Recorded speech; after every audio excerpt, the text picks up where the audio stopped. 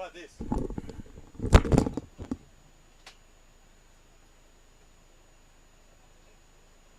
there any others? There was one here. Oh, sweet.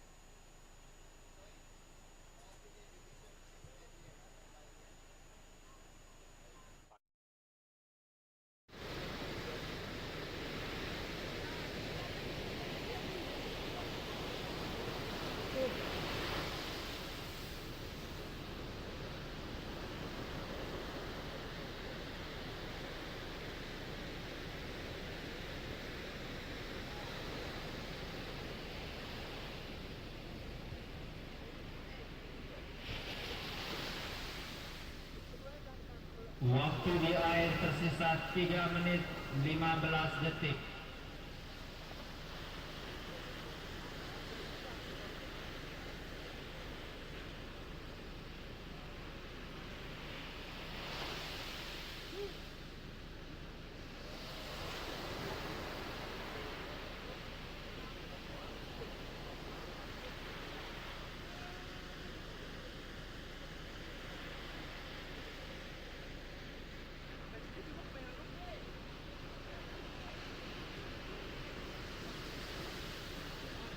Oke, hit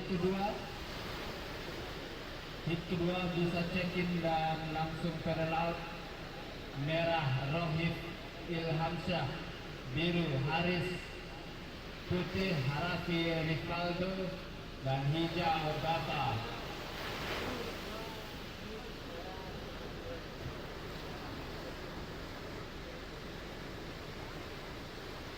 Untuk hit 2 bisa check-in dan langsung pedal out. Secepatnya.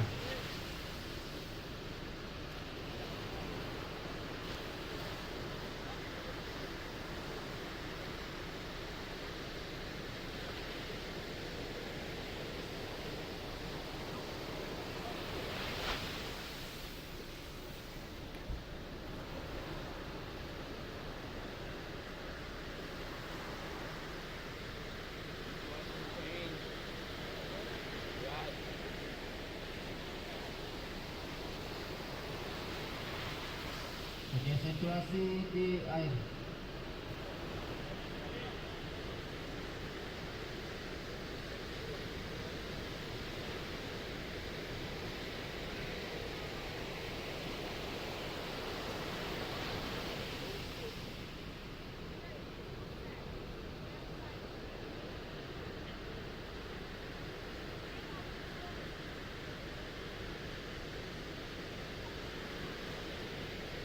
Waktu di air 1 menit lagi.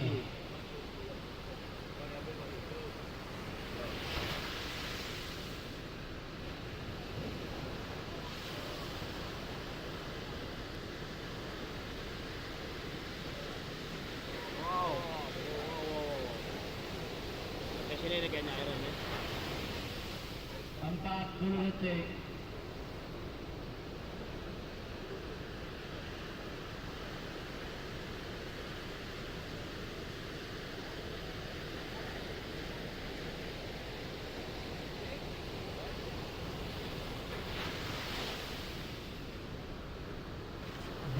Detik.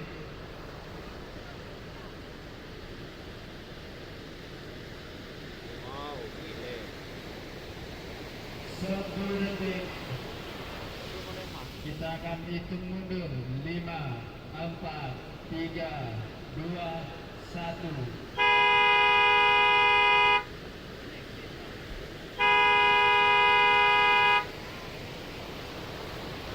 Exit trial hit 2.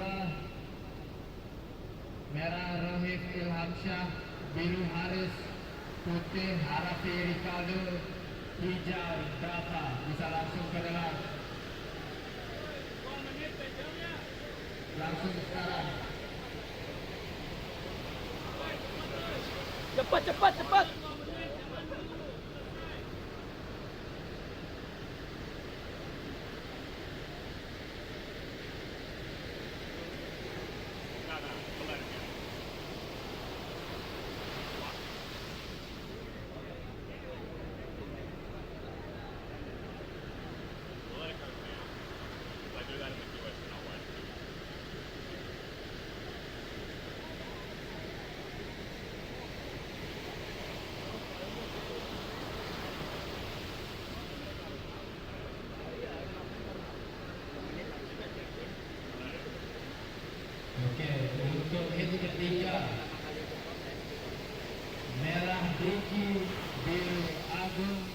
putih Wirham Saprizal, hijau Adit Dalun.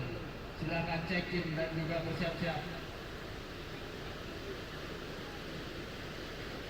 Dan juga dilarang lepas baju sebelum sampai finish marshal.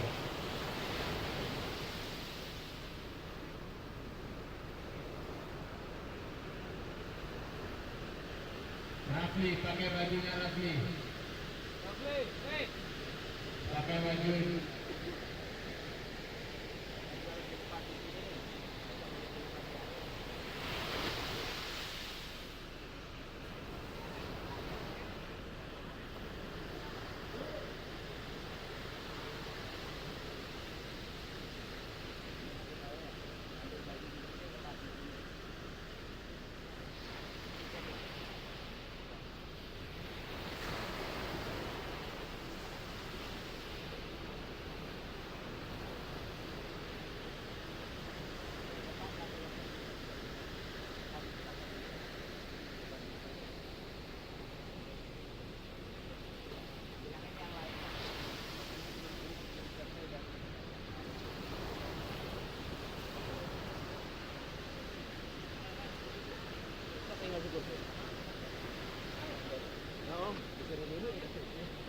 Untuk kalau ini kan belum siap. Ini nggak ada bunyi lepas aja. Apa aja? Kata bapak dulu.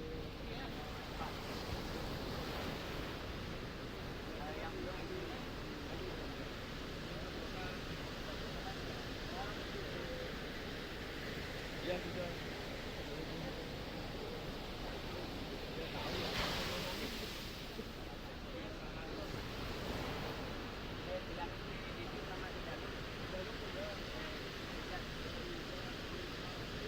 Untuk hit pertama selalu kita ambil dari kamera.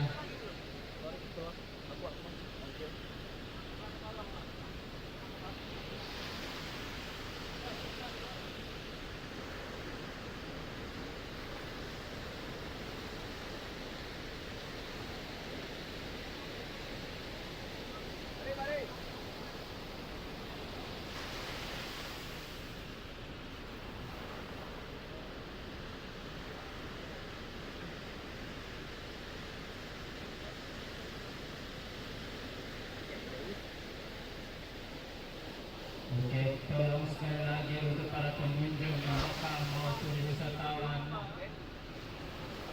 untuk bisa menjaga kebersihan pantai. Dan kita akan kembali ke air 20 detik lagi sebelum kita memulai.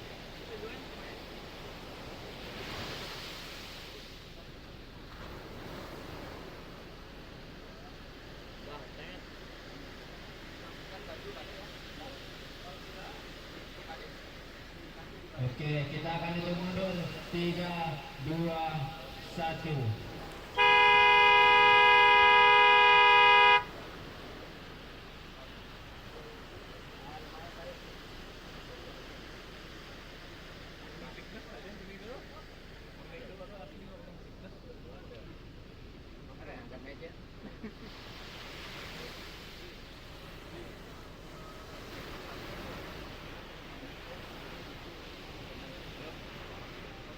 Pertama bang ya.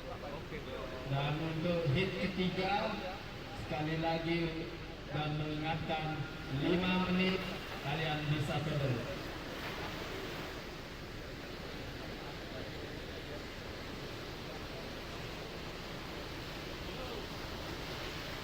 Langsung saja biru mencoba.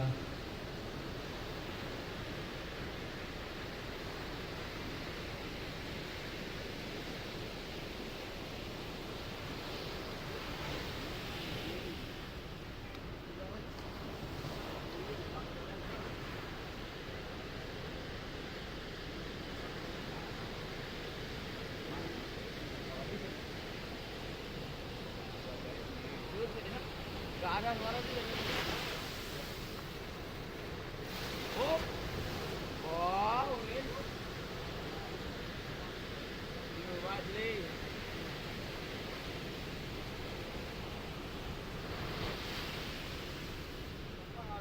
Apa ambil ya? Yo yo.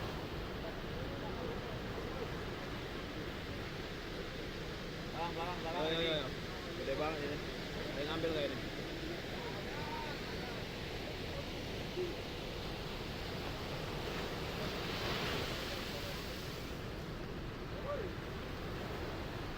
Untung kabelnya dinaikin loh ini. Udah, kalau enggak.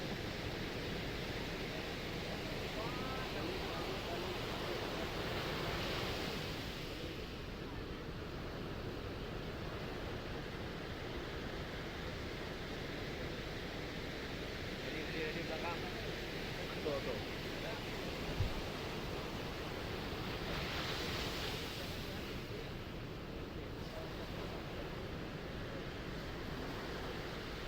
Sore panas gitu. Tapi sangat. Iya tuh. Iya kan bisa. Iya, kalau di sana kan dapat. Bawa pohon tadi enak.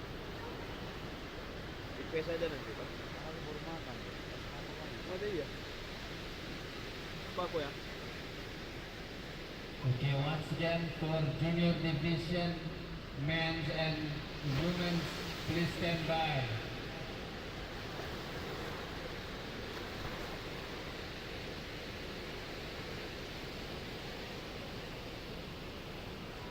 Okay, good morning everybody and welcome down here to Krui Beach. We are in Krui Town and this is the site of the WSL trials to get into the main event. It is a 5,000 event. This is the trials to get into the big show and we are here for the first time ever at Krui Beach. It's Mark Clift sitting alongside Billy Hangen. For the first time ever, Billy, we've gone mobile. Oh, it's fantastic, Mark. Good morning, good evening, good afternoon, wherever you're watching around the world. This is the local trials to get into the QS 5000 here at Krui for 2024. The big news is we'll repeat this once the Pro Junior start, but we have marched headlong into a massive swell. We're up there at the usual location of Tanjung, and it was about 10 foot and out of control this morning. So this is our backup location, which is in the town of Krui, and it's the Krui left, but it can get really good. But it's going to be fantastic to see these Pro Juniors get amongst it, Mark. It sure will. So what we're doing now, we're rolling out 3 heats. This is heat 2 of the trials, 25-minute heats. You can see it's being led at this stage by the young fella in blue. We'll get to their names in a moment, but it is a good way, like you were saying, Billy. I've seen this one has been operating quite well, and it does look like shades of Bingen when it's sort of offshore and clean. It definitely provides some good barrels, which I'm certain we're going to see a little later on today, because after these 3 heats of trials, we're ramping up into the Pro Junior round 1.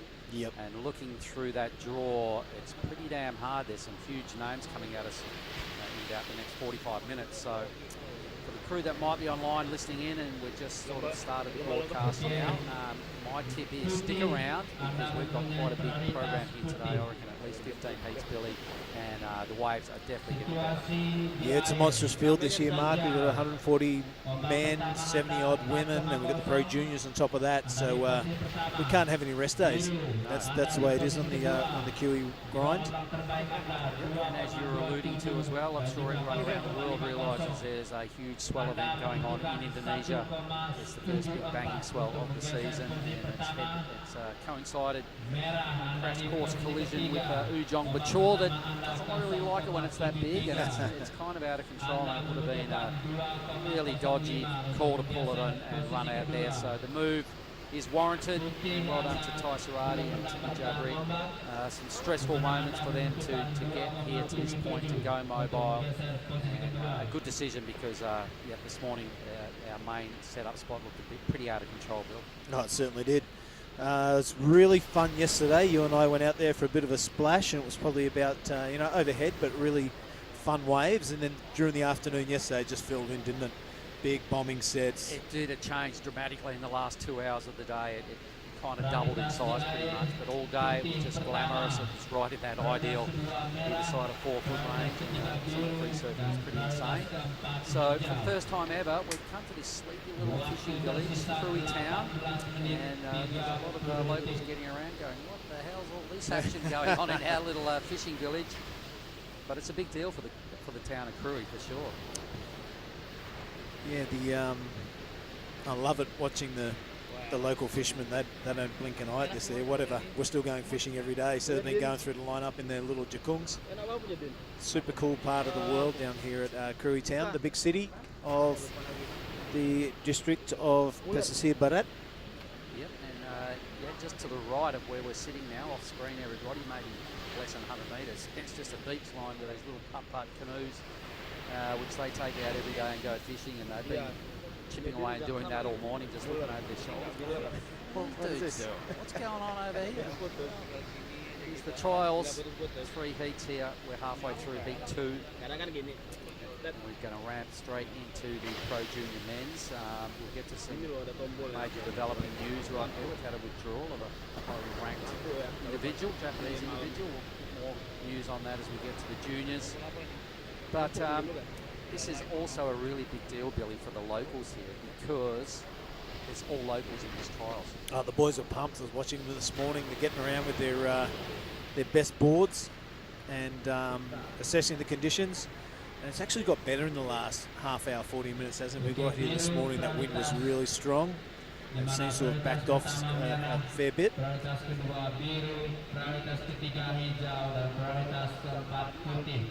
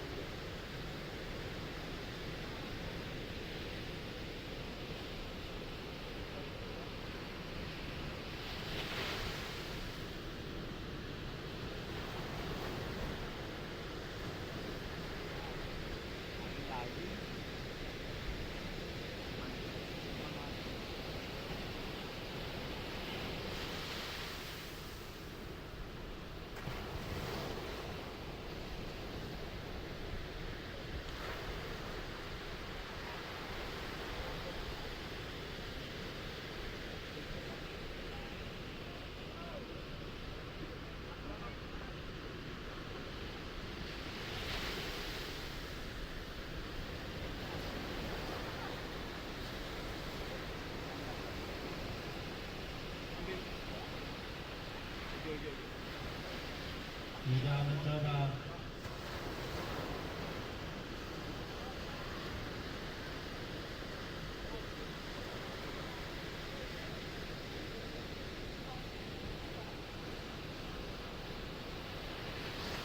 Merah juga.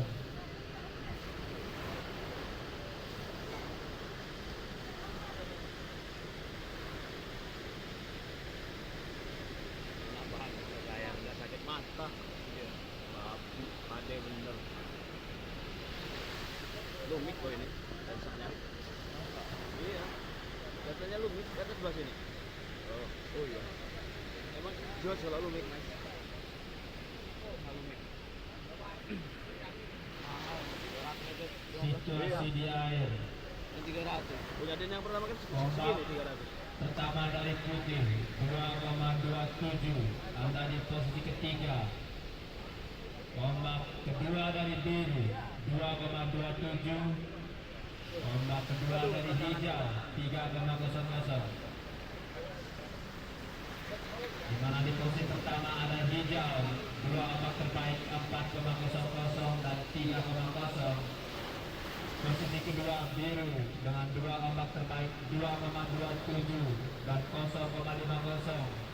Biru membutuhkan 4,73 untuk menggeser posisi pertama. Posisi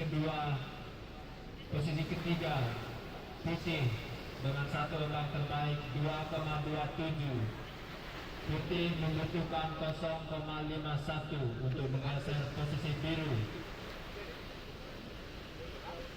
Merah ada di posisi ketiga dengan 2 ombak terbaik 0,73 dan 0,57. Merah membutuhkan 2,05 untuk menggeser posisi kedua. Prioritas di air biru, prioritas kedua putih, prioritas ketiga merah, dan prioritas keempat hijau. Enak kalau kamera tuh bisa gini ya, direkam ya. Iya ya, Richard ada gagal gitu. Waktu tersisa Itu ada remote, 12 ikat di menit sini. 50 detik.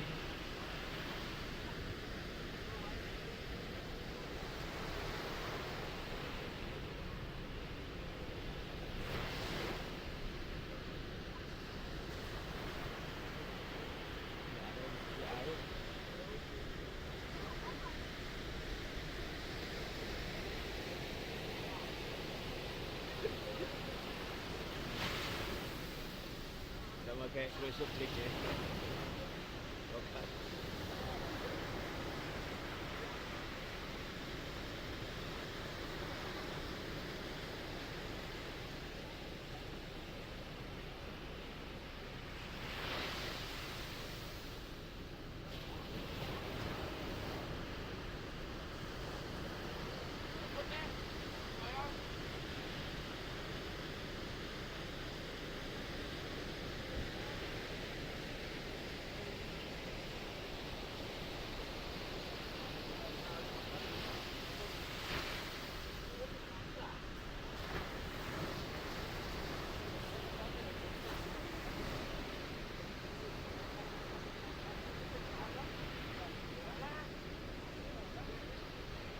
Yuk, gua ambil nih.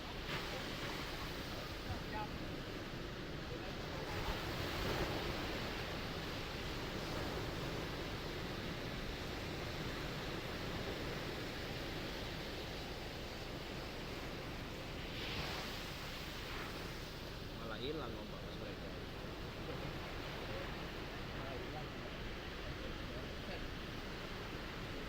Pas mereka hilang. Yes. Mana dia?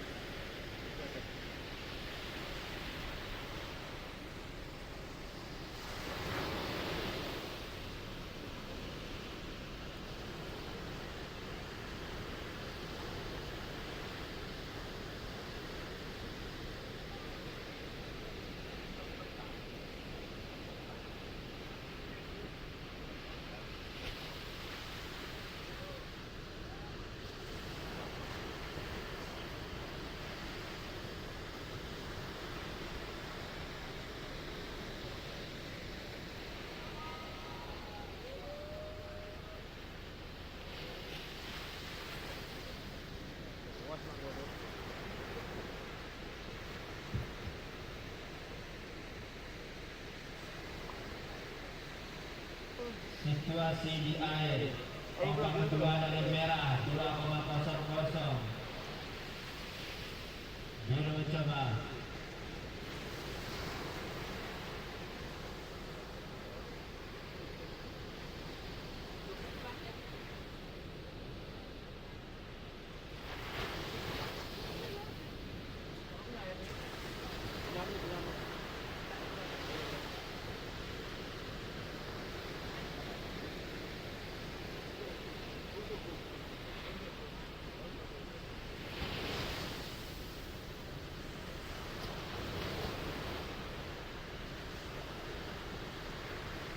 Oh, gede nih.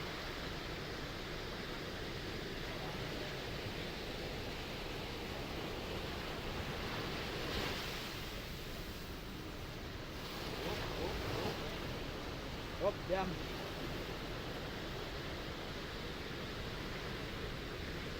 Oh, ya ambil lah, gede nih.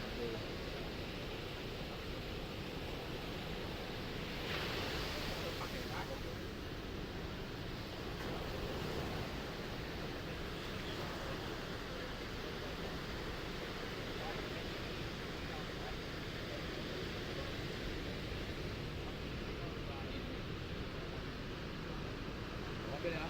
Ya. Wow, gede banget suaranya kan.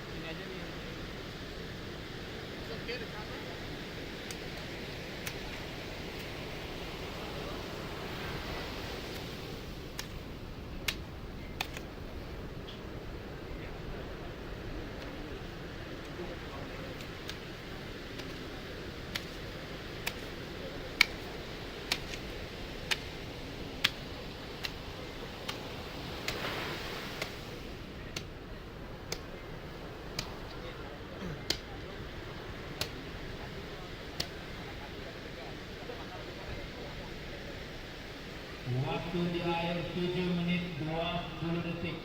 7 menit 20 detik.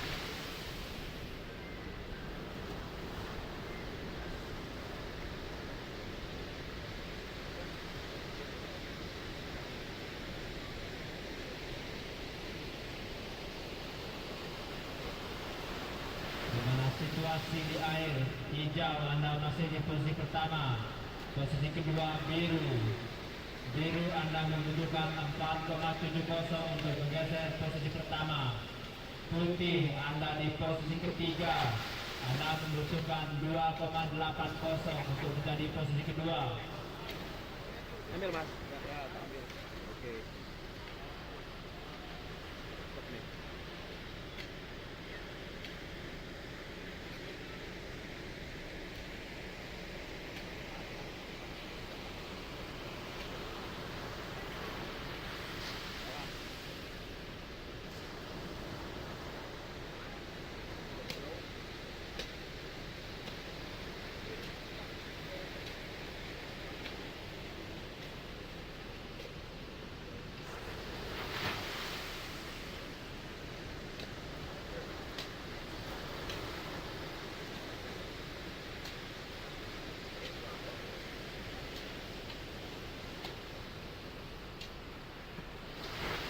A lot of judges, a lot of people that made this happen this morning, so we hope you're we'd love to get a little pan away at the beach at some point, Billy, and just show everybody what it looks like and how our work scene is, because it's pretty impressive.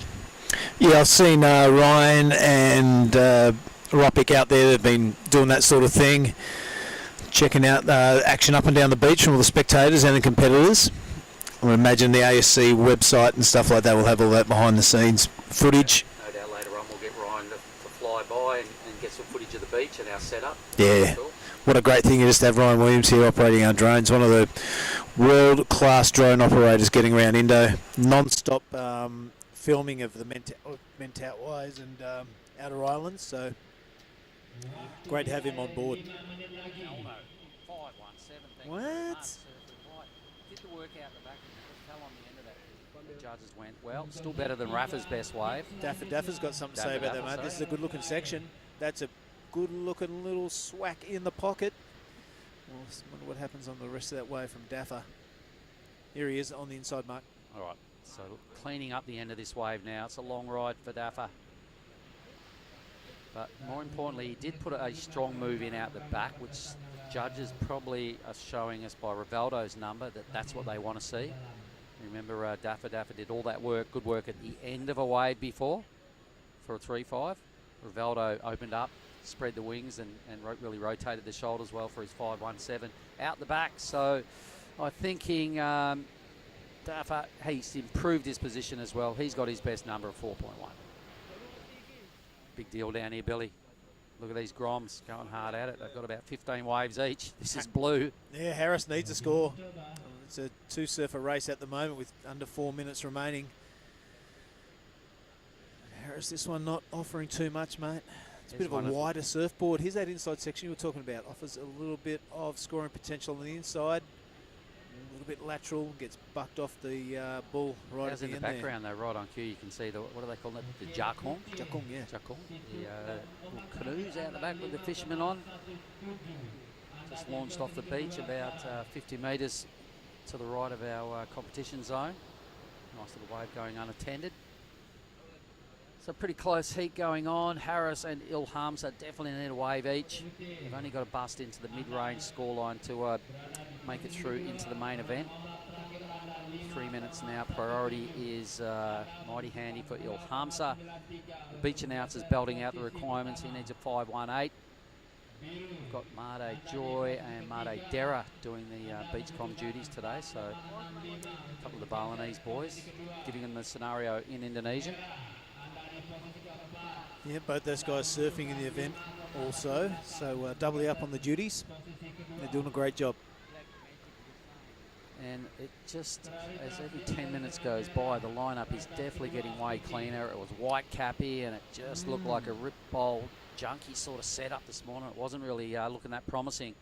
But trust me, it's cleaning up really quick. And as we noticed, just a little while ago, Billy. 5 and 6 wave sets when the push and the energy sort of zones right in on the reef. So stand by.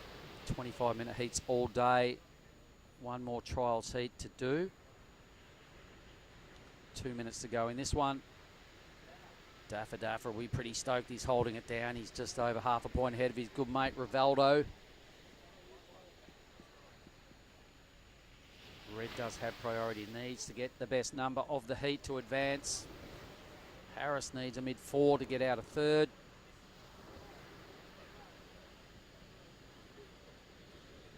Panggilan kepada putih Wilham Saprizal bisa langsung pedal out.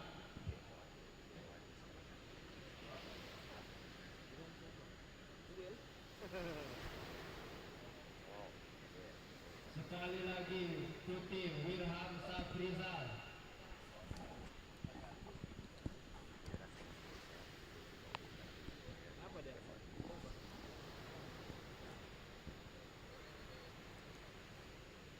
All right, mate, this is trial number 2.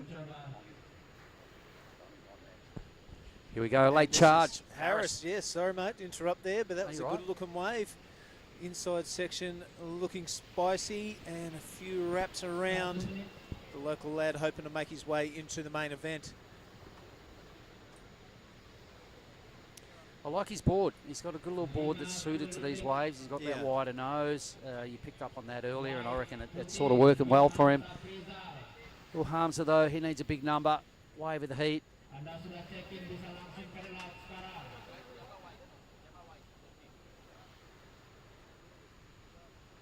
30 detik lagi. Right, 30 seconds, mate. Daffa out in the lead, our favourite. Daffa with 2 4s. 8.1 total, yep. In the lead, looking good to advance through. 20 seconds.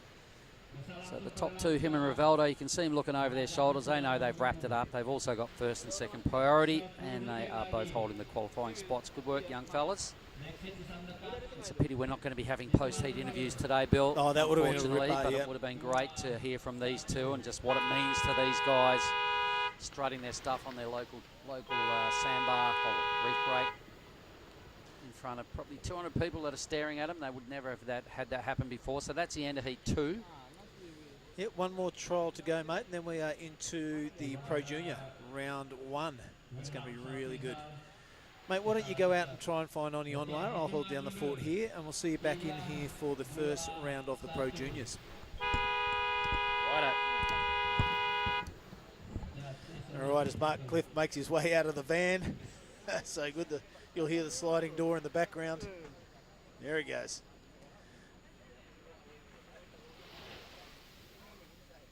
For those of you just joining us, we are at our alternative location, which is the Krui left. As Ujun Bajur is massive, 8 to 10 foot, I'm calling, over there at the moment. The primary location for this QS 5000. The ability of people to ride those massive waves is never in question. All these people who are competing in this 5000 are super good. But the reef system really can't handle that size. It's a massive closeout when it gets to about that 8 foot range. And you would have seen not many waves ridden, that's for sure. So this is the backup location.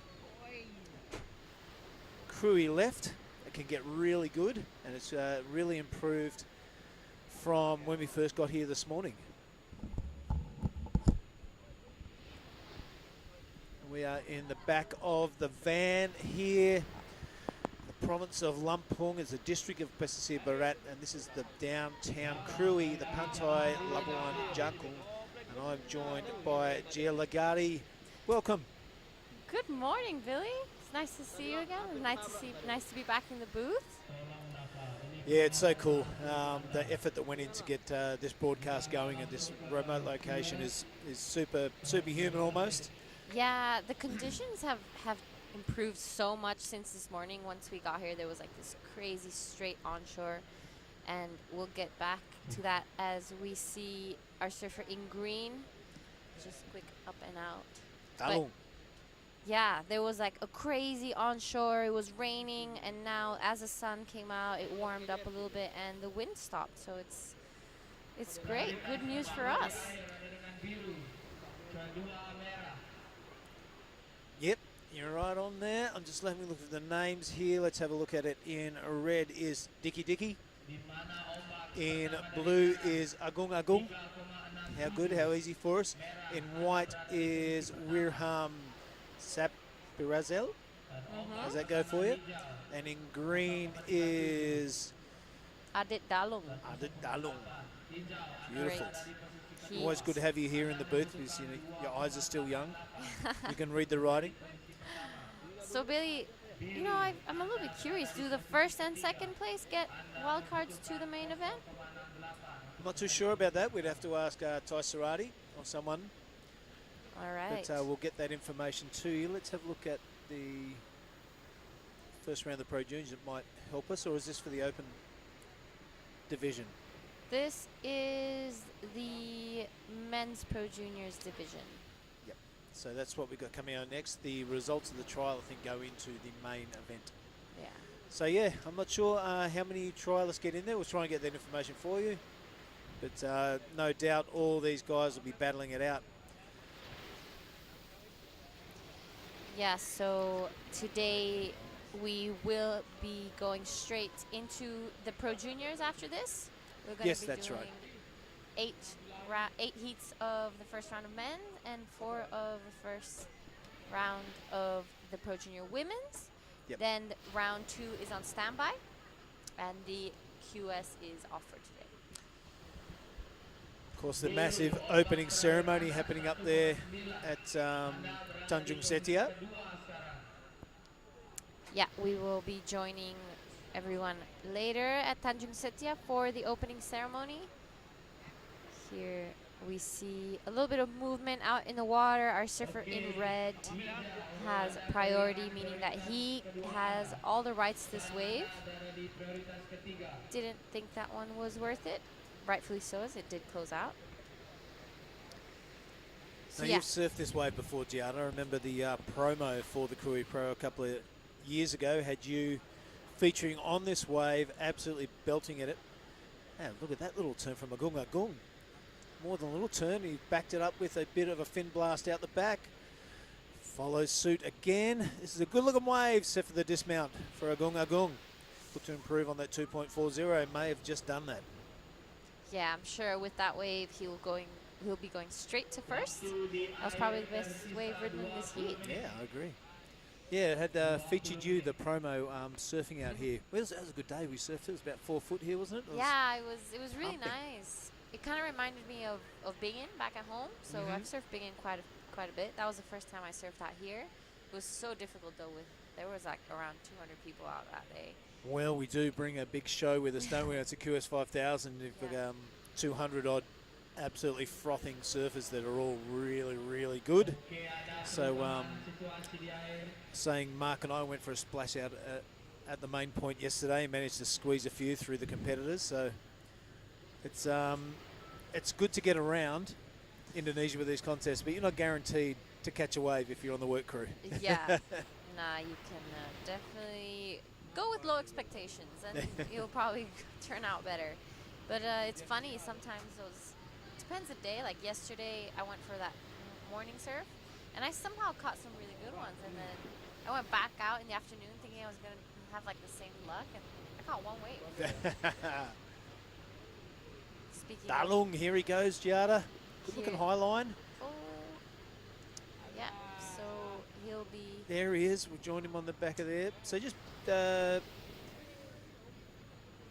sitting on a 1.17. yeah.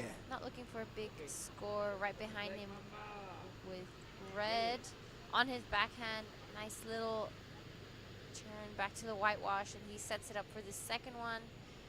Man, it's great to come here every year and see the improvement Wow. of these kids. Yeah, that's a good point you made, Giada. There was definitely not this standard of surfing a couple of years ago.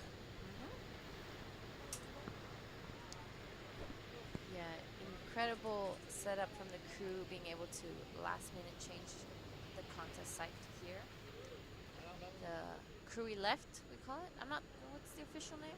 It's Krui left. The name of the beach is Labuan Jakung. Just 40 minutes away from Ujung Bocor. Yeah, it's a incredible stretch of coastline here, folks. Waves everywhere. The beaches were kind of out of control today, or in 4 to 6 foot, 6 to 8 foot when we're going past them. Massive lines coming through, big peaks all up and down. You would have been doing well to actually paddle out the back today, I think. Yeah, this little left is a little bit wonky still from the wind this morning, but hopefully it'll be clearing up throughout the day. Yeah, the tide's going to drop out as well, which it kind of likes. Dalung got the double hand to get him down that section of the wave. Staying busy though, I don't mind that at all. And the floater just unstuck at the end. See little, as we see our surfer in blue, Agung. Nice first turn. Oi. Unfortunately, just gets kicked off by the whitewash. Agung, double A. Yeah, that would have been a pretty good score. That was a nice little fin slide he did. Good power to it. So we'll see what the judges think of that. Right next door to us is a little fishing village. So you see the boat behind us. There are like around 50 of them parked at the little village next door. We drove past earlier on the way here. So it's nice to see the local community out here as well, and how they sustain themselves. It is, yep, a genuine Indonesian fishing village, that is for sure. It just happens to have a really good left-hander out front of it, and that's why all these strange bullos rock up, looking to hang out here all day. Yeah.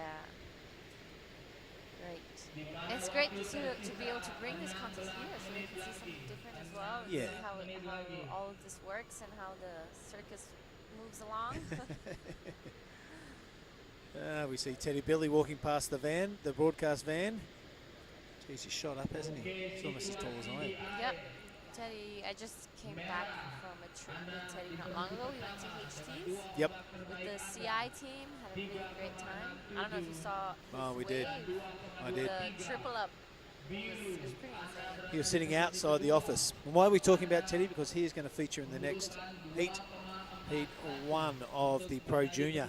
We're going to kick off after this trials heat. We've got 15 and 20 remaining in this one. So Jenny out to that lead. We're going to get the extended score tablet happening. There it is, right on cue. That 367 and the 2.23 has our surfer in red in the lead. He's also got priority. Agung, hot on his tail. Looking to improve on that 1.90. No doubt he can do that. Dalung and Saprizal.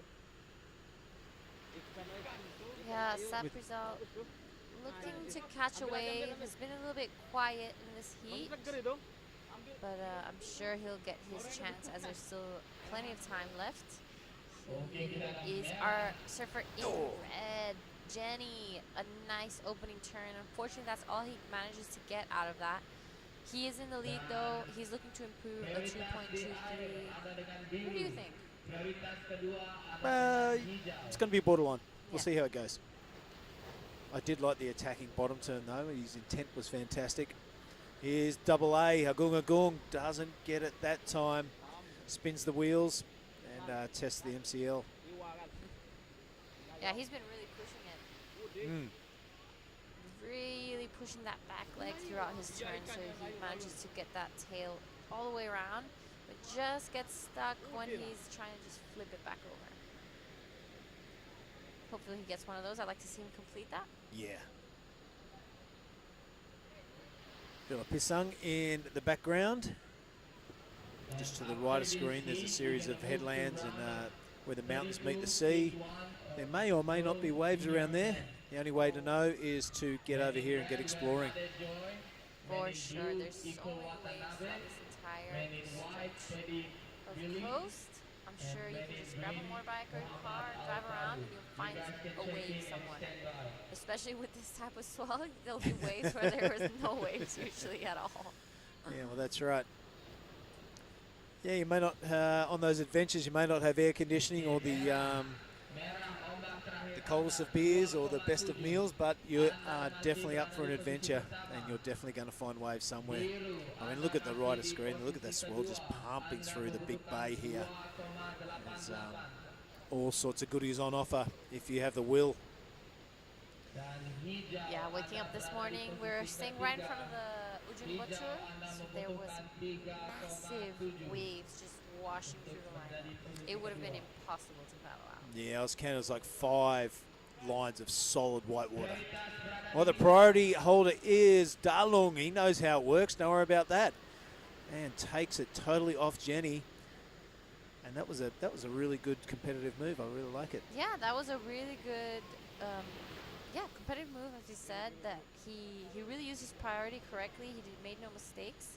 It was a good wave, as right behind him goes Agung. Yeah, there we go. Nice turn, goes straight into the second one, trying to squeeze everything he can from this wave. Yeah, my boy, double A, Agung Agung. He's looking to get rid of that 1.90. I reckon that little lip bash, he might have done that. But Dalung, that could be a decent score as well. So things hotting up. 11 minutes and 45 remaining. This is the final trials heat of the day. I think there might be 3 of them going into the main event. I'm not too sure. You've got 3 events. You've got 3 heats, 3 winners. Try and get that information for you. We are stuck in the back of a van, so it's hard to get anyone's attention. I like this setup. I think we should do the van setup more often. It's nice.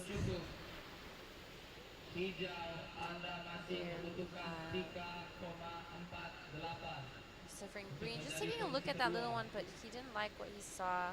Rightfully so. It was just a quick little closeout on the inside. It does look like there's a little bit of like wonk on the wave. Could it also be from the tide? Yeah, I reckon. Yep, the beach is quite steep here, so when those waves come up the beach, they've got to go back somewhere, and it's usually through the lineup. So yeah, you'll probably find that high to mid tide, you're going to get a bit of backwash, you're going to get a bit of interference, but the low tide, we surfed at low tide a couple of years ago. Yeah. It was still pretty cool. Yeah, it just breaks close to the reef, but it's still manageable. So maybe with that lower tide, it'll clean up a little bit. Maybe the reef will protect from the wind. I'm not sure. We'll see. Yeah, come on. I reckon things are going to get better. Yeah, for sure. You have to think positive. It's only going to go up from here. Oh, the old fishing jacung out the back getting some air. How good. You know, quick little side note. Yes. I've been grabbing the go boat from Canggu to Uluwatu with the jukungs. They're amazing. You get Skips wet? all the traffic. Well, sometimes, Yeah. Yeah, anything to skip that traffic from Changzhou to Uluwatu. It's madness. Here we have on a massive wave, Jenny. This is probably the biggest wave ridden in this heat. Great turn, Oh, no. unfortunately just falls off with that whitewash bouncing under him. That would have been a really good score. He's looking to replace a 2.70. Right behind him, Agung in second place, trying to find that green face. He's gonna try set up here, and he does. A nice first turn into the second one, and this wave stands up for him. Non-stop action. Here he goes again, double A. Loving that inside action from him. They know which waves to take and stick with. They know which ones to discard. And that was a good one from Agung Agung. Dalung now. This is Dalung. Did get one first turn. This wave kind of flattens out on him, so it's not too much potential. But there's an influx of waves right now. Our man in red again, Jenny. Nice little top turn. Carves it back to whitewash to get that speed again, but that wave wasn't giving him much more after that. That was a good little run of waves. Gonna have the judges give the judges a little bit of work. Encouraging signs.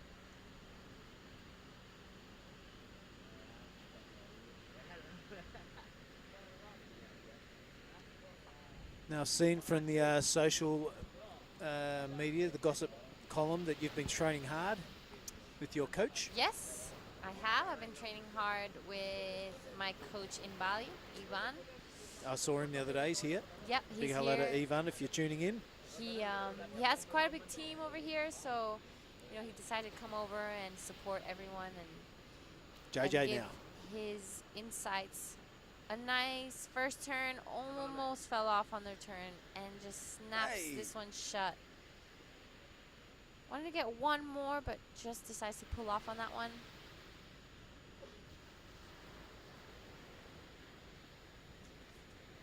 So scores are very, very close to each other in this heat.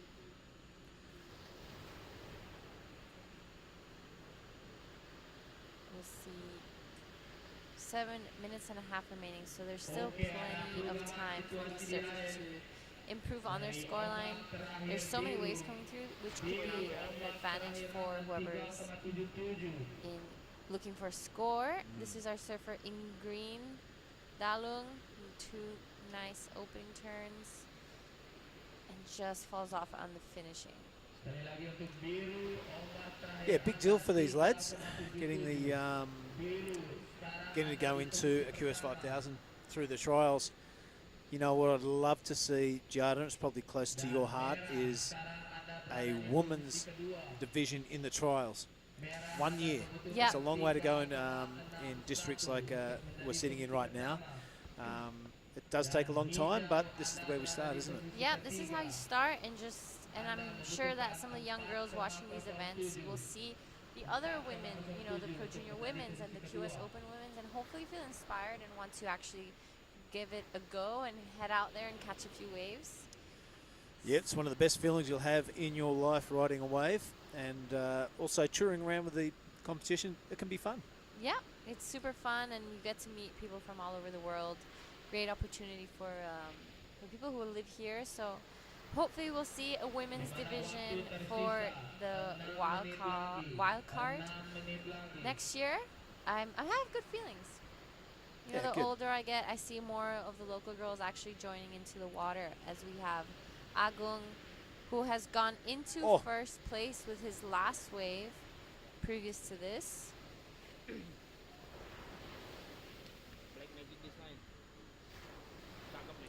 So our surfer in blue has now moved to first. I think he got a 3.77 for that last wave he got. Not this one, the one previous. He did some like 3 or 4 turns, finished it off nicely, and here's Jenny looking to regain that first position. Only looking for a 3.61. Big attacking bottom turn on this young fella. I love it. Yeah. His intent is clear. This wave not standing up on the outside, but as we alluded to before, he knows which ones to stick with, but picks the nose on that one. Yeah. But yeah, super aggressive bottom turn there. We know he can get the score he needs because he already has a 3.67. So he just needs to find the right wave. Things hotting up between JJ and AA. It is Agung out in the lead at the moment. Dalung sits there with priority though. I haven't seen white, so it might be a 3-man heat. Yeah. Let's go. Yeah, it's definitely a 3-man.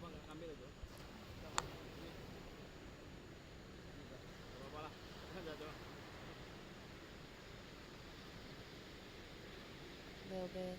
All right, so we see out of our van window, we see the Pro Juniors paddling out. We're going to have Teddy Billy, who will be in the white. Iko Watanabe, wow, incredible surfer. And a local lad in, can't quite read that name, but we'll have those names for you up there. And we've got some big news about the Pro Junior also. We'll bust out as soon as this heat's open. A bit of an injury happening this morning out in the free surf, which is going to have some big ramifications through the Pro Junior ranks. We'll keep you in suspenders until the Pro Juniors are in action. But an inclusion, the Pro Juniors a couple of years ago into this contest has really added another dimension. One of the great wins last year when Bronson pulled it out in front of all his mates. Huge celebrations on the beach. So it just adds a bit more attraction to this contest.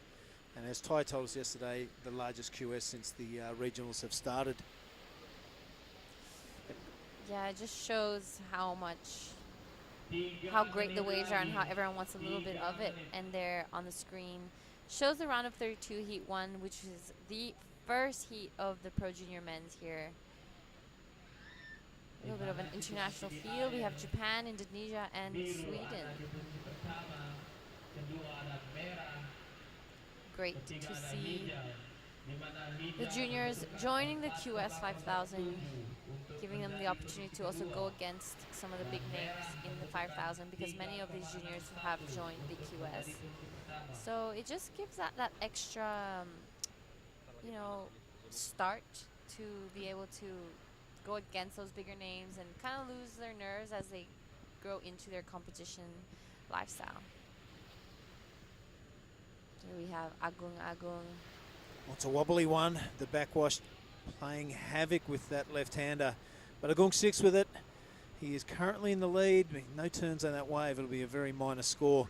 2 minutes remaining. He gets to wrap one around now, but it's right at the end of the wave G, and you wouldn't think that that would have much of a bearing on the scorecard.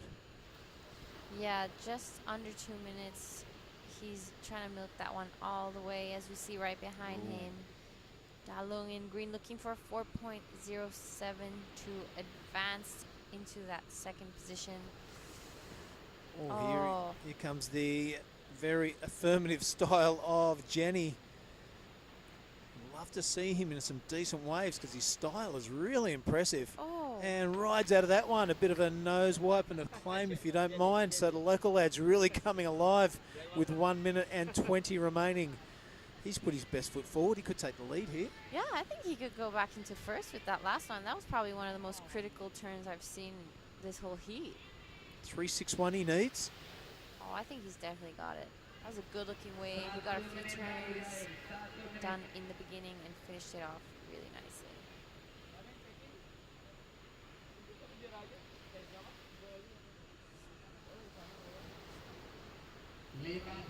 Nice looking waves coming through, no one on it. Yeah,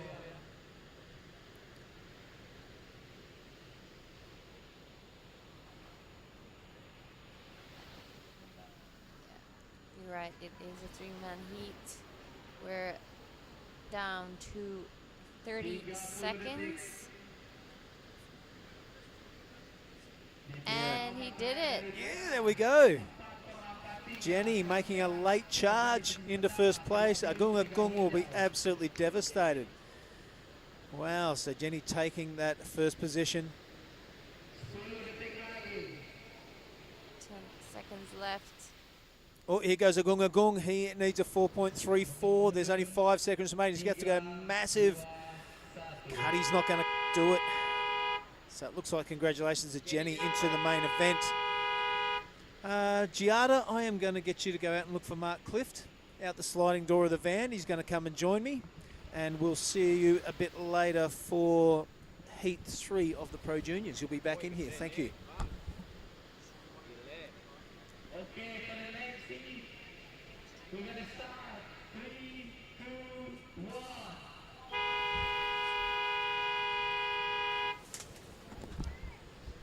All right, I'm going to welcome back to the microphone Mark Clift. This is Heat 1 of the round of 32. The Pro Juniors are in the water, mate, and the waves are absolutely about to get on the cook. And that was Iko Watanabe opening up proceedings. What a surfer he is. What a heat we've got on our hands. You know, we've gone from trialists being the local surfers and doing a good job on their home soil. But now we've got some legit stars in the lineup. That Iko Watanabe, I've seen him surf a number of times, I believe. 4th in the recent ISA World Juniors as well. Yep. Up against Teddy DeBag Billy. There he is.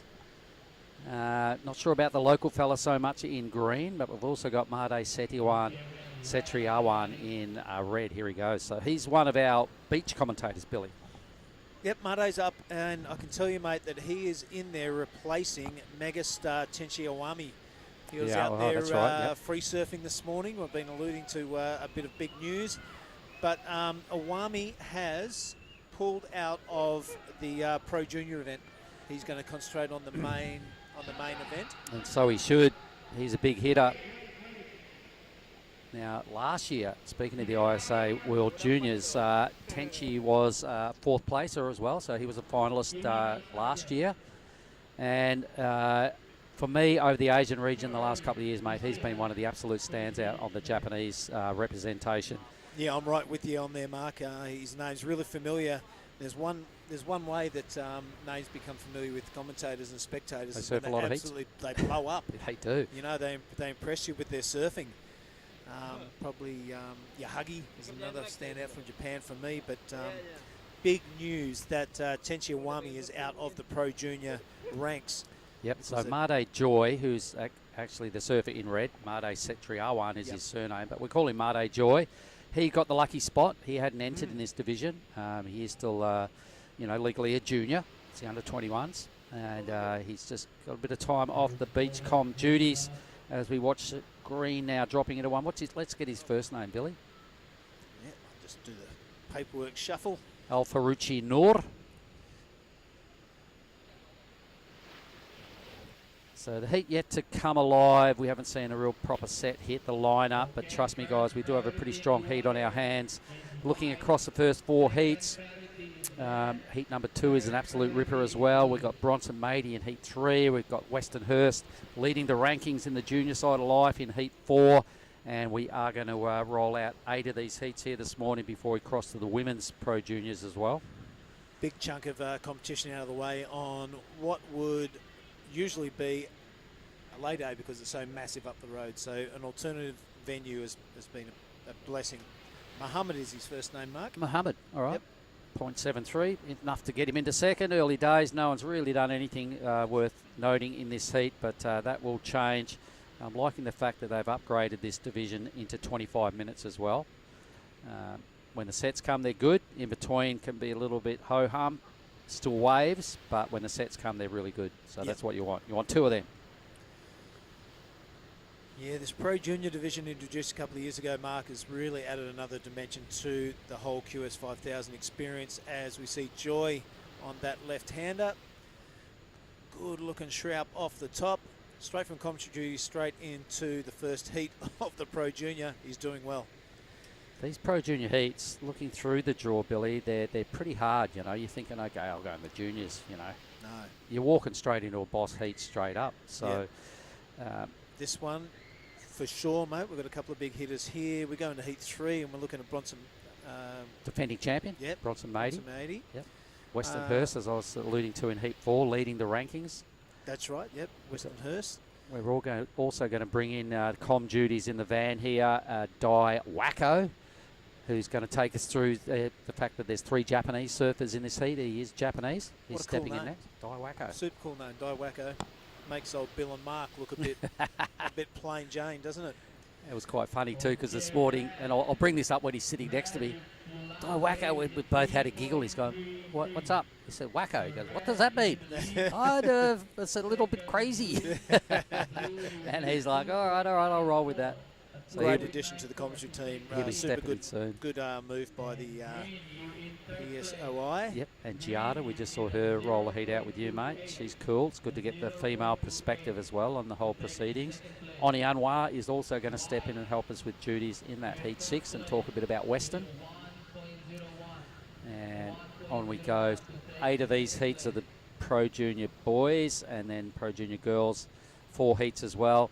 At this stage, that's what we've got on our format confirmed. Potentially rolling into more Pro Juniors if it should still be holding together and looking really good this Arvo, which I believe the afternoons actually get better here.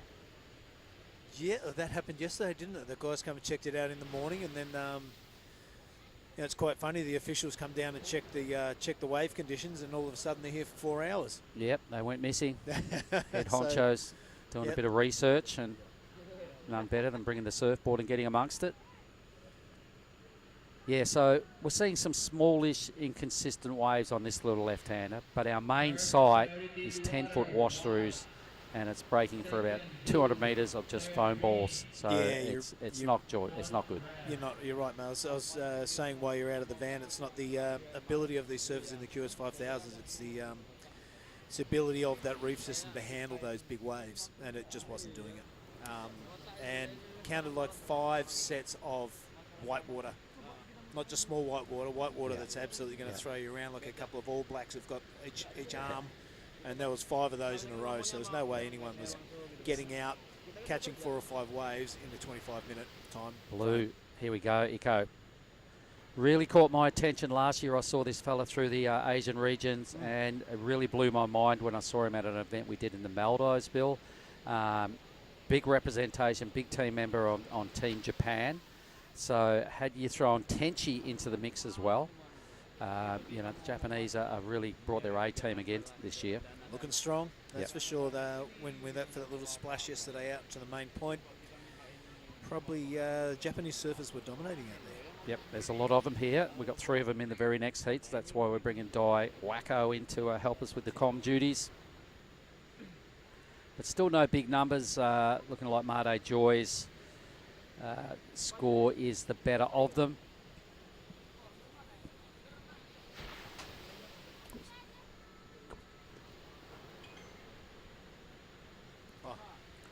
There we go, 3.33 as the best number, so really nothing much has really blown us away in this heat. A 4.5 for Iko Watanabe's last wave, there we go. Starting to find their groove now. Teddy, really good surfer. If nobody's seen some recent footage of Teddy at HT's, paddling onto a third reef chip in at HT, somehow got across a whole lot of dead water and parked himself squarely in like an 8-foot roundest barrel at HT's producers. That was him. That was super impressive. He was outside of the office, wasn't he? He was a couple of blocks from the office. He was out, paddled yeah. into one somehow, and then zigzagged his way through He did. into the main section. And we talked about it with him the other day. I was super happy with it. Super impressive. Oh, surf. kudos, you know, like no one's done that. No. And he was watching it, and the boy said, "Oh, I bet somebody at some point is going to do that." He went, "Oh, hang on, I'm the guy." And he went, I'll give it a crack. and he became the guy. Yep. He Did was it. the guy. Said he got belted a couple of times before that. And he goes, well, you know, I reckon I've got one more in me. Yeah. I'll go sit out the back and Again, make yeah. history. And he did. Good on you, Teddy. Yep.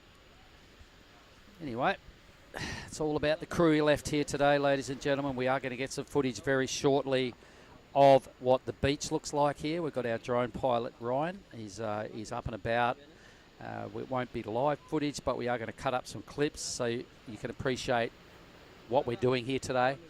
We are sitting in the back of a high ace van with all the production gear going on. The AC is on blast non-stop, so the van is running all day. Oh, how good. It's pretty unique. It's very Indo style. Mate, when you were a grommet travelling around WA and Indonesia, you would have killed for this van. It's great, isn't it? Yeah, it's awesome.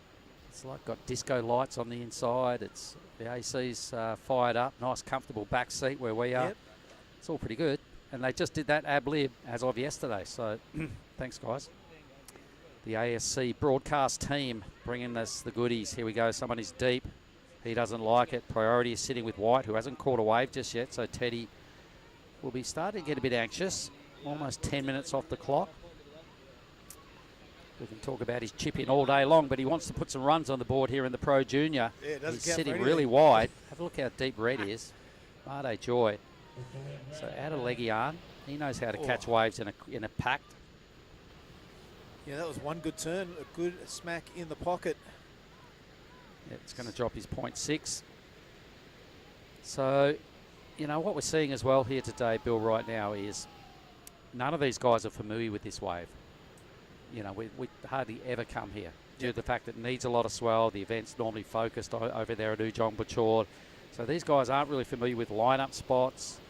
This morning was super scrappy. It would have been hard to get a good read on where you're at. We did see Teddy have a free surf, but it wasn't an honest free surf because it was just a scramble. So we're trying to work this out on the fly, and he's down to 14.5 minutes, still waveless. Not needing a big total to advance. A 5.51 would put him straight into second position.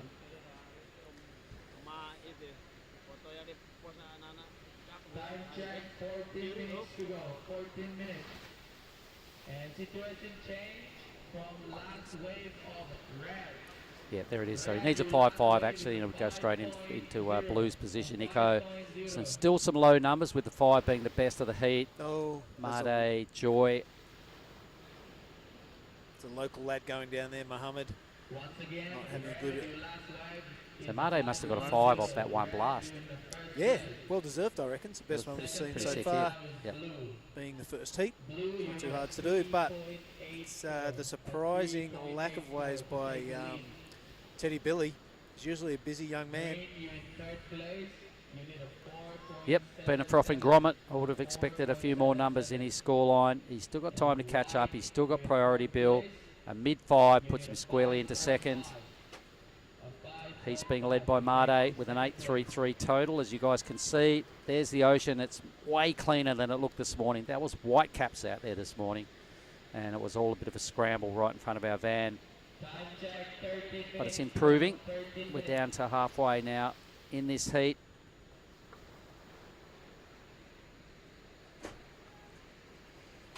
And due to the fact we copped a little bit of rain this morning, the sun is now out. It's going to turn into a sauna outside very soon. It's only 9:30 here in Krui time.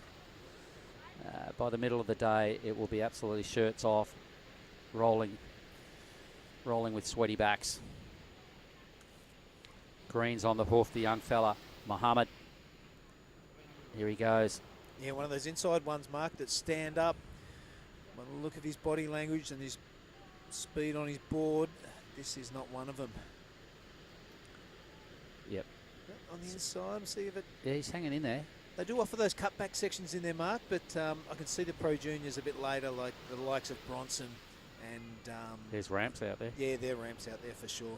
And also the judges have said that message already with the 5-point ride from Mate and what Iko's doing. You've got to do some big stuff out the back. Yep. You can ride waves all the way to the end like the young fella did, Muhammad, and wiggle along and do what he just did. And guaranteed he's not going to be rewarded very, very highly from the judges for that. 2.43 locks in, that's what we're talking about. So probably the longest wave of the heat for a 2.43. It's all about the quality of moves, and that didn't have a lot of it. So Muhammad, bit of a learning curve. Yep. All the locals that are here, Billy, nowhere near as versed in contest surfing as our regulars. Iko Watanabe is a big name out of Japan.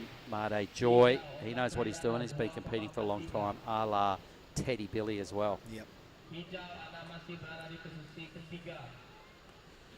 So it's good to be back on the Asian Tour, Bill. No, it's fantastic. I kind of haven't left since last year. I've been working away on the island of Lambongan at Largo, so a big hello to anyone tuning in from there. But it's been an interesting year, but it's great to be back with the travelling circus of the ASC. Love everyone here. It's a super good time. We've got back to back. We're going to NIAS after this. Oh, we are indeed. Oh, it's going to be good fun. We are indeed. The Asian region, it's red hot. There's a lot of stars coming through, out of Japan, out of Indonesia, out of the Philippines. Yep. The 5,000 event is also dual sanctioned, so we're going to see Aussies and Kiwis and that thrown into that Asian blend for some pretty high-powered 5,000 action coming when we should start those divisions. Yeah, mate, and the results are on the board too. You look at the names that are currently in the Challenger Series, Tully Wiley amongst them. They've all gone through this co-sanctioned event, so you're right there. It's a great thing to get happening as we see Joy from Legian Beach. That's a good-looking opening turn. Doesn't quite stick the second one. Anyway, just trying to burn off a 3.33. We're talking up the quality. It hasn't really flared up just yet. This first round, these first 4 heats, we're going to see better than what this heat is so far rolled out. We've still got 9.5 minutes for the boys to get their act together. Here goes blue now, so Iko, boom, vertical, love it. Big quality hit in the pocket. Still plenty of face to deal with. Gives Mate a nice spray in the face, I like that. I'm not sure Mate does, mate, but yeah, Iko Watanabe really making the most out of this, and you're right, he is an impressive surfer. Yeah. Lots of flow, very light-footed, but also a lot of power through those turns. And he just picked up one of those runners, Bill, that was saying, you look like it's all over 4 turns ago, and it just keeps establishing itself and reforming, and he found a ripper. Here's the local lad. This is Muhammad. This is wave number 3, I'm pretty sure. Yep. And coming unstuck on that second turn, not liking it too much at all. Just waiting for Teddy Billy to pull the trigger and catch a wave. I don't know what's going out there. He's been in position. Let's hope it's not an injury or anything, but things are not going to plan for the big fella. There's people caught waves all around his ears, and he hasn't even paddled or even looked interested. His game plan must be, I'm going to get 2 bombs. Well, it's backfired because those sets haven't come through. No. Although he only needs a 5.55, that's going to change because Iko's about to go to the lead. Yep. And so that 5.5 will blow out substantially. He's good news, mate, for him that if he does catch a decent wave, it's only like a 30-second paddle out. So, you know, if we're around the corner, that's a good couple of minute paddle out there, and 2 or 3 minutes. If you're 8 minutes at Ujong Pachor today, your heat was done. It's a tough setup, that one. Here we go, mate. There it is, 6.17, wave of the morning, and suitably so. That would have earned a majority of those points off that first hit. Nice big quality, top to bottom stab through the lip. Iko, great surfer, now leading the charge, starting to get his groove on. I'm going to go out on a limb, Billy, and say he's also going to get rid of his 4.5 in the next 7 minutes. Great competitor. Really love how he goes with a Rashi on. Samade Joy now needs to answer back with a 5.68. I reckon he's got that in him as well to get the lead back. Does Muhammad have a 5.9 in him? Oh, 100% he does, mate. You kidding me? Yeah, I'm backing him. All right. Backing the local fella. He's going to have to more than double his best number to get there. He's just Here going he to goes now. Watch this. There he goes. This is Muhammad, my man in green. A good-looking wave. He's going to wrap this around. Continue on down the line. There's a chunky section. That was a better turn from the young man. 5.90 is his requirement. Ooh. No. We'll see how he goes. Nah, he's just, you can just see the difference, you know. I'll tell you what, though, he's sticking it to Teddy Billy, isn't he?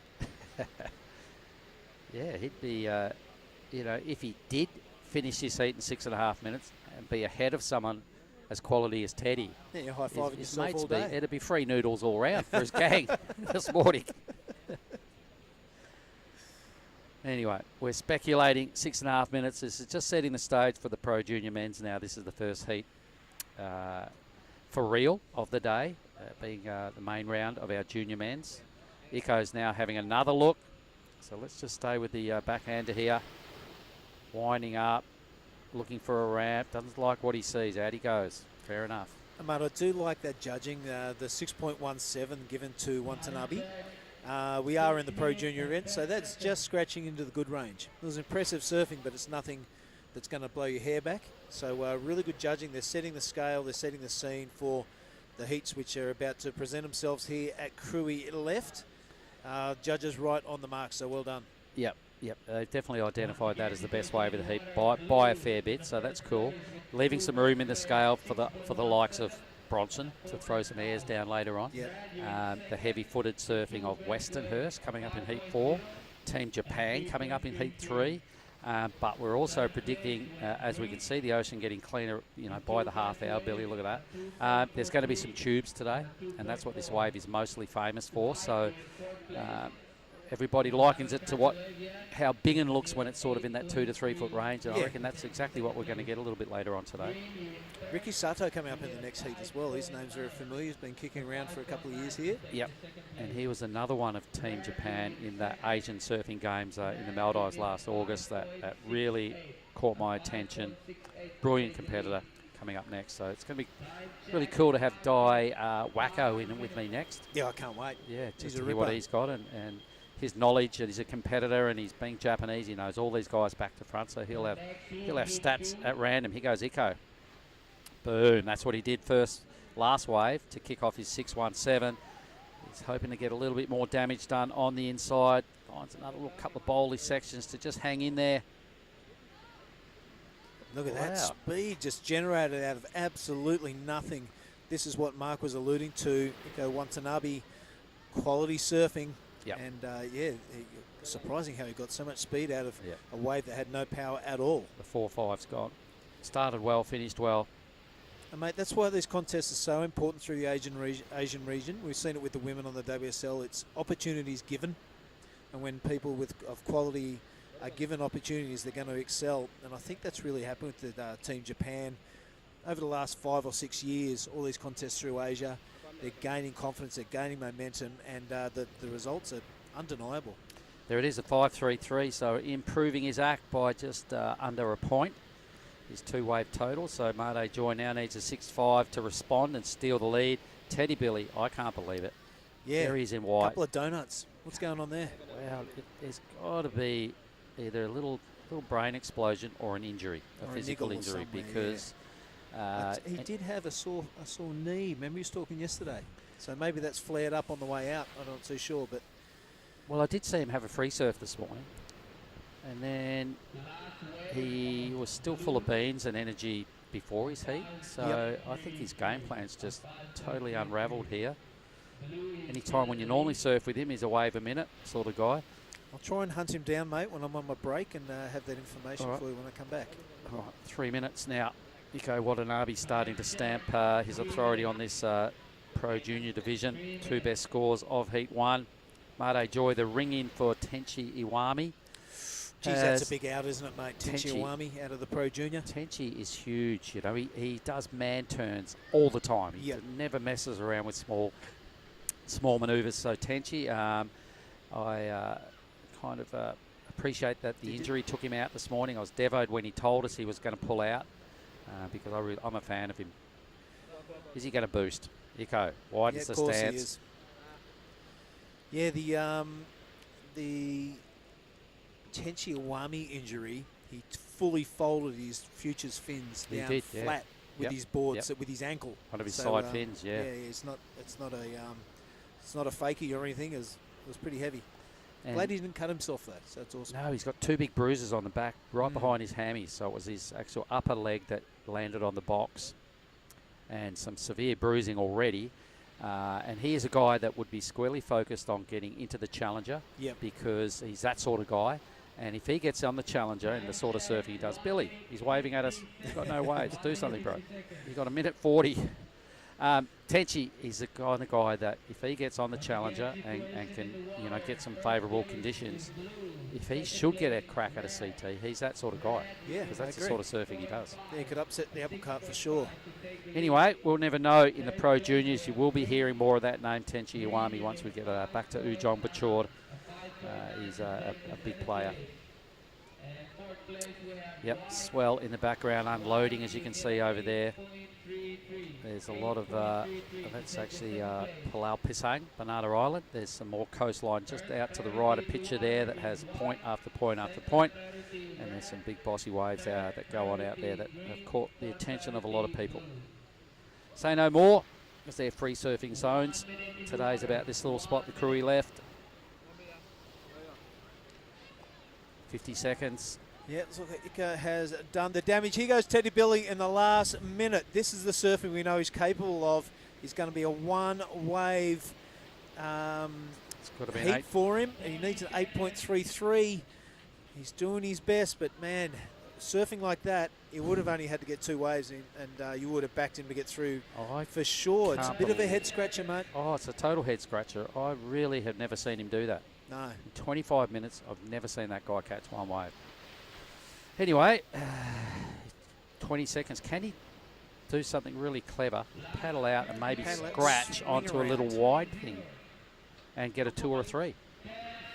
Or did he get a 5? So now he needs a 3-3-4. He could do it if he turns around on this thing on the Okay. inside. There's only He 5 needs to. seconds. Looking out the van window, I can't see he's in position to do it though, mate. No, he's All right, done. that is heat number 1 of the Pro Juniors, 1 and done. I'm going to leave you here. I'm Yep. going to go out the sliding door of the van and see if I can find Di, Wacko. he's right there. I can see. Thanks, Have a Billy. good call. See you soon. Okay, for the next heat, coming up in 5, 4, 3, 2,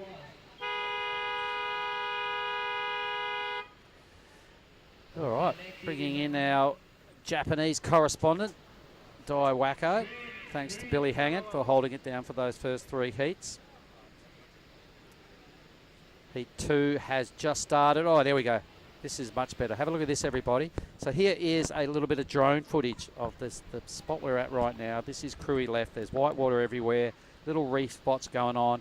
In the very centre of screen right now are our competitors just duck diving, but it's a mighty fine backdrop. So leading our way into Krui Town, which is just behind that picture. So here is our Heat 2 opponents. I'm going to welcome into the booth, first of all, Dai Wacko. Good morning, brother. Morning, how are you today? Good, thanks, man. Would you like to enlighten us and just tell us who we have in Heat 2? So in red, we have Ren Okano. He is from Japan, from Shonan area, which is located in near Tokyo, kind of. And he is one of the youngest pro surfers in Japan. He's only like 16 years old. All right, all right. And he was in ISA Junior last month. Okay. Yeah. And we have in blue, here is Ricky Sato. He's also from Shonan area. That was a nice looking first turn. And straight into the second. And here comes another section. Nice off the top. How old would Ricky be? He is 18 years old. Wow, still a youngster. Still young. Still learning the ropes. Still young, but He's caught my attention a lot of times through the Asian region events and also in that Asian surfing games in the Maldives. Good competitor, I've noticed. Who else have we got? and we have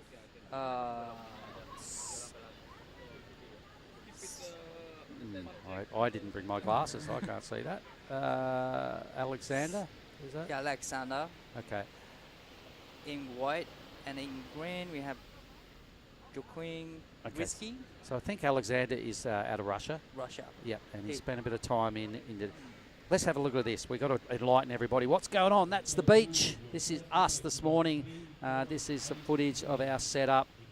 You can see all the cool little canoes there. This is indeed a fishing village. There to the right of screen is the priority board 1, 2, 3, 4 as our drone flies over the beachfront and gives us a little look at Krui Town in the background.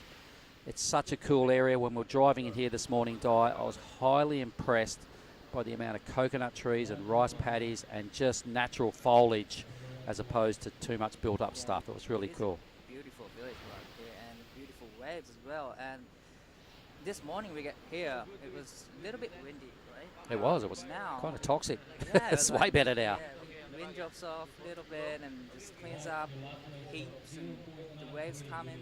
It's beautiful place here. Yeah, and as I was alluding to as well, everybody, Krui, where we're at right now, it's kind of old school Indo. It's definitely on the radar these days because the event's been here for probably 6 or 7 years now, and a few more people are starting to come to this area. But when you drive in and you're driving along, you know, spending a lot of my time in Sumbar, and my only other main spot is Bali, you get used to seeing a lot of built up stuff.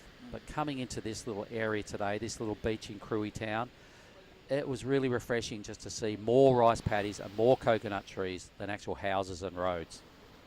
It's more countryside Yeah. of the Indonesia. And Ricky Sato's first wave 3.83.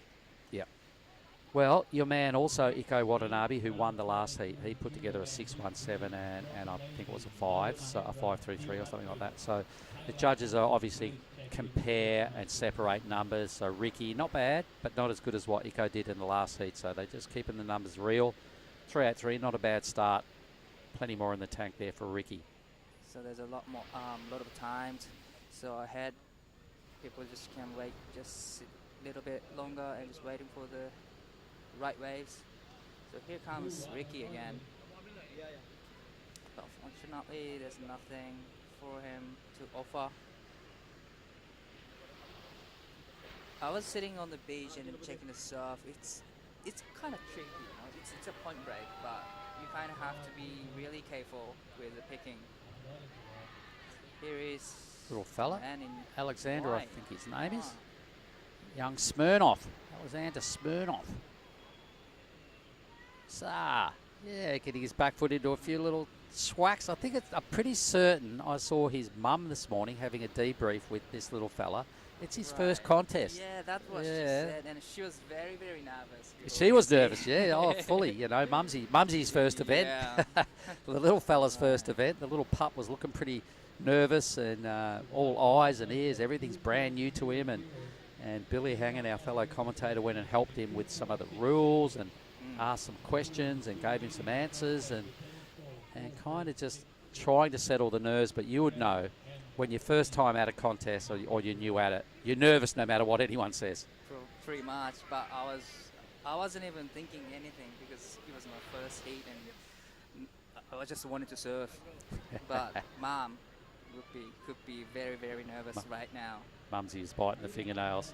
Green's taken off too deep. No result there for Rizky. So the all young fella, Alexander Smirnoff, in second. Late takeoff for Red. Oh. And down he goes.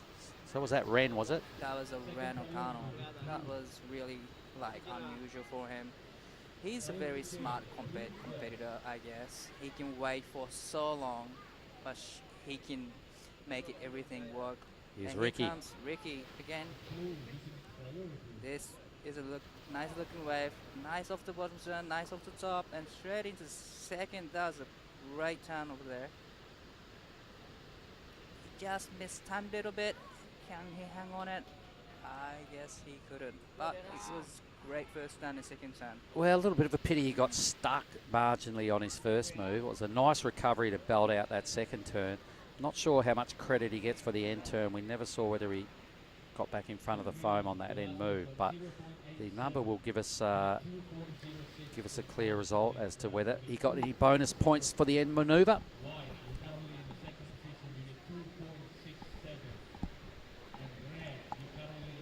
So let's see, he's only trying to improve on a .83, would have done that no doubt, so Ricky Sato will extend the lead. We're watching Heat 2, the Pro Juniors, everybody. The boys sided the juniors. 8 of these heats to get through this morning. I do know Bronson Mady, the defending champion, is coming up in the very next heat.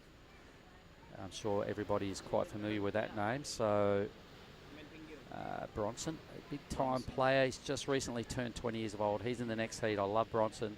I've seen him grow up.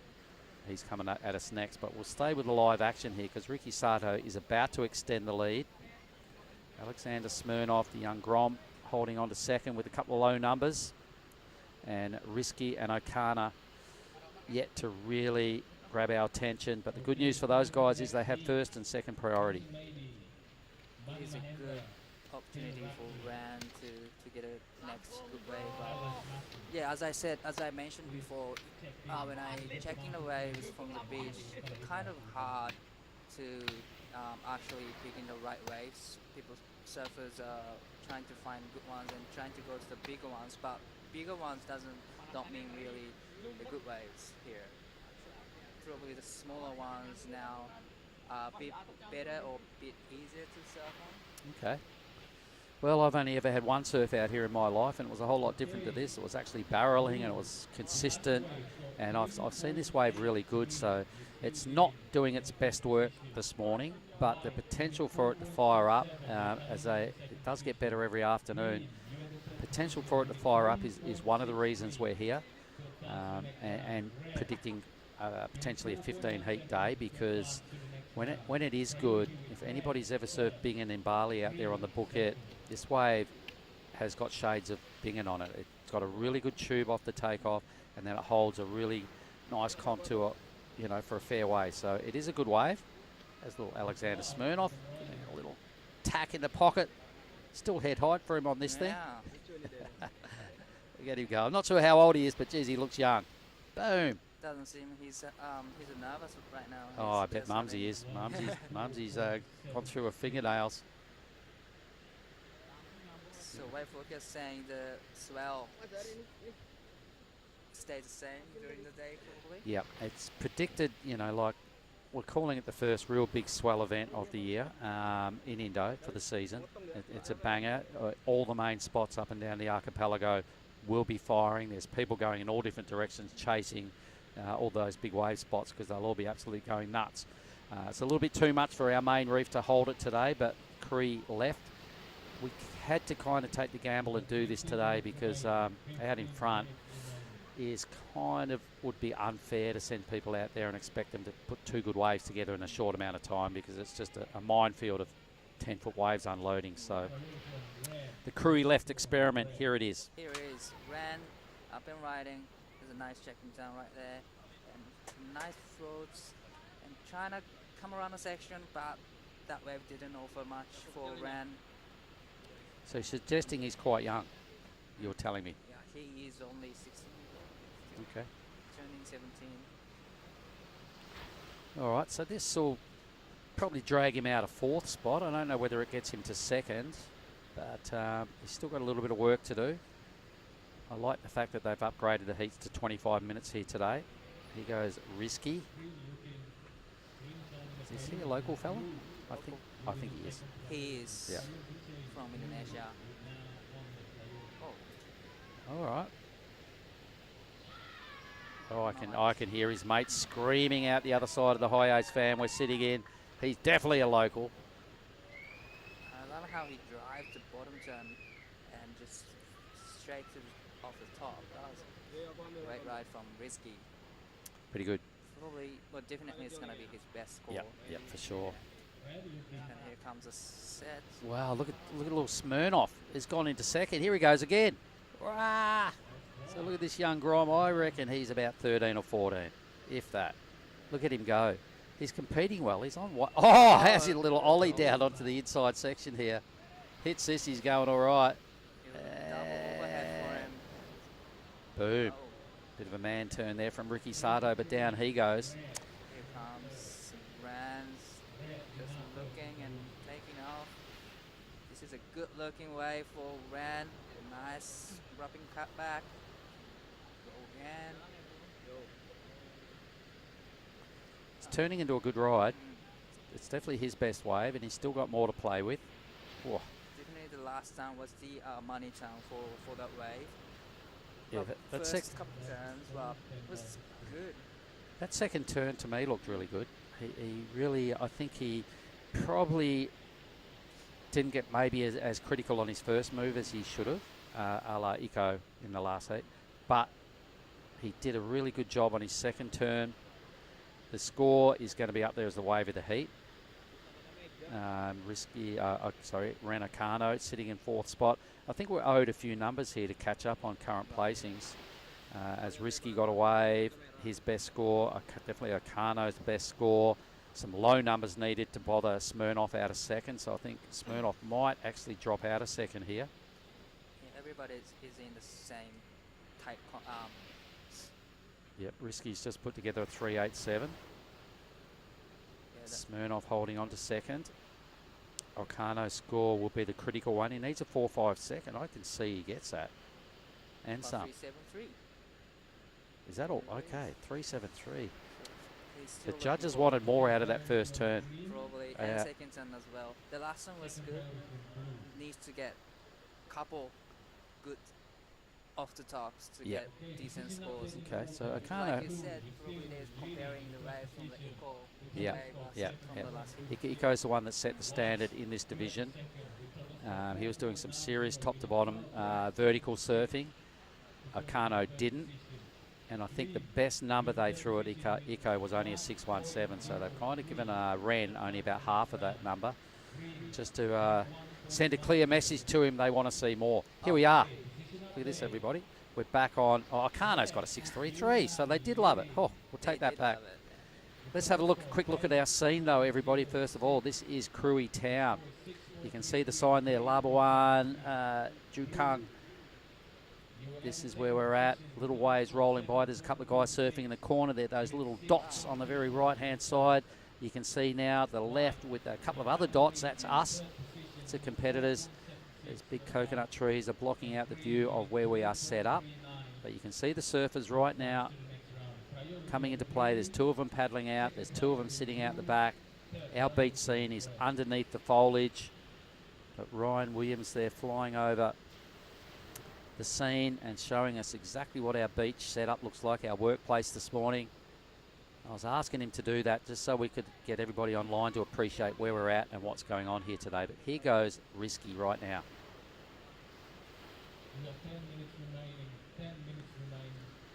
So Akano's wave, the 6.33.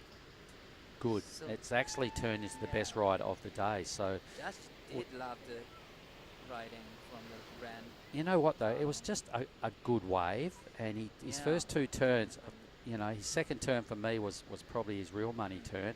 And the fact that he got the opportunity to do 2 moves out the back while it was still a steep wave and had some height is probably the difference to what everything else has happened in this heat. Totally agree with that. Yeah, Ricky Sato's, you can see he's a quality surfer, but he hasn't had the open face Like that yeah, Ren had on Right. his good number. It was probably the cleanest, the open face of the wave for the Ren's wave was really good. And All right, so Risky moves up into third place. So one of the local boys is charging into a qualifying position with just 9 minutes to go. Ricky Sato, I still believe we haven't seen his best work in this heat. I can see a big comeback coming from Ricky. He's chasing only a 3.85. Here he goes. here goes Ricky. It's a nice first send. That is a better one right there for the second send. And trying to come and run a section, and he did. Can he get the last section to finish off? That was a nice Yep. cut back right there. Ricky into second for sure. Definitely it's going to be his Oh, best score. and he goes here Ren. comes Ren again. Nice whopping cut back. But the wave doesn't look offer too much in No, the end. there's no critical sections here for Ren. Could be a backup score for Ren. We'll know in a moment, but Ricky Sato will make a big move on the leaderboard here. He'll go into second place. Did you notice when Ricky stood up, his first turn or maybe his second turn, hit some backwash, almost lost the plot. Great recovery. Now, what everybody online has got to remember is right now is high tide. So Ricky copped a little bit of backwash right after his first turn, got a touch of the wobbles, recovered, got around that section and really polished it up quite well. So I reckon Ricky comfortably into second spot here. Nice recovery after the backwash. Now judges are just comparing with the Ren 6.33 to the Ricky's last wave. Yep. And wow, I got a feeling that it's going to be close to the score, but definitely it's going to be his top best score. Yep, so they're having a think about it. 7 minutes remaining. Really close at this stage. Risky holding on. Pretty certain we've got a number to come from Ricky.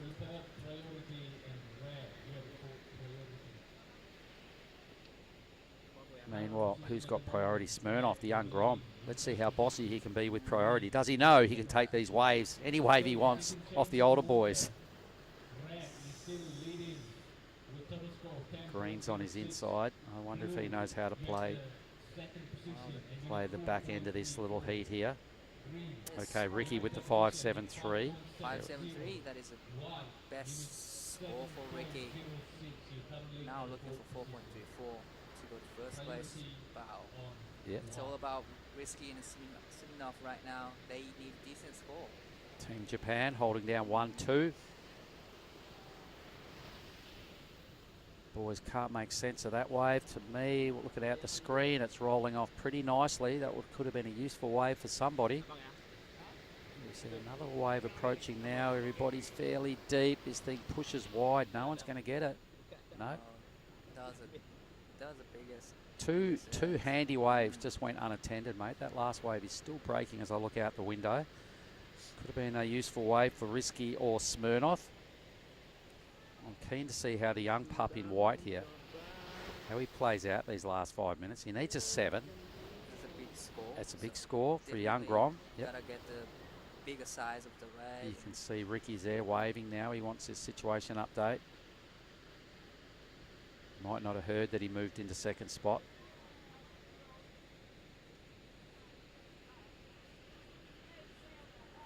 Anyway, we reckon we're going to do 15 heats here today, Guy. Big So, day. yep, quite a big day. We're gonna do men's junior, women's junior, round 1 and round 2. Potentially into round 2. If we do get round 1 and round 2 of the junior boys and junior girls, and our 3 trials heats, that could be a 15 heat day. That would be quite a good result. If we get any more done, would be an absolute bonus. And it probably depends on how it looks this afternoon. Right, as the tides goes out. As the tide goes out, this thing will start to barrel. If it's looking really good towards the end of the women's round, Wow, they'd be how- mad to walk away and not, utilise it on the dropping tide. Things starting to go round. Red's waving. He wants an update as well. Okano, relax. You're in the lead. Well done, young man. Safety zone right now. Just under 4 minutes and a half.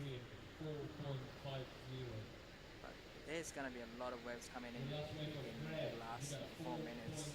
That'd be nice. I'd like to see everybody ride again and have an opportunity to track down their numbers. Risky is the one that could, you know, do the most damage. He needs a 5.7, so he's the one most in contention to upset Team Japan in 1-2. And young Smirnoff, I'd like to see him ride another wave. There he is in the white, but he goes Ran. Oh, that's a little kick the tail kind of reverse. Yep, just adding a bit of variety. Didn't quite pay off that time, but when you're in the lead, doesn't matter. Here goes the young fella, having a look. Hang on, mate, hold on. You can get any wave you want. Wait for a really good one.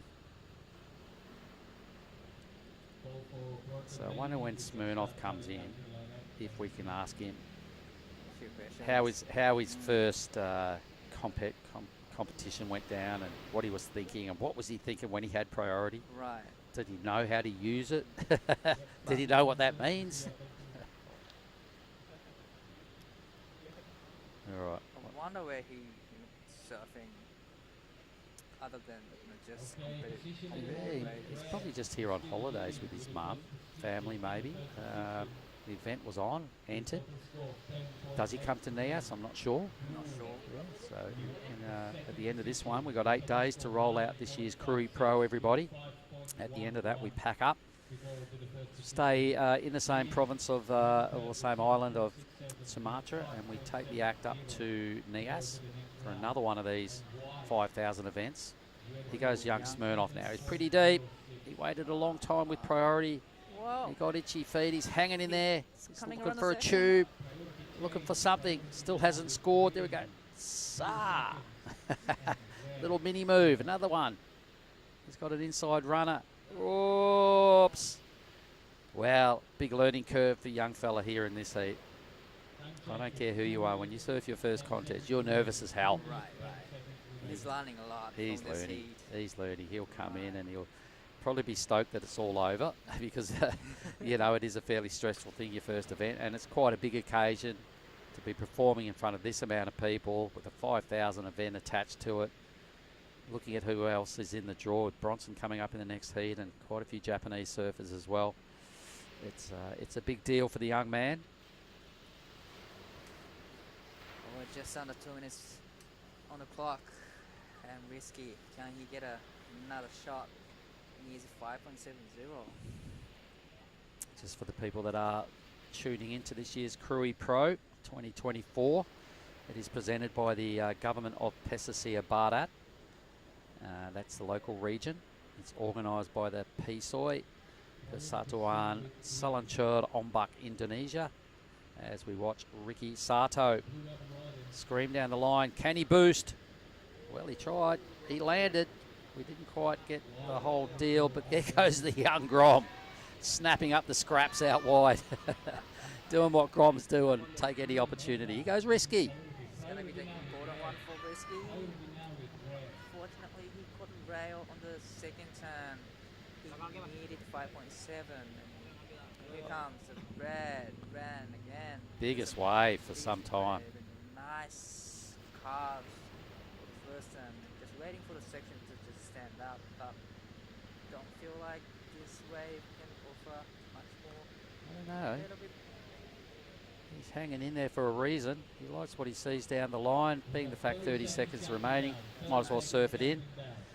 I liked it. It was the biggest wave of probably the morning. Ren trying to improve on a 4.50. It's a pity for him. The wave got a little lazy there at the back end, but he hung in there all the way through. Either way, he's going to come in as a winner. What we're going to do is we're just going to write in the results. And it's going to be Team Japan taking the 1-2. Okano and Sato will move through to the next round of the juniors, which are potentially on hold for later on today.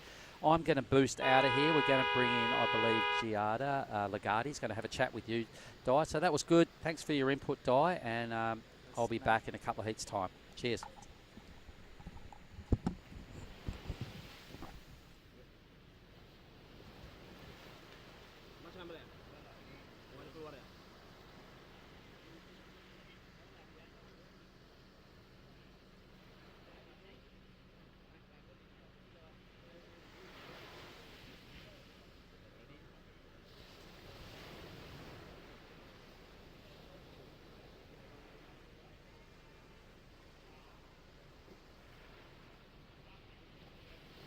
Okay, next heat, thumping down in 5, 4, 3, 2, 1. Congratulations, Ren Okano and Ricky Sato in the previous heat. You're going to the next round.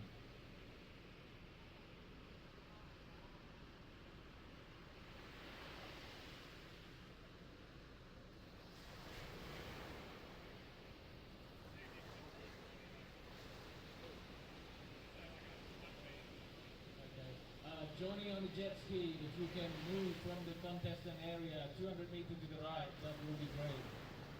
Any of the beach marshal team, if we can contact Johnny to move 200 meters to the right, that will be great.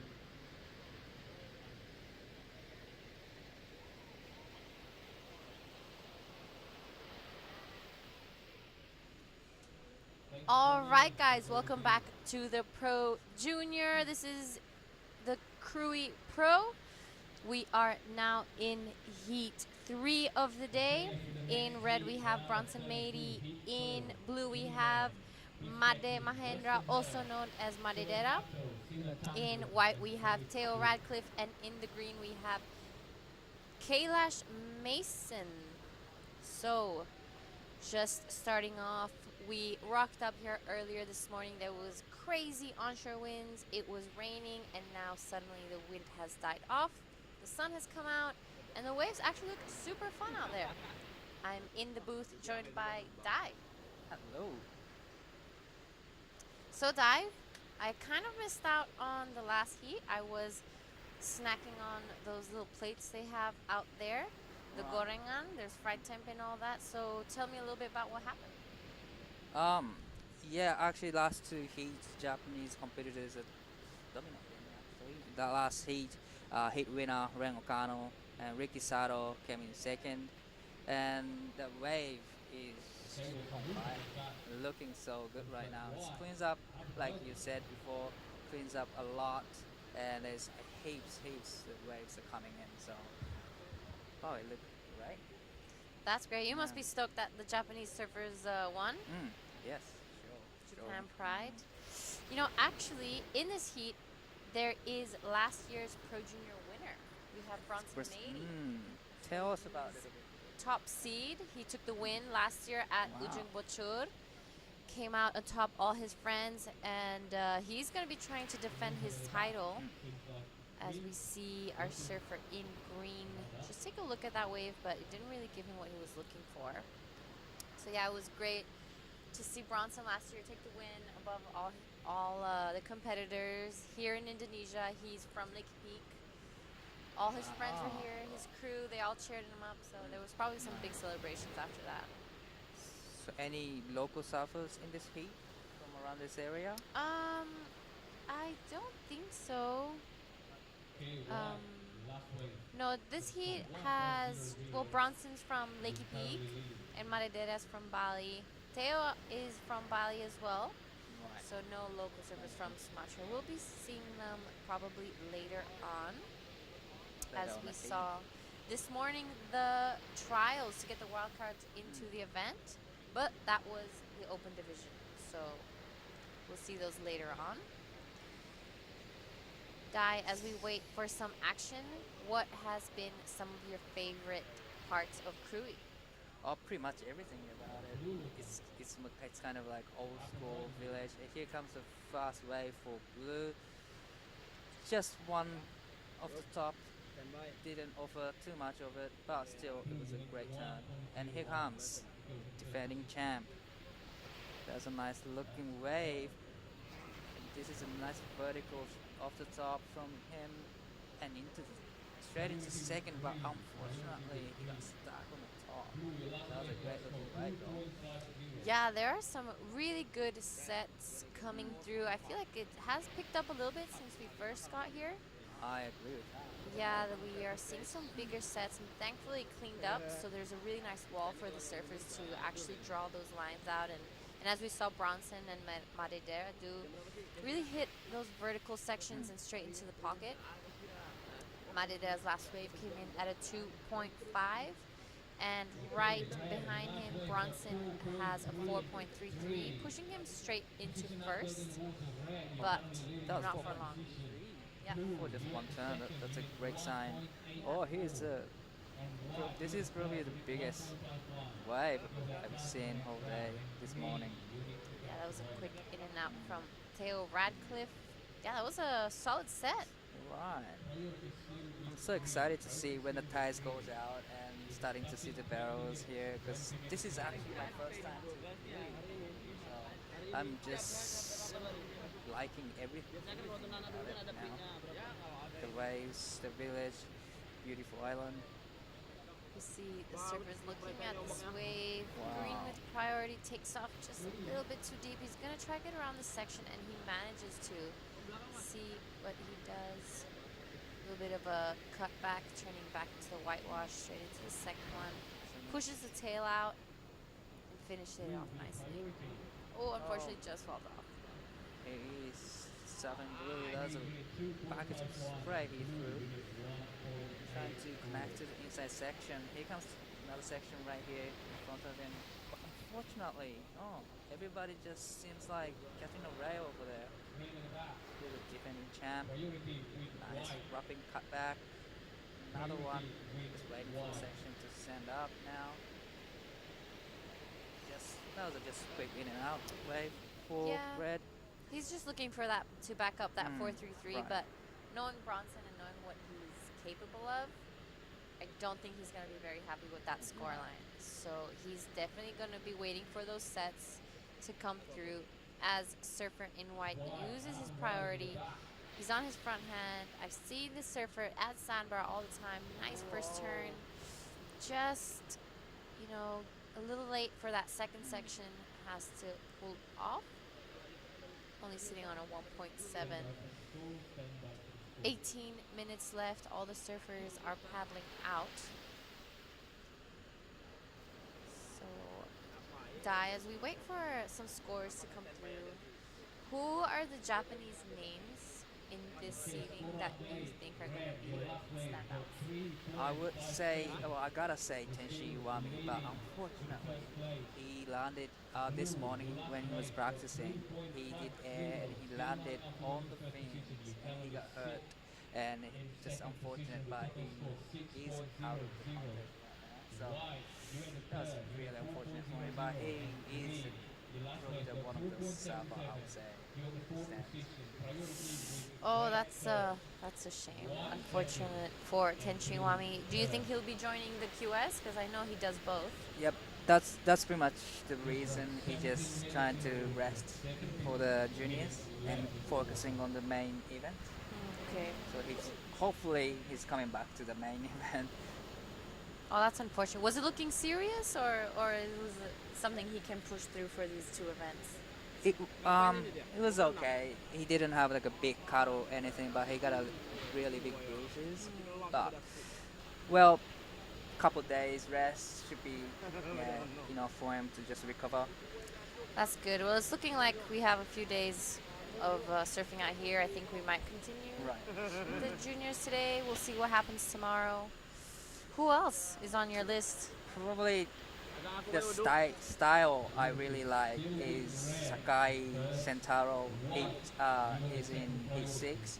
He has a really great style, relaxed, chill style. So I really like how he surfs. So I can't wait to see his on this point break. Yep, exciting stuff. As we see green, just a quick up and out. We've had some scores come through. Currently, Bronson Mady is in first and sitting with priority. So he's looking like he's in a good position. There we have it, a 4.33 and a 3.57. Maredera is sitting on a 3.5 and a 2.5. He's looking just for a 4.40, and I surf with Maredera every day at Sandbar. So I know what he's capable of, and I know he can catch that 4.40. So here comes. And speaking of, here he is. That's Talk a us nice, good-looking wave. That was right off the top of his first turn and big wrapping cutback. But it was just quick in and out, but still the first turn was solid. Yeah, Maridera has some very solid surfing. You can see when I he... can tell. Yeah, especially the bottom Right, turn. yeah, from his bottom turn. Yeah, I saw him surfing Uluwatu a few days back. I think that's the most similar wave we have to True. Krui. So I saw him training, and he was whipping out some massive turns. He's probably throwing a lot of sprays on his backhand. The rail work looking sharp. Here is Theo Radcliffe on his front hand. Nice first opening turn, and goes straight into the second one. Unfortunately, it looks like he just hopped off the back. He'll be hoping to catch something and finish it off nicely because he has some big names in this heat. So, do you come to Krui often, or Yep, it's been a I while? come here for the QS every Right. year. The first time I came, I think, might be 2018. Wow. And yeah, we had the first QS for the women's year. It was just the 1,000, Right. and every year I've been coming back, except for the pandemic year, of course.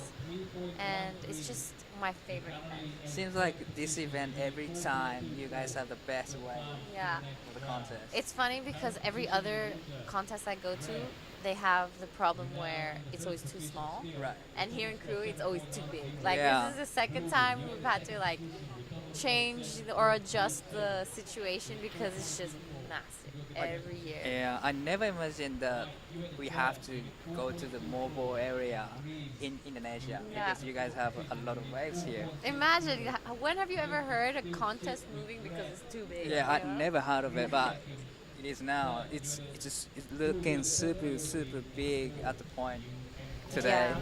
this morning. White water everywhere. Yeah, it was just like washing through. Right. There was definitely no chance for people to paddle out. I think the ASC and the WSL made an incredible choice to come Definitely. here. The waves are clearing up. I think maybe with the lower tide, it could clean up and we won't have that backwash. But I guess time will tell. This is Theo Radcliffe, surfer in white. Oh, it's looking like he just can't link the wave and finish it off. Could Right. be nerves. Yeah, and it's got a little backwash thing as well because it's high tide right now, and he is surfing green as well. He gotta catch the rail, and yeah, probably the tides goes out, the backwash will be gone, and I'm excited to see the barrels here. I was telling Billy earlier, this wave is... Have you heard of Bingin in Bali? Yes. It's very similar to Bingin when it's Right. perfect. So we'll definitely be seeing some barrels out here. Here is man in red. Nice looking wave again, and oh, that was the best off the top in this heat probably, and that's a nice carp right there, and wow, that third time was great and finishes off nicely. That was probably the best wave in this heat, and just can't wait to what the judges will score for that wave for red. Yeah, I'm gonna agree with you there, Yeah. Dai. That was definitely the best wave of the heat, and as well the best surfing we've seen in this Exactly, heat. He linked those turn together so smoothly, so much water out the back. He finished it off. He didn't fall. He had a little stumble maybe on the second turn, but he recovered really nicely. So I think that's gonna be the highest wave of this heat. Dai, I ask everyone I meet that Right. comes here, what are you, nasi goreng or mi goreng? I'm more nasi goreng Yeah. person, definitely. Yeah, that's right. Go nasi. Probably because I'm from Japan, I'm used to rice, kind of. For food. sure. I can eat every day, every meal. Me too. Here is Madedera, our surfer in blue. Oh. Nice opening first turn, straight into the pocket and into this roundhouse to gain a little bit more speed and look up for that open face. We'll see what he does on this inside. Nice check turn and finishes it off. And just makes it. Oh, it'll be curious to see if the judges Right. count that as complete or not. Personally, I think that was maybe incomplete. Well, I have to agree with you with that one. Well, it kind of like looks it's really little bit tricky to surf on this time on the wave. If you push too much, you catch a rail. But if you don't push it, just you can't score. So you gotta mix up a little bit of pushing and just let it go. So, Dai, I heard you used to compete Yep. when you were younger. Mhm. What would you have done to surf a wave like this in a contest? Did you have any similar waves to this? Well, or Krui left? probably like it's not left, but maybe at the Kramas, kind of similar kind of wave, the short range, and on high tide especially, it got a little bit of backwash and a little bit of like tricky places. But I would say probably just I don't know, just catching as many as they can, trying to be in the rhythm, and yeah, just trying to get as many as waves if I was surfing in this.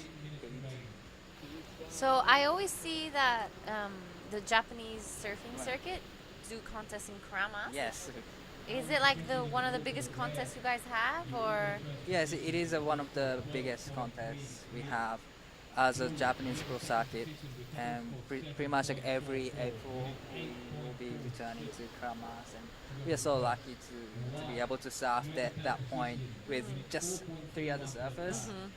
That can't be happening these days. Yeah, very hard.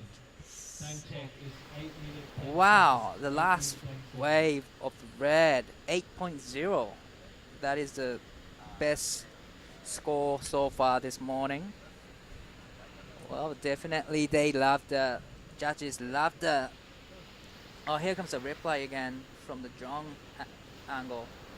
Nice wrapping cutback, and this is a money-chan for his second turn, and yep, that was it. That was a great combination from the surfer red. That was an 8.0. Yeah, that was a beautiful wave and angle of that wave from the drone. We're so lucky that even out here, we are still able to get that drone angle. You can see it. You can see the technique differently. You can see the wave. It's a really nice angle to have. I really love the angle, the drone angle at the main venue too. Every time they have this event here, they have the best drone angle. I think so too. We have the best of the best. Yep. Ryan, also known as Riza, is one of the best, is the best droner I know. But so yeah, have you done the? Is it the JPSA? Oh yes. JPSA in Kramas this year? Actually, the next year in February we're gonna Okay. have JPSA. Can at anyone Kramas. join or just Japanese? Unfortunately, just Japanese probably. Damn it! I would have happily joined. I would have been Yeah. like, count me in. Yeah. Very lucky that you guys can have that organized and So the fortunate. opportunity. There's not gonna be that opportunity. You can surf with just 4 surfers in 20 minutes heat. That would be dream. Do you guys have in Japan many point breaks like this? Actually, we do a lot of points all over the place. We have beaches, we have point break, we have like reefs, we have river mouth as well. So we have a lot. We see a few sets coming through. It's looking like taking a look, but no one bought out on that one. So, as if you were a Japanese coach Yep. and you had athletes here competing and they couldn't come here to train, where in Japan would you tell them to go to train for this event? Wow. You know, unless it's a secret wave that you don't Yeah. want to tell me about. Probably like the very west side of Japan area. up, they have a lot of potential, like good, decent waves and really consistent waves. So probably I would say just go to the west. That's some Yeah. good advice. If anyone's listening, I will take it. And we have the current heat leader and last year's winner. Just a quick up and out. He's looking pretty comfortable in first place. Madedera looking for an 8.46. That's a pretty big score. And Theo Radcliffe as well as Kailash Mason looking for, a 4.31 and a 4.67 to move into an advancing position, meaning that both first and second place in this heat move into the next round. Here we have our surfer in green looking for a 4.67. Unfortunately falls off on that one. I don't think that will be the score. Well, just over 4 minutes remaining, and this is like all about battling for the second place right now. The white and green just needing only 4.67, so probably a couple of turns will do that score. So the problem is there gonna be any opportunity to just try to get that score? Yeah, luckily, like you said, there's many waves coming through, many opportunities. So 4 minutes can be an eternity for Bronson and Maredera, but too quick for the other two in the True. heat. Depends what position you are in in that heat. Because we have the last 3 minutes and a half. Hopefully get some sets and one last exchange to see what happens in this heat 3 of round of 32. And coming up afterwards in heat 4, we have Bronson Mady's best friend, Weston Hurst, also from Lake Peak, but lives in Bali as well as Bronson. We have from Japan, Shohei Kato. From Indonesia as well, Sinar Tanjung, and another Indonesian surfer, Philip Duke.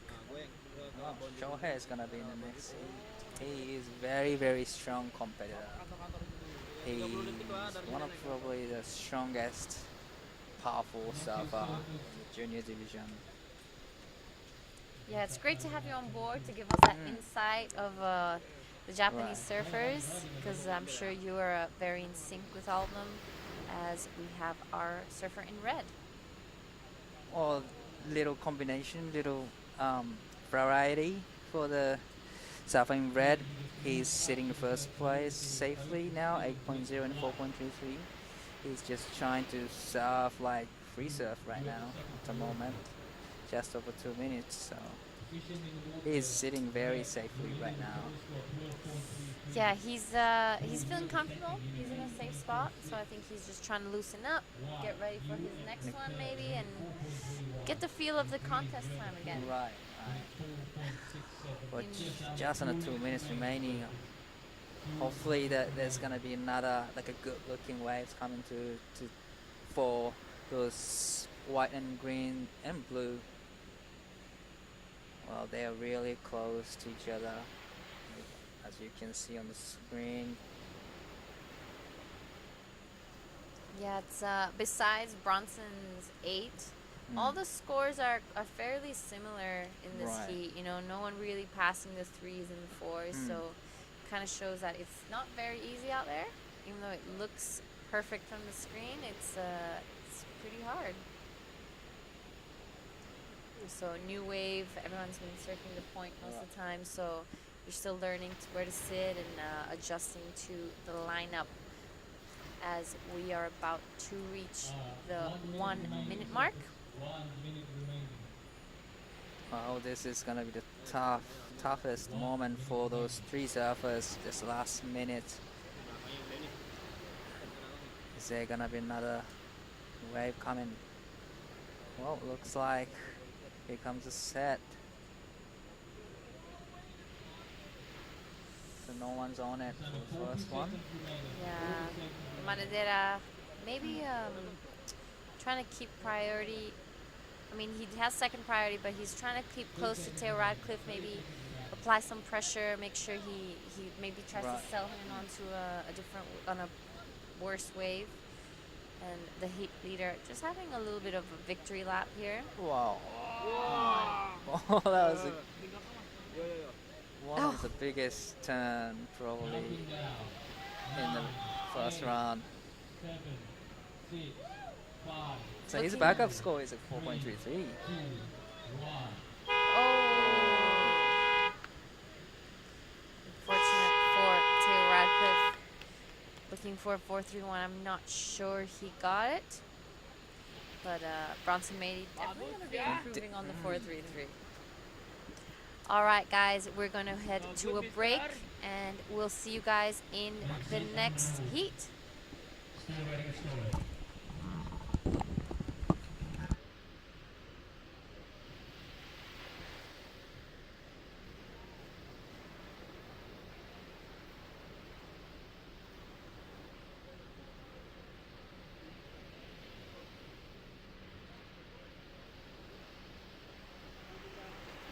Oke, kita hitung mundur. 3, 2, 1.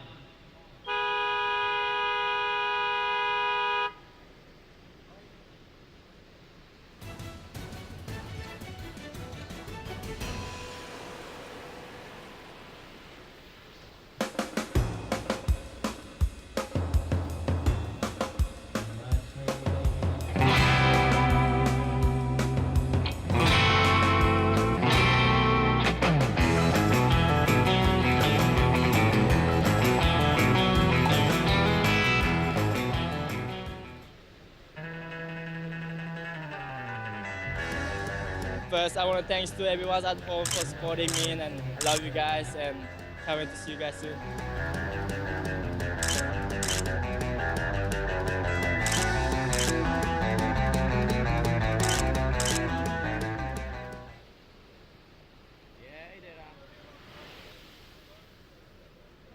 We go right again, Western here.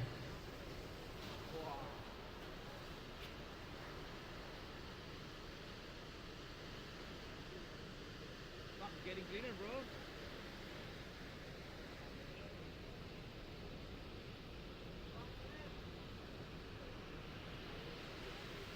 All right, guys, welcome back to the Krui Pro. This is the Pro Juniors. We are in the Pro Juniors men, round 32, heat 4.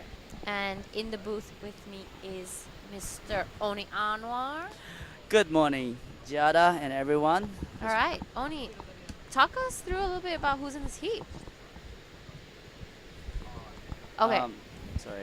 Yes.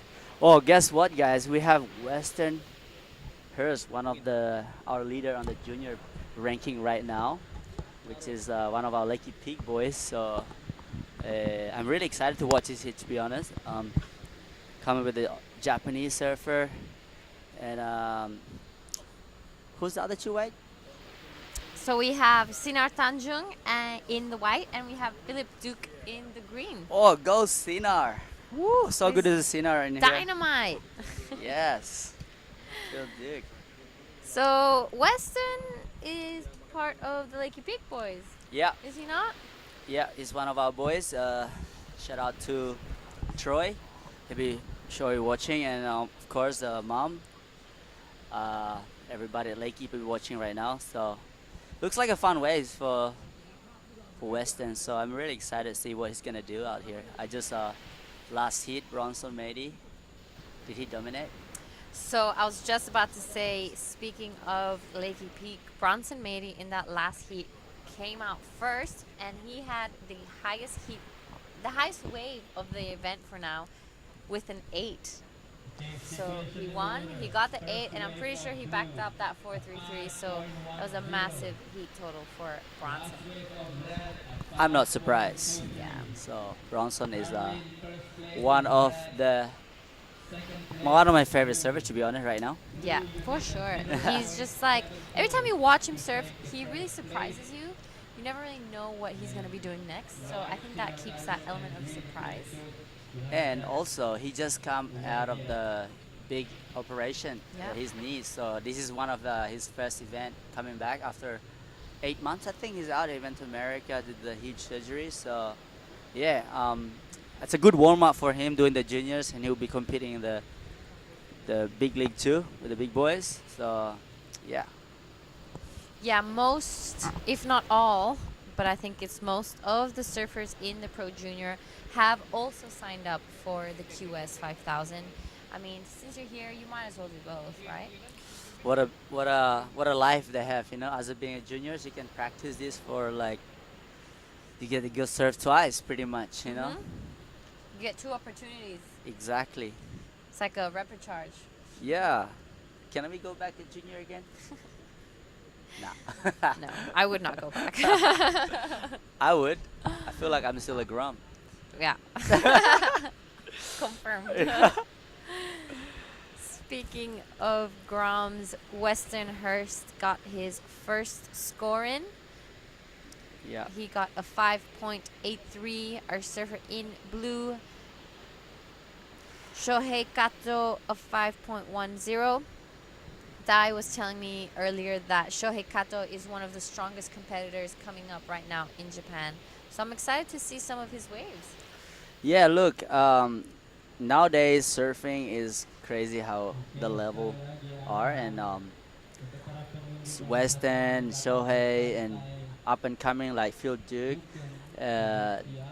you know, like for the younger one, always look up to Weston and Shohei, but Shohei's been training really hard. You can see the body shape, and like this guy's physique is next level now. The surfing, you know. So yeah, let's watch what's rolling in.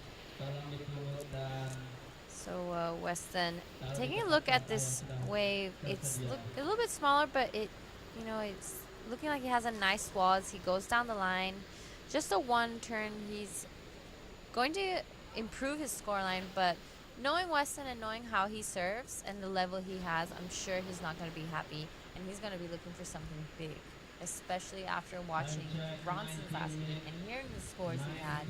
You know, that could give him a little bit of fuel to the fire to create that opportunity for himself. Yeah. I mean, like, Weston was just spending time in Lakes recently, and just you can see how this guy is so fit, and he just came from Hawaii as well, and he loves boxing as well. He's been doing a lot of boxing, so it's good for your mental, like how you go into all this event and competing in the juniors.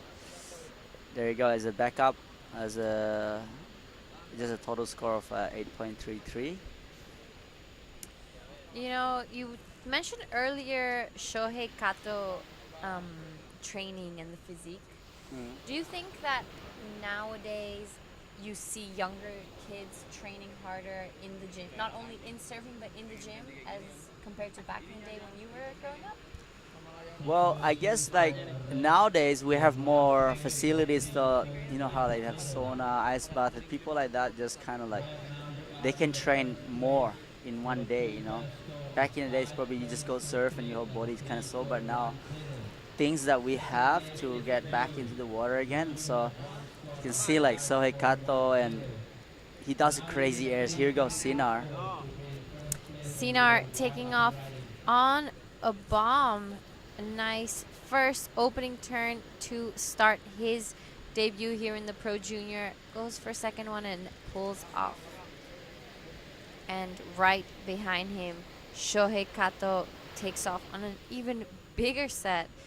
One of the biggest ones we've seen today.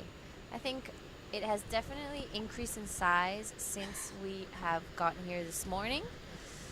The wind has died down, thankfully. When we got here, it was blowing straight onshore. It was super strong, but now we see it kind of backed off. It's calmed down, and it's looking like it's going to clean up really nicely. Yeah, I kind of knew it. Like before, it was so windy and kind of call it morning sickness. Here you go. Who's this? Phil Duke. Oh, Phil Duke's been. Oh, there you go. He's back. This kid is so small, but the timing, like how he throws his board, see that wave wasn't that great, but when one of my surfed together yesterday, his timing on those big sets are really good.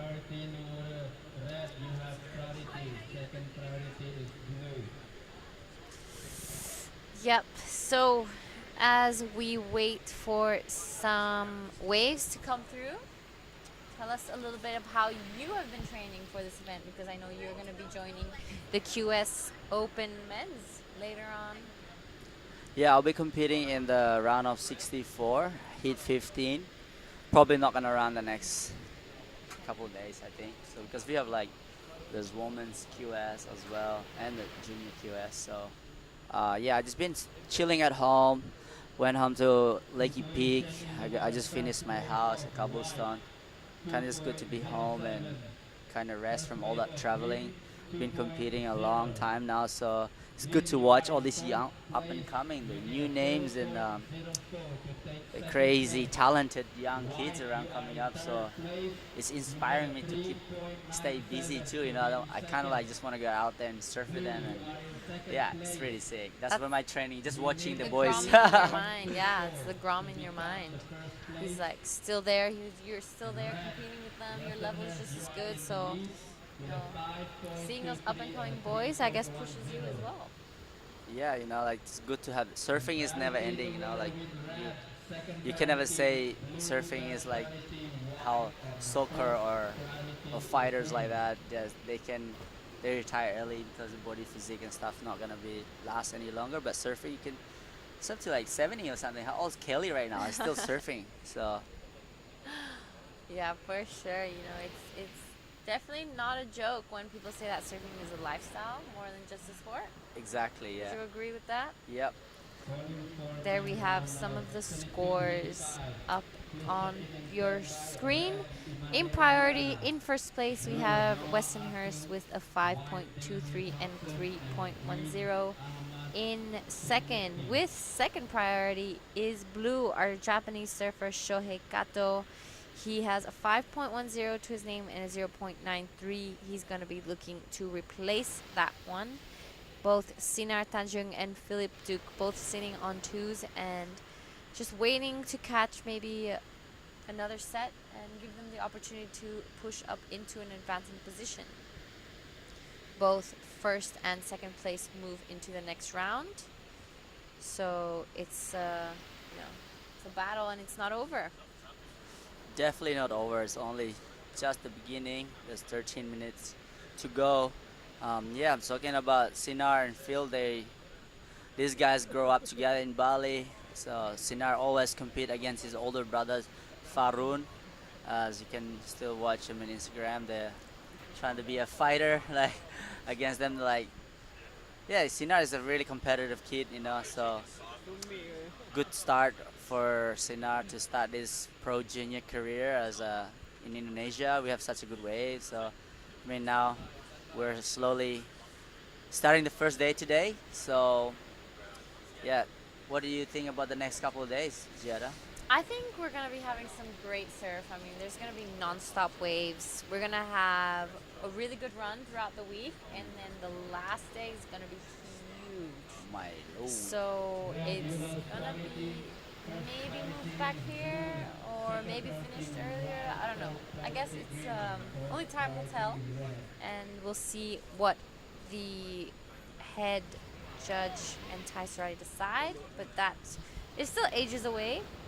Today and now we are here at the Krui Left, presented by the government of Pesisir Barat, organized by PSOE, and media production by ASC. Without them we wouldn't be able to be here. So this is Sohoi Kato as trying to replace that 0.93. That's definitely for sure will be a good replacement backup. Maybe push him into the first place. Let's see what the judges think. Wow. And here goes Sinar.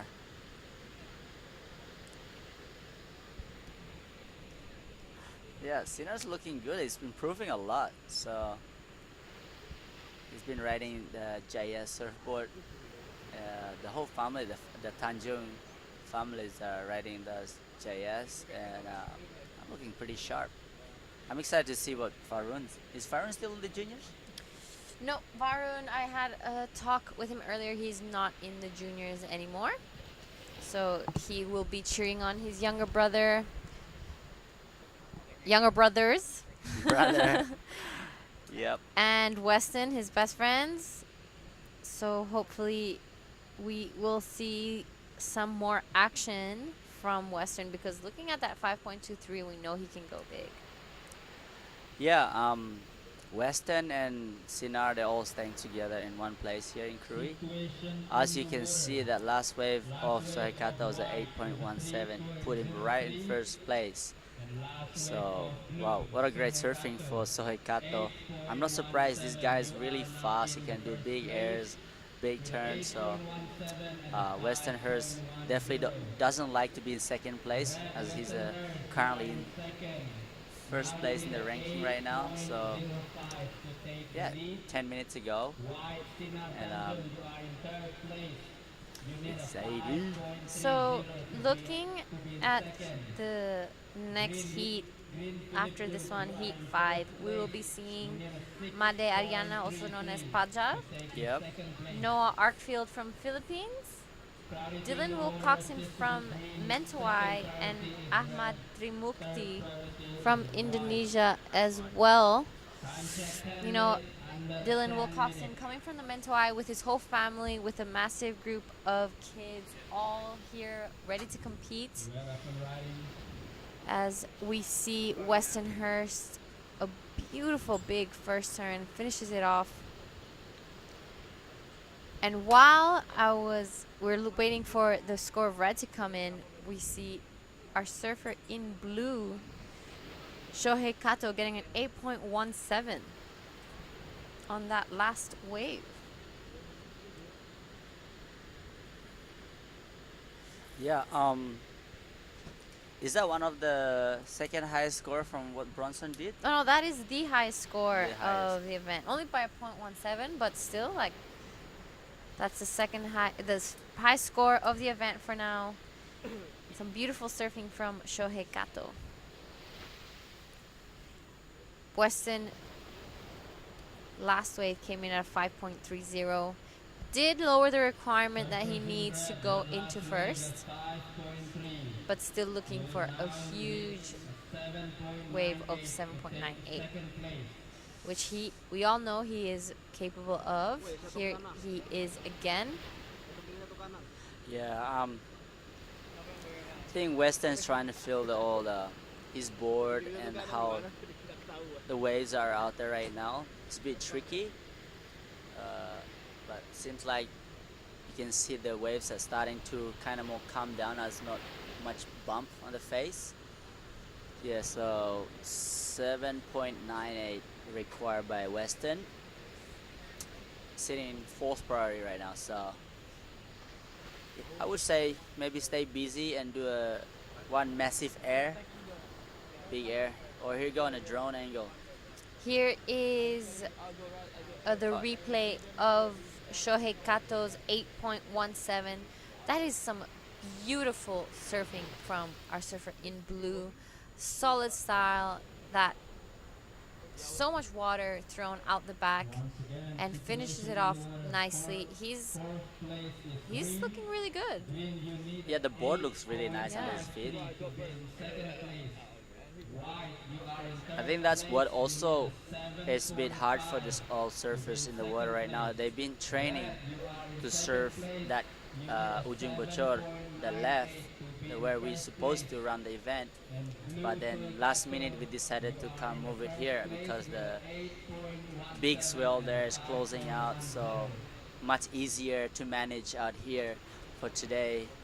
So it's a really big change of changing the equipment for all the surfers. So yeah, like that's the cool thing about surfing. You never know what you're gonna get for the next day. So looks like Shohei Kato is adapting to the situation. Looks like he's staying busy as he paddles into it now. Yeah, he's looking at a smaller inside wave, looking to replace a 5.10. Just a quick in and out. With that fourth priority, he has that opportunity to maybe hunt under all the other surfers and have a little bit of a high wave count. And you never know, maybe you can catch a gem in the middle of all those waves. Yeah, it's a very smart tactics from Sohei because he knows that he can replace that 5.10 by catching those medium sizes under priority, which just makes it Western Hers require more score, bigger score, if he can replace that 5, which is I'm sure he can get that. Here we have some nice drone shots of where we currently are. I spoke about these boats earlier from the fishing village right next door. Let's see, we are about to reach the 5-minute mark of this heat. Here we have it, some nice drone shots. Look how turquoise the water is. Such a beautiful day here. Yeah, so it's cool that, there's a channel out here for the fishermen to go catching fish for the whole village, like this cool thing living here. You get fresh fish, fresh seafood, so amazing wave. And also I love how cool it is over here. Not the air is not that hot, and the water is a bit hot though. I don't know about that. I was pretty hot yesterday. Maybe it's getting pretty hot in here.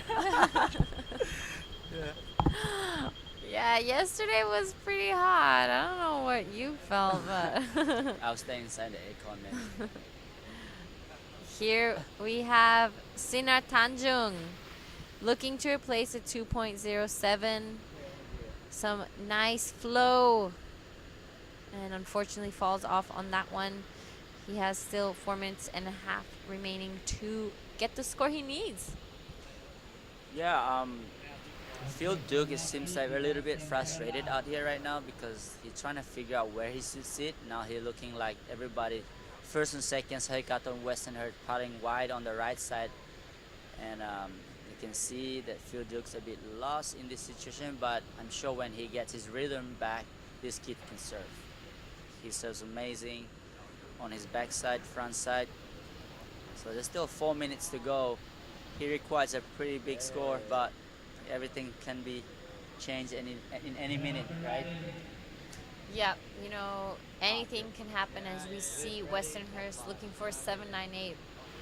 Huge second turn from our surfer in red and throws so much water and unfortunately just falls off on that one. But that was looking like it was going to be wave of the day, in my opinion. That was some beautiful surfing from Westernhurst. I can't wait to see the score of that one. What do you think, Oni? Do you think he got what he needed? Well, it looks really solid surfing. Let's see what the judge think about the wedge on the sides of the wave. But I say yes, in my eyes, yes, he can get the score because he really put the power and his flow into his surfing. So yeah, let's see what the judges say. And there we have it. Westernhurst last wave, a 7.83. So the wave must be, the wave must be a little bit smaller than what Sohei Kato must get. That's why the score is a bit lower, maybe. Still need a 5.45 to get, but I guess this first and second will advance into the next round. So here we go, Sohei Kato. Looks like a really nice wave here. Let's see what he's gonna do. Nice low stand, going through this fat section and hoping they will be walled up for the end section to finish off this wave. That looks like a pretty basic carve. Let's see what he's gonna do on this one. Nice finishing, throw a lot of spray. And here we go, Phil Duke. Yep, right behind him, Philip Duke goes for the air and unfortunately just falls off from that one. Philip looking like he's a little bit out of rhythm today. And right behind him, Sinar Tanjung in the white, cashing in his priority. Nice first turn. Unfortunately, looks like his nose just got stuck on that, so comes unstuck. We'll be waiting for some scores to come through.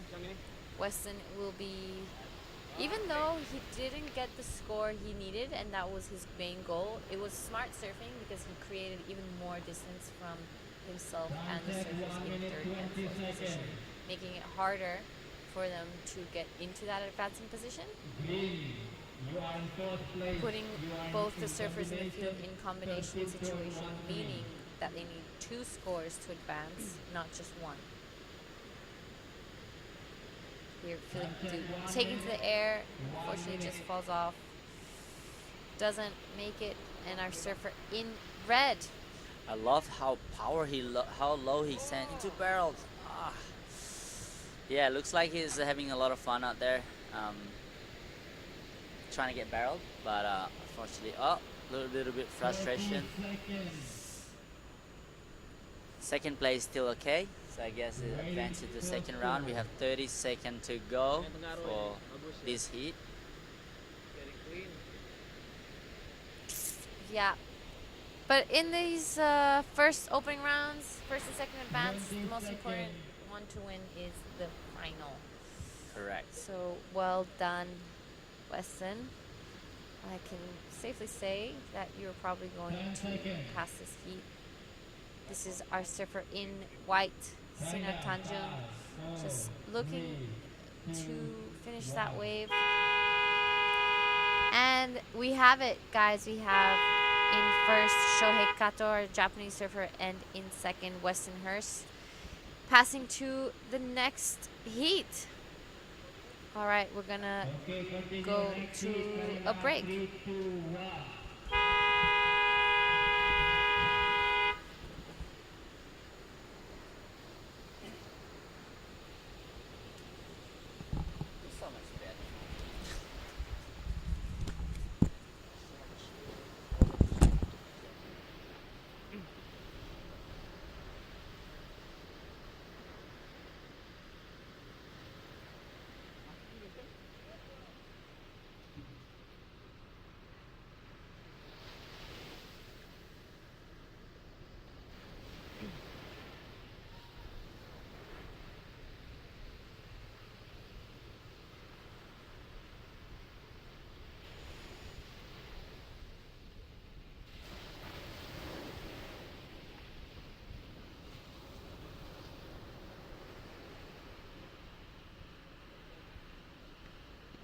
So, all right, we are back live again for heat number 5 in the water for the Pro Junior Men's. We are here with Billy. How you doing, Billy? Hey, Honey, first time this year. Good to be with you, bro. Good to be back. Yeah, kind of missed that last heat, but I did see a pretty close to excellent ride from Red. Who was that? That was Weston Hurst, but the winner of that heat was Sohei Kato from Japan. Yep. So he must be really stoked to beat our currently ranking leader, Weston Hurst, but Weston still managed to make it through. Not managed, they both have pretty high, excellent scores. So. Yep. So and now we're back in heat 5. So in red we have Ariana Fajar, as we call him, and we got Noah from Philippines, and also we got Dylan Wilcox from the Mentawise, and the local boy Ahmad Trimukti. Oh, Trimukti. Yeah. I saw him walking out. All his mates are around him, all his friends are around him, walking down to the foreshore. They're all pretty excited.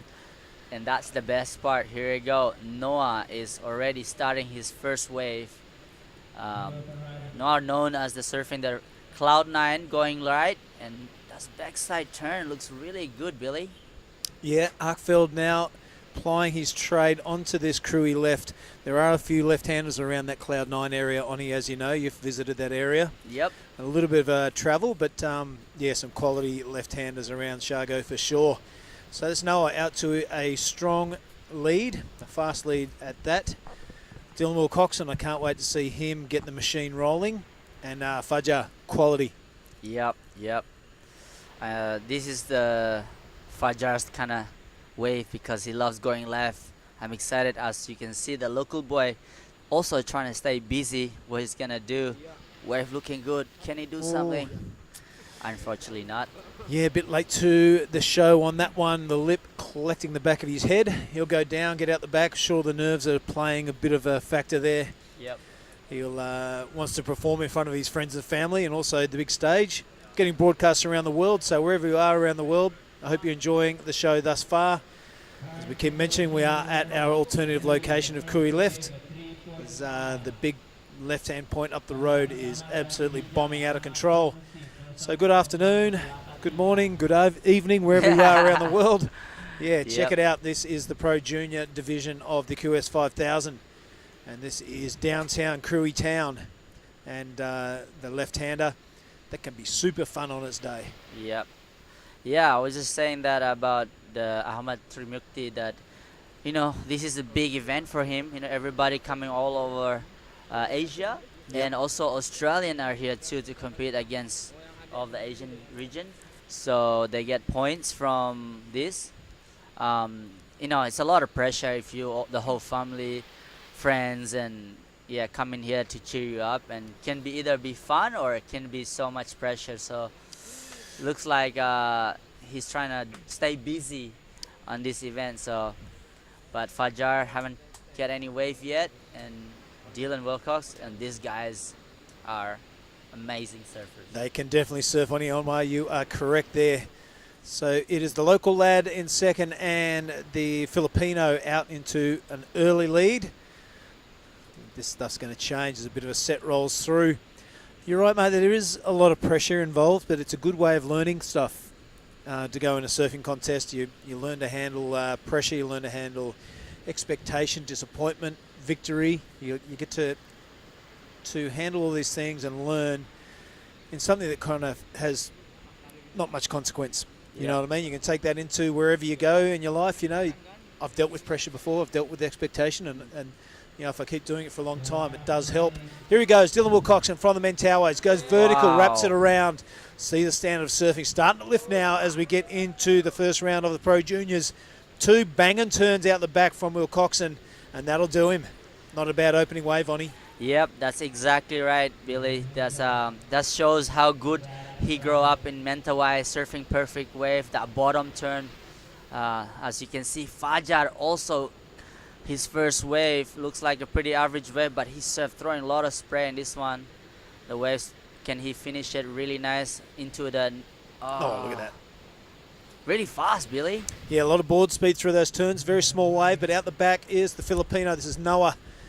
He's doing all right. This is his second wave. He's currently in the lead, and you would expect you to keep it with surfing like that. Really impressive stuff from the Filipino here, Oni. Yeah, I love how Noah just keep fighting. He knows that his first wave wasn't the score that he wanted, and he's that backup wave. Let's see what everybody's score coming up with, Billy. Yeah, what'll be 18 minutes 40 remaining through a 25-minute heat, and already everyone has waves of substance on the board. Here we go. Dylan again, trying to get us back up. Really sharp, smooth power. Kicks out straight away. He knows he can get better wave. But that's a good backup. Yep, wave number 2 for Wilcoxon. His scoreline will be strong once those two drop. Out the back is Trimuku, is that correct? Trimukti. So Trimukti. Yeah, sorry, that's really hard in Indonesian. We have some pronunciations hard. His name's Ahmad Trimukti. I should just probably read it and I'll get it correctly. But yeah, Ahmed out the back. You know, the pressure's kind of off now. He's seen what the boys have to offer. You can see how good they are, and he goes, well, I might as well just go for broke. Yeah. Really go for it and see where the cards lie at the end of the hand. Yeah, saying that, Dylan's looking really smooth and sharp, and Fajar also coming from behind. Still waiting for the score of Fajar's. He would like to hear from the judges say. Dylan is looking really good right now, Billy, so watch out for this kid. Yeah, most impressive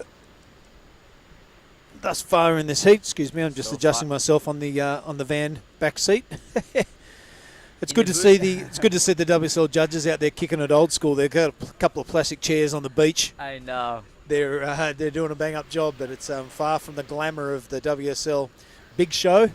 But we're only 2 steps away from it, mate. This is this is how you qualify for the Challenger Series. It's the regional Correct. event. Correct. And we see the likes of Tully Wiley and Rio Waida. They are on, Tully's on the Challenger Series now. Rio's on the big show. On the big show. But they've all competed in this arena and competed at this event. Yep. So this is the pathway. It's clear, and it's right in front of your face. Correct, Billy. So it's really exciting. As you can see, the scores are all in now for the surfers. So yeah, we got the combined scores there. It's 8.67 for Noah. Dylan Wilcoxon 6.83.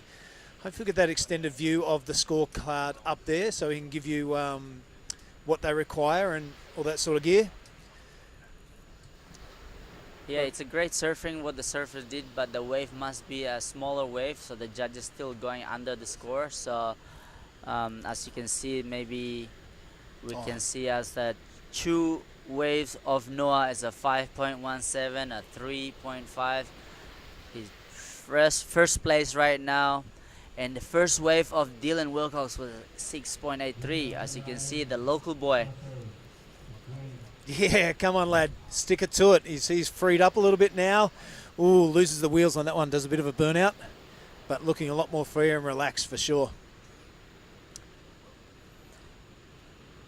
Yeah, 6.83, the biggest score so far in this heat. So Dylan looking good. I'm pretty sure we're owed away from Wilcoxon also. He has priority. So it's a good position to be in. 15 and a handful of change to go in this one. Yeah, what a nice day here today. The Krui left, we call it. This is the place to go surf when it's really big at Ujung Bachor. As you can see, Dylan is one of my favorite at the moment. Look at this nice deep bottom turn. Unfortunately, hit it too early. To the next one, wow. Looks sharp. All right, he's looking electric on Ionwa, even though this wave is not an A-class big lip-filled wave. He does well to make the most of it. The first turn kind of stayed really tight in the pocket, but you can see how fast his board speed is through that series of manoeuvres down the end. So Dylan Wilcoxon looking good, a 3.57 for his second wave. It still has a wave to drop, and he does take the lead, the lad from the Mentawais. Yep.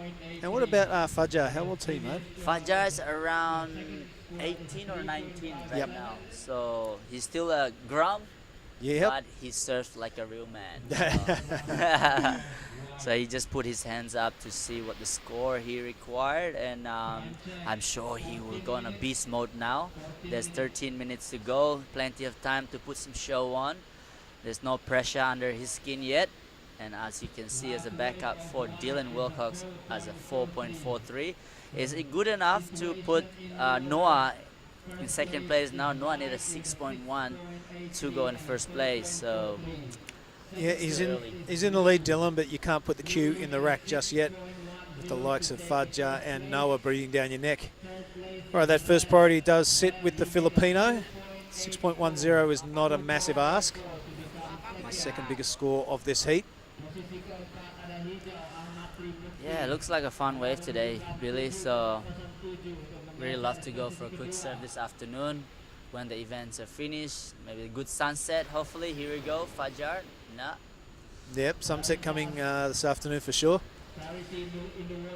My favorite part of the day, Billy, watching the sunset with the good waves around front, and that's life for me. It's pretty special up this part of the world, isn't it? It's, you've had a good couple of surfs or a good surf, and sun's going down, the conversation's rolling, and you might have a quiet coconut or two, and beautiful sunsets around here. It's an absolute cracker last night. Good We've got massage. two for really one. Nice massage. Life is good for Oni Onwa. Yeah. Well, the drive was pretty long for me, so but having a massage is always good treat for yourself. Yeah.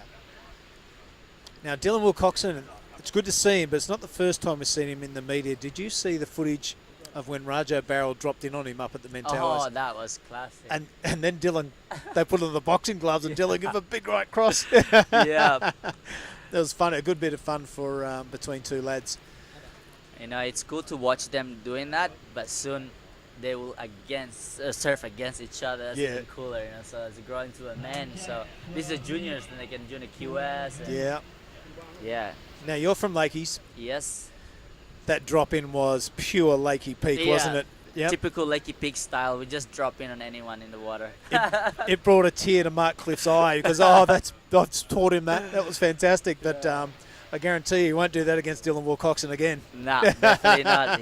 He's coming in hot. It was just a bit of fun between two lads. It was made for some good media, that's for sure.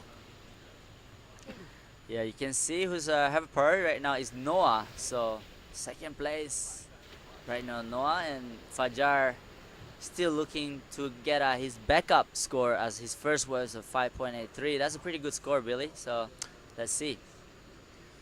Yeah, he's definitely steering the bus at the moment with priority out there. Everyone's caught inside. That was a good-looking wave as we look out the van window, continuing to rattle off. Yeah, I think they are sitting pretty deep. They're pushing each other. That's how competitive all these surfers is. So sometimes they can go too deep. They're missing all this wide one as well. So let's see who has the right tactic to get the best wave out there. Yeah, Fajar Ariana looking in good stead at this. It's a 5.83, so second largest score of the heat, but that's all he's got, one wave. And right on cue, here he goes, a little insider. He knows there's 10 minutes to go, might as well get this back up. Big roof ride, but that could be about it. A couple of schwacks on the inside. It might be one of the growers, but it was right down inside the reef, so that doesn't help out at all. Important thing is, needs a 2.84. I'm pretty sure he's done that, and here's the local lad. Yeah, I mean, the local lad just having a lot of fun out there being with the boys, and nice roundhouse, and I'm sure this is a good experience for him to surfing against the top lad all over Asia.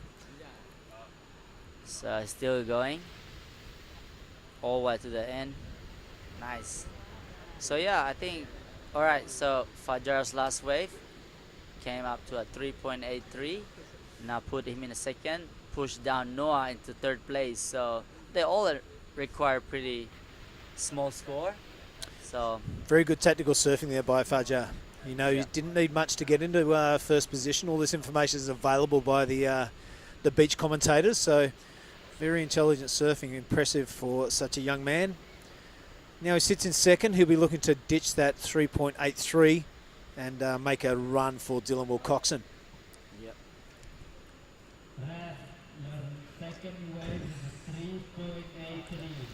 Yeah, Dylan's sitting first place right now with second priority.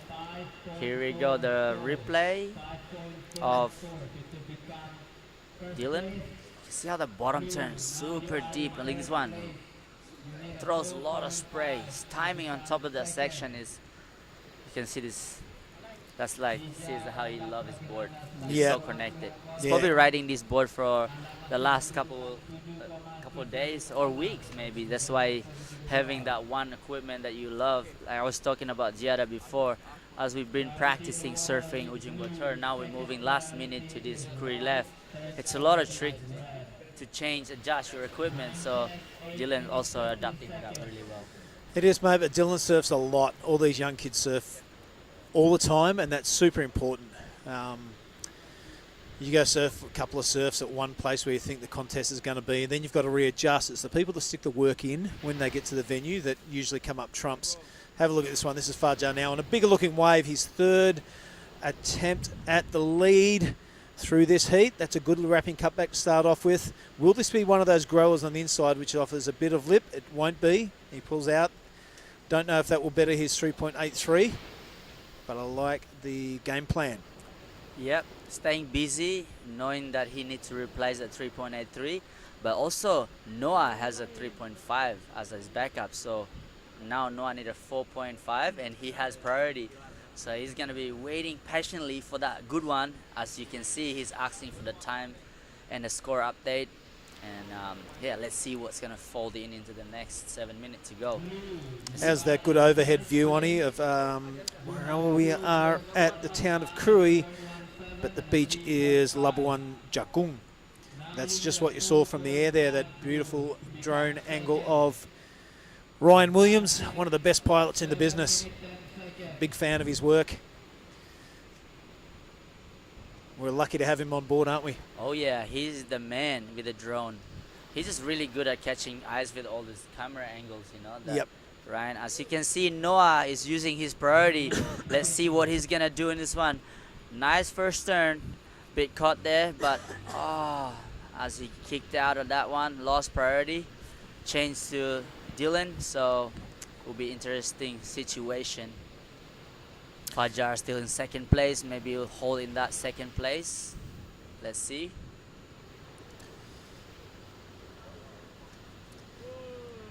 Haven't seen too much of Noah, but I'm pretty impressed with his act.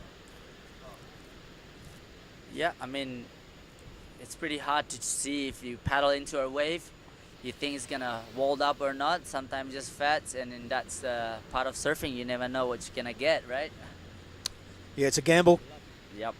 It's a gamble worth taking, that's for sure. All right, let's have a look at this, Oni. There's 6 minutes remaining. It is the lad from the Mentawai is out in the lead, Dylan Wilcoxon. Fajar is second. He just needs that, not even a good score, almost a good score to take that lead off Dylan. Noah Arkfield was kept busy, but every wave he's caught has had a bit of impact. And the local lad, Trimukuti. Ahmad Trimukti. Trimukuti, thank you. Yeah. All right, he needs a massive 7.76 to advance. And, well, 5 minutes and 30, it's going to be a bit of a Cinderella story. Let's hope he can do it. But there's all eyes on Noah at the moment with just a 4.50 required to knock Fajar out of the picture. Dylan Wilcoxon looking strong. That's it. Untuk semuanya yang nonton di Bali, semangat terus. Di mana ada Fajar, sekarang di posisi kedua dan mempunyai prioritas kedua juga. Ya. Jadi membutuhkan 5,4 untuk mengambil posisi pertama, di mana sekarang ada Trimukti. Ahmad Trimukti, lokal Quick dari up and Krui. down. In case you're wondering what Oni was talking about then, people that don't speak Bahasa Indonesian, he just thought it was lunch. Yeah. So no, that was the situation update in Indonesian. We love having you on board. All right, check it out. It's Noah. It's 4 minutes 30 to go, so it's a bit of a Hail Mary, that one. Didn't have priority, so not much to lose. Might as well have a look over the edge. He joins the lads in the lineup again. Yep, as you can see, time is ticking down. Fajar is probably focusing on Noah now, that knowing he has the control of a second priority, so he doesn't need to worry about Dylan Wilcox because he's in first place right now and he got priority. So Fajar has to stay away from Dylan, but sure, Fajar, Ariana can control the man in blue, Noah, because Noah's only requiring a 4.5, Billy. So if there's the next bunch of sets coming through, that's gonna be a lot of pressure for a man in red. So they all require a pretty small score, but everything's very possible.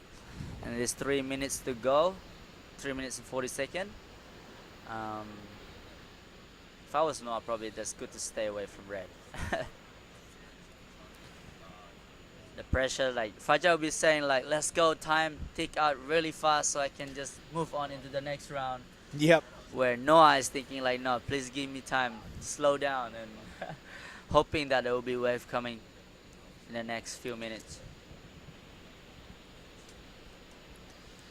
See Dylan sitting really wide and deep.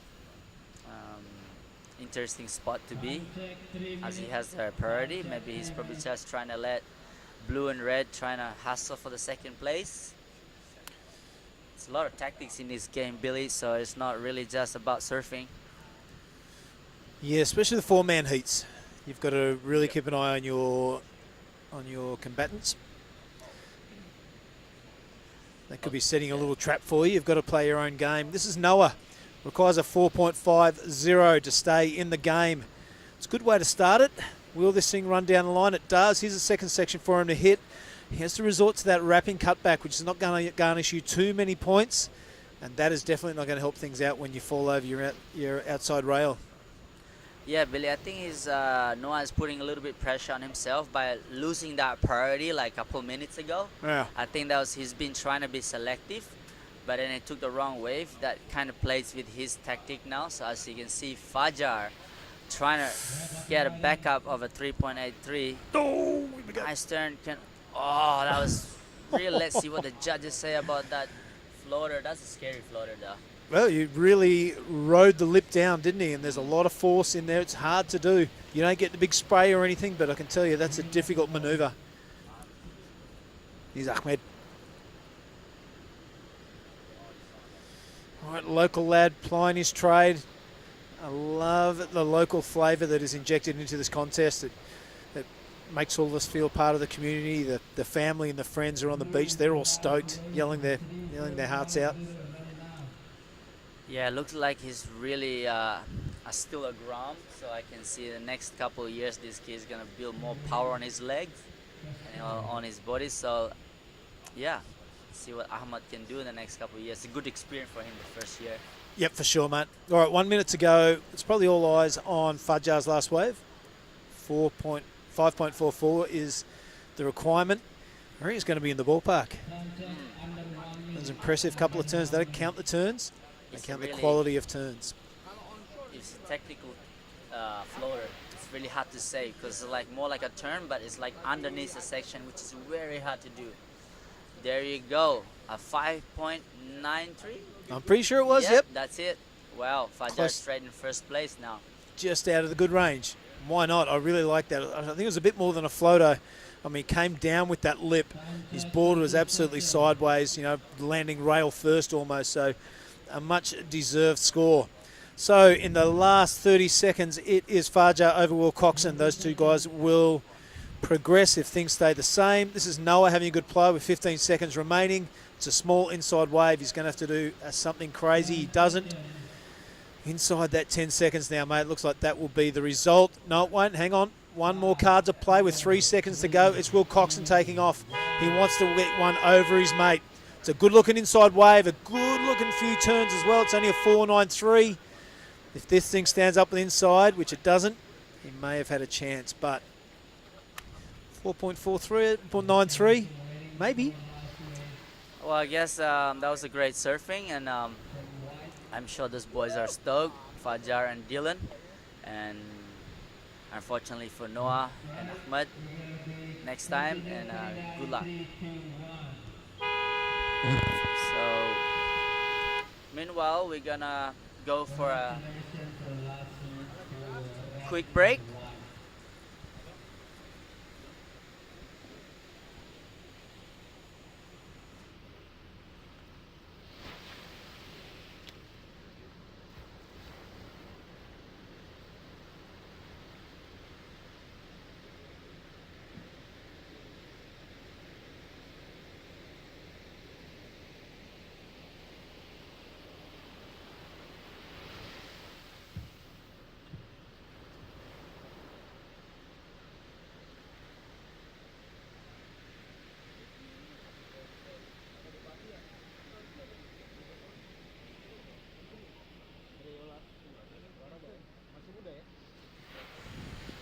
All right, everyone watching around the world, welcome back to Krui Left in downtown Krui Town. It is our alternative location. Tanjung Bachur is about 10 foot and absolutely belting through. So we decided to come down to the user-friendly left-handers of Krui Left. And I have the pleasure of welcoming back to the commentary booth, Mark Clift. How you goes your morning? Well, things are steaming up outside, mate, suitably. There's no clouds anymore. It's totally turning into a sauna outside. But my morning is going really well because I'm really impressed with the work effort of the team to get to this stage here today and actually go mobile for our first time at a Krui Pro and to actually bring it to the town of Krui because it's a huge deal out there, mate. When I'm walking around, there's so many locals here watching and just super stoked, big smiles. Lots of local Groms from the hood are down here watching, go, wow, it's probably their first ever real close-up look at pro surfing. Yeah. And this is how we do it, you know. We're doing it in style. We're sitting in a bus and I'm having a blast. Yeah, we've seen Bronson bust into the excellent range. That was a super good wave to watch. Yeah. And so, yeah, right, all the locals will be going, oh, that's what excellent surfing is. If I aspire to be anywhere near the QS level, that's where I've got to go. And there's probably crew, you know, from the town and young surfers that have heard of these guys. Yep. And then they get to see them on their local wave and go, oh, oh, that's Bronson, I know him. That's Western, I've heard of him. They're Balinese. Oh, what, Indonesian? So, yeah, they're really setting a high level. We're at Heat 6, mate. Who we got? Yeah, well, it's Ipo Suzuki. He is in the red. Let's have a look at the blue, and that is Sentaro Sakai. And Kia DeSantis in the white. He is from the USA, and it is Shosira, also from Japan. So a big showing from the Japanese team here. 3 versus the lone American in the white. All right, so, yep, Heat 6. And we've got a wave. Here we go, blue. Look at this thing. Oh, this is the best wave I've seen for a while too. He was super deep. He took off in a great spot. Did not capitalise one little bit. Sakai, down he goes. He'd be spewing. That was such a good wave. This heat seemed to be hassling a little out of position, actually. Ipo now in red. That's a good way to start off your heat if you complete it. He does a little bit of loss of control on the top of the roof, but that won't bother him. He'll stick with this wave for one more turn and then out. That was a really good wave and really good first manoeuvre. Threw a lot of risk at it. Fins out totally, pretty much disconnected with the wave. Yep. He might have had a minor glitch in it, but hell, you've got to reward risk, and that was a pretty sick move. So let's watch green now, Shirai. And this heat has been blessed with a solid set at the start of it here, inside the first 4 minutes.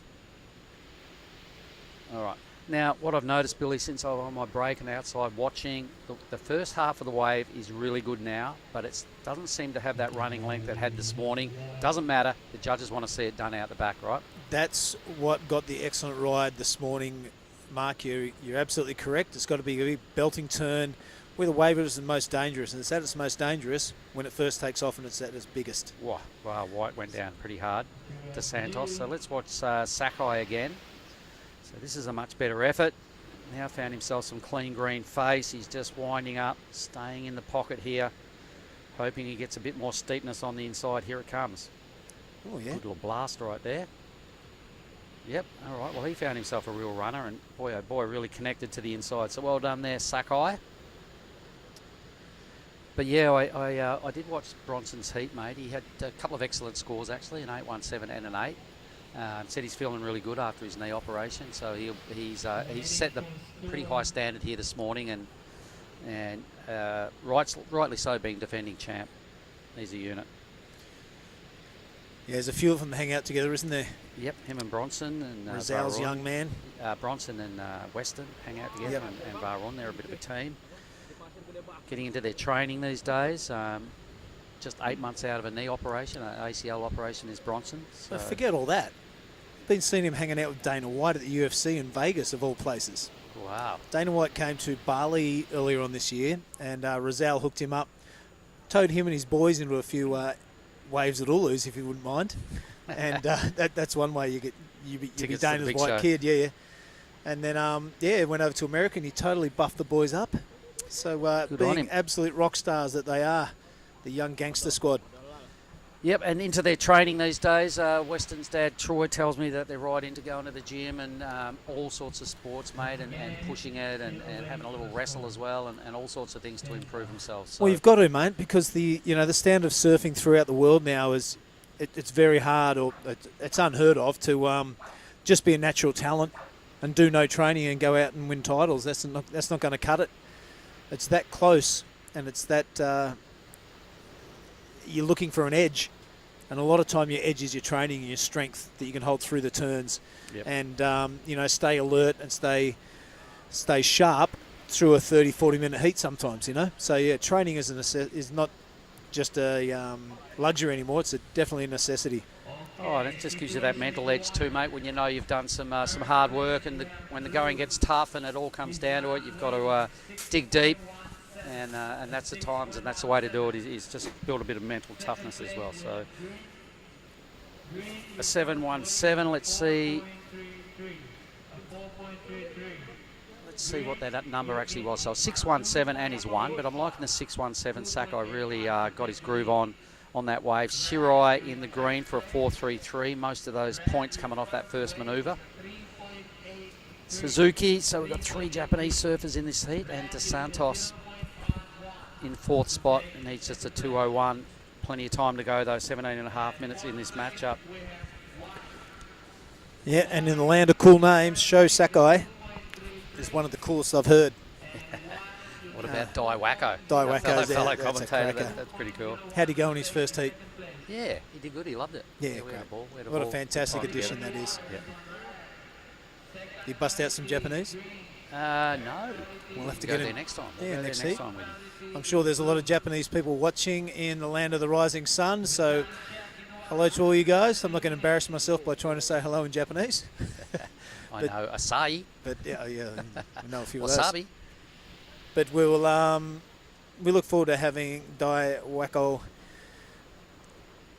Yeah, back commentate on. throughout the event. And mainly why we got him here as well is post-heat interviews. A lot of the Japanese surfers, you know, they win a lot of heats. Yes. A lot of them stumble a little with their English, so he's been brought in probably squarely also to help, you know, make those post-heat interviews a little bit more exciting and a bit more interesting and a bit more Japanese specific. So, good move. Meanwhile, stuff's going on outside. Looks like the minister's rocked up, and there's a lot of big wigs getting around. And Tippy's got his best shirt on, and Yep. I've about got to my open shirt the door. on. Oh, I I'm think you about should to put get my your sh- shirt on. Oh, I haven't got Lot it of right. Batik Anyway, shirts let's just happening. wait because so right now, anyway, everybody, 16 minutes remaining in this heat. We're watching Heat 6 of our Pro Junior Men's. And we have the Minister of Sport and Youth right here with us at the moment. So we'd like to say Salamat Siang and thank you to the Minister. Cheers. All right, so it is 11:30 down here in Krui Town. We've got Blue having a squiz at this wave. So Sakai had to give it up to Suzuki, who had priority. Yep, and that finds a pocket with that kind of a bit of a lateral turn and then a closeout right on his head. So it's not going to really help the cause. But a 3.83 the best. And looks like the whole media train is following the Minister for Youth and Sports around. We thank the government for their support. Of course, this is the Krui Pro for 2024 and is presented by the government of Pesisir, Barat. So getting right behind it. And here is DeSantis, the American, throws the tail and sticks it and hits maybe a piece of wood or something on the way down. But I thought he completed that manoeuvre and just maybe slipped on a bit of banana skin coming down. But that is only his second wave. The good news for him is that there's 14 minutes and 45 remaining. So plenty of time to get out there and get a couple more waves. There's Sho Sakai out in the lead. A 6.17 his best and just a very small 1 next to it that in the score column. So in pretty good shape is Sho. Suzuki just behind him. 3.35 is not a big requirement. You imagine that would change in the next few minutes.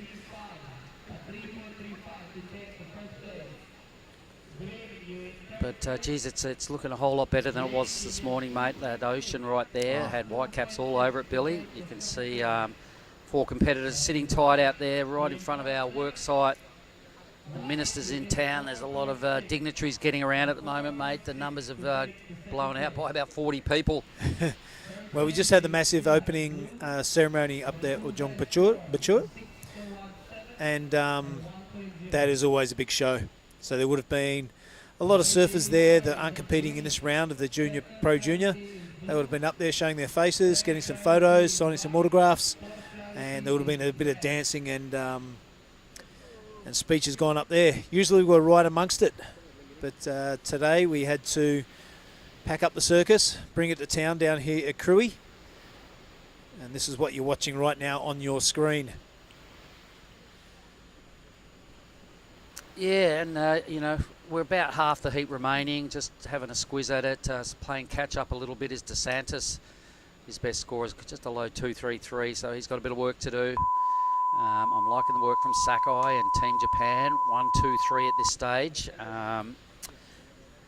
So DeSantos, where's he out of again? Out at the USA is DeSantis. The American, okay, all Yep. right. So unfortunately, he doesn't have top priority. Shirai, he's got a little bit of work to do, although the 4.33 is probably not a bad backup in the scheme of things. 2.6 is all he needs to get Suzuki out of second. Sakai looking really strong for sure. He's about to improve on his 1. halfway through this heat. I reckon we've got at least this round of the men's, 4 heats of the young ladies. Potentially, if it's still pumping out in front, we could push through with more juniors. But that decision will probably be made halfway through that round of the young ladies, I reckon. Yeah, it definitely won't be made by the likes of us, but Ty Sarati and Tippy and the rest of the judge, Ty higher Conigan. up, Ty Conigan, they'll put their heads together and give it the yay or the nay. It's like this, I don't know why we wouldn't continue. It'd be great to hang out in the van a bit longer. We've got a pretty good seat. Yeah. Might be working out of a high ace fan, but the AC's good. We've got to look out the windscreen as well. We've got the tidy back seat, Bill. That's probably the most comfy seat on the beach. So it's all looking good. But check out this thing for white. Has to give it up for green. Shirai. Ooh. Yeah, show Sirai. Jeez. He needs one, mate. And that bigger wave, like as you alluded to before, hasn't really offered a steep section to belt. Maybe this inside track, Bill. Yep. Look at it. Here we go. Finds the lip on that one. Swings it around. But as we know, all the big scores are out the back. Geez, White was kind of pushing the issue there a little bit with priority too. Like, as he tried to get off that wave, his board almost clipped green on his cutback. So Yeah, okay. You have to get totally out of the way, don't you? Totally. I mean, that could still go close. Depends how gnarly the judges are feeling about things, but anyway. It's the word potential, the scoring potential. Yeah. You know, which is the big one there, because he potentially could have cut back all the way around the whitewater. If he had hit his board at any point, I think DeSantos would be in real trouble. He might, if he even takes the focus off green and he looks at him, could be enough to earn a misdemeanor. So we'll know in time whether Ty and the judging panel are feeling stingy or they're in a good mood. So all the crew that are watching online, you know, welcome to the broadcast. It's only day one of an 8-day waiting period. We are parked up down here in Krui town, which is in the bottom end of Sumatra. You fly into Lampung, you then jump in a car, you drive over this huge big mountain range that is pretty cool to watch. Watch it go by, just wild Sumatran jungle, but it takes you about 6 or 7 hours, depends on your driver, to get to Krui town. But once you're here, you really want to park up and hang out for a while, because there's plenty of options, plenty of accommodation to suit all sorts of budgets, and that, Billy, as well. It is, and the locals are really cool, and you know, every time I come here, I just really dig the place. Me too. I always have a good time. Someone else having a good time is my guy, Sho Shirai. He has gone into first place. 3.80 was enough, Mark. All right, no penalty there for DeSantis, so leaves him still in the hunt. Needs almost a mid-range 5 to get out of trouble. So here he goes with third priority again. He's going to have to hand over a wave he wants, this time to Sakai, who's only trying to burn off a 1. Regroups now, chipping down the lines. Got a little stuck a couple of times on this wave, but when you're only chasing a 1, he's definitely done the job. Yeah, the Suzuki now on a fast one. He's got a lot of speed. Still manages to squeeze out a couple of turns. Now he wraps it all the way around. And this one is standing up on the inside and offering that scoring potential. So well done. The man in red stomps it. A bit of body language there in the flick off too. Fast, flashy style. I like it. Looking like he was well invested in that wave. So Suzuki and Sakai will both be threatening now to move up a space and take out Shirai. It's turning into a little bit of a 3-way battle for the Japanese competitors here to make their way through to that round of 16. Yeah, I like Sentaro Shirai. All right, well, Sakai. Sorry, Sentaro Sakai. I liked his attack on it. Yep, Sakai's just put together a 3-3, so a little mini improvement on his 2-wave total, but enough to, at this stage, sit in the lead. Does Suzuki bother for second? Not sure whether we're still owed a number. Anyway, there's all of a sudden a lot going on outside, Billy. Does he move up? He does. Yep. All right, so that was, I think, a 4.73. Here we go. Let's watch White. So the American now has got a big wave. He's going to have to really tee off. That was a nothing move and a nothing wave. But not only that, he hands over priority and could have been a real great way to get himself back into contention in this heat. But have a look at green. Yep, here's the big show. Oh. Straight up through the roof. That was an impressive first manoeuvre. He's looking down the line and hoping this thing walls up a little bit. Could be a 1 manoeuvre wave. 4.24 is all he requires. So I reckon after that first turn, this is worth sticking with, and he does. Rattles another couple off on the inside. So things hotting up at the 7 minutes 30 mark, and that is Show Sarai. No, good call, Billy. That first turn, really, really strong. Definitely caught the judge's attention by hanging in there and, banking on the inside section. I reckon he adds another point or so to that ride. So for sure, he gets his 4.24, goes into second. Doesn't need a lot more than that to actually challenge for the lead. So the Japanese are really mixing it up on the leaderboard here. It's changed a lot in this heat. With 7 minutes to go, I can see Shirai moving up at least one space. Lots of dignitaries milling around the van outside, Bill. There's plenty of people looking quite official. A lot of policey, a lot of protocol shirts getting around out there. A lot of photos going on. Happy snaps. And, we'd really like to thank the government of the Pesisir Barat for presenting this year's event, being the sole sponsor of the competition. Thanks very much. The Krui Pro 2024 is the biggest QS since they split the whole world into regions, and they've broken it down. And this right now, what we're busting out in the next 8 days is a big, big deal. And it could not happen and be possible here in Krui with the biggest QS event without the help of the government of the Pesisir Barat. We thank them for that, Mark. Thanks very much. But here's the big show. Shirai up into second place via a 4.33. How do you like those bickies? Just got it. Just got there and crawled up. Yep, so I do like it. And the boys are really having a good share of the leaderboard, the top two spaces here. Sakai now with priority. His immediate focus to burn off the 3-3. Trying to fend off Shirai and Suzuki. Can Suzuki, a 4.58. He's done it once in this heat. He's going to have to do it again to get out of third. And DeSantos having a bit of a barry. Needs just about 7 points to get up into second position. I haven't seen much of young DeSantis. Kahia. I hope I get that name right. I'm sure I'll hear about it if I haven't. But his surfing looked good. He's just been ganged up on by three absolutely ravenously hungry Japanese.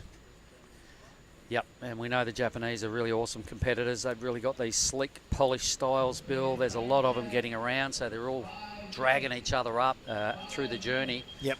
And we've predicted it before, but I can sense there's a big movement coming from the land of the rising sun, and I reckon sooner or later we're going to see some legitimate Japanese surfers come out of the land of the rising sun and feature in the women's, and I reckon there's one coming up in the men's as well. Yep. We know we have Kanoa, we know we have Connor, but yeah, born and bred there, and not to take away from the heritage of Kanoa or Connor. They are dead set half Japanese.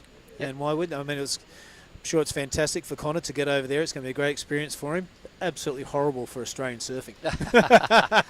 Well, they're a threat, and I reckon the biggest threat is coming on the women's side of the Team Japan. Yeah, I agree. Because as we're about to see throughout the next week, everybody, we harp on this last year and the year before, but Team Japan, are mighty impressive. And on the women's side of the draw, there's that many of them that absolutely blow us away, Bill. Yep. Only a matter of time before one of them gets the lucky break needed. I agree. To bust into the CT realm and stomp themselves as a major threat.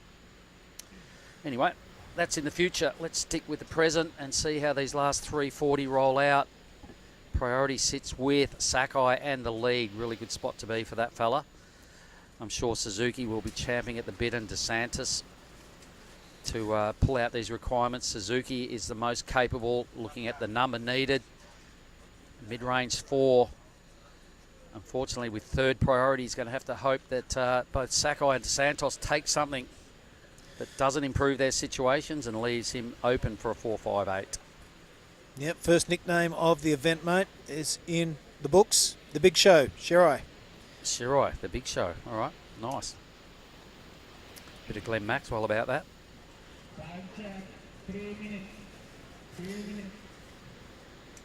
3 minutes now, back end of the heat. We're rapidly approaching midday down here. Things are steaming up. I can see Joko there. Look at him, the man. Oh. Woohoo! He's been our beach marshal forever. He's an absolute unit. And our inside contact here at Krui Town. Yep. Whatever you want, he'll get it for you. Oh, yeah, and if he can't get it, it's not gettable. It's not worth getting. Yeah, it's not worth getting. So thanks, Joko. Yeah, I can't believe the way the conditions have changed this morning, Mark. It was absolutely a dog's breakfast when we got there. It was. Got here this morning. White caps everywhere. The grommets out there still giving it a go. So it was deemed rideable, contestable. So they pulled the trigger on it. We went ahead, and things have absolutely cleaned up. I've seen one excellent score already, and a couple of other ones knocking on the door. So good decision to go ahead. Good decision to go with the Pro Juniors. I hope you're enjoying the show wherever you're watching around the world. Yep. Hello to all those people in Japan and the Asian region. Also hello to the people in the Australasian region in New Zealand and Australia. Of course, a co-sanctioned event. I think the most successful one, we can safely say that, going on around the world at the moment. And a couple of quick shout-outs. I'm sure, we just gave Joko a big rev up. I imagine Dino there at Larnies would be watching today. 100%. So thumbs up to you, crew. Some of my gang down there in Lakey Town. Compass generally put the screen on today. So Ewan and the crew there, I'm sure they're watching. Surfing WA. Oh, yeah, all the lads. Gang back home. I'm All the sure girls. they've got the screen on there in the big office down at Trig Beach. Go Laney and Juddo and team. Miss you guys. Ooh. Let's have a look at Sakai in the lead. Yeah. Trying to improve on a 3-3. Nothing going on there. Mate, 1 minute to go. He's got the lead. That wasn't a good-looking wave, and it's not a massive requirement from the big show To knock him out. And honestly, this is DeSantis. He can get this on a 6.97. It's a one-turn wave, however, so this ain't going to happen. Priority now slips up to Suzuki. It's these decisions you've got to get right, Mark. Should have you pulled the priority trigger with a minute to go with these guys breathing down your neck? And Suzuki now looking for a second place. 4.58 is all he requires. Gets one turn away, 40 seconds to go, continues to work it on the inside. Wow, whacks it around. This is going to be close and in the ballpark, Mark Cliff. Well, I'm not entirely convinced because it didn't have a lot of space to work with on the first half of that wave. It was small, tight, really racy. Never really got to open up and unleash something brutal. There was lots of tidy surfing on that wave, Billy. It's going to come down to whether judges are feeling generous, but compared to what else I've seen in this heat, I'm not sure it's the sort of third best score, which is kind of what he needs. I'm just not sure of pulling the priority. Sakai. A minute out, you had the lead, you had priority. You want to wait for a bomb and put the pressure on the other guys, but we'll see where the cards lie after the 52 pickup. All right. Well, that is officially the end of that heat. We're not clear on the result just yet. I'll say Sakai wins, so I'll pencil him in here as a win. It will either be Bo Suzuki or the big show Shirai for second. So it's all eyes on green and red. A lot of waves ridden in that last minute, Mark, so we'll be on hold. Who have I got? Yep. In the meantime, mate, I might leave you with that and go get Daiwako. Daiwako stepping into the the new member. We love his inclusion. Have a good call, lads. Thanks, Billy. Good on you, mate. See you soon. So still waiting on that result to round out heat number 6, everybody. I'm pretty sure there's still a score owed by Suzuki. I wasn't confident it was going to happen. We'll know in a moment. 4.58 the requirement.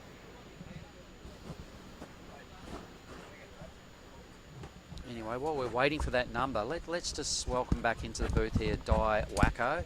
That he'd had 3 Japanese surfers. Sakai did a really good job. Suzuki, he's next on the chopping block. He needs a 4.58. I'm still not clear on the number. What can you tell me about Suzuki? Oh, he's really like a technical surfer. He's really good in the air as well as off the top kind technique. But he surely can get a decent scores like 4.58. That's would be easy for him. The judges having a good think about this too, because the next heat has not started. Wow. So there's still some debate going on about Suzuki. Sakai, what can you tell me about Sakai? He did a good job. I like his style. He is one of the best, like chill, really relaxed style. I love his style, and yeah, not wonder he got a good waves and coming first place. But Yeah, still not sure of that result. I'm not sure how we can find it. Hey, Sam, no. Okay, studio ready. Right, let's do it. Oh, are we on?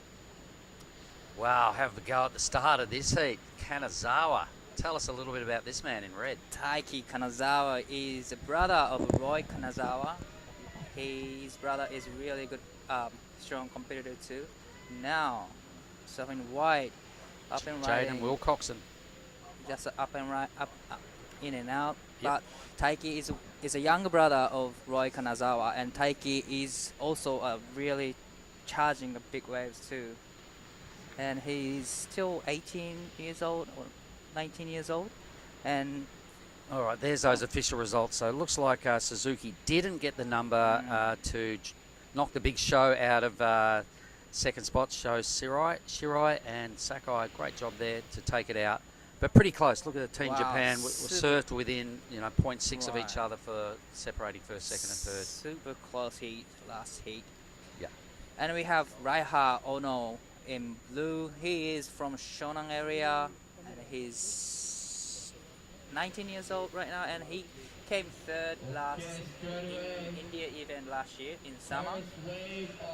And he's a very talented surfer as well. Wow, look at the 6.33 on the board from Kanazawa. So what a start. And local fella Kumar goes down pretty hard. Could have just about done a shin bone on the rail there. He kind of an awkward fall. Well, starting 6.33 is the best way to start the heat. Well, geez, he went nuts, really. I could have seen a little bit more involved in that number, but either way, at the start of your heat, that's got to do favours for your mental space, huh? As soon as he took off the wave, I could tell this is a good wave. It was a good open face wave, and he just did a great first and second time vertical. It was such a good wave and good surfing from Taiki Kanazawa. Yeah. So where does he sit in the big picture from Team Japan? Is he one of the leaders? Is he one of the kind of big next big things out of Japan? He's like an up and coming junior surfer, Taiki Kanazawa, and Raiha is well-known junior surfer in Japan. He is always in the top of the junior series, and yeah, he's competing outside of Japan a lot, and spending a lot of time actually in Indonesia, Bali. Okay. He used to go to school in Bali and spend a lot of time in Australia too. Well, here he goes again. It's got a scrappy little inside wave this time, so it didn't give him a lot of room to move, so not much going on there at that time for Kanazawa. But Jaden Wilcoxon, the surfer in white, I know that he's Dylan Wilcoxon's brother. Wow. Ray, their dad, is the owner of the Kandui Villas. So Wow. these boys grew up in the Kandui. Kandui. Kandui, man. So, and they're here. They're doing a lot of training and time in Bali also to try and improve and get that competitive edge they need by getting themselves into more of a gnarly environment, being Bali. Don't know a lot about Kumar. I think he's a local boy from this area, so limited on his stats. But I'm sure he's got plenty of fans on the beach watching him, see if he can get out of heat number 7. So another clean sets are coming. Wow, it looks like it cleans up a lot better. Like it's getting better and better as the tides goes out. Wow.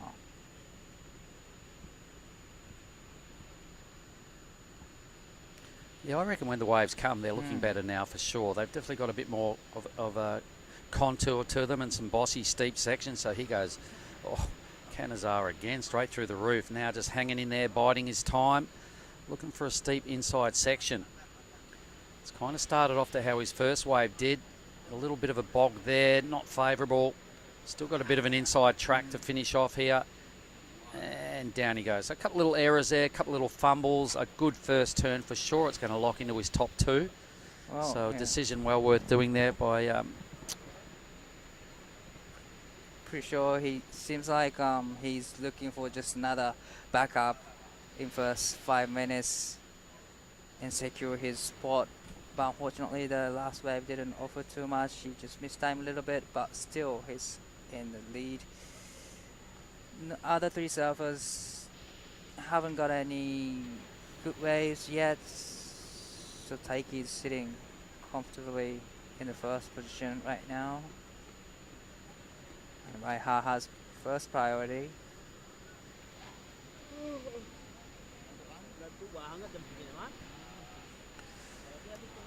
Yeah. All right, let's have a look at this. Right on high noon, Krui Town.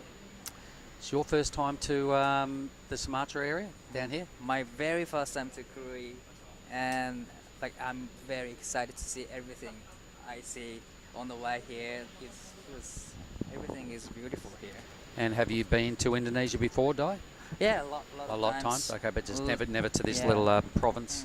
A lot of times in Bali, a lot of times in Simeulue Island. Oh, North okay. Sumatra. Yep. I like Simeulue. Mm. Yeah, we did run an event up there years ago.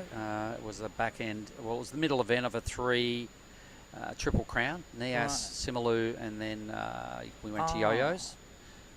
So we all had a good time up there, and Liam O'Brien, a big benefactor of that event, he took that out. And then Liam went on to bigger things, and now look where he sits, in the top end of the CT. So this whole tiered system to get to the big show definitely is a good thing. We're doing a QS 5000 starting maybe tomorrow or the next day in the men's and the women's division, but it is the third tier of the whole big picture. Everybody that's here is trying to win points to get onto the Challenger Series, which is then one step away from getting onto the World Championship Tour. So we're sort of nurturing and creating careers.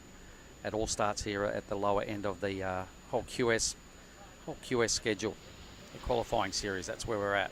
Oh, this is a replay of Taiki's first wave, I guess, and that was a very good first vertical rip, and straight into the second. And there's going to be another section in the end. Yep. So this is the 633, yeah. 633, yes. How good's the drone footage? I love that drone footage from the side angle. So good. Rhino on the drone, loving it. Oh, Blue on the inside. Tell us about. Didn't like what he sees down the line. I'm not. He was looking. Sure. He was a little bit too deep, and maybe because it died out right there, so he decided to not throw down the priority. Yeah, you just gotta be careful with the choosing the wave, because some waves. Right. Here is Raiha is taking off bottom turn, and that was a nice off the top. That was a nice. Whoops. Oh, nice second turn, but unfortunately, he couldn't finish off. And in hindsight, it turned into a bit of a closeout. So he let that last wave go. He might have been going, oh, did I make a mistake? What am I doing? Oh, I better take this one. And it was kind of a closeout. Yeah. So maybe just that pressure of having top priority might have played on his mind a little bit too much then, because he let a wave go that to us looked pretty good for a while, and then it died out. Took the next one, close out. So no real result there. It's going to be between a 1 and a 2 or something there for that effort, but probably a lot of pressures to be a first priority. Yeah. Because it looks like every wave coming through looks really good, but once you're on the wave, it just dies out or closing out. So you can't be picky. You've just got to weigh up. You've got to look at it and weigh up in your brain with all the years of surfing experience. Is there some really strong scoring sections on this wave? Is there some difficulty in this wave? You're looking for those steep sections, those real quality sections, and if the answer is no, then you're only going to get a low score by riding a wave like that. So you've just got to weigh stuff up. It all happens really quick, as you know, dive, paddling onto waves. In a heat, you've got to make rapid-fire decisions. Your decision-making's got to be spot on, because you only get limited opportunities in a heat to give yourself a chance of winning. And I think maybe a little wasted opportunity there for Raiha. Yeah, Raiha. The number's still not in, I don't think. He's looking again. So this is green now, Kumar. Oh, this is a nice looking wave. big float in the fast section and a nice big wrapping cap back. Try to connect to the inside, get the finish. Trying to get the finish right there, but didn't offer the finish, but it was a nice wave for green. Probably it's gonna be his best score. Easily his best score. Easily. Just a fair bit of lateral surfing on that wave, really. No brutal sections like we were talking about. Right. You know, it was hard for him to go top to bottom.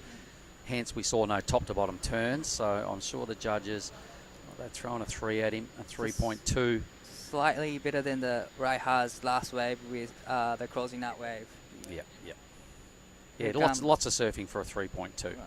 Red. So Taiki now, boom, big chook feathers, grabs a rail. But see that wave just got really fast on him, and he was desperate to get down the line, which is what drew the error. That was unfortunate for him. That was a really fast wave, but still it looked really good. This is a replay of the green.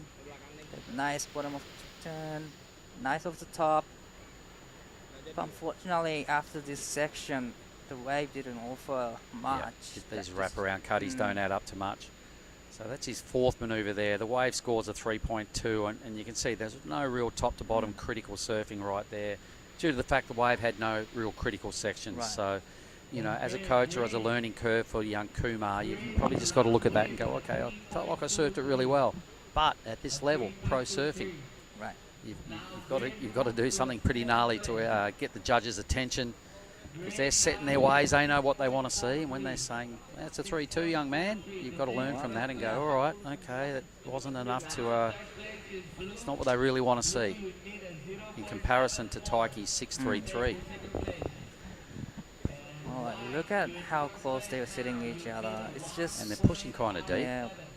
It's a point break, but it's a really tight point, and it's just you gotta be careful with where you sit in. Actually, you don't want to go too deep. You don't want to go sitting in the shoulder.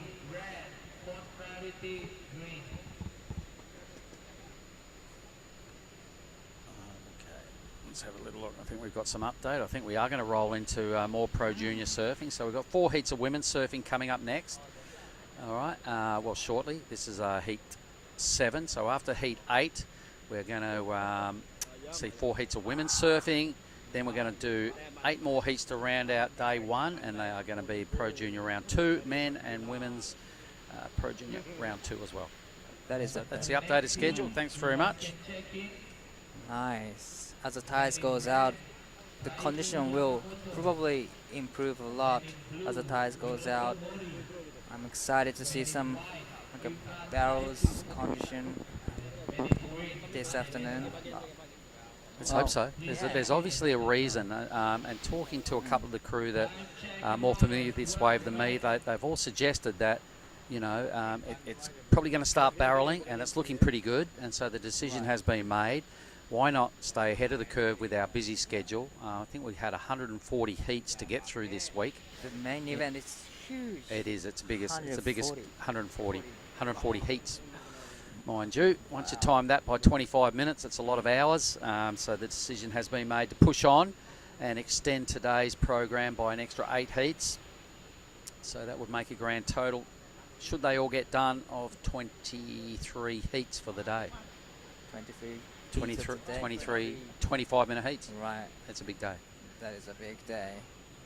But I really like actually running the big days early in the piece, mate. While everybody's a bit fired up and everybody's got full energy and all that sort of stuff, you might as well bang it out and leave yourself a bit of breathing space at the end, because there is another huge swell forecast, everybody that's listening online. We're here for a reason today, because our main side is 10 foot and it's uncontestable in reality. You'd even have a hard time having a free surf there. So following that, there is another banging swell coming. We're predicting 2 days here at Krui left. Another huge swell coming on the last couple of days of the waiting period for this one. So on the 3rd and 4th of June, we're kind of predicting stuff's going to go crazy again. So maybe by banging out a couple of big days early, gives us a little bit of breathing space at the back end of the waiting period. Kumar is deep. That is well, looking for the barrel section, a little bit of shampoo right there, and wrapping cut back and straight into the third. That That was great surfing from Kuma. I liked it. I liked it. I really liked it. He goes Onoi. Finally, he's on the wave. Nice looking wave. Nice snap right there. Can he get a finish? Trying to connecting to the inside section. Here comes to finish. Probably that wasn't what he expected on that wave, but it's under 10 minutes remaining and he only got one wave. So yeah, he had to go on that wave. He really hasn't connected properly with a top to bottom combination at this stage. So he goes Kanazawa. A little error there, so will not improve his 2-wave total. So situation will remain the same at the top of the leaderboard. Your boy Onoi Raiha. Onoi Raiha, okay. He will definitely get his 0.7, only just, but I still reckon we haven't seen his A-grade surfing at all because he's getting waves that aren't allowing it. Right. But, Will Coxon is fumbling around a little bit, and Kumar is probably improved also on his 0.5, so he's got another score coming. But I feel Onoi just needs some clean green fades with a bit of curve, and I reckon we can really see some A-grade surfing out of him. Feels like Kuma's getting a really good waves, but he couldn't put some vertical decent turns in. But Raiha haven't got any good waves, but he's putting good turns in. So the last wave of Raiha is 3.8. Yep. And the last wave of Kuma is 3.43. So they've both just done their best surfing. Right. All right. And they're still fumbling around a little. Kumar, to me, is picking better waves than your boy Onoi. But That's so true. Yeah, but Kumar doesn't have the experience, or you can see he hasn't been surfing as long as your fella, your Onoi. So I think that's a fair enough result at this stage. I heard a lot of hooting and hollering going on as Kumar finished that ride because he's obviously got some fans on the beach and some buddies. But his surfing skill set, should I say, doesn't look as strong as your fella there in blue, Onoi. And Will Coxon, I reckon we've still got to see the best of young Jaden there. Does have priority, 7 and a bit minutes to try and extract at least a 4.63 or a 2-wave total of 6.8 to try and get rid of Onoi out of second. So I'd love to see Jaden on a good wave. And here comes another set. He's got priority. First priority. And he is looking. And he is on. Nice looking wave. Nice off the bottom turn. That was a great turn from him. And trying to connect to the inside section. He needs to get done something here. That's much better action right there. Can he finish? You can hear the locals. Well, he rolls with the tight posse. He's got his brother here and a little gang that they all train with, and then his dad Ray, and they were all hooting and hollering. But 3 or 4 little fumbles on the same wave. It's not high-end pro surfing. So Jaden, as a little learning curve, that was a good wave. If you're his coach and you could be in his corner and go, hey, look, we've got to tidy up that little semi-fumble after that first good turn. Another little semi-fall after the second turn, and then a fall at the end. It's like, one way to get better at this level is to look at the things you could do better next time, and how you're going to go about that, because 3 errors on one wave, you can see it only locks in at another 2 something, I think a 2.63. So had a good wave and turned potentially a 6-point ride into a 2.6 just with a few errors. But he's getting a good waves all the time. That was a good wave. That was a good wave. And Jaden is getting really good waves. But two of Japanese competitors haven't got any chance to get those waves, but probably all luck on all those. All right. Well, it's been a little bit of a touch of the fumbles in this heat by quite a few surfers. We've got one score we could really hang our hat on from this fella, being the 6.33. It happened 20 minutes ago. Wasn't a bad turn. There's a good section. This is going to turn into the second best score, at least at this stage of this heat. Let's see how it finishes up here. Boom. Nice bit of flare at the end. Great start. Strong finish for me. Easily at least the best or second best score of the heat. So a big upgrade on his 2-wave total for your boy Kanazawa. Totally agree with that. It was a good looking wave. Seems like he was a little bit nervous in the first half of the wave, but as soon as he was in the rhythm, he recovered well. Recovered well, Yeah. really well. The other three are just fumbling around with all their opportunities. So actually, we're going to get a replay of this wave again. So take us through it. Take us through it, Di. What did you like? He just recovered well from the first section, but I love the second time. The judges will as well. That was really Probably tough. the second time is just all about second time and the finish. Yep. I love the finish too. I agree. A nice little icing on the cake down there. Here goes Kumar now. So let's have a look. That was quite spicy, and he's mixing it up now, and he's starting to get better as his heat's unravelling.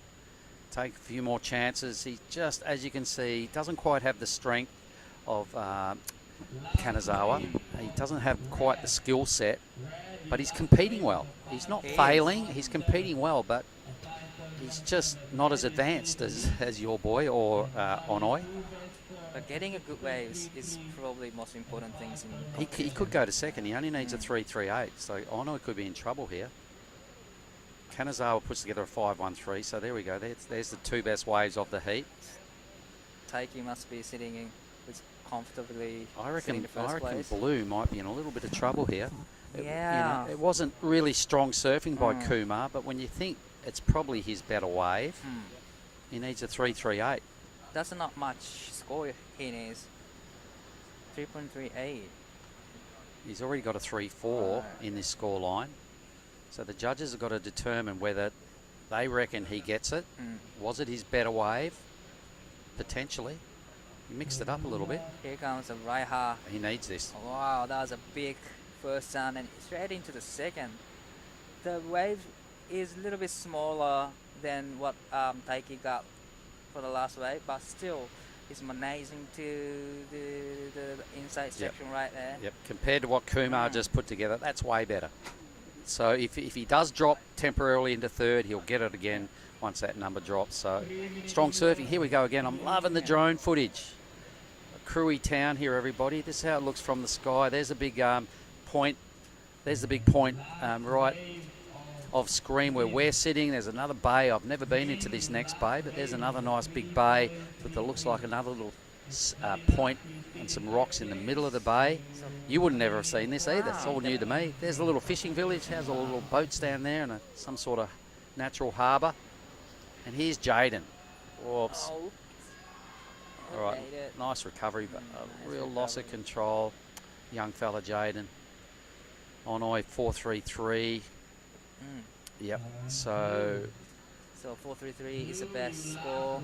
His better number. Better the number. So try and fend off Kumar with 2 minutes remaining. I wonder what Kumar. Yeah, I'm not sure. Well, it mustn't have even been as good as his 3.33. If all the numbers are in, it wasn't as good as his 3.33 even to drop into his top two. So, just under 2 minutes. Oh, here we go again. Have a look at this. Boom. I'm loving the drone footage, gang. We're up. Yep, we're up right in the middle of the screen at this point. There's what they call Krui right, where all these little free surfers are in the bottom right-hand corner of the screen right now. In another 100 or so metres, 200 metres, you'll see us coming into picture where the event's running. It's right near this big tower on the beach. There's a point after the point. Here goes Jaden again. He's looking for 5.5. Yep. But he needed to go big, so. Good. Just over 1 minute remaining, and yeah, I'm pretty confident it's Team Japan again, 1-2 here, mate. So you've got to be happy with that. Your boys are, they're all progressing. They're all progressing. I think there was only one heat we lost a Japanese surfer because there was 3 of them, and that was the last heat. Right, the last. Yeah, so Suzuki, about the only one that's been put on the sidelines. But what a way to finish now for Sakai. He's got a clean wave, looking for another bowly section. Here it presents itself again. Second big hit right in the pocket. Wow. Oh. Goes down hard on his third move, trying to improve on a 5.17. Either way, that was still really quality surfing. Would have been handy to finish it off with that third move, but convincing win, I'd say, by Kanazawa. Taiki. Thank you. Kumar, going to swing the blade one more time. Needs a 4.7. Maybe a backflip. Oh, look, I like his effort. Right. There was some solid competing from Kumar. Local fella. big crowd on the beach in his camp. Just got taken down by more experience. You know, Team Japan, they're not easy to beat. Here comes the Taiki on the last second. Unfortunately, he cut the rail and he fell off, but still, he's in the first place. And second place will be Raiha Ono to advance to the next round. Well, I think we're going to bring Giada in to help us with this very next heat. So I'll boost out of here. We'll grab G. And thanks very much, Sky. That was your comments, and knowing the Japanese surfers so well, it's a real addition to the commentary booth. So well done. Thanks, Sky. All right, I'm out. We'll see you in a moment for Heat 8.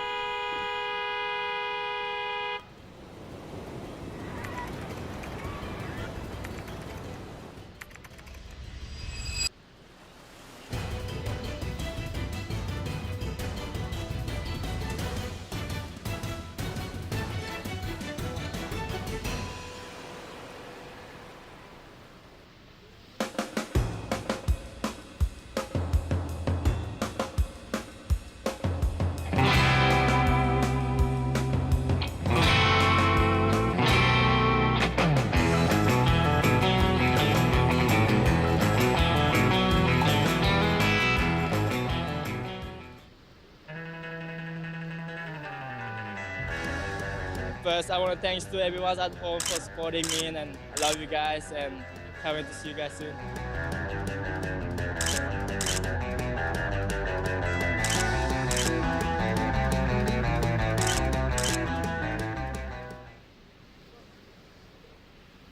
Everyone to Krui Pro Junior. This is round of 32, Heat 8, men's division.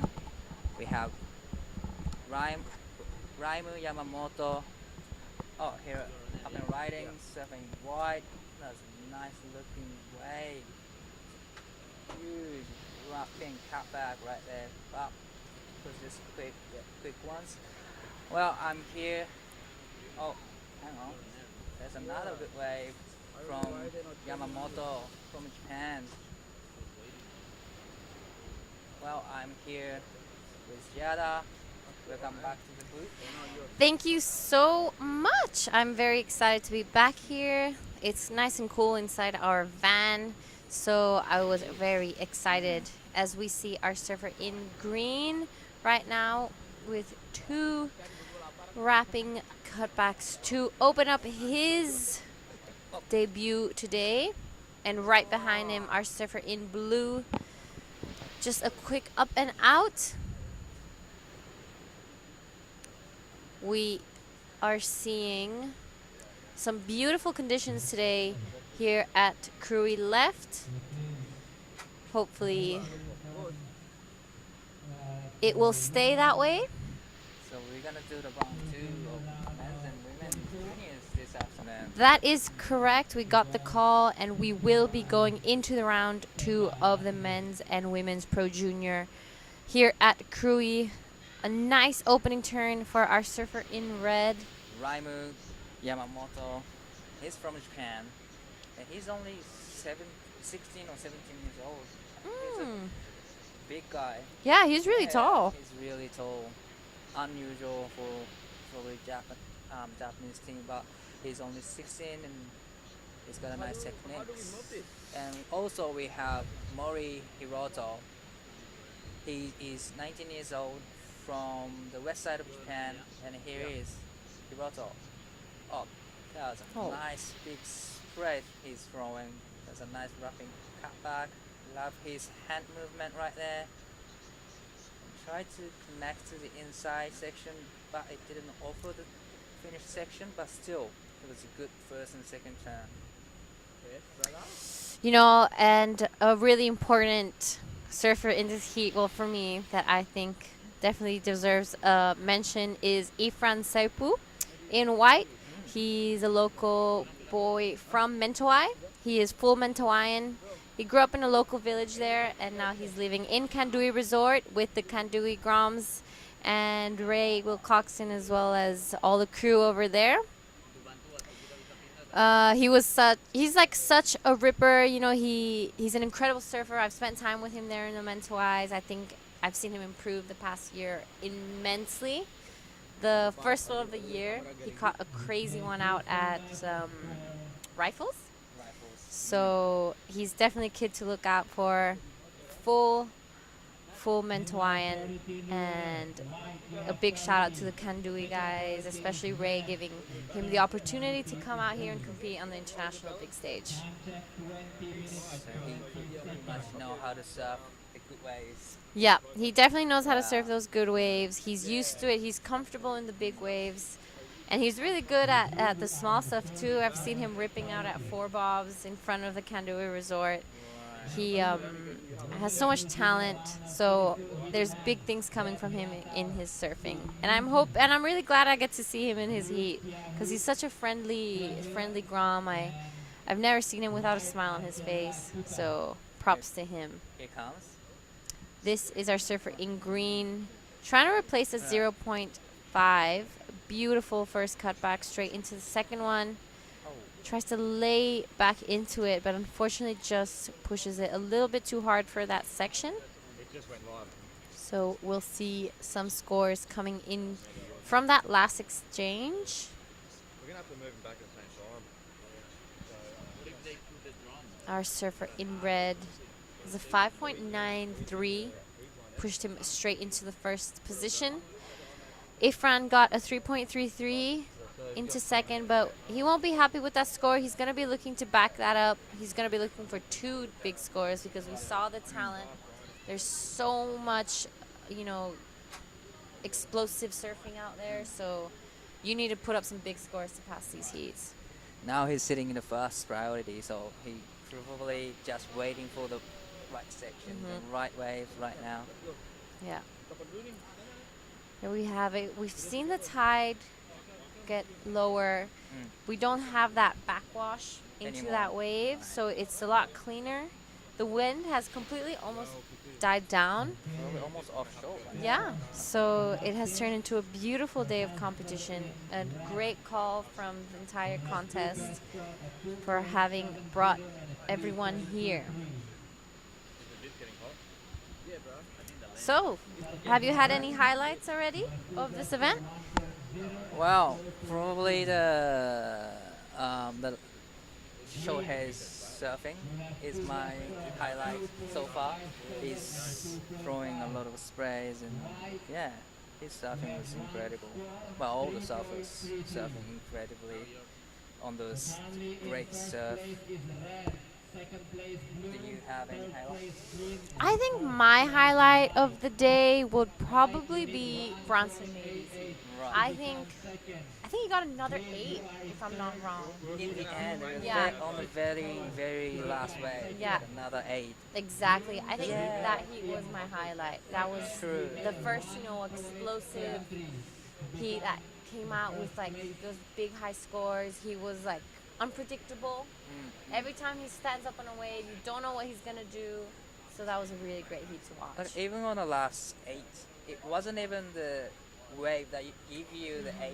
It was like a small kind of waves, and there's not much section, but he just threw the tail high, and he made it, and he got the 8. You're exactly right. When he caught that wave, I was like, oh, it's just a victory lap, but he really milked it all the way. He got he got more than what the wave offered, so that is some great competitive surfing from Bronson Mady. He's last year's winner for a reason. That's it. Here is surfing green up and riding. That's a nice long wall. Fortunately, I wouldn't say it was complete, but he threw a lot of sprays. Yeah, that it could have been complete, but unfortunately, just as he arrived to the bottom of that wave, it looked like he just got lost his balance and fell backwards. But it's still early. There's 16 minutes left in this heat, so there's plenty of time and opportunity. As we see Ifran on his backhand, trying to get past this section. A nice first opening turn, straight into the second one. Oh, and it just falls. That was unfortunate for him, but I can tell how he can push the tail so much to through the spray. That wasn't a good ride, but he's gonna be back. Yeah. Definitely. You can hear just outside our van all the Kandui and Mentawai Groms cheering him on. So it's a great community that they have each other. Sometimes coming into these events, if you're alone, I mean, you know, if you're alone, you can be a little bit intimidated by everyone. True. So having that crew of friends and family with you and people you hang out with all the time is a massive push for the confidence. True. Get you motivated for the heat, Yeah. for the win. That's exactly right. So that last wave, even though he fell off, he did manage to get the score to go straight into first again, but we'll see what our surfer in red here does under priority. Catches a nice first turn straight into the second one, and unfortunately just falls off. Oh, yeah, unfortunately, he pushes tail too much in the last section and he couldn't make it through. But it was a good attempt for Raimu Yamamoto. He needs to go back out and he needs to get another one. So what can you tell us about our surfer in red, about Yamamoto? Where in Japan is he from? He's from Izu area. It's kind of like kind of near Tokyo. It's about like 2 or 3 hours drive from the Tokyo area, and Izu is probably one of the most beautiful place in Japan. Like you can, the water is so clear. It's kind of like here. It's really clean, white sand beach. It's almost like reminds me of Australia. Wow. So it's a really beautiful place. Where Sounds he's incredible. from. And how about the waves? Is it very consistent or not so much? It's just depending on the season. Probably like from August to October, it's constant. But other than that, it's pretty inconsistent. It's the same as where I'm from, called Shona. It's very inconsistent.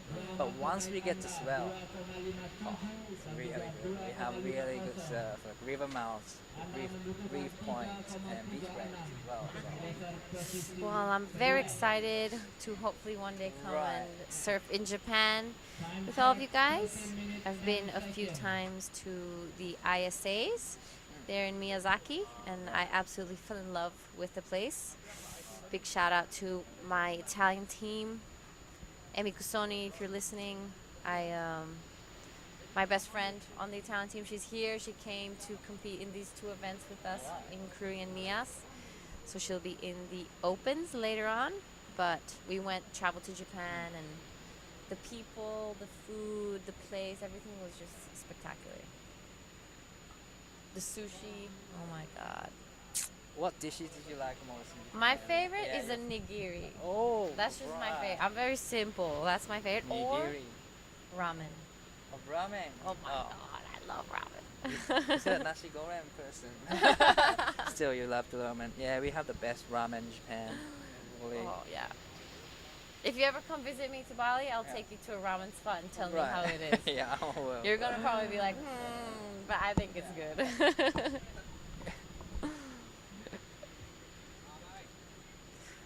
So, we have a little quiet moment in this van.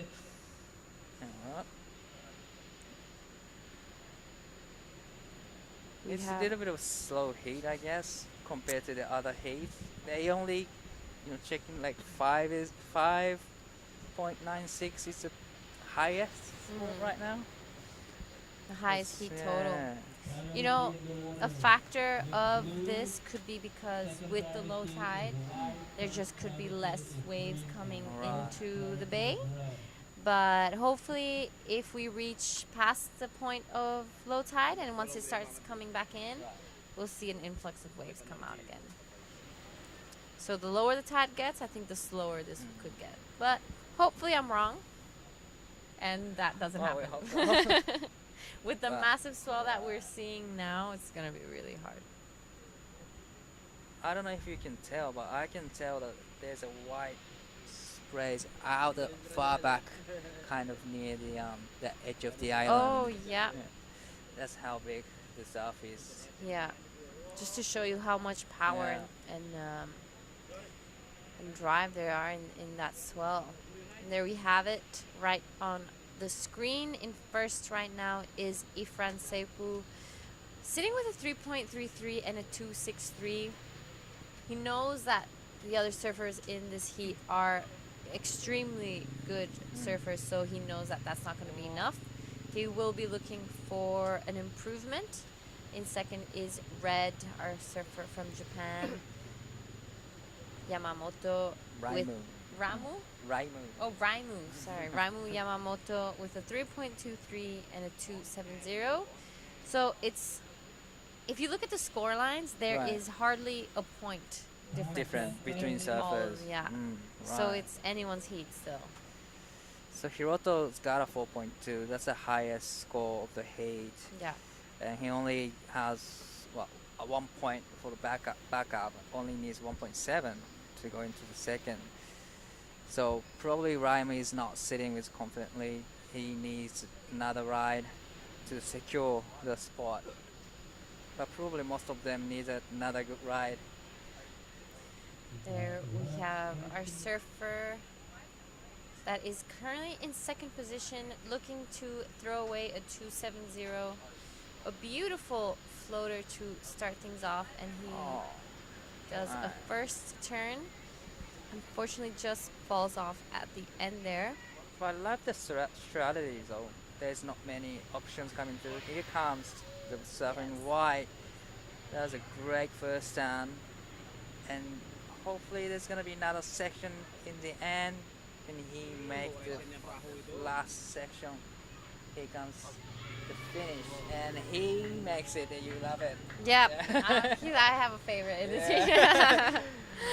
Ifran, a beautiful wave ridden. I think that will probably be one of the highest scores of this heat, and right behind him, unfortunately, just falls off. It'd be interesting to see what happened there. Maybe his fins got stuck or wrong positioning at the bottom turn, but he will be paddling back out with 8 minutes 25 seconds. So everyone knows in a heat that is plenty of time, and honestly things can change until the very last second of a heat. Totally right. So how did you like the last ride from Saipu? Oh, from Ifran Saipu. I loved it. I think he has such a solid base in his style. He watches a lot of Crosby Colapinto, so you can kind of see. Yeah, you can see it there in his style. Right. I think that's his favorite surfer. When he does a wrapping cutback, I can tell he loves Yeah, and there came the last score, 3.87. So pushed his lead a little bit more, created a little bit more distance. So we'll see what happens in the next exchange, but hopefully that will build his confidence and go a little bit bigger for that next wave. So here comes Raimu, another one again. That's a nice looking first off the top. Oh, I love the second one so much. And just trying to connecting to the inside section right now. He really wants to get the last section, and he did it. I love the second turn so much. It was good turn. Yeah, that's definitely going to be looking like the best wave of the heat. I totally agree with that. Definitely it's going to be the best wave for him. Yeah. Here comes the replay. Oh, love that first turn too, but this one, so vertical, so spot on. That was a great turn right there from Raimu. And also, he just connected to the inside, and he just did great turn in the last section as well. Oh. Yeah, that was a beautiful wave from our Japanese surfer in red, Raimu Yamamoto. That will definitely be pushing him straight into the lead. And as we say that, there we go, a 6.17. Best wave of this heat. And right behind him, our surfer in green, cashing in his priority, tries to big carve. Unfortunately, gets a little bit stuck on the way down. Another wrapping carve. He wants to stay close to the whitewash to get this vertical face. and finish off this wave on a strong note. And there we go. He's milking this one all the way through. Oh. So he needed 4.63 to advance to second place. What are you thinking? Wave didn't offer too much for him. He did great on the wave though, but wave didn't stand up for him. So he needed to go vertical to get like a decent score. So I'm not sure about his getting 4.63, but he might better the scores for his best two scores. Yeah, I think he's definitely going to throw away that 2.5. He definitely gave everything he could on that last one. I agree with you on that. Maybe the wave didn't offer him so much to work with. And there we have it. His last one came in at 2.77. So he's chipping away at the scores. He only needs a 4.43 now. I'm sure he has the potential to do it. All he has to do now is just find the right way. Right. Here we see a set come through with no one on it. I like how Yamamoto was trying to be busy as much as he could and getting the rhythm so that he could get a 6-point ride within that rhythm. Yeah, but I think part of the strategy that he had was, he doesn't have any solid score yet. He kept it safer, on the safer side of the scale, but he got the job done. Yeah. I think now that he has that 617, we might see him push a little bit harder on his next one and get maybe some bigger scores. Now it's time for him to just sitting in the position, just waiting for the right ones to better the 3.57 to secure the first place. Yeah. Probably. And other hand, Saipu needs little more scores to secure the second spot because now currently Mori is sitting in the fourth position, but he only needs 3.0. Yeah. So for Saipu, he needs a better wave to. Yeah, we definitely know our surfer in blue can get the score he needs because he already has that 4.2. And under priority, our surfer in green, Madendesa, a beautiful first turn, unfortunately just flies off on the second one. Drops down from the sky practically. Hopefully he's okay. We're starting to see a little bit of reefs wanting to show here on the bottom of the screen, and we'll see some of that reef come out as the tide gets lower. Here is Raimu up and riding, trying to beat the 3.57 here. This is a nice looking wave. That was a great turn right there. Oh, I love the curve right there. Can he make it around the section? And he did. Trying to get another turn in. Well, I love the first and second turn and love the second turn most, but he kind of little bit caught the rail, so that was unfortunate for him, but still I would probably better his last second score. Yeah, that will definitely be taking him out of the three. Here we have the replay. Nice first opening turn straight into the second one. Wraps it all the way around. Took it just slightly too far that he got kind of stuck in that whitewash. But some beautiful stylish surfing from our Japanese surfer.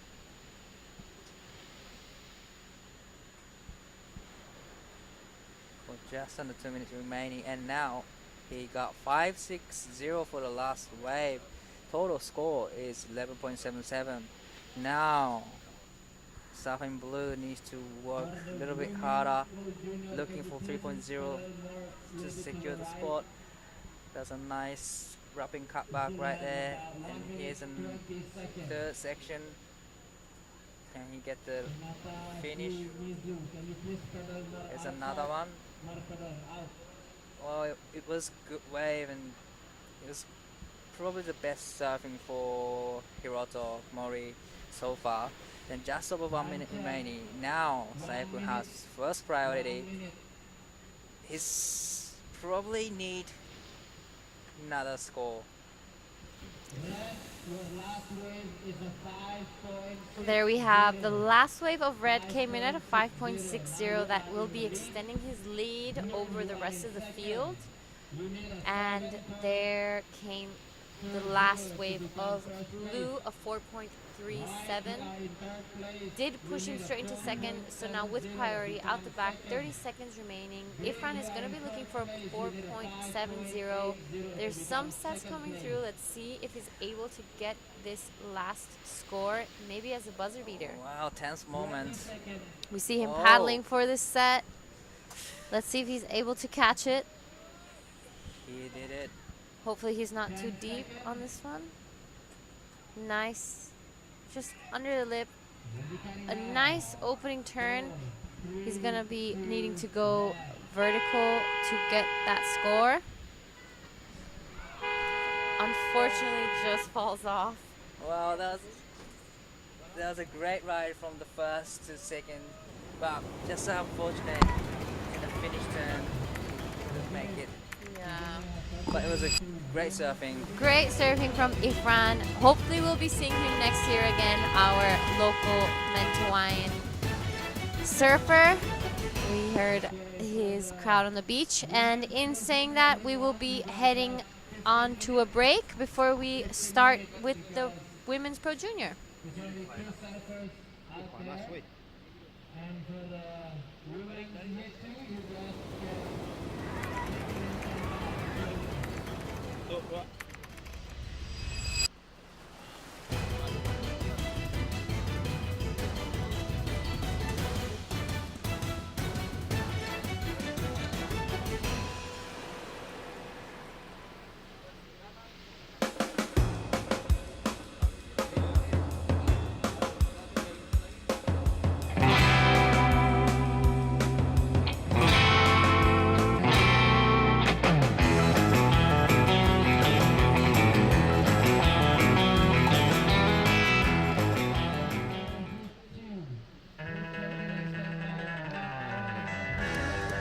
First, I want to thanks to everyone at home for supporting me, and I love you guys, and can't wait to see you guys soon.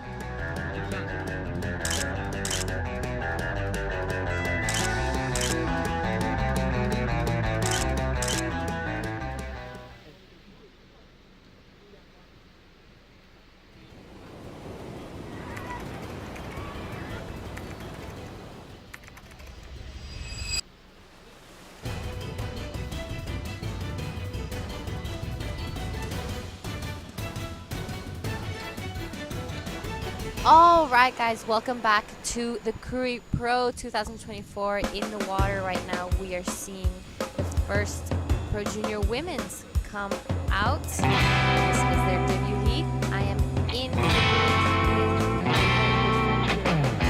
Right, it's nice to hear. Thank you very much, G. Yep, check it out. That's the huge surfer heat. This is the Pro Junior Women's, and look how good these waves have gotten. This morning was absolutely dog's breakfast. Onshore winds, small waves, and now it's super fun, very contestable, and I'm sure a lot of people watching around the world would love to be surfing these waves here at Krui Left. Yeah, are you kidding me? I would love to be having a two-man heat out here. The waves are pumping right now. And I feel like as the tide gets lower, this is going to get even more perfect, and hopefully we're going to be seeing some barrels today. What do you reckon? Oh, for sure. We almost saw one last heat. Someone had a bit of a take-off pig dog, didn't quite make it, but you would think as the afternoon progresses, we will see it, because we've got a heap of surfing to come. How good is this? Yep, and in the water right now, in the red, we have Hinata Shimizu from Japan. And in the blue, we have my also dear friend Kaya Hewer. She is a little surfer from the Mentawais. Oh, yeah. And I've seen her improve so much throughout the years. I saw her when she was very small, and then until now. And it actually is her birthday today. Oh, if wow, I am come not on. wrong. All right, everyone from the Mentawai region, spend some time up there. Get behind your girl. She's got priority out there. It is Shimizu with a 4 opening this Heat 1 of the Pro Junior Women's. It's great to see all the young women out there giving it a crack. And I notice a big push from the Mentawais this year. Yep, they, I was just telling Dai that they have all come here in a big pack. So outside you see the Kandui grounds, and they Yep. brought over all their friends as well. And Kaya as well, part of the gang. They all travel together. It's a massive pack, and it's great to see them like act as a family. As we see our surfer in blue, Kaya, a nice opening turn straight into this second one. It's great to hear all the cheers outside as they surf these waves.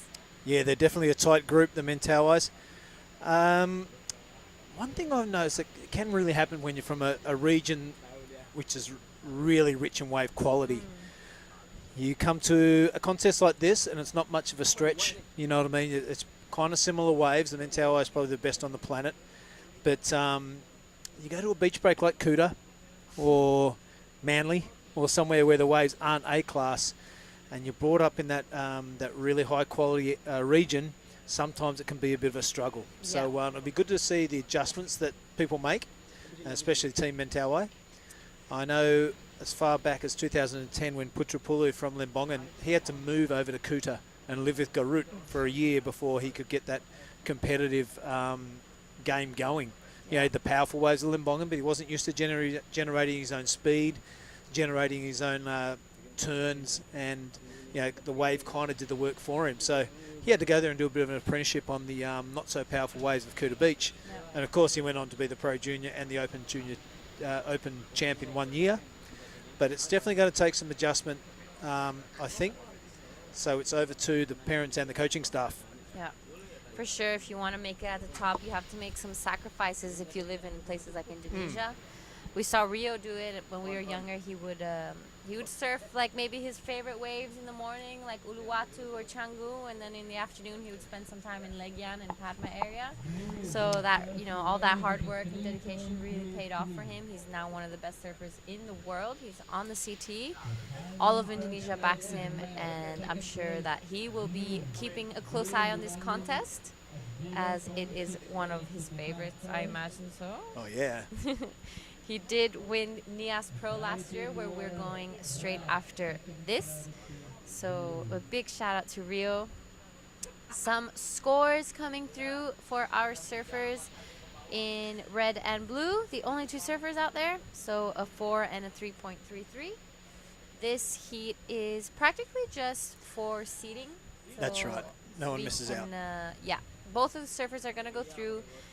Whoever wins this heat will have the higher seeding, and it's just to place them on to the next round. That's right. So your eyes aren't playing trick on you. There's Yeah. only 8 minutes and 20 seconds. We've cut this down to a 15-minute heat as no one gets knocked out.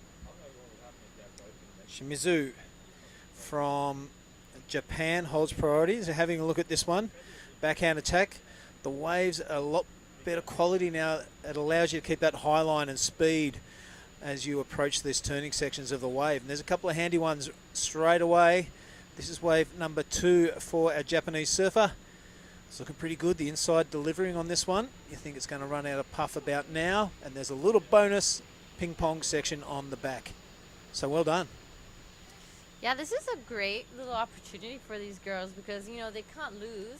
So they have their 15 minutes to kind of train and try the wave out, because since we were all originally supposed to be at Ujung Bochu, it's great that these girls get to test the waters out here before getting into an actual heat. As we see Kaya taking a look at this one. Oh, knock that back. It's a good looking wave. Yep, I probably... But I'm a frother. I would go on anything. I It know. doesn't matter. No, it doesn't matter where you are, inside, outside. Nah, I'll just go. But yeah. All right. Having a look at this one, maybe G. Here she goes. This guy Kaya handles taking off. that drop beautifully. Taking off on what we thought was a good looking wave, but she was probably just stuck behind a little bit on it. If she was maybe half a meter in front, it would have been a pretty good score. But 2-man heat, doesn't really matter. Like we said, testing the waters. Testing the waters, yep. Okay, heat total of 9.83 for Hanata. Currently in the lead. Kaya with a score to drop, I would imagine. And we'll see where the cards lay after that. Big hello to everyone across the Asian region tuning in. I know a good friend of mine, Michael Sarong, is watching from Singapore. He loves to tune into all the ASC events and the Asian and Australasian co-sanctioned events. So good on you, Rocco. Hope you're enjoying the show, mate, and get all your friends around the broadcast to get amongst it. There we have the last score of red came in at a 5.83, and Kaya's last one, just a throwaway of a 0.90. So she's going to want to back that up and just have another feel of the wave. We're just about to reach, or close to reach, the 5-minute mark. So we will be going into the heat 2, and who will we be seeing?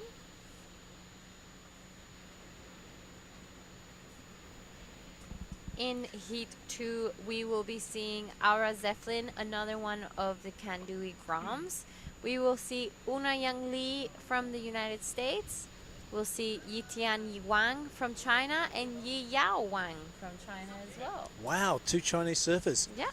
This is a another factor that's going to influence strongly in this contest in the years to come, I think, the Chinese surfers.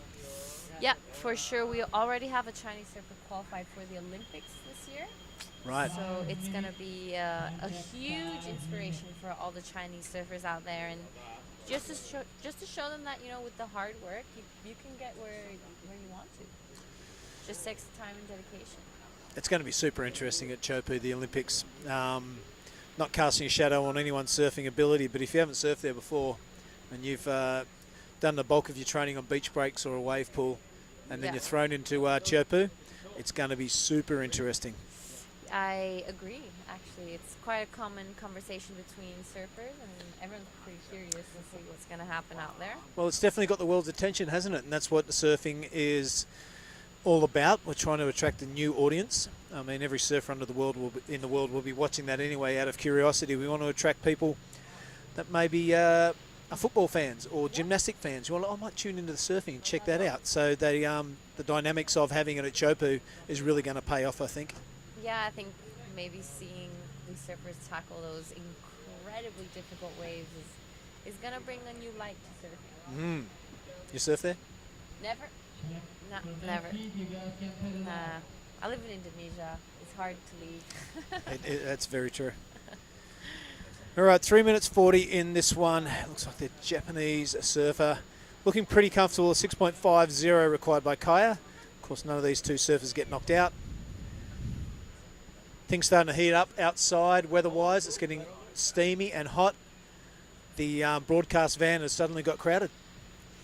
The aircon in here is pretty good, isn't it? Yep, aircon's perfect. I'm always excited to get back in here because it's nice and cool today.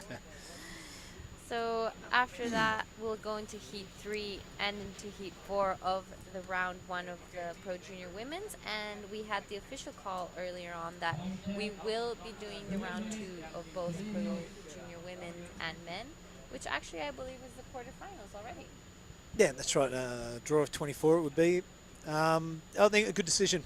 You know, you kind of, I imagine that Ty Sarati would be sitting there saying, why wouldn't we proceed? Yep. You know, if there was enough factors saying why we wouldn't proceed, then he probably would call it a halt. But looking at these waves, I can't see one. Yep, I agree. And I think everyone had the same thought.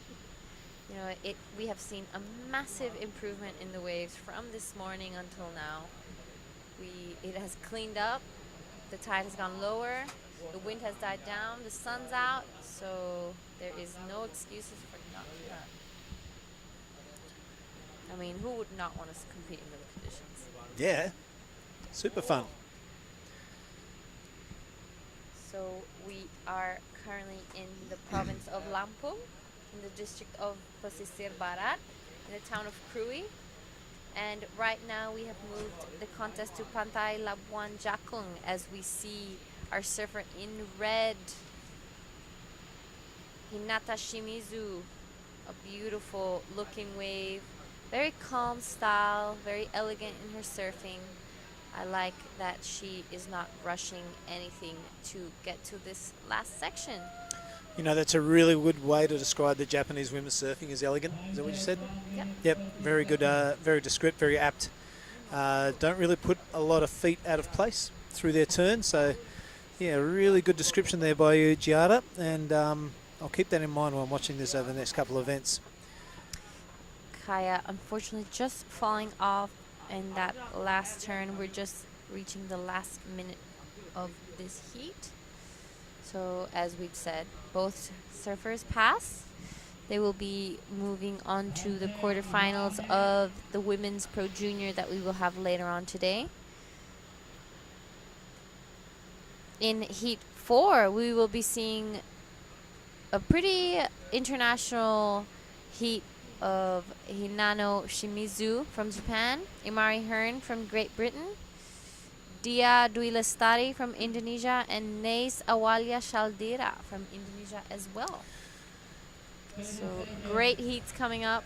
Do not miss out on today's action as sun is shining and the waves are pumping. 20 seconds.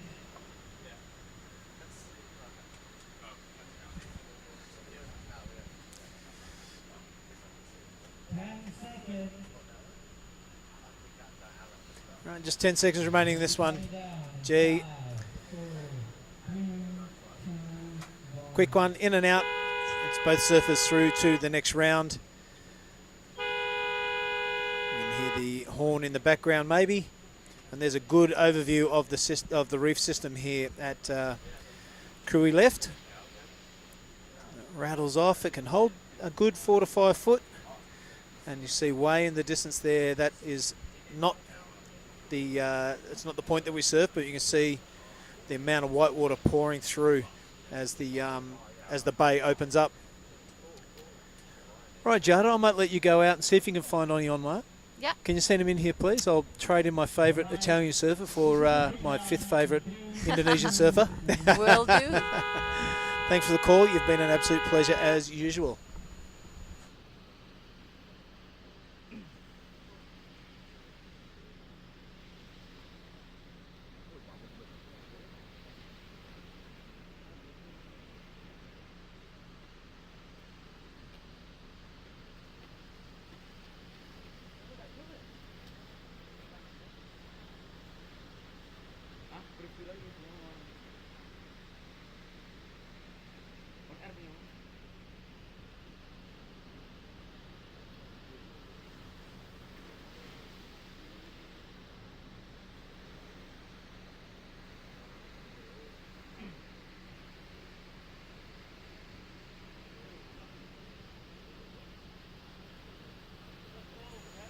All right, welcome back wherever you are watching around the big blue globe. This is heat number 2 in the Pro Junior Women's, round of 24. Gia Lagarde has just stepped out of the booth, and stepping in is Oni Onwa. Mate, run us through the surfers in this heat, please. Hi, Billy. Okay, so in the water right now we have Aura Zaflin and Una Lee Young, and that's from USA. Yitian Wang is from China, is surfing against the fellow Chinese Yin Yang Wang. Wow, I hope I pronounced that right. Here we go. Sounded pretty good to me, mate. A couple of Chinese surfers. This is an exciting complexion to stick on the event. It's not often you get to call that out.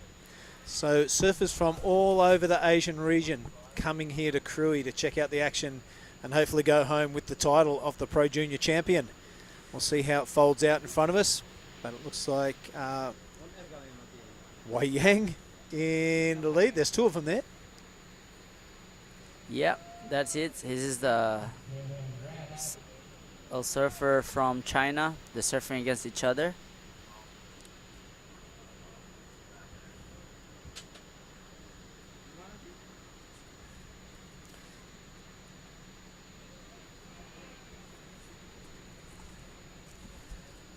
And that's definitely our surfer in red, Aura Zaflin from the Mentawise.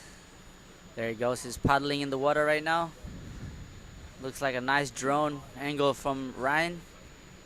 Love how clear the water is from here. So it's pretty hot today. So I'm sure being in the water, pulling around, catch wave for 25 minutes, it's fun. Also, the first wave of ours is 3.23. Really nice. We're waiting for the backup for that wave. Right now you need a 0.74 to take the first place. And we're back again on this view. So I see the mountain on the back. It's an island. It's an island. That's Pulang Pisang. Oh yeah, I've been there actually. It's so nice there. Yeah. I really loved it. You got a boat there. It takes about 30 minutes, 20 minutes from just the boat from there. Priority in the water is on blue. Second priority is green. And Third priority it's is pretty white. slow start, but there's a score already on board for surface in red, white, and green. Waiting for the opening wave for blue, which you have a priority right now. So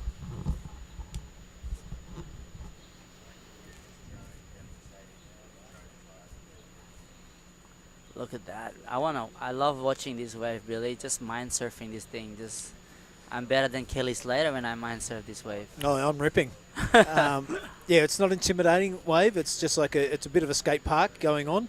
Having said that, at 4 foot, it does lead you out a little bit on that takeoff if you can mess it up easily. But yeah, it's a bit of a skate park for sure, and everyone watching around the world, I'm pretty sure they'd be thinking, I want my short board. I want to go and try and have a good wave. In the background there, so I'm mucking around on the reef that has no name and gets a quick 3-second barrel. Yeah, it looks fun out the back there. Maybe I go there after. Quick break. But that's just a good indication of this stretch of coastline. Yep. That doesn't even have a name, that reef, and someone's out there getting a little tube. As far as we can see to the north, far as we can through to the south, there's just coves and places like that. So the established waves around the place, sure, go check them out. But jump in a car, jump in a boat, jump on a motorbike, go exploring yourself, and then don't tell anyone. How exciting! Yeah, this is where Indonesia is still possible if you're willing to forego the luxuries. Yeah, that's the fun part about being here, Krui. Just not just one place to go surf. There's so many ways around here that keeps you busy, you know. So there's a Krui left, and there's right over there, just around the corner from where we're looking out right now, more on toward the right. But yeah, so as you can see there right now, there's a Krui left, and on the other side, yeah, there is a Krui right. There's so many swell coming. You can see the whitewash on the back there, Billy. That's where all the big swell hitting Ujung Bocor, where are officially placed to compete. Yep, that's another headland around. You're right. The other side of that is a Mandiri beach stretch. Yeah. That was absolutely pouring through this morning. I imagine it'll be about 6 foot beaches right now. Yeah. Almost impossible to paddle out through. But it's a beautiful stretch of beach. Miles and miles of peaks and lefts and rights. And then you get into the reef system of Ujung Bocor. Yeah. All right, here goes young Lee. In and out real quick.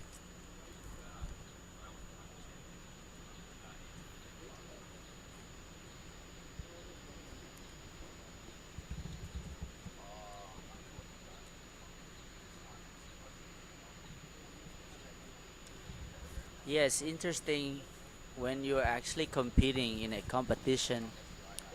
We can just train a lot every day and you can surf the best surfer out there, but when you put yourself a jersey, it's just so much pressure for all these surfers thinking about the score and the priority and everything. As you can see, the paddling, who got the priority, as you can see, third priority is red, but green has the priority right now. Yayo.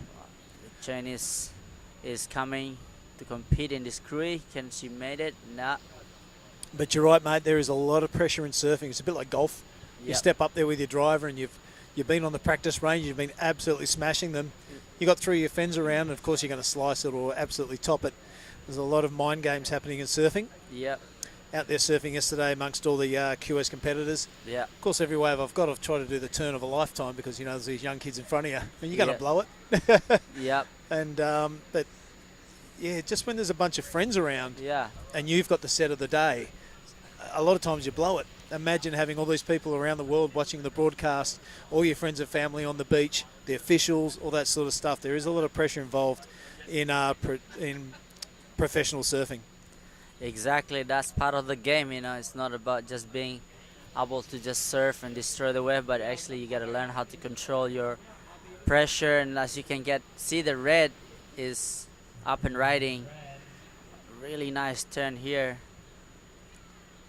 Very smooth surfing, especially in this angle. This is one of the Mentawai girl, Aura. Aurora Zeflin. Yep.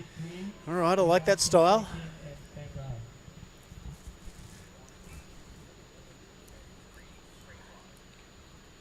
So we have a representative in Young Lee from America, and this is our surfer in white, one of the Wangs, that is Yetian. Not really getting to show us much on that wave. It kind of let her down a little bit. So we pan out the back and the waves continue to pour through.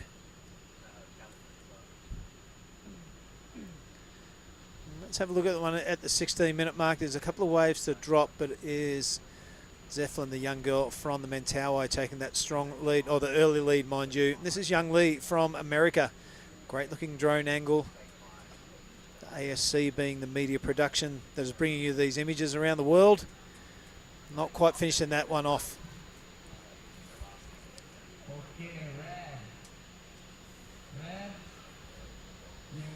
Yeah, I mean, like, she's been surfing Lakey Peak, Una Young Lee. Yep. So I think she's been training there, but she thinks she got cut in her head. So she's probably having a few weeks break from this toward this event.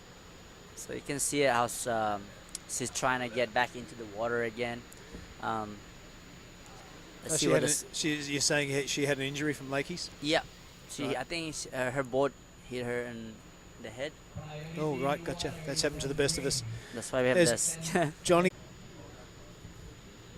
This might be changing the priority situation.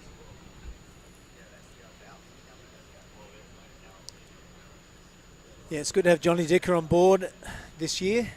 Long-time expat through Indo. Has a lot of experience around the place, worked at a lot of different outlets. And it's good to have the safety of our competitors and athletes foremost in our mind. Yeah, it's important to have that safety, you know, coming all over here. There's because so many surfers all over Asia and Australia. We need that.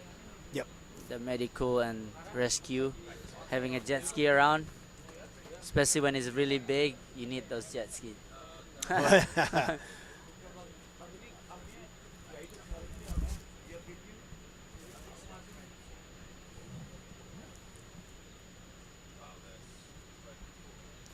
Yeah, there's 13 minutes to go.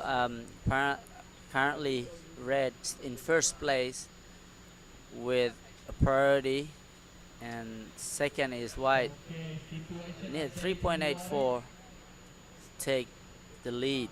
So, with second and third and fourth, our surfer from China and the USA. Still plenty of time, Billy. So. Still plenty of time, mate, and those requirements are not big at all. Of course, that wave we're talking about, a 4.27 from our surfer in green, which is Yayao Wang from China. So, yeah, that was impressive. Scratching up towards the 5 mark, you know, the 4.27's going to be a handy one in the scheme of this heat. Should be looking for a backup or to even make the 4.27 her backup.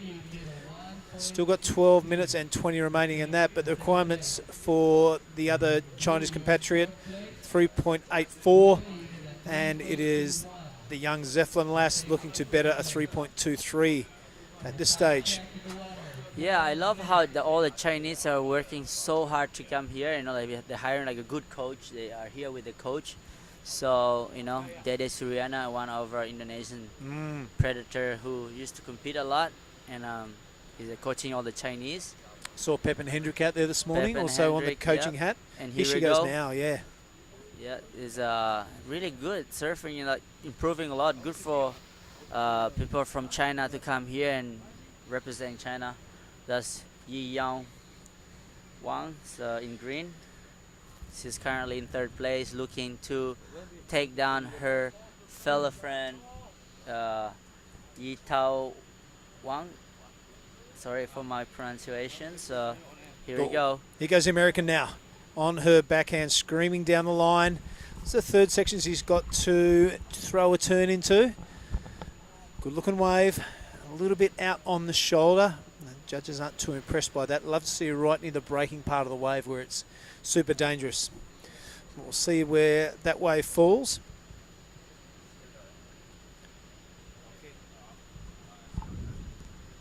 Yep, definitely her best wave, I reckon, for blue. Una, there we go. She goes a 3.27. Yeah, right on. Well done. Push her back in third place. She needed 3.97 to go and to take Aura. Oh, last wave for green was a 4.27. Now she's in first place. So the Chinese are coming in hot.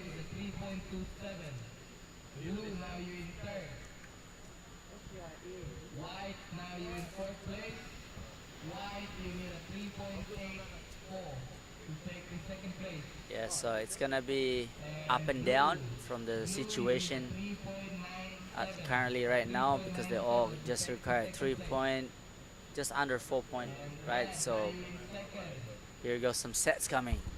Who got the priority? Here you go, green, our currently hit leader. Staying busy, nice turn here. I like that float into neck. Wow, that was really nice surfing by you. Sorry, what's her name? Yi Yao? Wow. Yeah, Yi Yao really capitalising on that. I'm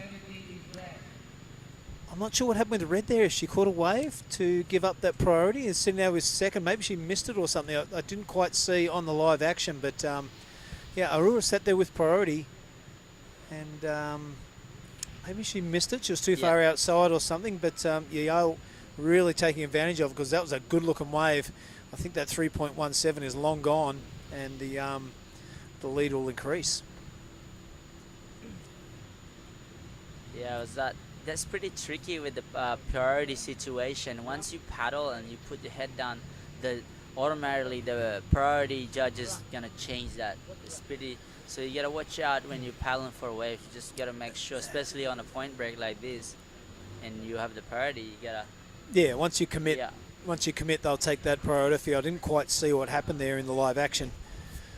But, you know, usually when you kick, that's a good indicator. Or you put your head down having a good old crack at it. Yep. But I didn't quite see what happened with Aurora there. But one thing's for sure, she lost that first priority. Gets it back now. So Aurora Zeppelin, 7.60 is now that requirement, because look at that score from green, a 7.33 on Ionwa. Wow.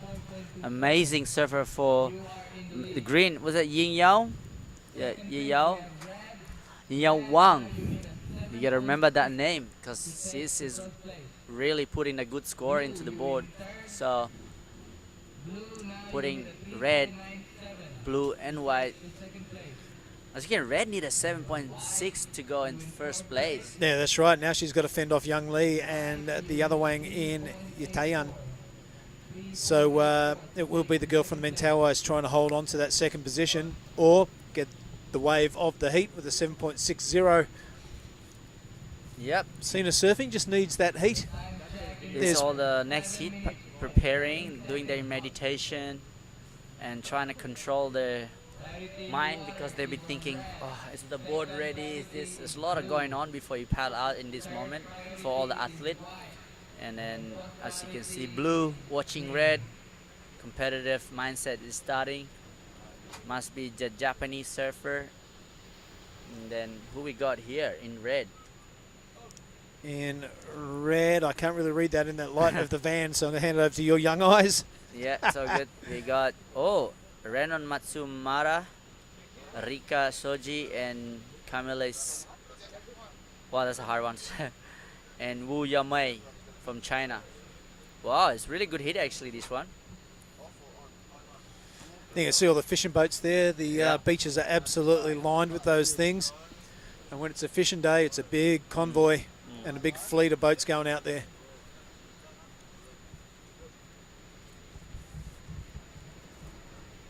Looks like Dede Siriana there, is it? With his shirt off? Is that him? His flexing coach. out. Yeah. Of course, the for the Chinese team. for the Chinese team. Of course, he was, I think, the first Indonesian representative on the QS He went around with Yep. February. There he is, the absolute rock star of Chamaja. And watching him surf yesterday out at the left-hand point, he is still absolutely ripping. An absolute gentleman, a fantastic guy to meet. And the Chinese are lucky to have him. Exactly. Having a right coach, that direction of what to do and where to go is important, Billy. Takes all the pressure off, so you can just have more fun and you can just enjoy it being out there. 100% having Dede Suriana. That, as you can see, Green is one of Dede's student in the water right now, currently in first place. Yin Yang Wang with a 7.33, comfortably on the first place right now and holding priority. How good is that feeling, Billy? Yeah, 5 minutes 25 to go. That is where you want to be for sure. So at this stage, mate, it's probably all eyes on red. Aurora Zeflin. She's looking for a 7.60, but more importantly, she's looking to fend off white and blue. Things just got made a little bit easier for her because this is our heat leader, and that has handed first priority over to Aurora. Well, she's really replacing that. She's pushing her back feet into this bucket, and the judges really like it. So let's see if that she can replace her 4.27. But judge can be critical with it nowadays. You have to finish the wave, so it's important to finish the wave, but we'll see. Yeah, they are putting a lot of emphasis on finishing the waves, the judging panel. You're absolutely correct there, Oni.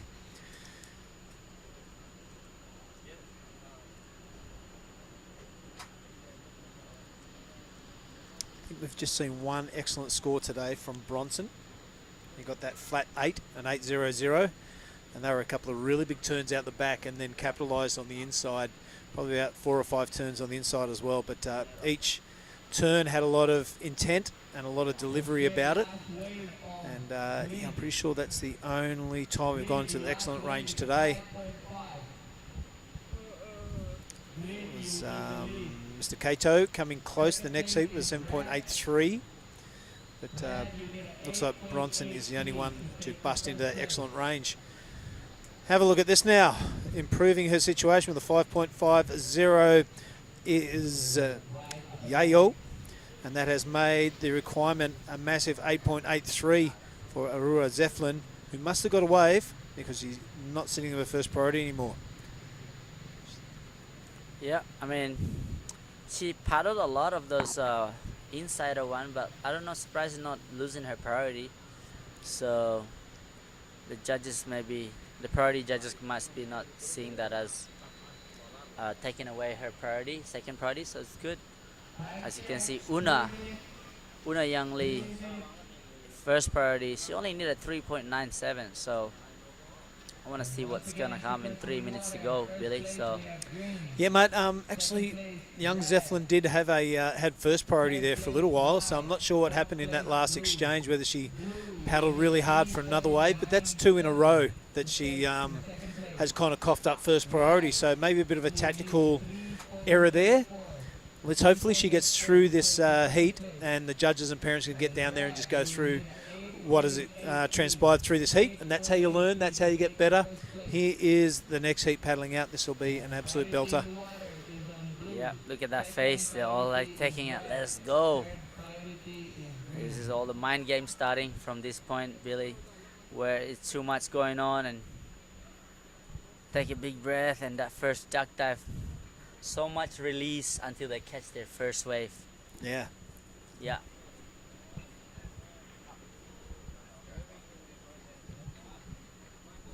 Yeah. 2 minutes to go. First place right now, green. Red is not really in a comfortable position. Red is not in a comfortable position. I've got to agree with you, Oni. She had a couple of chances to sit there with first priority. Didn't pull the trigger and go on the sets, and slipped down to second priority again. So the gate is definitely still open for white and blue. Young Lee sitting out there. 3.97 is not a massive requirement. She does hold first priority, is Young Lee.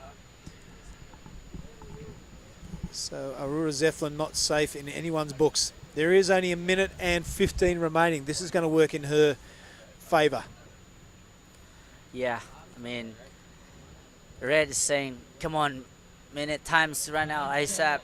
Whereas like blue and white just like, hold up 1 second. Yeah, give me another minute. Chance. Give me another minute Yeah, and I'll take the seat out. Yeah.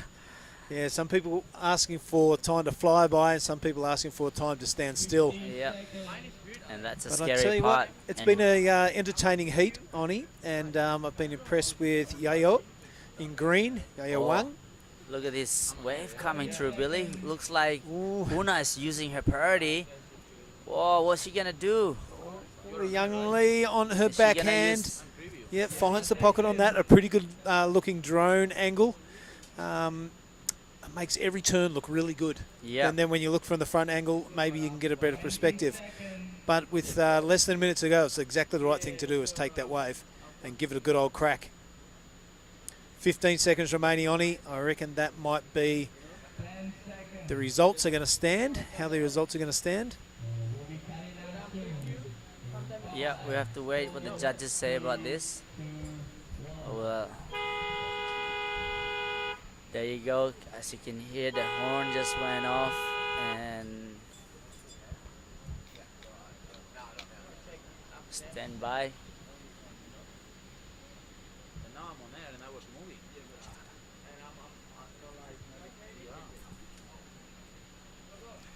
Yep, it will be on hold, that's for sure.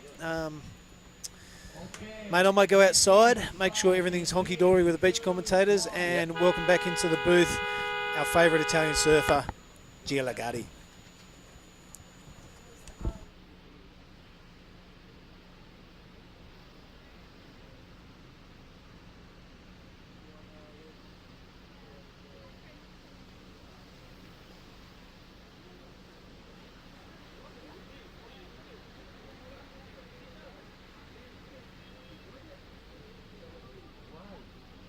Good, yeah? That's why I keep filming. Can you You're filming on the bag? Yeah. Or Titi, bisa bantu sebentar? Because the camera says it's on air. We don't know when it is filming and no, because I think they filming. No, now it's my on air. Why? I don't know. It's filming. Yeah. Go. Wait. Bisa pegang kamera? So when preview sometimes on air nih, gitu loh. Jadi tidak tahu aku preview apa on air nih. Live-nya kadang on, kadang off.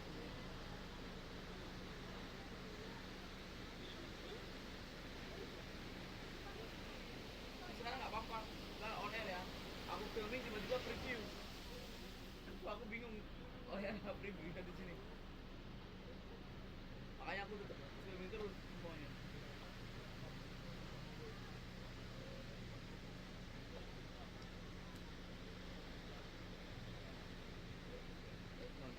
In the last heat, congrats to woman in green and woman in red.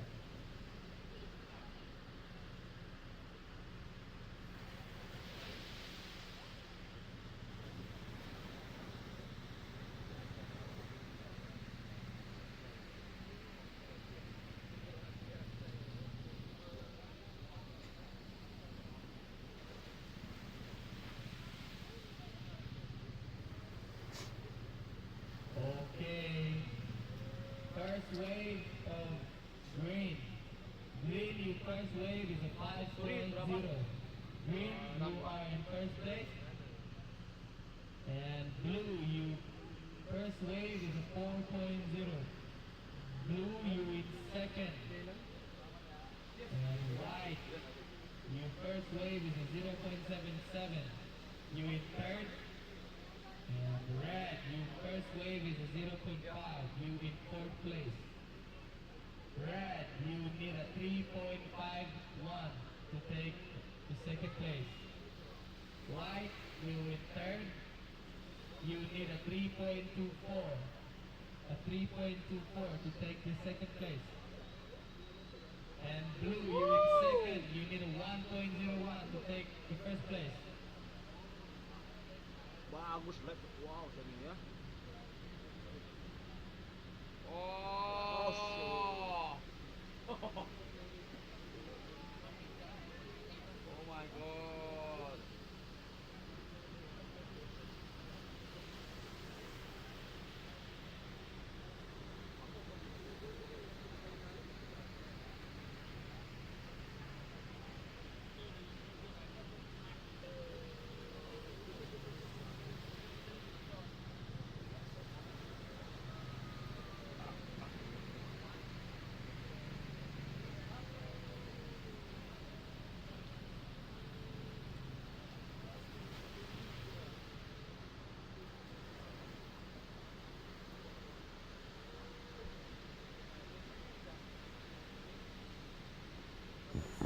All right, we're back live again for the Women's Pro Junior Krui Pro 2024. Here we go. We have Giada Lajati in the house. What's up, Giada?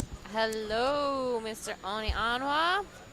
We are back. This is Heat 3 of the first round of the Women's Pro Junior. In the water, we have Renon Matsuyama in red. We have Rika Shoji in the blue. We have Camille Spacarotella in green. And we have Wu Yaomei in green. Well, I know it's really hard to pronounce, Giada. Congratulations. I know you're trying your best. But those girls are ripping out there. Look at this. Red is smashing it. Still going. Nice finishing for red. Wow, that must be the Japanese surfer. What's Yeah, her? that is Renon Matsuyama. Wow. She is only sitting on of 0.50, so she will definitely be improving on her score line after that one. We are 20 minutes into this heat. Sorry, we have 20 minutes left in this heat. Currently in first place is the green, our Chinese surfer. Second, close behind, is blue, our surfer from Japan, Rika Shoji. In third is white, but not for long, our Singaporean surfer. And our red surfer is in fourth, but we are still waiting for a score from our surfer in red, as we see our surfer in blue cashing in her priority, using it to take advantage of this wave. A nice first turn straight into the second one, a little sharper, a little more into the pocket than her first ones, and some nice turns to finish this wave off. What do you think, Oni? I really like it. How smooth and look at this girl right here. She surfed really fast with explosiveness too. So I really like how all these girls surfing. As you can see, red goes straight in first place, but not sure with the last two exchange between blue and green. So we have to wait. We cannot really tell who's gonna be on the first place. But like I said, plenty of time, and does look like there's a lot of wave coming through now, Giada. So you can see white now paddling again using. Oh, she didn't go on that one, but still. Everybody just got a wave, so she got all to herself at the back. Yep, and there we have it, the scoreline of this heat. The last wave of red came in at a 5.33. That pushed her straight into first position. She's sitting on a 0.50, and she knows that all these other girls know what they need to do to get into her spot, so she will be looking to back that up quickly. Our Chinese surfer in green has a 5. She will be throwing away that 0.43 after that last wave that she just rode. Our surfer in blue, our Japanese surfer, is sitting on just a 4. So we're definitely going to be seeing a little bit of a change in the score line after that last score for green comes in. There we have our surfer in red, though, sitting at the top with priority. She won't be letting it go so easily, but with 17 minutes left on the clock, there's plenty of time for anything to happen. Yeah, that's it. You know, as you can see the priority change. You see white paddle for I've missed it, and then red just sprint out the back, and she got the priority. Really smart surfing by red. Already putting a really good score on the board. Got a 5.33. She's looking to replace that score of a 0.5. As you can see, white now what she's gonna do. She's on currently 4th place, and it's gonna be a second wave coming. So that's it for white. Yep, white. Only one wave, 0.77. That's definitely going to be better than that. She did 2 nice turns. And there we have it. Our change in the scoreline. Our surfer in green, a 4.33, her last one. That's some nice soft surfing and easy to the eye. Unfortunately, she did fall off on that last turn, so maybe it could have been a bigger score. Closely behind is our surfer in blue, Rika Shoji from Japan. Only looking for a 4.06 to take the lead. We know she can do it. She has a 5.27, so it's just a matter of picking out the right waves. Our That's surfer it. in red looking to replace a 0.50. That's it. You know, it's a matter of the wave selection. You're right, Giada. Because there's a lot of wave coming. It's getting cleaner too. You know, so as you can see, the air from before comparing to now, it's so much better, cleaner. That all the surfers get the opportunity to show their surfing. So as you can see that wave. I can't mind surfing that thing. I could just surf it better than Kelly maybe, but being out there with that pressure and then having to put yourself in that heat, it's just a whole different game level. So you can see who's paddling for this one. Green, she's in second priority, using it now. Very sharp. It's so fast. You can see the bottom turn. Look at that lot of spray coming out of that thing. Wow. Okay, so she's definitely replacing that 4.33. I think, yep, that was a Chinese surfer, Wu Yao Mai. That's exactly right, and she caught that with second priority. So would this be a priority mistake from our surfer in red by letting that one go?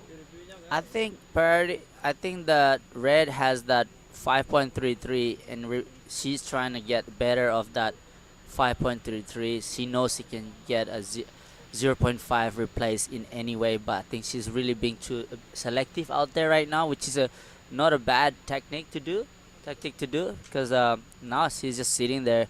They have 14 minutes to go, so it's a good start. It's a good way to do it. It is, but also our surfer in green got a 6 on that last one. So Yep. I guess it all depends on how you look at it. Yep. But So that was a beautiful wave from our Chinese surfer Wu Yaomen, sorry. Nice style, smooth, and no mistakes done. So that was some good surfing. She has extended her lead, creating a larger requirement for the surfer in blue to take that first position.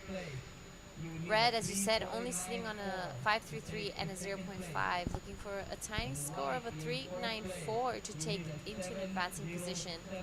She has the second highest wave of this heat. So we know she has the talent to do it. We know she can do it. She just has to find the right wave and make sure that nerves don't get to her when she stands up on it. exactly, Jada. It's all about that controlling your nerve, and obviously, Red is knowing that she is under calm situation right now and having that belief in herself that she can get the wave. And yeah, it's all about that mind game and how you control your pressure, and when the wave comes, it's all about placing your turn at the right time, and that's all these surfers are capable of to do that. So yeah, you can see red is in first priority, second is blue. So yeah, so we have like 12 minutes to go. So red looking for 3.9 to take second place, and surfers in blue looking for 5.74. Still plenty of time. And how's that guy still surfing by himself at the back there, Giada? Would you go out there later? I'm not sure. Hey, I might go for a few out the front. It's looking pretty good out there. But we are going down into a low tide, so we will see this wave maybe get a little bit more hollow as it does.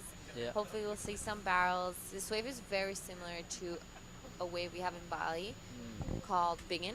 Yeah. Don't you feel that type of Yeah, I remember you got a good barrel last year here.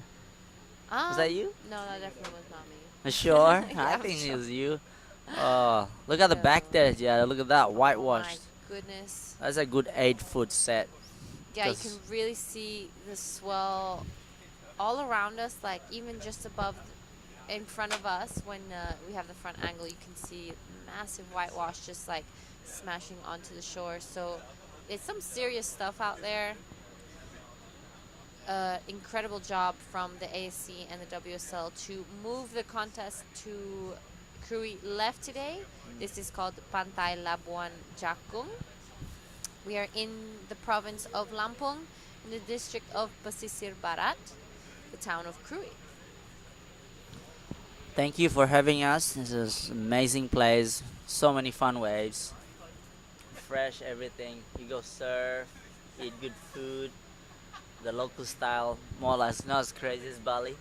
No, definitely not. Not much traffic. No traffic, just lots of trucks and crazy driving. Yep, that's in Indo. I don't know if it's because I'm not used to driving fast anymore in Bali because of all the traffic, but I feel like people drive super fast here. I think it's pretty crazy how to drive here. Here we go. White. Our surfer in white under priority gets this wave. She's looking to replace a 0.77, looking for a 7.07 to get into an advancing position. Unfortunately, it does fall off on that one, so I don't think it will be the score she's looking for. And there we have it. It came in as a 1.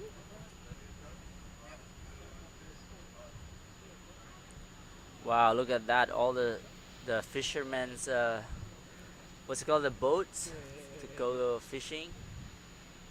I love how there's a lot of coconut trees around here. It looks way more beautiful, and the white sand. There's a lot of fishermen around here living. That's how they make a living here. So catch fish and go. There's a town you can just go in the markets and find a local style, you know. So.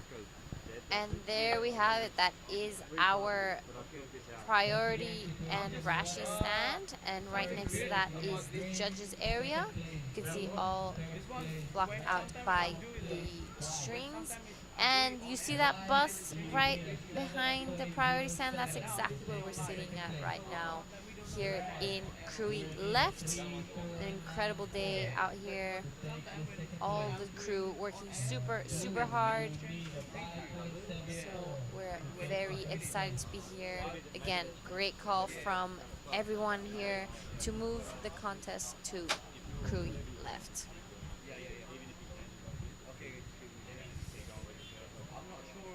We are reaching the 8.5-minute mark. Sun is out, waves are firing.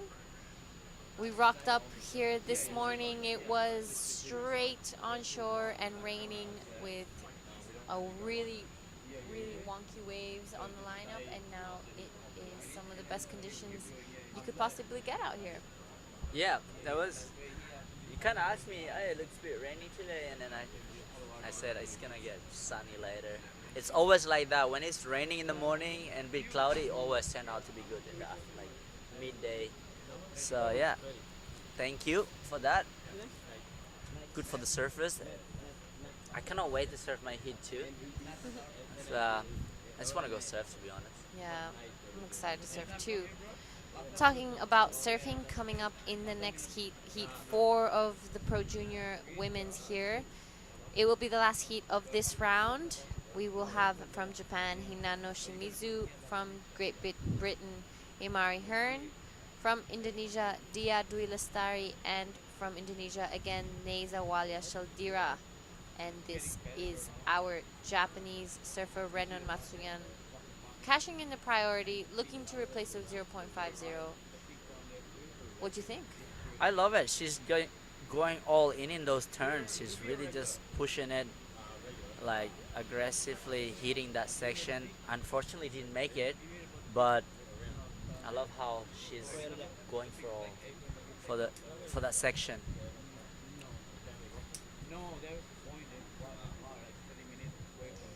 But the judges like to see, it's important to finish a wave.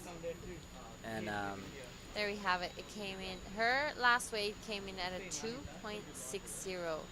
So under what she was looking for. She's gonna paddle back out without priority, and this is our surfer in white. A nice opening turn straight into the second one. Stays close to the whitewash to maintain that speed. Really nicely done from our surfer in white. She taps that one finished. Wanting to get rid of that one. Here we have in the lineup Red taking a look at this wave. She has third priority. So we'll see that she doesn't seem convinced by it. She did wait a long time with priority prior to that last wave. So she will be itching to catch another one before time's up. We're about to reach the 5-minute mark, and right after this we will be heading straight into the Pro Junior men. Yep, We I think that's also the great thing. Well, you see Blue as holding priority now. She's been waiting for a while now for her wave, so she has a 5.27 and a 4, and you know, you can see that all these Japanese surfers are playing really smart, but I don't know if like waiting out here is really good technique, Yada. Seems like a lot of people are waiting that they always lose time and then they catch wave and they lost priority, and that wave doesn't work out and they pile back out. So it's I think it's better to stay busy. I would suggest if there are any of the surfers piling out next, they have to just stay busy and trying to get those build up the smaller size, like a mid-range one. You can see now Blue is probably using her priority. No, she's being really selective, so and that wave didn't fall into place. As you see, Green is comfortably in front. Red had priority looking for a 5.74 and surfing Red. So Blue is not comfortable. I wouldn't say so, because a 3.94 for Red is possible, and having that 4 minutes left, it's pretty exciting to see. You know what's gonna happen in the next few minutes, because Red and Blue are both from Japan, and those guys are training hard and they all surf good. And yeah, so I don't know. Let's see what the actually Blue will do for her. Will she use the priority wisely? As you can see, White again up and riding. Yep, we have White, a nice smooth first turn straight into the second one. She's gonna try stick with this one onto the inside, but just pulls off. We will see her maybe improve on her scoreline, looking for a 6.74 to get into the advancing position. So in these 4-man heats, both first and second pass to the next round. For the Pro Juniors, we will be doing round 2, which is already the quarterfinals. You know, with perfect conditions like this, it's hard not to say that the contest is still on. There's still lots of surfing to be done out here, and the waves are with perfect condition.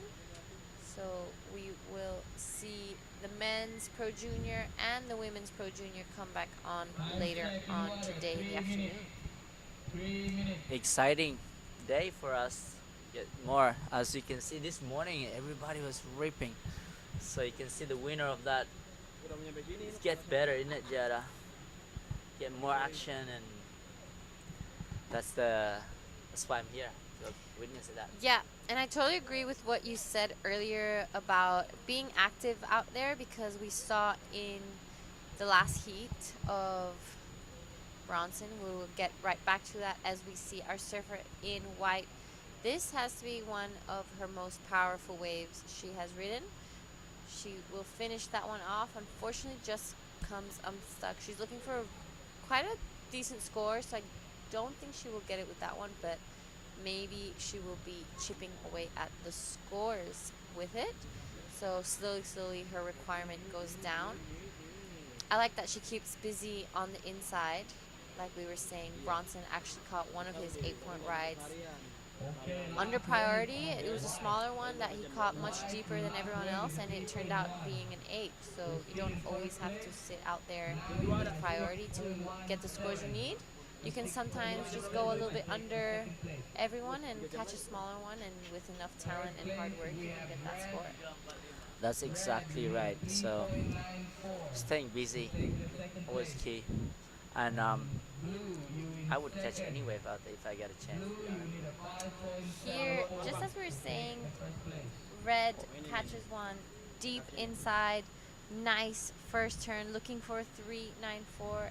Unfortunately, just gets stuck in the whitewash on that one.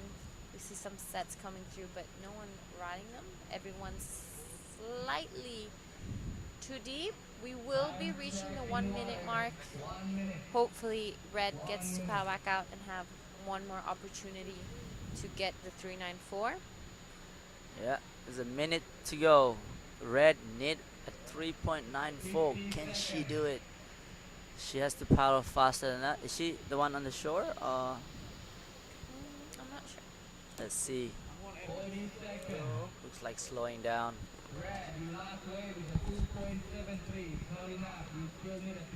So there we have it. We have Red has made it out the back again as we see the priority number come up next to her name. She has 25 seconds left to catch this wave she was looking for. If I was blue, I would be sitting very closely to the surfer in red. I feel like already the fact that red was able to catch that last one was maybe a little bit of a priority mistake from blue.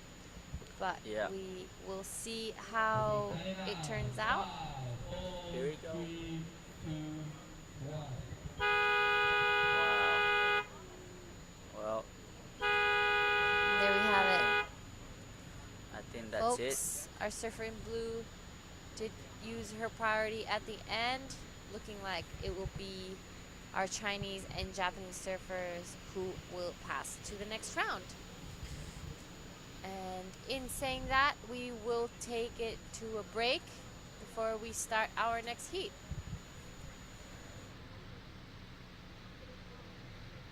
Blue last wave is a 3.3. He's feeling second. Next heat. First, I want to thanks to everyone at home for supporting me, and I love you guys, and can't wait to see you guys soon.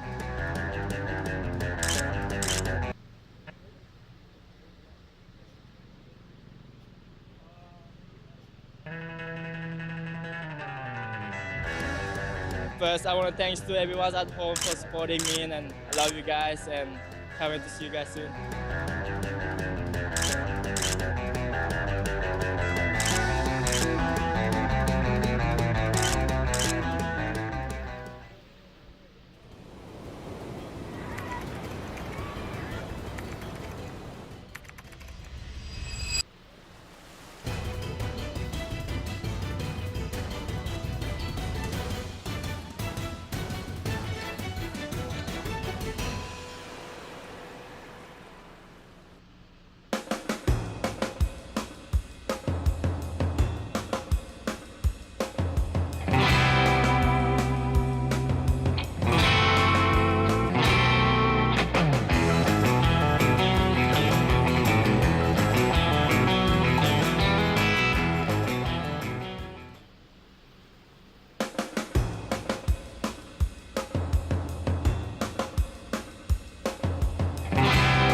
Righto everybody, g'day and welcome back here to Krui Town. We are watching the back end now of the junior women's actually.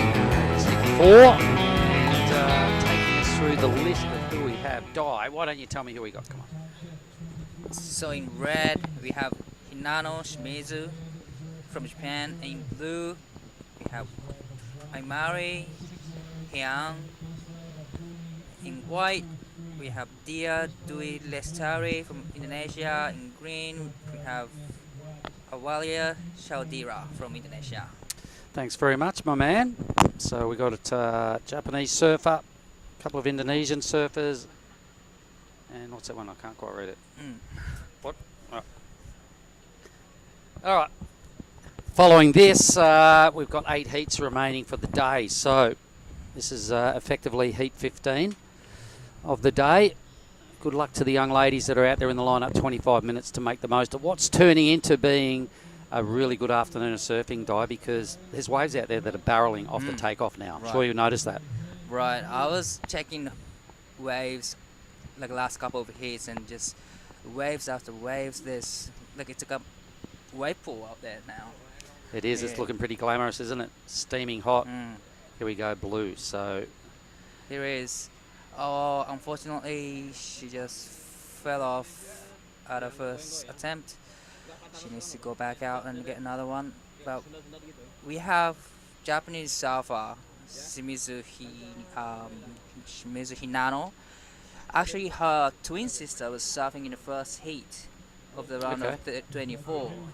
Hinata Shimizu. They are twins. Oh, all right. Cool. I'm sure the folks are tuning in and watching closely. Good work. Go the girls. Okay, so what's that first name? I would say Hyang, Imari Hyang. Imari Hearn. Hearn. Oh, look at this thing for blue now. Screaming down the line. And it's Hearn. Here we go. Tries to grab the rail. Tries to hang in there. Can't quite finish up that wave. A little bit of a pity. Glamour conditions here at Krui left. Now this thing for white. Wow, look at this. Nice bottom turn. That was a great turn off the top. And straight into another one. Threw out a lot of sprays, but fortunately she couldn't make that off nicely. But it was great first turn. Awalia. Maria. So it was surfing white. No, it wasn't. That was white. Right, so Dewi Lestari from Indonesia. Well, looks like the condition has been improving a lot. It looks so much fun out there. It is steaming hot afternoon down here in Krui. It's, let me see now, geez, it's almost 2 o'clock. Wow. So, yeah, we've still got a fair bit of a schedule to go to finish up. It's going to be a long day down here. So, for the crew online, thanks for tuning in here to this year's opening day of the Krui Pro 2024. It's turning into junior day down here at the Krui left because conditions are favourable, and I'm pretty confident we're going to be back here tomorrow. So I'm sure there'll be people online watching this, and maybe some of the women in the opening round of the QS 5000 that might like to have a go out here tomorrow. Oh, yeah, definitely. Look at these things. Look at this. Oh, red. Oh, Saffron red. Shimizu. It was a nice looking big set, but fortunately she was too deep for it.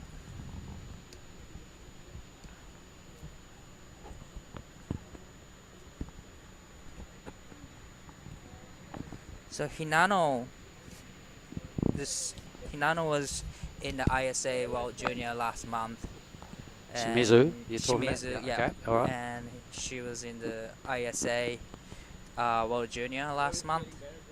So she was selected for the Japanese representative. And she's been like getting a good result in the Japanese pro surfing circuit too last year. And the other twin sister too. So they both surfing really great. And the conditions are there, the waves are there. At times it looks a little flat like right now, but when they come through, geez, there's 3 or 4 good waves every set. So as long as you don't push too deep, right off the takeoff, it's looking like quite a good barrel opportunity and some steep sections as well. This heat to me, looking where they're positioned right now, starting to get a little deep on the scene. But speaking of scenes, this is us, ladies and gentlemen. That's us right underneath the big green foliage on the shoreline. That's what we're talking about, this tidy little fishing village in Krui Town. That's their canoes. They head out every day. They're all out there this morning having a crack at it. Beautiful scenery. Oh, I love to see the drone angle every time they put it on. Oh man, the drone angle is so good. And maybe what Rhino's going to do, hopefully, is fly down and fly right in front of our working area along the beach and give us a real close look at what's going on under the trees, because that's where we're parked up. You can see the tide starting to get pretty low. This morning it was washing right up past these boats. And here we go. Right on cue. Ryan's going to take us past the scene of where we're all set up here today. We're deep. We're right in amongst all this foliage. You can see that very first tent there is where the ASC media crew are based, our beach commentators. There's our priority system. Right next to them are all the judges. There's the dignitaries were sitting right next to them a little bit earlier under that tree. Lots of little groups and posses all camped in the shade. It's a great shaded area. Everyone's got a really good view of the lineup. So this is our scene here today, everybody. I don't know what your workplace looks like today, wherever you are around the world. But Di, we've got a pretty good workplace, haven't We we? are. Look at this nice That's little us. workplace. Yep. And It's- this is amazing that we all set it up today and last night. It was, Yeah, just they worked very, very. just ad-libbed it, just pulled it Yeah. together overnight, and down we came this morning. Took a fair effort to get to this point.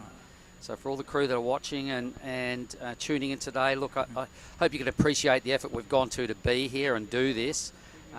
We will have back to our regular setup maybe after tomorrow, but let's just watch Red drop into this clean green wave. It's just beating her for speed though, Shimizu. Oh, here comes a set, another one. It's Blue, hand. blue goes down hard. Seems like everyone's just sitting in a little bit too much, like inside Yep, sections. hassling each other a little bit too much. But this is the other side of our work scene now, where all the canoes are lined up. The working canoes, most of them were out there this morning. You can see the beach road right behind that. Green now, it's got a bit of a froth monster here, but if she can hang in there and get to some open face, that wave doesn't pan out well for green. So no big scores as yet.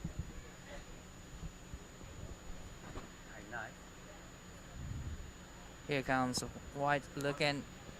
She's not going for it in the end. This is a nice looking wave for Surfer Green. There's a nice off the top. And straight into the second and trying to hang on and waiting for the section coming up. And she finishes off, but unfortunately she couldn't make it. Well, in a low-scoring heat, that was worth doing. Yep. She flicked off that other wave, Right. remember, and pretty much turned around and caught the very next wave. That was a good move. I mean, that was a good strategy. In a low-scoring Right. heat, that was a kind of a smart thing to do. Yeah, Alright. 3.23. There we go. That's the way to start heat actually. So just under 15 minutes. Oh my Not goodness. much going on. Oh, look at this. Look what's going on behind us. This is Krui Beach. Wow, Look at that left-hander up there. What the hell is that? Out there. Oh my God. It's Didn't know that was there, huge. but that looks pretty good. You can see the Wow. girls in the foreground here Right. sitting there just waiting for their opportunity. And look at the There's second some one. little barrels going on that little random peak over there, but something's And going on in the background. That that looks must pretty be- amazing. 6-footers out there. Well, 10-footers maybe, but it looks amazing from the drone angle. All right, welcome to Krui, everybody. Here comes the Oh, Hinano. he goes red, so let's just stay with the live action. There's a- Shimizu playing catch-up. Right. Needs only a mid-range 2 to get into second. So no big numbers. Take us through this one. Blue. Here is nice bottom turn right there. I love the carve right there. That was a great turn from the Surfer Blue. And she's connecting to the inside section. Nope. She decided not to. But it was great first big carve. I really love that one. Yep, I can see that probably turning into the best wave Right. because of the strength of the rail work. Like as you said, it was the best score so far in All this right, heat. just a 3-3-3. Thanks, judges. Enough to put her into second place. So still no big numbers, really. This heat is wide not open, really. Di. Wide open. Judges really want to see a combination of manoeuvres. Right. It was nice to see Miss Hearn put together that one good slash. So But this they is want to every see a point. combination of strong manoeuvres. So let's have a look at this. There's the best turn of the heat. And just that little mini move there to back up and add a little bit of fruit to that total. But a 3-3-3, that's what it looks like. Best wave of the heat. Still plenty of work, plenty of room to move. He goes Here come- white. White up and riding. Unfortunately, Unfortunately, she just caught up the rail. She needs to get back out again and get another one. But there's so many opportunities out there right now. You just gotta wait for the right ones and just do a couple turns, and that'll do the scores probably in this heat. You know, in comparison to that last heat, there was a lot of really good waves and a lot of Yep. really strong young female surfing going on in that last heat. I was mighty impressed with what I saw. So this heat, yet to live up to that lofty kind of exchange that went on in heat 3. But the waves are there. Look at this, everybody, Wow. online. Look at that wave just barreling off the takeoff. And That young was the ladies wave in of this the heat day. just a little bit hesitant to get over there and, Right. and really get on the main spot. But I'm sure once we boost into the boys round next, round 2, all the first and second places that we saw this morning are going to get out there, and I'm sure they're licking their lips going, oh my God, 12 minutes to go, get me out there. But I've seen last couple of heats, and I was amazed by how Chinese girls surfers doing a big bottoms and a big top actions through the heat. That was a really well contested heat for mine. Young Camille from Singapore that ended up in 4th position. Just a little bit less experienced than the other 3, but the other 3 had a battle royale in that heat, and I'm not sure exactly who got through, but it was a really strong heat. So what the girls need to do in heat 4 here is get into it. Get into it, put together a combination of strong moves. Let's get out of the 3s and 2s and hang your hat on really making a strong claim for qualifying, because anybody could do it. Pretty much this time of the heat, these guys needs to get like at least 2 combinations, and that'll do the scores. They just only need around the 4-point area. Red's having a real dig here. Here comes Nano Shimizu up and riding. Nice bottom turn, Oh but my she was God. flying out, unfortunately. Looks like she almost face planted back on a Right. surfboard. Ouch. High speed wipeout, really deep here. Can't make out the colour. Must be. What are we looking at? Is that green? I think it is. Yep. All right. Dry docks herself in there. Things are starting to get shallow. We are rapidly approaching low tide. Probably got another hour before it fully bottoms out. And that's when you don't want to be messing up and face planting on your final moves or nose diving off a takeoff. Still got some reasonably big tides at this time of the moon phase. Big difference between high and low. And you can see this wave actually loves when it's a bit lower. Yeah. Oh, I can tell it's really now like shallow out there. Yeah. You can wobble inside. You can see the wobble inside. Oh, you can tell by the Wow. colours in the water. Yeah. Goes from blue to brown pretty quick. Blue is looking for a wave, and she is paddling for it. Looks like great wave there. She goes for the barrels.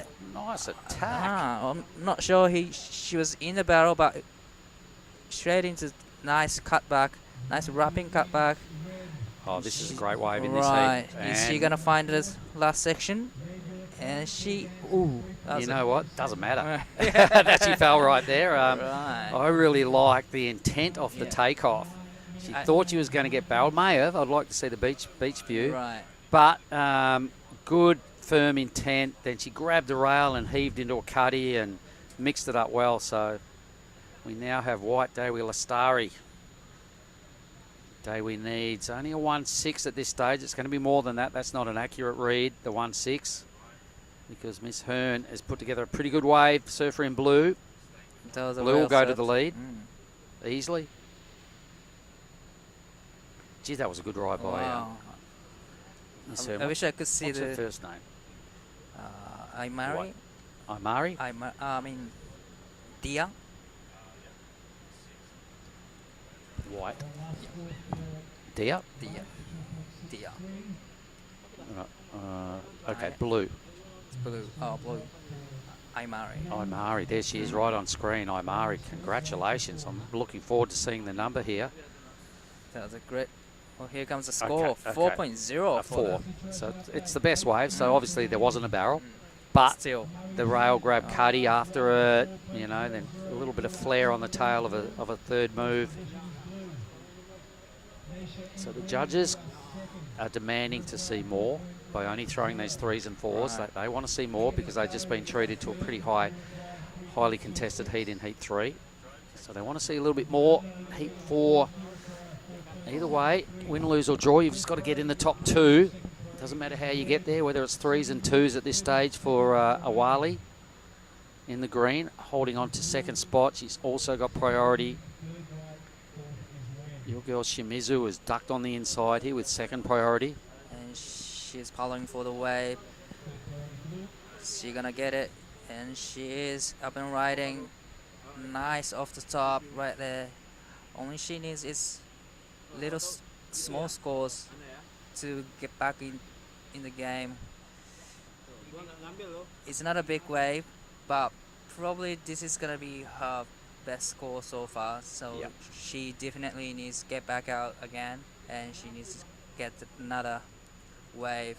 Yep, she was chasing a 4.73. It won't be that. It won't be the wave of the heat. Definitely her better score, but just didn't have any real critical sections offering a big move.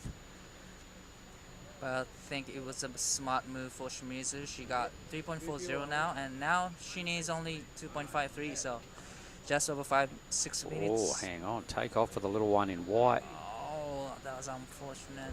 Dewi Lastari.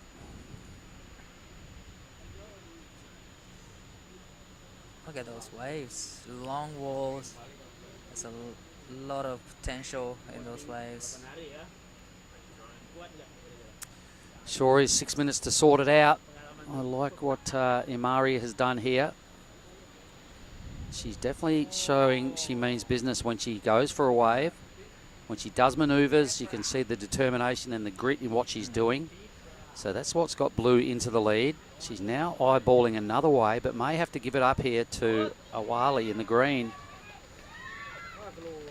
Young girl on a backhand now. Oh, big high-speed crack off the top. Plenty of rail work to get back to the power zone. Now looking for something to finish off here on the inside before it goes dry. Another little mini cutback, just add a bit more. Here comes the end section and does tag it and makes it look pretty easy. That was great surfing from Awalia. Okay. It was a great wave actually. So she needs a 4-1. There was plenty to like. She had a lot of speed. She had a bunch of different turns. If she gets there, it'll only be just. But let's see if Red... Here is Nano Shimizu. That was looking a great wave, but unfortunately, she just went too high probably. Here is... Okay, Dewi Lastari. That was a quick up and down right there, so that won't bother the scorers too much. Sub 5 minutes. Let's have a look. Awali moved up. She's got herself a 3.23. So Surfer in green didn't get the 4.10 needed to take the lead, but has got herself into a qualifying second spot, so that's good news. Oh, it's very close heat for all surfers right now. If one surfer gets probably above the 5 points, that changes the whole thing. Yep. It's just over 4 minutes remaining. There's heaps more opportunities in the 4 minutes remaining.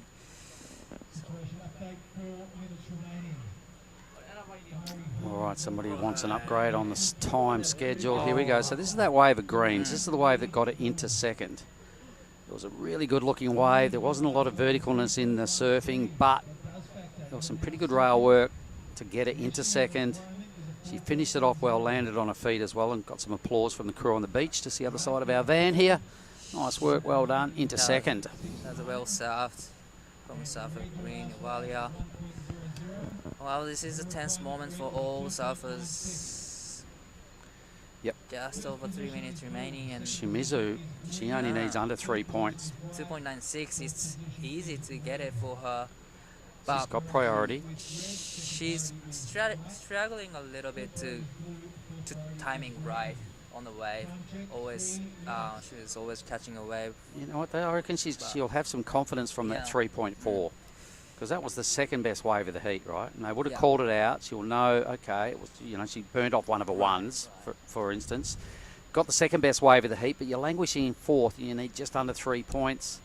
So it'll be interesting to see how she plays this here. She's having a good look on the inside. Blue's going to try and keep her honest. Blue's likes to get the set waves.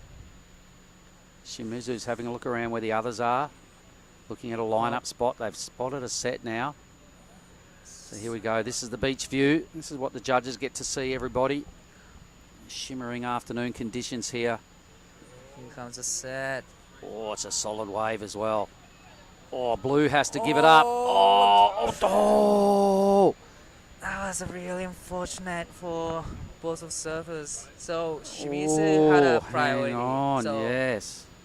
surfer Blue had to.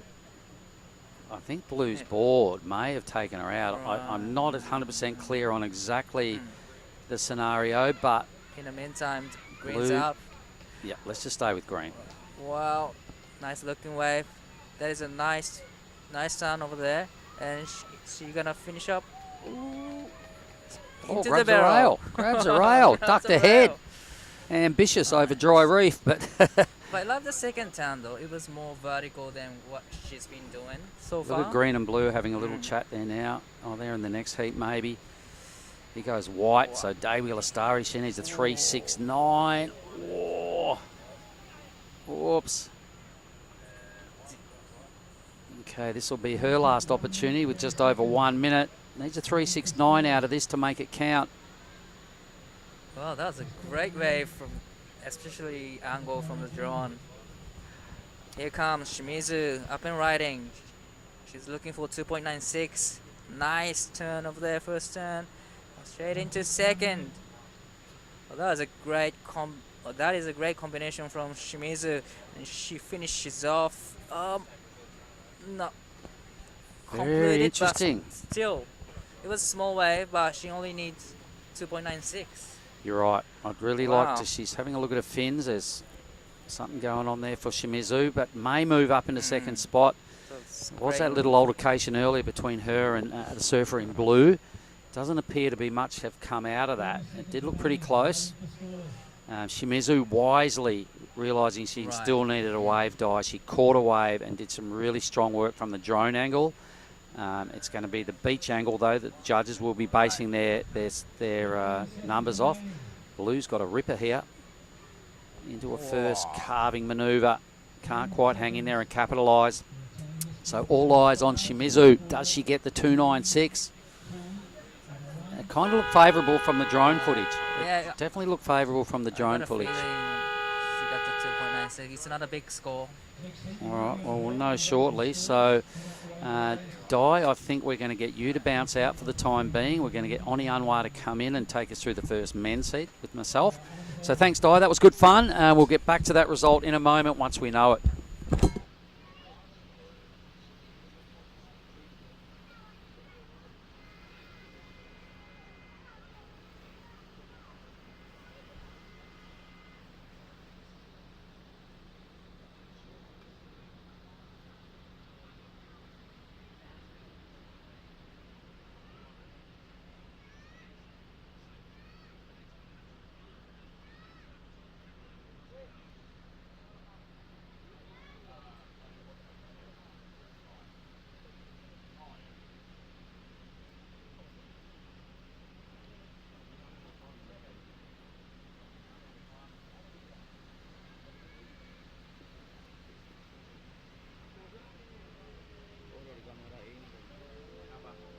Okay, all scores are in.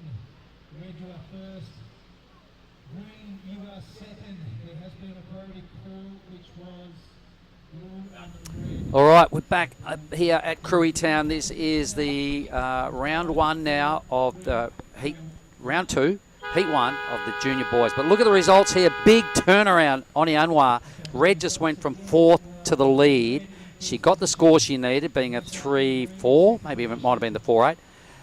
It was a 4.83. Shimizu surfed herself into a 4.83. An interference on Imari Hearn took her from first to fourth, Oni. It was a gnarly situation where she sat inside the surfer in red, caught a really strong wave, tried to get off the wave, her board shot out and clipped the surfer in red and denied her the opportunity to catch that wave. So I knew it was a scenario, but the numbers came in really late. The call was really late, and so red went to first. Blue, who was in first, went to fourth.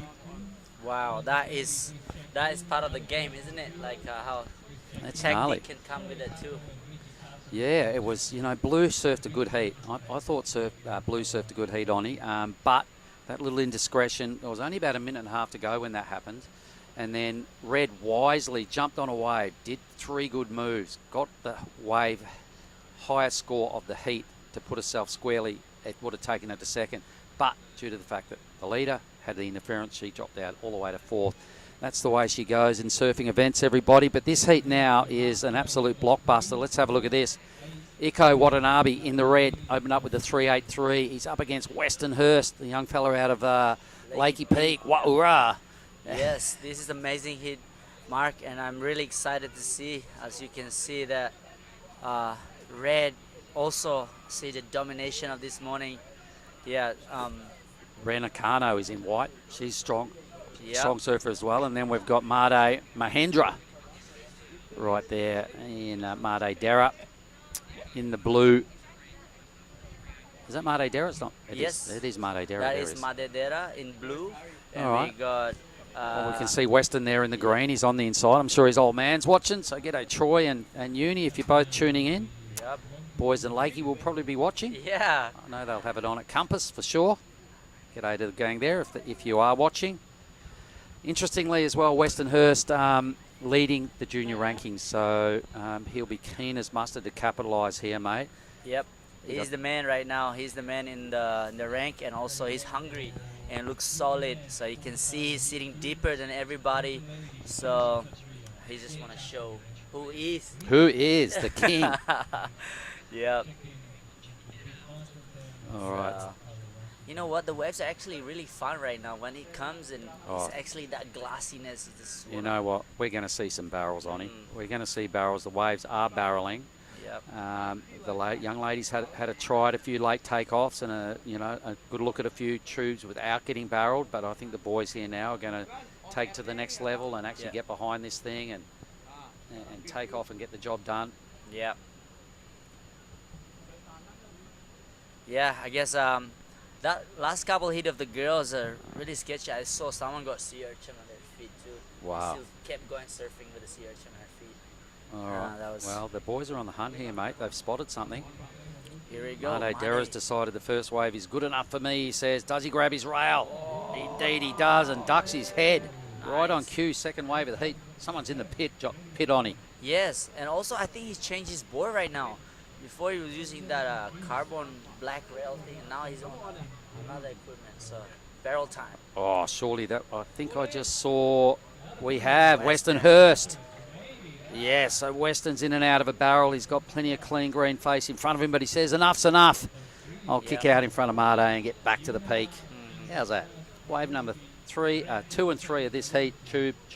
Yep, and that's why he's number 1 in the rank right now. See, he's already on it again.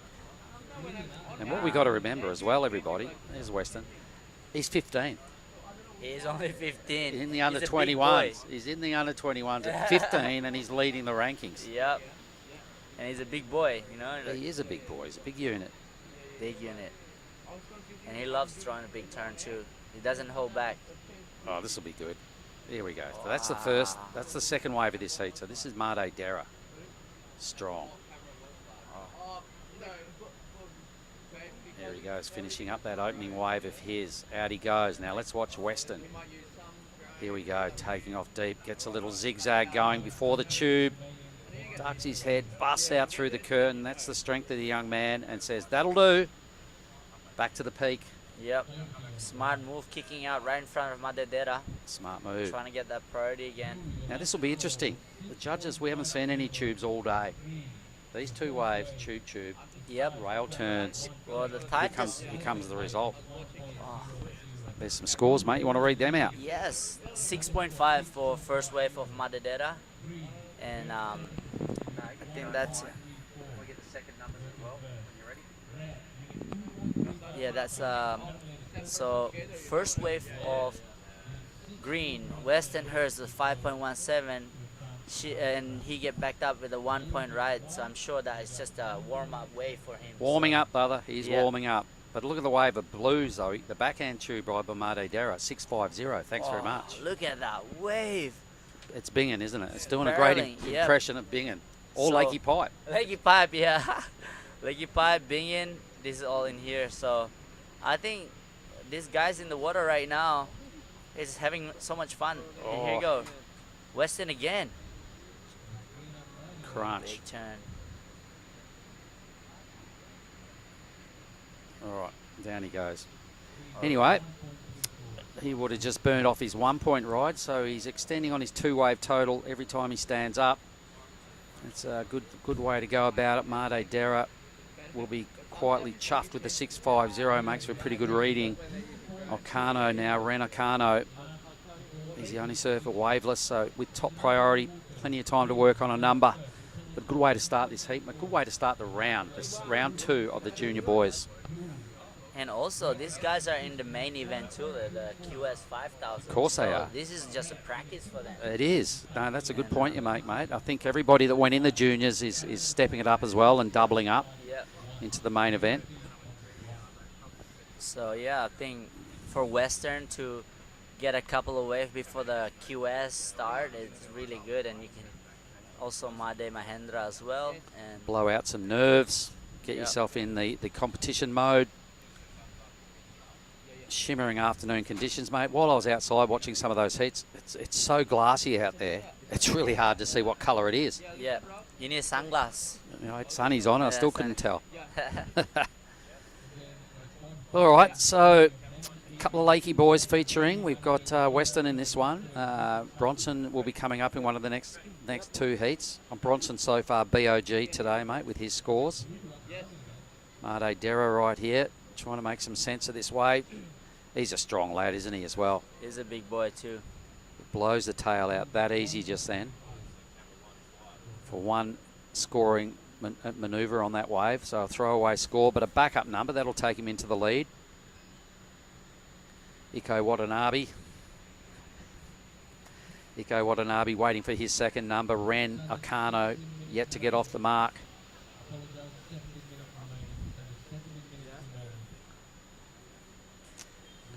Yeah, I mean, like, Made Mahendra is already sitting with a 6.5. He'll go to first. There he goes, into the lead. Into the backup. Yeah, 2.57.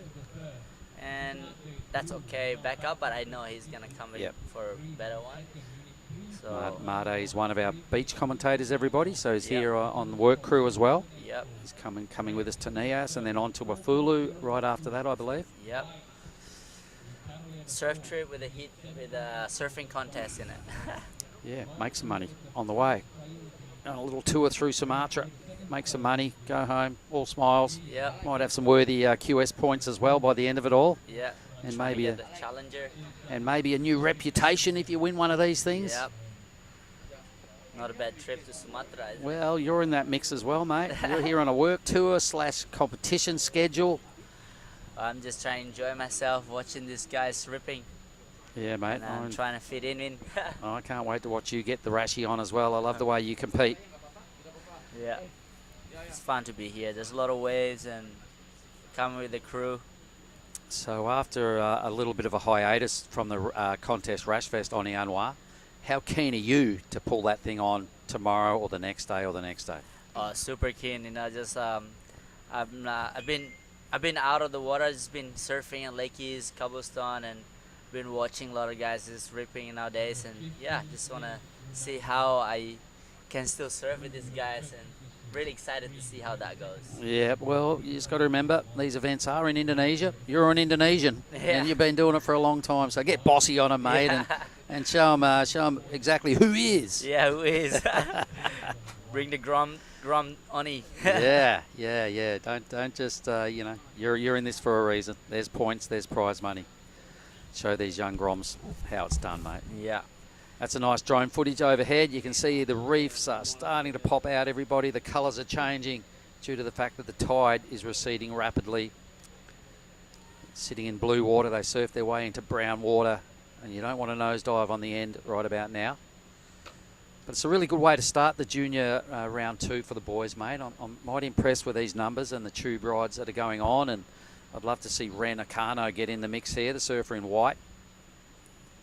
Yeah, he's holding priority right now, and he's sitting really wide, which is really smart.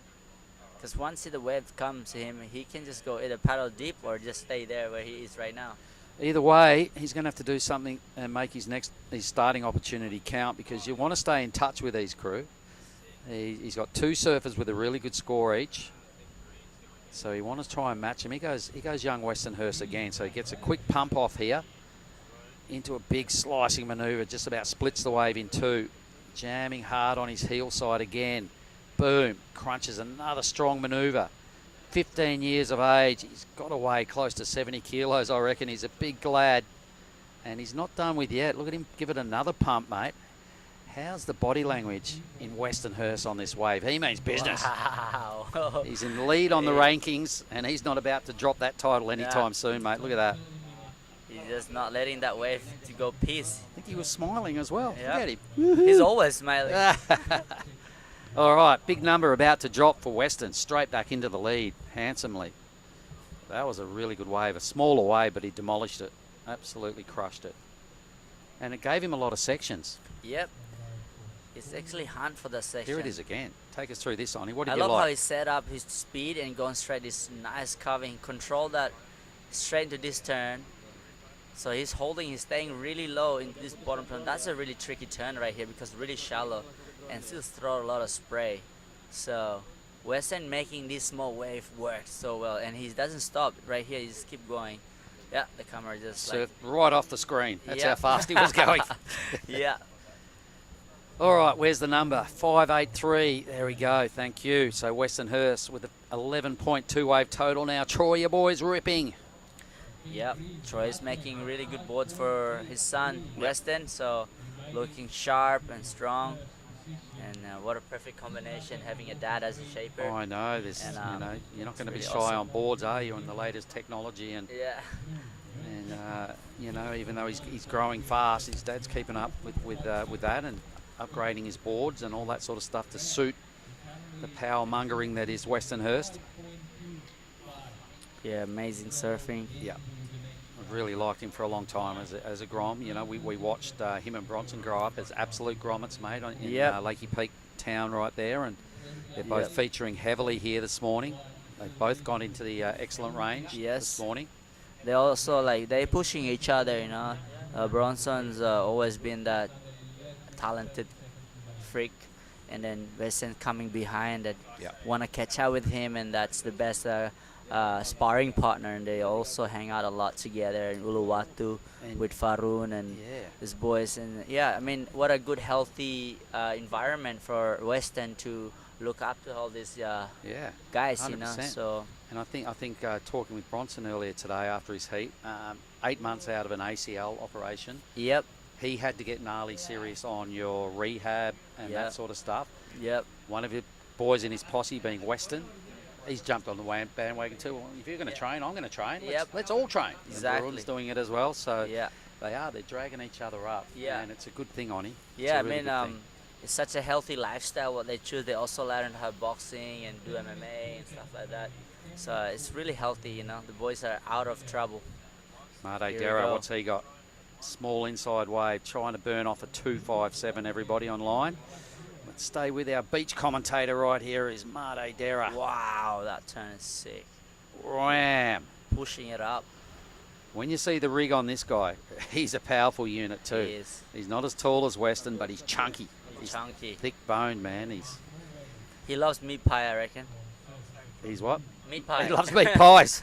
I remember he came to Australia one time, just surfed with us at Diba, and this guy just loves meat pie. All right. So, he can't even duck dive how shallow it is. Yep.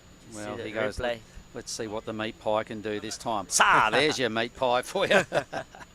In the pocket and again. How old would he be, Oni? He's 20. All right. Oh, how's the way he had jumping on the jump rock. off. Don't want to scratch any of that fin, mate. He'll He's go. paddling trying to smile, but catch up his He's looking at the drone. He's like, hey. Does he go back to first with that wave? He does. Narrowly. 4.67. He needed a 4.5, old mate, and he gets it. So the Indo boys are battling it out here, and they've got the jump on the Japanese surfers. Yeah. So have a go at this. Iko Watanabe's only caught one wave. Needs a 7.17, can you believe it? What about Ren Okano? He's gone to sleep out there, Oni. He's chipped off 16 minutes of his heat. Needs an 11-point combo. It happens a lot in a couple of heats I've been watching that some of the surfers are being so picky. I think they're waiting for the right wave to come, and that wave never comes. Oh, that's a dangerous tactic. I mean, how can Ren Okano watch Made and Western ride at least 4 waves each, Yeah. get tubed. The chook feathers are flying out of the back of every wave they're catching, and he yet refusing to paddle onto one. Come on, Ren. Mahendra already got a 4.67 as Yeah. a backup. Yeah. That's really good. He needed a 4.5 to go to the lead, so Yeah. he narrowly got there. You can see how close the numbers are. 0.17 now ahead of Western for the lead. Western will want the lead back here. He'll want to keep his mate honest. A 5.35 is what Western needs, third priority. But more importantly, Team Japan are in trouble here, Ronnie. They're back Well, on the ropes. I think there's only 8 minutes to go, and if they can catch a wave before that 5-minute time's left, I think they can be in the part of the game. They can get one good wave at the start and come back it up with an average score. I think also they can come back, so we cannot really tell at this point. But You know, it's got to play mind games with you, though. When Yeah. you're this young fella in white, look at him. He's looking at the other guys. He's going, oh, my God, I Yeah. have not ridden a wave. White there, Iko, will have some nerves of steel, being a little older than Ren and a bit more, you know, well-versed in competing. He'll know he can get a 7.17, you know, if he gets the right wave. Is what Yeah. he's got to bank his whole tactic on now. Ren, however, needs 2. So he's got to get a wave in a moment. He's got to make it count, and then he's got to get out there and do it again. He doesn't want a piece of this one either. Here goes Made Dera. Yep. So I think Made Mahendra, here you go. He's looking to replace that 4.67. It's pretty hard out there because not many sets coming through now. There's only small range wave coming through, so tricky for the guys who's like have priority. Kano. Look at that wave goes unridden. Where's Ren? Surely something like that to get you back in the heat. You get a 4 or something on that, and you need a 7 to get through. Been some unusual tactics going on here. I like what the Indo boys are doing, however. Team Japan have just got a little sleepy on this one. Iko, a really polished campaigner from what I've seen over the years. A little bit of a slow start. Last wave now from Made Dera. One strong move that won't lock into his top 2. Wave behind it looked pretty good, but no one was investigating that either. Down to 6 minutes. Indo boys will be happy with that. Try and starve these Japanese duo off any chance to come back in this heat. Oh, here's a wave at the back there. Must be wave coming toward them too. Maybe. Look at this one. Wow. I did see a grommet before getting well shacked up there. Not on that peak, but where this other dude's sitting in the background there. Somebody threaded a couple of tidy little funnels. Yeah, Did a really saw good that job. one. Did you see that? Yes, I did. Look at this one. So plenty of opportunities along this coast, Onnie. One day I'm going to come here on a holiday and not a working holiday. Yeah. 'Cause, we get to watch a lot of them without looking but no touching. And also a good right-hander here. You can just do airs and stuff. Down So the it's beach, more like Krui on right. the right side of this where we're looking at right now. Yeah. There's a right-hander. Yeah, someone in the background likes what he sees. Meanwhile, 5 minutes remaining in the all-important first heat of round 2 of the junior boys. Blues waving to his fellow beach announcer. Yep, I'm in the lead. Life's pretty good. 5 minutes time, he'd still like to be in the lead and stroll on through to the semi-finals. Yep. And I wonder how you think about the red and white right now. Man, they've got to be peaking, surely. Surely this is playing mind games with you right now. Pressure's on. You know, like Iko, I see him, he's normally such a good competitor. He's normally the guy leading. He normally gets the early jump. Yeah. It hasn't happened, so his tactic is clearly been a little ruffled. And he still doesn't get first bite at the cherry next time a set comes, because surely Ren takes the next A-grade wave. Yep, definitely. And super glassy out there right now, Mark. Yeah. So yeah. it's probably hard to see the wave coming. Oh, here's our what our beach scene looks like. In the middle of this beach, that's the pier there. But more importantly, this is Ren. Finally, boom, crunches a big hit, goes upside down twice, spins the wheels a little on his second move, hanging in there. What he's got to remember is he's got to finish this wave on and get back out there and ride one more. So he flicks off with intent. You can see he's kind of pumped with what he just did. I really like that surfing, to be honest. He had to do something, didn't he? That was really smooth. It's going to be a strong number. Power. Yeah. Look at this turn. Go for it. Upside down. Straight to the next one.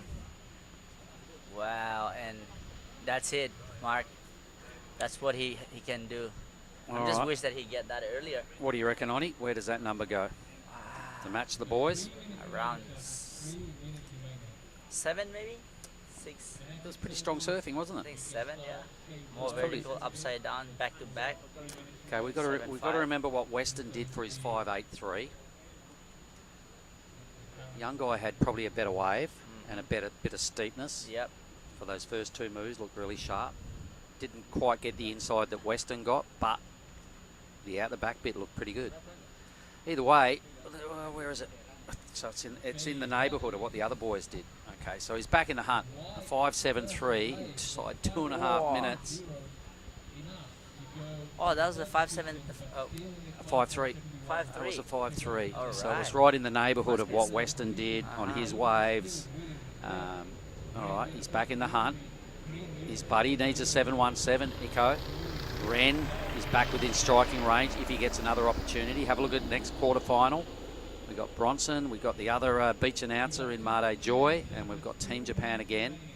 Kato and Sato. Yeah. All right, game on. A gnarly 2 minutes coming up here on Anwar. Red's got priority. He was out there waving his arms, going, exactly what do I need? It's part of the mind game too. So if the scorer can say that louder, maybe they put pressure on the other competitor too. So it's really good tactic to do that. Okay, so here's a helicopter. Iko Watanabe needs the wave of the heat to get out of trouble here. The other two in Western and Made probably need to pay really close attention to Ren here and not let him ride another wave. Yep, I would do that for sure. Both sitting in second and third priority, the Indo boys. I wonder if they're discussing, what do we do as a team here? Someone go and sit on white. Here he goes, wave coming. Mandadera using. All right. Heat leader right here, folks. Trying to improve on a 4.67 to make this a worthy inclusion in his wave tally. Waves a little flat. He looks over his shoulder and gone, oh, where's White? White's the danger man right now. If I was Mandadera, I would wait. I would not catch that wave. Probably didn't need to, eh? I don't think it's going to improve his 4.67, so he's now heaped a bit of pressure on Weston to try and solely fend off Okano now. Iko Watanabe will not want to come in with one wave in his scoreline, Oni. That would just be a mortal sin. Well, surfer 30 of his, seconds to go. of Mark, his level. I think it's going to happen. Team Japan are going to exit the water with a wave each. Oh, my goodness. 25 seconds, everybody. I'm sure the Lakey boys at home around the place that are watching this, Oni, will be quietly stoked with what's just happened. They've got 15 seconds now for Weston to just keep a close eye on White here. There's no real lines of power approaching, so it's looking like all Red's on the hunt. Hang on, 3, 2, 1, done. Red does not get the opportunity, everybody. The siren has sounded. This wave will not count. It took him a long time to find it, Oni, and it was probably the wave you needed. Wow. Anyway, over and out with Heat 1. We've got Bronson Matey taking out the next quarterfinal, everybody. So stick around. On behalf of myself, Mark Cliff, and Oni Anwar, thanks for tuning in. I'm out for the time being. We'll bring in Dai Wacko. And Weston Hurst just gets barreled off his head on the way in. I'm out. I'll see you guys a bit later on. You.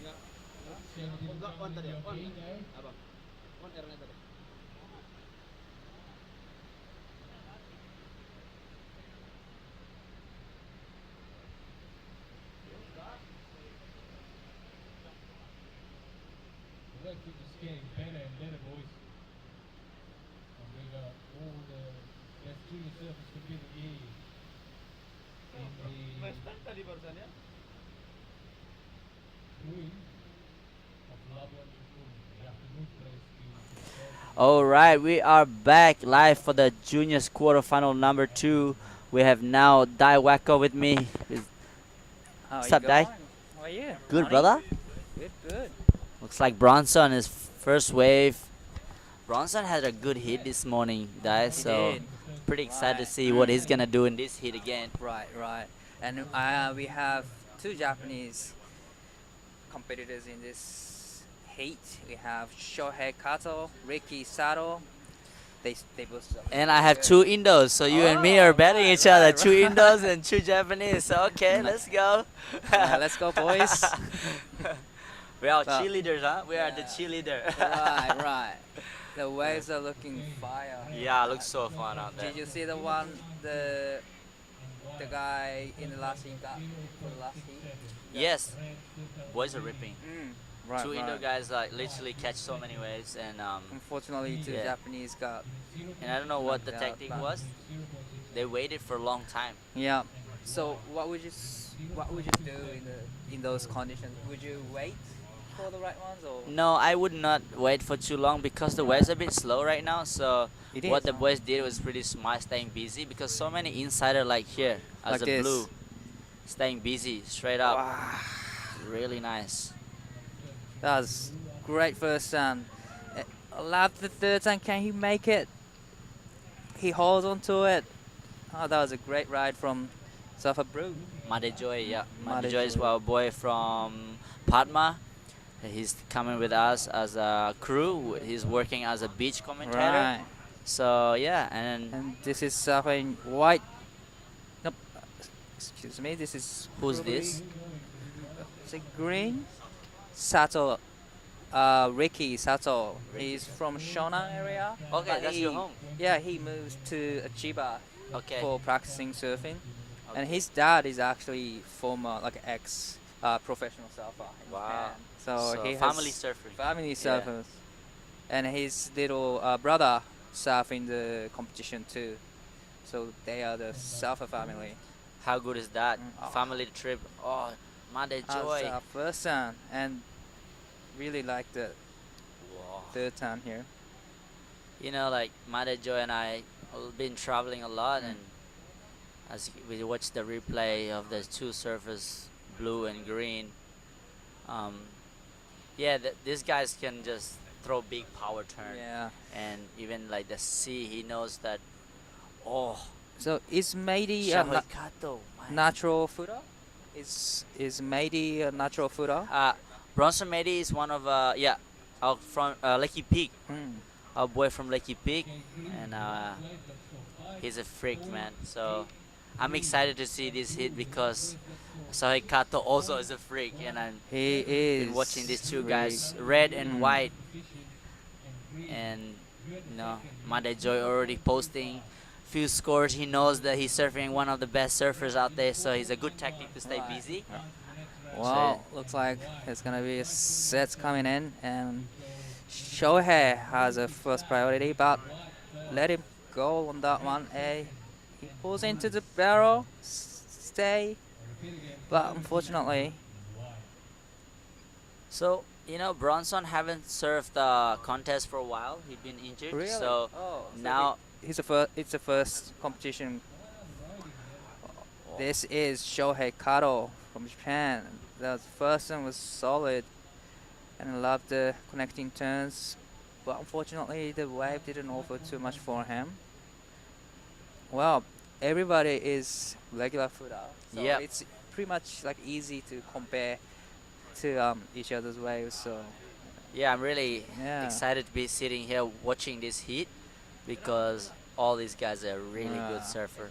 We can see the replay of Shohei Kato. How low he does bottom 10. Nice first turn. Unfortunately, the waves kind of went flat on here, guys. So, yeah, but that he's was trying to get the unfortunate. score. Oh, Look here like is Bronson smiling. He's just like, having I think fun. that was a good vibe, but Right. Everybody's sitting close to each other out Yeah. there. with the drone angle, it looks close, but maybe in some part, maybe Right. Madejoy and Bronson a little bit apart. Now we see in this angle, let's see.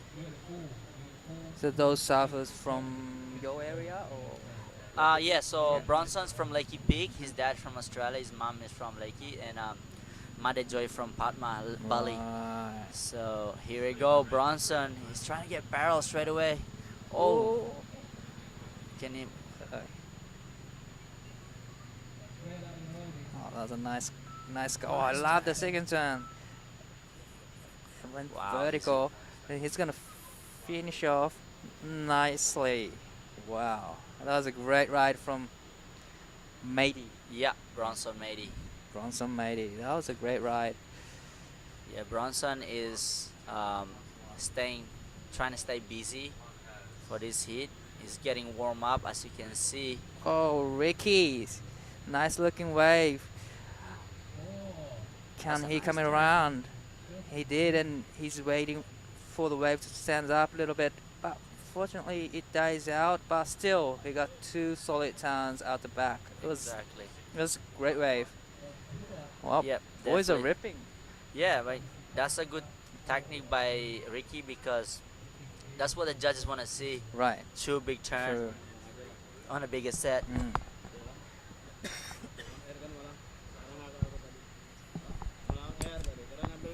Only quarterfinal heat number 2 now, guys. So everybody, the heat is stacked up with so many good talented Right. surfers. So Bronson haven't put any good scores on the board yet. So maybe he might put that in the last 5 minutes, like what he did before. So we'll Right. see.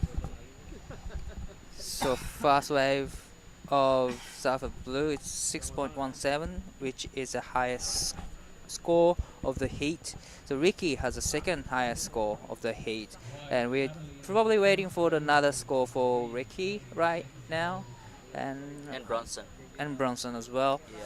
So excited to see what the judges are thinking about those rides from the surfers.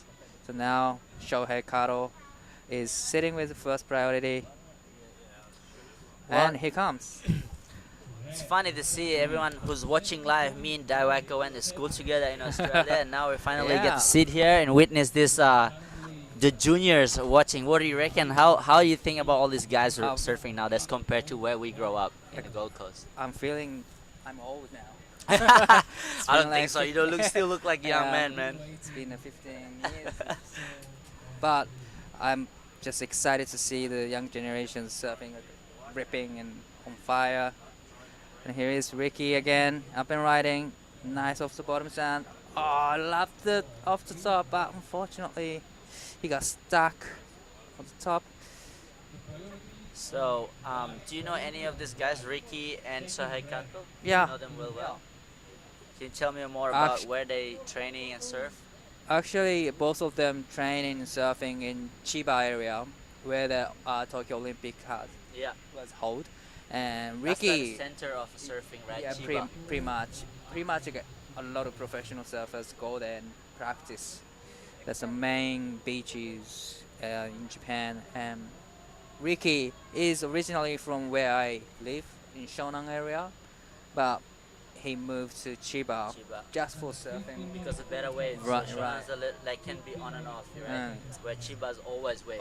There's always waves, but in Shonan we don't really get this well Yeah. consistently. Yeah. So yeah, it's a good idea to move to Chiba probably in Japan. Yeah.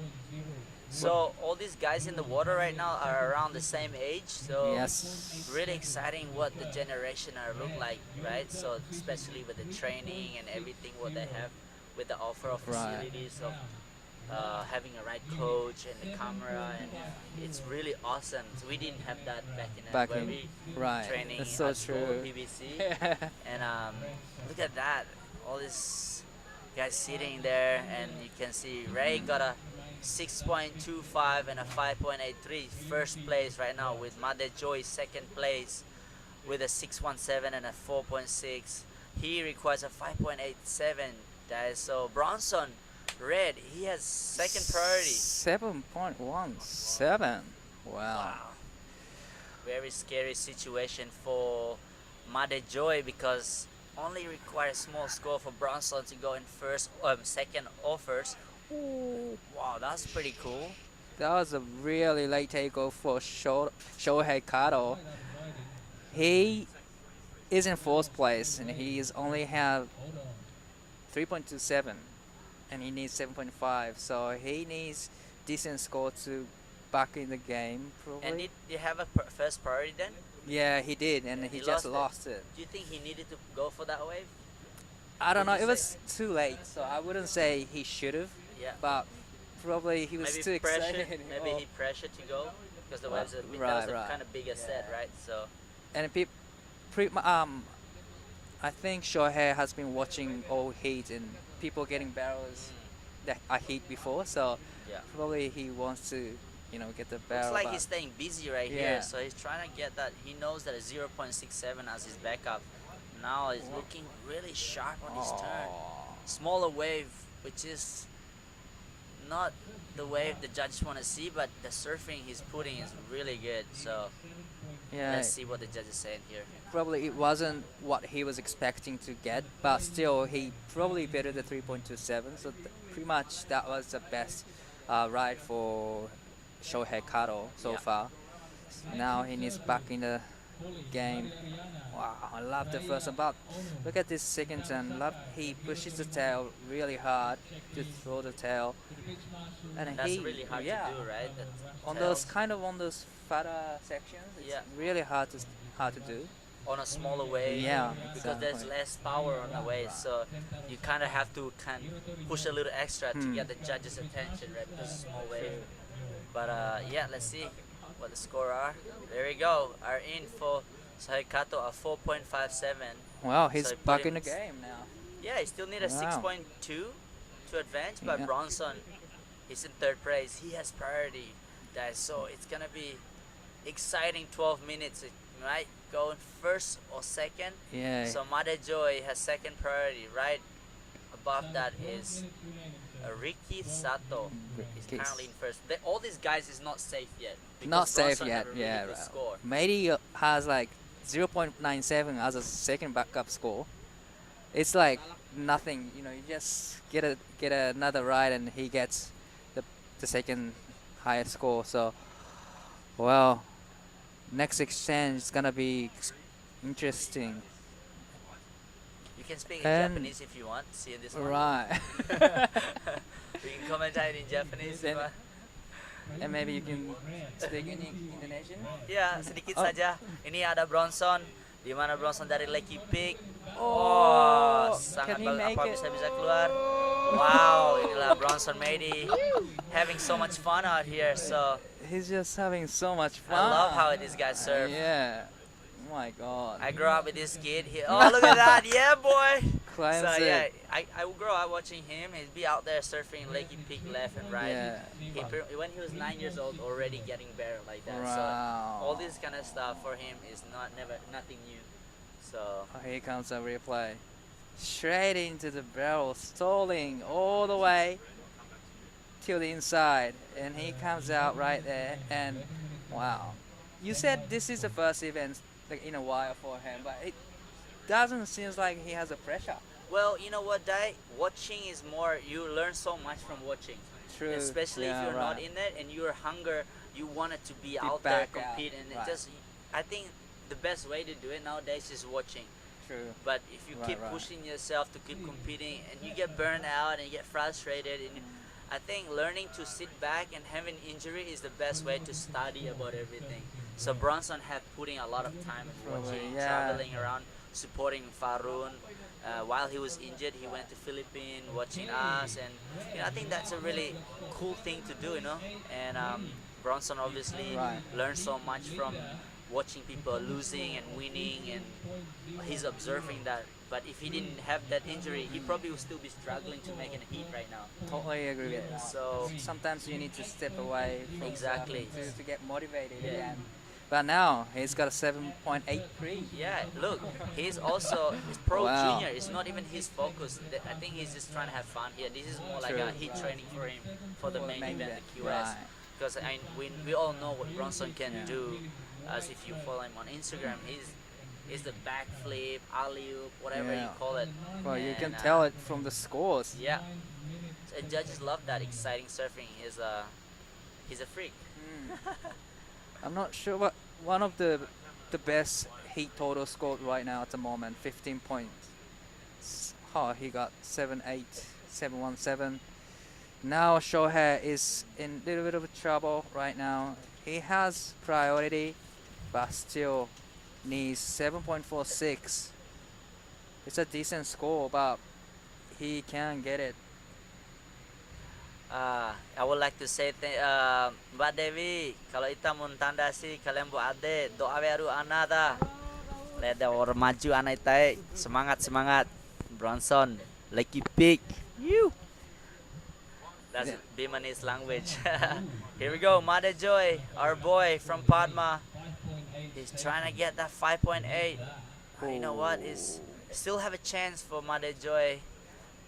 And here you go. Here is Sato. Oh, he's trying to beat the 5.83 now, but his third priority, so he kind of has to looking for the smaller waves too. But here comes Shohei into the barrel. I don't think it wasn't the wave that he was looking for, but there's still time, just under 8 minutes remaining. You know what? I think having to get barrel out there, you gotta read the wave properly. It's hard because Right. some like Bronson, what he did before, he knows when to let go and when to stall. You can see if you see that before, Right. and Sohei was really stalling that and holds him. Ooh, what's interesting here? So Shohei is up and riding. So what can he do on this wave? Oh, nice throw to the section. Straight into the second, but unfortunately he got stuck. I think he's pushing it a little too hard on that section, yeah. Probably he knew that he needs a score like 7.46. You know, he had to push really hard to get the score, because I don't think after that the wave didn't much offer. Yeah, as you can see, Sohei is trying to go beast mode here. That's a really hard to do on like hollow section. So when he pushed that second turn, I think that fired from Bronson's wave, because some of these guys actually not thinking about making the heat, but someone who they want to beat. You know, sometimes it's about, oh, like Bronson did a bigger score, I want to do that. So, you know, that's what need to be separated to make the heat or to actually surf against that person.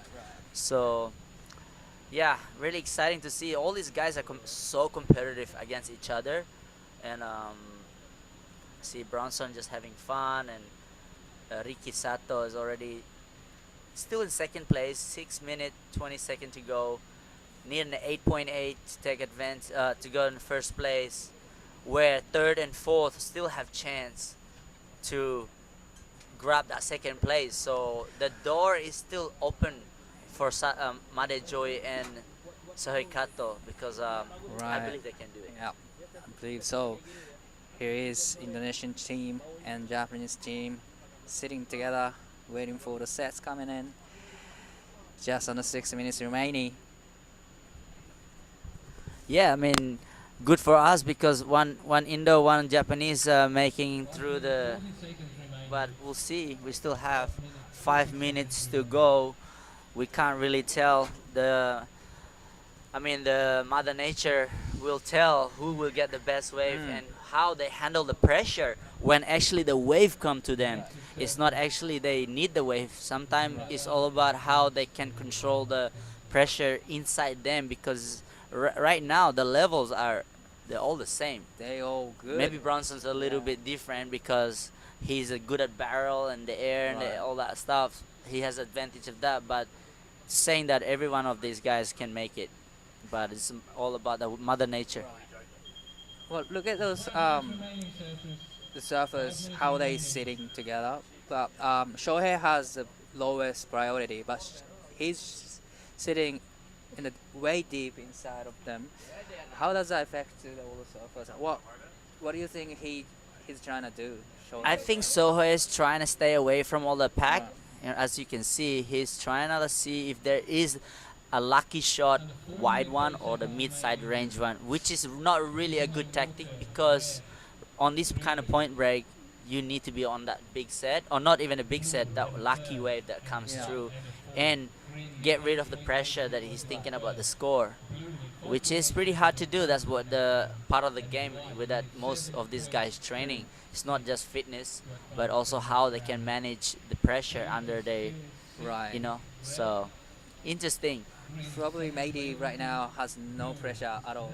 He's just having really fun out there. Who's that? Mady. Yeah, Mady Bronson just Mady smiling. You is- can see yeah. when he paddled out the first couple minutes, he's just smiling, and right now he's looking down and trying not to think about it. And he's just trying to say, I just need to surf and just smile along.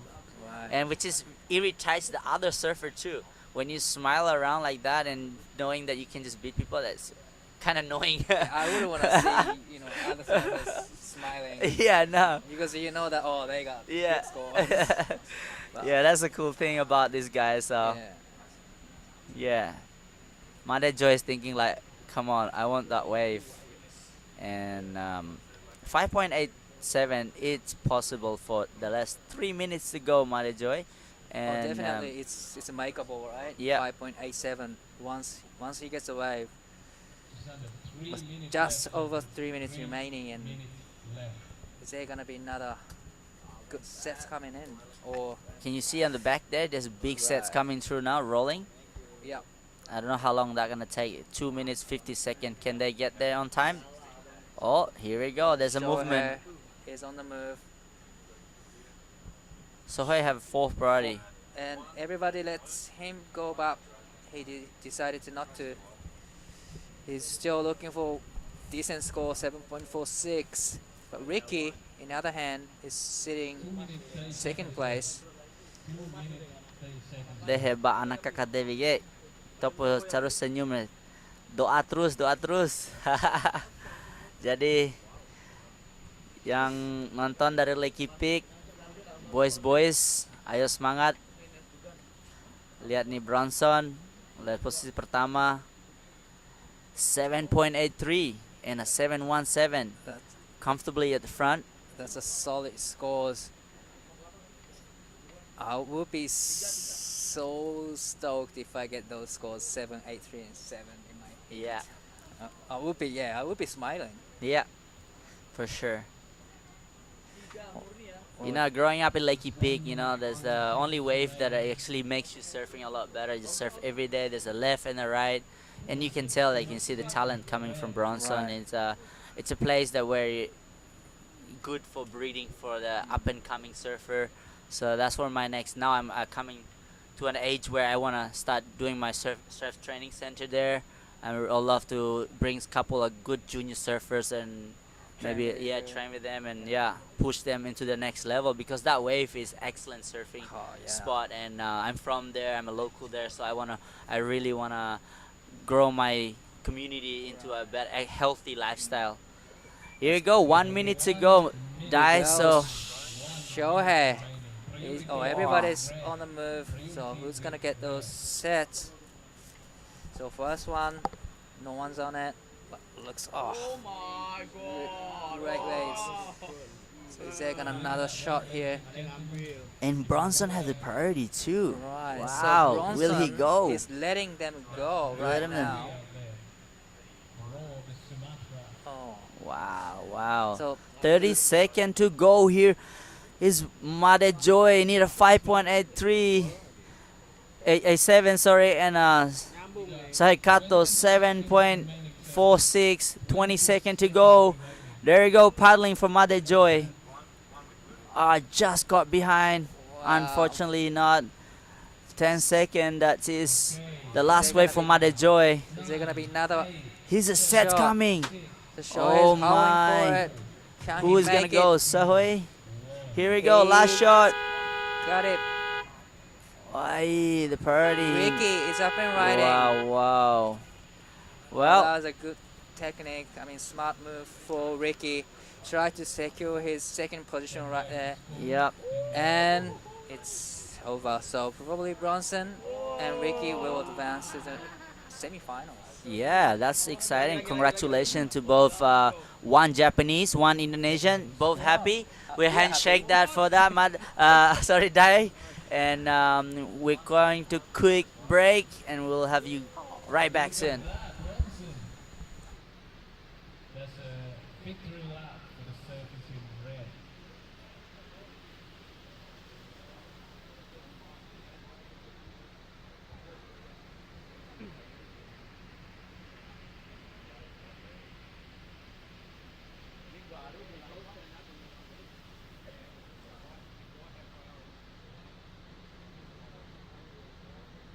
but score in the next heat are currently on hold.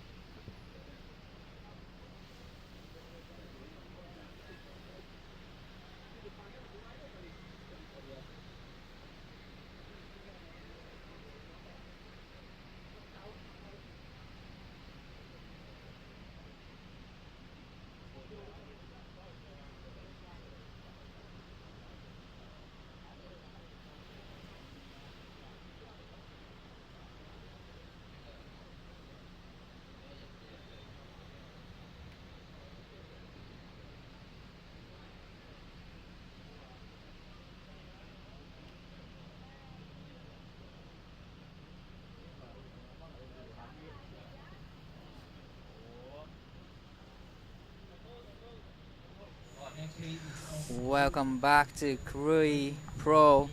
We are now Pro Juniors quarterfinals, heat number 2. I'm here in the booth with Jada. Welcome back. Thank you. I am very excited to be back in the booth. It is very nice and cool in here It is. compared to outside. It's really nice here. Outside it's humid and so hot, but waves are really good right now. Yeah, the waves are pumping. So last heat, Brunson got a couple of the great barrels. He got 2 sevens and advanced to the semifinals. So we have Ariana Imade in red and Raiha Ono in blue, Sentaro Sakai in white, Hiroto Mori in green. 3 Japanese surfers and 1 Indonesian surfer. Yeah, so that's exciting. You have a little bit of a Team Japan going on against the Indonesian. So last heat, me and Oni was commentating, and we have 2 Japanese and 2 Indonesians. So we were like battling each other. But we were happy in the end. It was great to see their surfing. They were ripping. All right, so who won? Team Japan or Team Indo, or was it 50-50? 50-50. Oh, okay. Brinson and Ricky Sato made it to the semifinals. So Okay. me and Oni were happy about it. That's cool. 50-50. 50-50. That's fair. So what were the highlights of the last heat? Probably the Brunson's barrel technique. He was, as soon as he took off this wave, he just stalled until the end of the section. It was great technique from Brunson, and he only was saying that this competition is the first competition back from the injury. Yeah. But doesn't seem like he has a pressure. Yeah, we already saw him get 2 8s in the first heat and then straight into the second one. And what did he get, 2 7s? 2 sevens, yeah. You know, a little bit tired maybe, though 1 point less, but you know, he still killed it. Wow. So this is the quarterfinals heat 3. We will be doing our heat 4 and go straight into the quarterfinals of the Pro Junior Women's. And we're gonna finish up the women's round. And in this heat, we have 3 Japanese and 1 Indonesian. It's gonna be exciting. Another heat here. And Krui left. The tide is dropping, and waves are improving a lot. When the sets are stopped, it looks like flat, but as soon as the wave comes in, then it's just great waves. It's, Oh, look at that wave in the background. yeah. There was someone earlier actually trying to surf that wave. I think the tide was a little bit higher. Must be though, so. so shallow though now. Yeah, now the tide is getting lower. We're starting to see a little bit more reef show up close to the shore and out in the lineup. So be careful, surfers, when you are out there. Here in the red again, we have Made Ariana, also known as Pajar, Raiha Onu, and the other 2 Japanese surfers, Sakai and Mori. Sentaro Mori Hiroto. Wow. So no waves ridden yet in this heat, but I'm sure that we're soon gonna have a start as we see the surfers paddling out the back. Well, paddling the red, he was paddling for it. This is the second turn. There's a nice wrapping cutback right there, and waiting for the section to stand up. Oh, throw a lot of sprays, and another one finishes off a little tail high air and little floater in the end. That was a great ride from Surfing Red, Ariana. Yeah, that was Pajar on the first wave of the heat. As we see, I'm not sure who that was. I didn't see the color. Tried to pull in, but unfortunately gets stuck inside and does not make it out. So that must be Hiroto Mori, and here's another set coming in for those Japanese surfers. They just let the first one go, and as you can see on the screen, there's a couple more sets coming in. Yeah, so this heat is finally underway.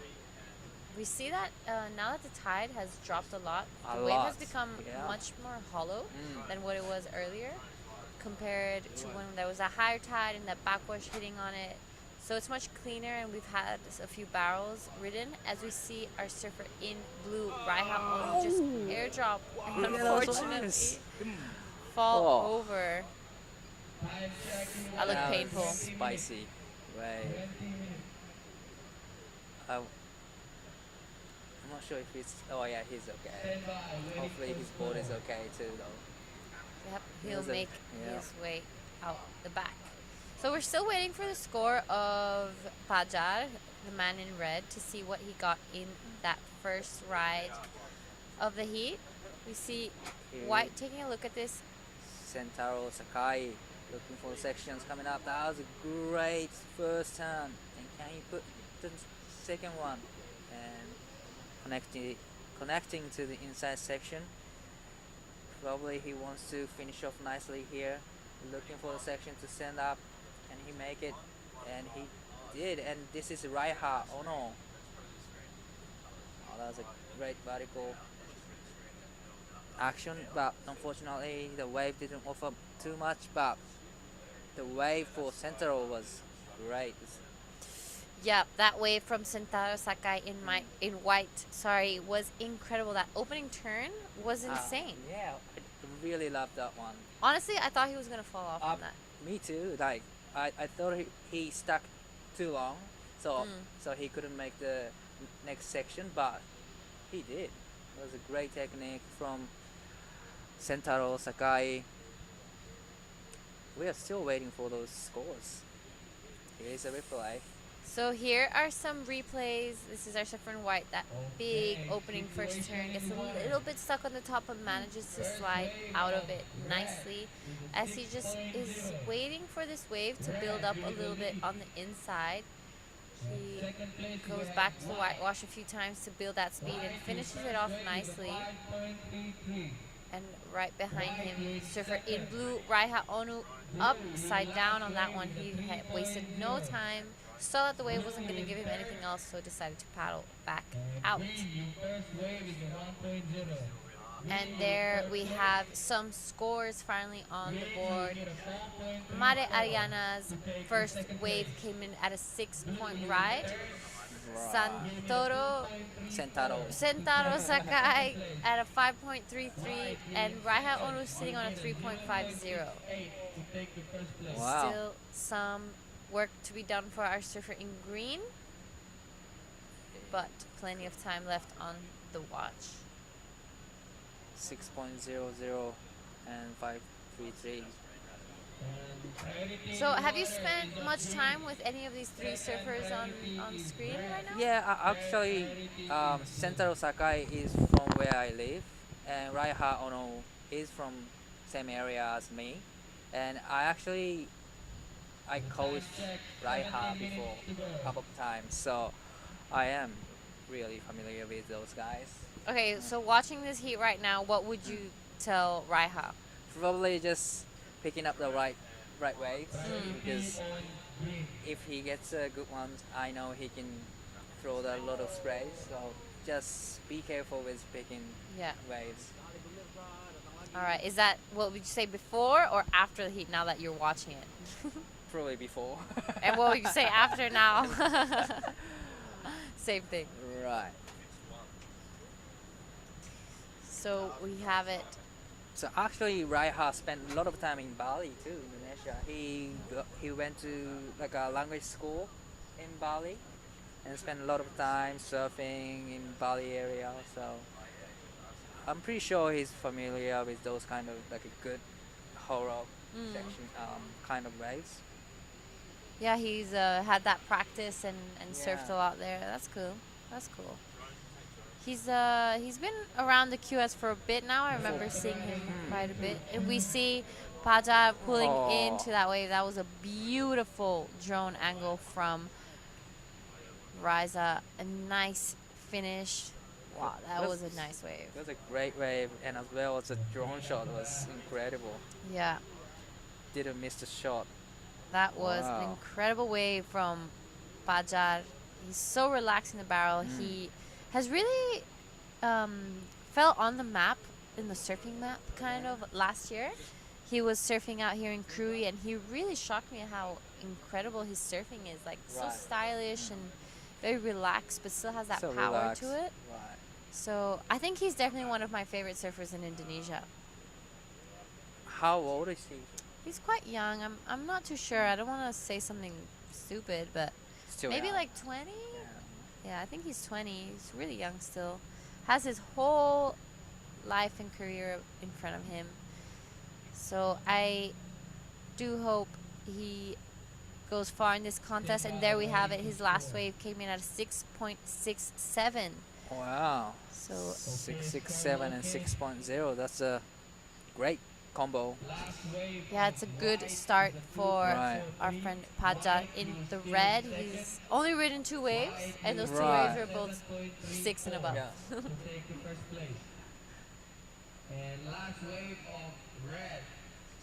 So we have our 3 Japanese surfers looking for some scores. Been watching a lot of heats today, and I noticed that like really Indonesian surfer has a technique of picking the right waves and techniques in the barrels. They're just so technical. It's just so nice to see them surfing in the barrels. Incredible surfers, all of them, especially being used to waves like this. So I guess you kind of get an eye for it, and they're very relaxed. Don't freeze up when they're in the barrel. So you're right, it's great to watch. Sometimes on those bigger days, when it's too big, I just watch the guys, and it's entertaining either way. It's so entertaining and so much learning from them just by watching the heats. Well, just over 13 minutes remaining, and pretty much Ariana's getting all the good waves. Well, only 2 waves ridden, but probably other 3 Japanese surfers need to get back to work. So have you ever competed against any of the other Japanese surfers in this heat? Nah. No? Nah. Different generation? Different generations. Okay. Probably I stopped competing about 3 years ago, and they were still like kids division, so never be able to surf against them. But they surf real good. Like So tell us a little bit about Santori? Santaro Sakai. Well, here comes the set for Raiha. He's looking for 4.77. Nice first time, but he knew that he needs to get really good scores. He pushes tail too much to go vertical. Here he is, central. Oh, that's a sick fast turn and nice wrapping cut back. And he's connecting the inside, hoping for the sections coming up. Trying to put another ton as a bonus, and he did. That was a great surfing from Sentaro. Yeah, Sentaro is still like a young generation, probably like 18 and 19 years old, and I love how he surfs. He's like stylish. I love especially his backhand. It's just sick. Yeah, look at that. That was straight upside down. He wasted no time from the takeoff to that first turn. He went straight into it. I feel like here there was a little bit of downtime on this wave, but he Right. like, kept coming back to the whitewash, kept trying to keep active and not lose his speed just to finish it off nicely here. It was a really well surfed wave from our Japanese surfer in white. He's only looking to replace a 2-4-3, and there we have it, a 5-9-3 for our surfer in white. Santoro. Sentaro. Sentaro. I'm sorry if anyone's listening. Sentaro Sakai. 5.93 on that last one. Incredible surfing. Did make the requirement for surfers in blue and green higher. So unfortunately, green is in a combination situation, Right. meaning that he doesn't need just one wave, but he needs two waves waves. to be able to get into an advancing position. Whereas Raiha Onu needs an 8.26. He hasn't caught any really decent scores just yet, but we've seen in the surfing that he has given us, in those few glimpses, that he is capable of doing Yes, it. he is. Like, pretty much like just over 10 minutes remaining, and Raiha needs 8.26. Would you rather just wait for the sets to score the 8, or you just trying to get better the best score? With 10 minutes remaining, I would first try to get rid of my one Right, right. as quickly as possible, Right. and then get the score I would need, just to lower my requirement. So if I was Raiha right now with third priority, I would sit on the inside like he's doing now, and try create a score with maybe a smaller one, Right. as we've seen maybe Bronson do in his heat, or a few other guys, where just sit a little bit deeper and more down, and then get a score on the smaller one, Totally and then agree. go and get that bigger score, as we see him doing right now, actually. Here comes Raiha up and riding, looking for the score, but that was a nice off the top. Unfortunately, he's a little bit struggling to get the second turn completed. Yeah, it's looking like he keeps getting a little bit stuck on the top from on that second turn. I'm not sure if it's a nerves problem, or maybe his board. I guess after you're gonna have to talk to him and see. Yeah, afterwards. But probably he's still like trying to adjusting the how it's breaking right now, because it's breaking really hollow at the first section, but as soon as it hits the second section, it just dies out real quickly, and that's where he pretty much got stuck every time. So he needs to adjust that bit, and he'll be back in the game for sure. Yeah, that's a really good observation. I didn't really think about that. That you're right. That first section is very hollow, and it just goes fat, which we saw Sentaro do a few times. So he goes vertical on that first one and just like carves it out until he reaches that inside section. That's very, very good. Right, on the other hand, Raiha is trying to push real hard on the second section. Probably better to do the big wrapping cutback other than just going vertical. So hopefully he adjusts to that We section. hope his nerves don't get too far and he just keeps making the same mistake. But meanwhile, we'll take a look at the board. We have Mare Ariana in first. 2 waves ridden, 667 and a 6. And we'll get back to that as we see our surfer in green. Well, this is pretty much his first wave. He rode Mori from Japan, and he needs to get back in the game. He has to break the combination first. That means maybe trying to get above the threes and fours, and probably he did that on the last wave. Yeah, I think so. I think he also listened to us when we gave the advice that, just catch that base and then build your house. 7 minutes, you can still catch 2 waves in 7 minutes. Definitely. The biggest problem might be priority, though. Right. Now that we're reaching that 7-minute mark, I'm sure that Pajar and Sentaro. Sentaro. Yeah, we need to work on that. Okay, we're gonna repeat his name 50 Yeah. times because I can't. This is very bad of me. They know that they're in first with first and Right. second priority, so they won't make it easy for Raiha and for Hiroto. Hiroto to catch the waves they need. Now you need a 7.99.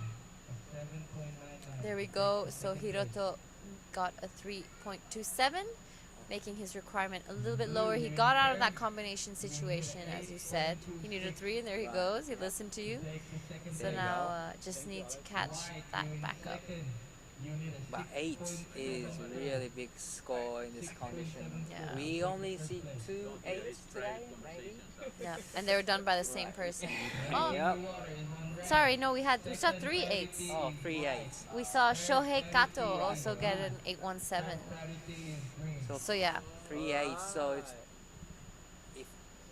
it's gonna be hard to score excellent score today. But still, 5 minutes remaining, and there's a lot of opportunities coming in. So just wait and see if those guys can get those waves.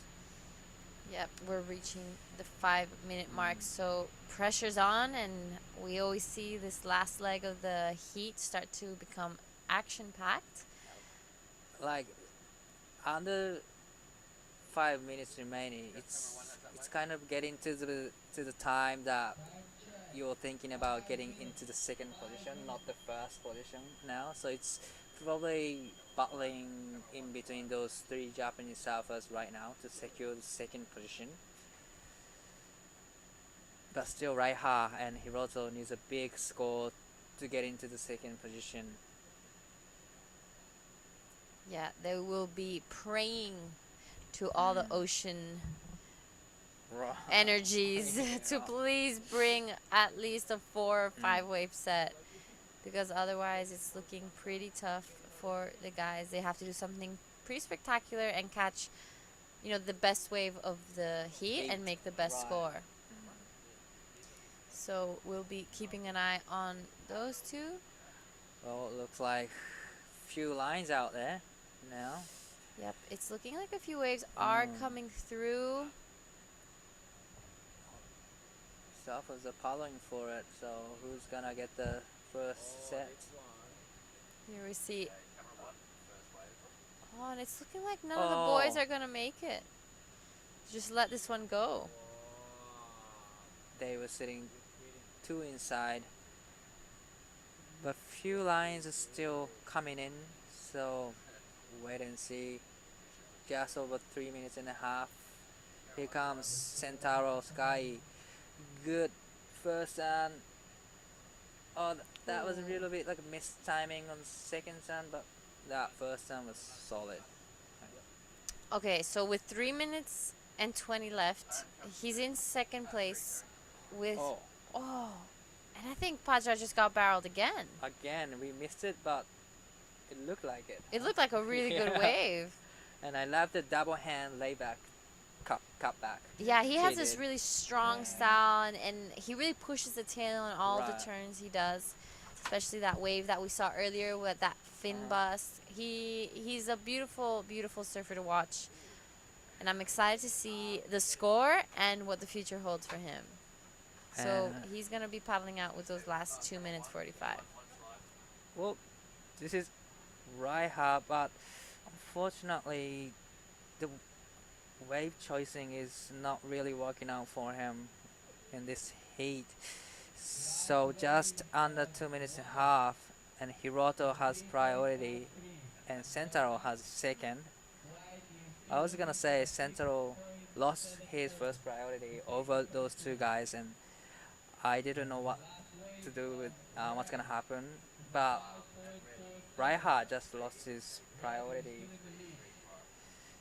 Just over 2 minutes remaining. Yeah, maybe a little bit of a priority mistake with Raiha. He saw that the 2, both red and white, caught waves. He was out there by himself. He could have waited for a good score to come through, And it's looking like this is your man Raiha Onu. Right again. In the barrel. Can he make it? That was looking like it was going to be a pretty good score for Raiha. Unfortunately, just didn't make it out of that one. So now all eyes are on Hiroto Mori. Oh, another barrel still traveling, and that was a long travel in the barrel, suffering red. I wonder what the score is, the last wave of Ariana. Yep. And here we go. Hiroto, that's a nice vertical off the top with a big spray, trying to connecting to the inside. Unfortunately, the wave didn't offer too much. He needed 799, which is really big score. Yeah, his body language isn't really looking like he's Right. really stoked on that score. Like, he's not looking like he thinks he got it. There we go. It came in at 3.50. Slightly better the best score, and he needs 7.76. Unfortunately, he will be running out of time as we're reaching the last 35 seconds of this heat. He unfortunately started off the heat a little bit late, so maybe if he started earlier, he would have had more opportunity. Oh, This this is Centauro is on the wave. Just cruising. Nice first down, but nothing really going on rest of the wave. But probably he was trying to block Raiha to make sure he's in the second position. Yeah. And that's it. Yep, Well, and it's looking like the winners of those heat were red and white. Thank you, guys, and congratulations to those two surfers. We're going to go on to a break. First, I want to thanks to everyone at home for supporting me, and I love you guys, and can't wait to see you guys soon.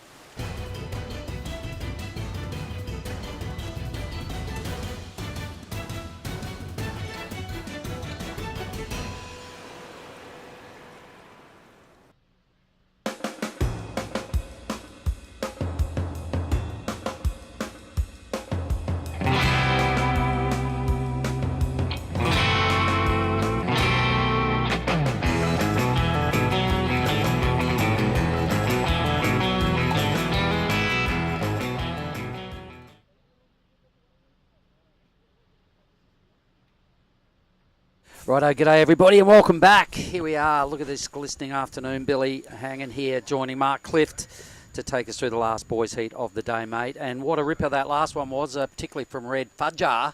Yeah. Blew up. That was a stacked heat. Really stacked heat. And it's good to see the lads delivering. Been watching these sparkling waves happen all afternoon. Conditions have got tenfold better from this morning when we arrived. It was onshore and blustery and not many waves at all. But as is the case through the Indonesian archipelago, you never know when stuff is going to change, and you've got to be on standby the whole time. So this has been a great afternoon, and things are not going to get any cooler with this heat in the water, mate. No, it's a really good call to keep rolling into these quarterfinals, mate. And, you know, we're getting close to the back end of the day. But let's have a look at white now. So Yamamoto, he's featuring right there. He's up against his teammate Kanazawa in the red. Then Dylan Wilcoxon straight out of Kandui's there in the blue, and Shirai. So three Japanese surfers taking on the Kanduian. Yep. In Dylan, all day Dylan, in epic conditions. I got a little message before, and I'm going to give a shout out to Wayne Murphy. He's watching up there in Ireland. Good on you, Murph. Thanks, G'day, mate. Murph. How are you, mate? Yeah, g'day. G'day. Always good to hear from the big fella. Look at these waves, mate. Some are begging to be belted like that. And there's the big show. Shirai giving it a good how you going. And some of the waves have the barrel on it. So I'm looking forward to this heat. It's going to be exciting. And look at the big show. Keep on delivering through the inside. He's found form. And this is well on his way to getting into, what are we up to? just a The ripping start. semis next, aren't we? Yep. Wow. Yep. They stepped through this. There's only, at the end of today, mate, there's only 2 semis on either side of the draw for the juniors. Yep. And that's it, finals. So 6 heats will remain to complete both divisions there in the juniors. So it's been a very productive day, to say the least. 23 heats will go into today's books, all at 25 minutes. So a great effort from the work crew. Considering for the first time ever we had to go mobile, Billy, so we were up at 5 and on the road by 5:30, everybody in buses, and the whole setup took place, and we could have started actually at 7:30. Yep. Credit to the crew. Is that replay, mate? Check it out. Yep, the turns got better and better. This one, a little bit of a cutback towards a power source, and I thought that was going to be it, but manages to squeeze out a few more turns, a bit more garnish on the dinner plate, if you will. And, yeah, completed wave. Yep, really strong. So what I'm seeing out of the last couple of heats, mate, the goofy footers are getting well barreled and the natural footers going upside down right in the pocket. So it's a battle of those two approaches as to who's getting through. But, man, I love the work Red did in that last heat. Pajar. Yeah, Fajar's really come of age, hasn't he? He's like the child prodigy for a while, and he gets some good results. He wouldn't get some good results, but really looks solid in that last one. Man, he's got to take some belief out of today because one of the best performances I've seen, really. All right, so here comes the score from the big show, a 767. We'll just get the backup numbers thrown on the screen, and we can confirm exactly what it was. There it goes, 767 at backup 0.5. Nice. Mate, I'm enjoying the replays we saw in the last ad break of our time here and at NIAS last year. I think it was here. Yep. And, yeah, brought back some great memories. And Billy Steadman was in the mix. Morgan Sibilic. Morgan took it out. Yep, took it out. That was huge. Kais King, I think, was in the final with him. Yep, Bronson won memory. the juniors. Yeah, that was massive. Let's go there and give that a shout out again. He's also through to the semis. Yeah, they're pretty happy. I was up there in Gangster Corner before, and they're making a little video and talking it up and saying how much they're enjoying these conditions. And you know what they're really enjoying? What's that? The short paddle out. What we haven't touched on today, I haven't anyway, mate, and for the people online that are tuning in, it is that freaking hot in the water, on the land, that you can't actually appreciate something like you've just said, the short paddle out.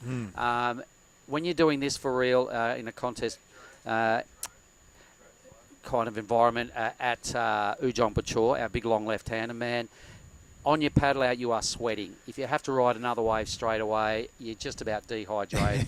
It's ridiculous. The surfers come in and they just bead sweats all the way through their post-heat interview. The heat is a real factor. So the short paddle is something we haven't touched on today, Billy. Thanks for bringing it up. Because it is a battle of fitness out here when it's this hot. Yeah, all that training comes into the picture after you've been sweating it out all the off season, starting to pay dividends right now. Imagine some of the crew that have come out of steamers at home and are here doing this. I mean, they'll be stoked they're freed up and they're in boardies. But man, oh man, the heat's going to take its toll eventually. Yeah, like the shackles are taken off. And when we do get back to Ujong Bachor in potentially a couple of days and we start rolling through the QS 5000, it's going to be a battle of your fitness to take this thing out. Let's watch Red. So Kanazawa now, he drags his backside, he gets in, he's touching the wall, face of the wall, just to stay engaged and right in the pocket. Really good technique. The wave's starting to let him down a little bit. He's trying to hang in there and extract a little bit extra out of the judges. Really good backhand tube riding technique. Just didn't want to nosedive there. He did extremely well not to go over the handlebars on that one. I can't wait. Oh, I'd like to see the front if it's around. But the front on view. Yeah. It might be available. But anyway, this is what the here we judges go. would have How said. is the ASC media crew absolutely killing it? Didn't really disappear behind the curtain much. He didn't really drag the barbecued corn all the way through. And second look, mate, the drone anglers made it look really good. Yeah, the middle bit went a little flat. That was an okay manoeuvre. A tidy little tag just to clean up this ride right here. Boom. And lucky not to nosedive, or he'd probably be heading up here to have a word with the Ambos. Pretty shallow. Right on low tide, I reckon, Bill. So the good news is for people that are watching, we've got this heat and then 4 women's heats remaining. And with the tide, we'll be pushing back in. Oh, awesome. Yep. So Luke Studer, if you're watching, if you're listening, I know he is. Yep. there's some good news for you, mate. The low is about now, so when your Charger is in the last heat of the day, it should be absolutely smoking. I reckon too. There'll be more sets. There'll be a bit more forgiving with a bit extra water over the reef, Bill. Yep. Yep. So at the end of this one, we will boost into round 2 of the young ladies. 4 high-powered heats to determine our remaining semi-finalists in the junior side of life. But it's been junior day down here today at Krui Town, Bill. I've been mighty impressed with what we've managed to extract out of, the forecast. We've never had to move this event, and it was always a concern, but it's paid off big time. This looks like the big show in green. Manages one turn, comes over the handlebars on the second one. But that is his third wave, so staying busy, and out the back is blue, Will Coxon. Yep, Dylan. Love the way this guy goes about it. He's a real frother. They call him All Day Dylan for a reason. He surfs all day. And the thing about that is they call his old man All Day Ray. Here we go, White. Yeah, look, Yamamoto looking strong on his backhand. Finds the pocket where a lot of people can't. And that's probably the reason there. He comes unstuck. Now, speaking with, let's go back there and talk about Dylan. Speaking with his dad today, Ray, All Day Ray. Much respect to All Day MJ. R.I.P., sir. Okay, so All Day Ray, anyway, runs the Kandui Villas. How would you be being his sons and your dad owns the Kandui Villas and you grow up there surfing the gnarliest left in Indo, the best right in the world? It's a bit of a ride, isn't it? And now Dad's taken them to go and work on their grovelling skills in Bali to try and improve their all-round act. I did discuss that with Oni a few heats ago. Yep. When you're from a wave-rich region, quality-wise, sometimes you can suffer in the competitive arena. So you don't have to generate your own speed or, keep your own flow through those turns on waves that have no power. Yep. And the example I gave was that Putrapulu had to move from Limbongan to live with Garut for a year before he got his competitive act into gear. Well, live action now, Mark. Yep, let's have a look at Kanazawa. Does he grab the rail? He probably had to avoid that first section. Ooh. Let's have a look at this now. Starting to go upside down, kicking the fins out. Repeats it twice with a little mini cutback to try and hang in there and get to this inside bit and hope something pays off for him. Just biding his time here. He knows he hasn't put any runs on the board at the back end here. Something now. Don't nosedive, Sunshine, and a job well done. There you go. Yep. Kanazawa. I really like that first turn, a bit of a free fall you could see from that zone, that drone angle, which was absolutely magnificent work from Ryan Williams again. Really good work rate there from Red to string that whole wave together. He had to hang in there and bide his time for probably half the wave, Bill, and probably paid off just to milk it and make sure it really, really counted. So this is what the judges saw, folks. Yeah, the front angle. That's really tight, and there is that airdrop we were talking about. You're in that critical part of the wave when you've got to airdrop out of your turns. Second one, not so much, and now it's through that sleepy part of the wave where it fills full of water and doesn't offer a very steep wall, but you're stuck with it. This is the decision you've got to make. It's not as critical as up at the point. You've probably got an extra, 15-second paddle, but I think it was worth it on that occasion. Good way to start. So let's have a look at some numbers in a moment and see exactly where their seat's based, but they're all off to a ripping start, really. Kanazawa, I think he's owed a number.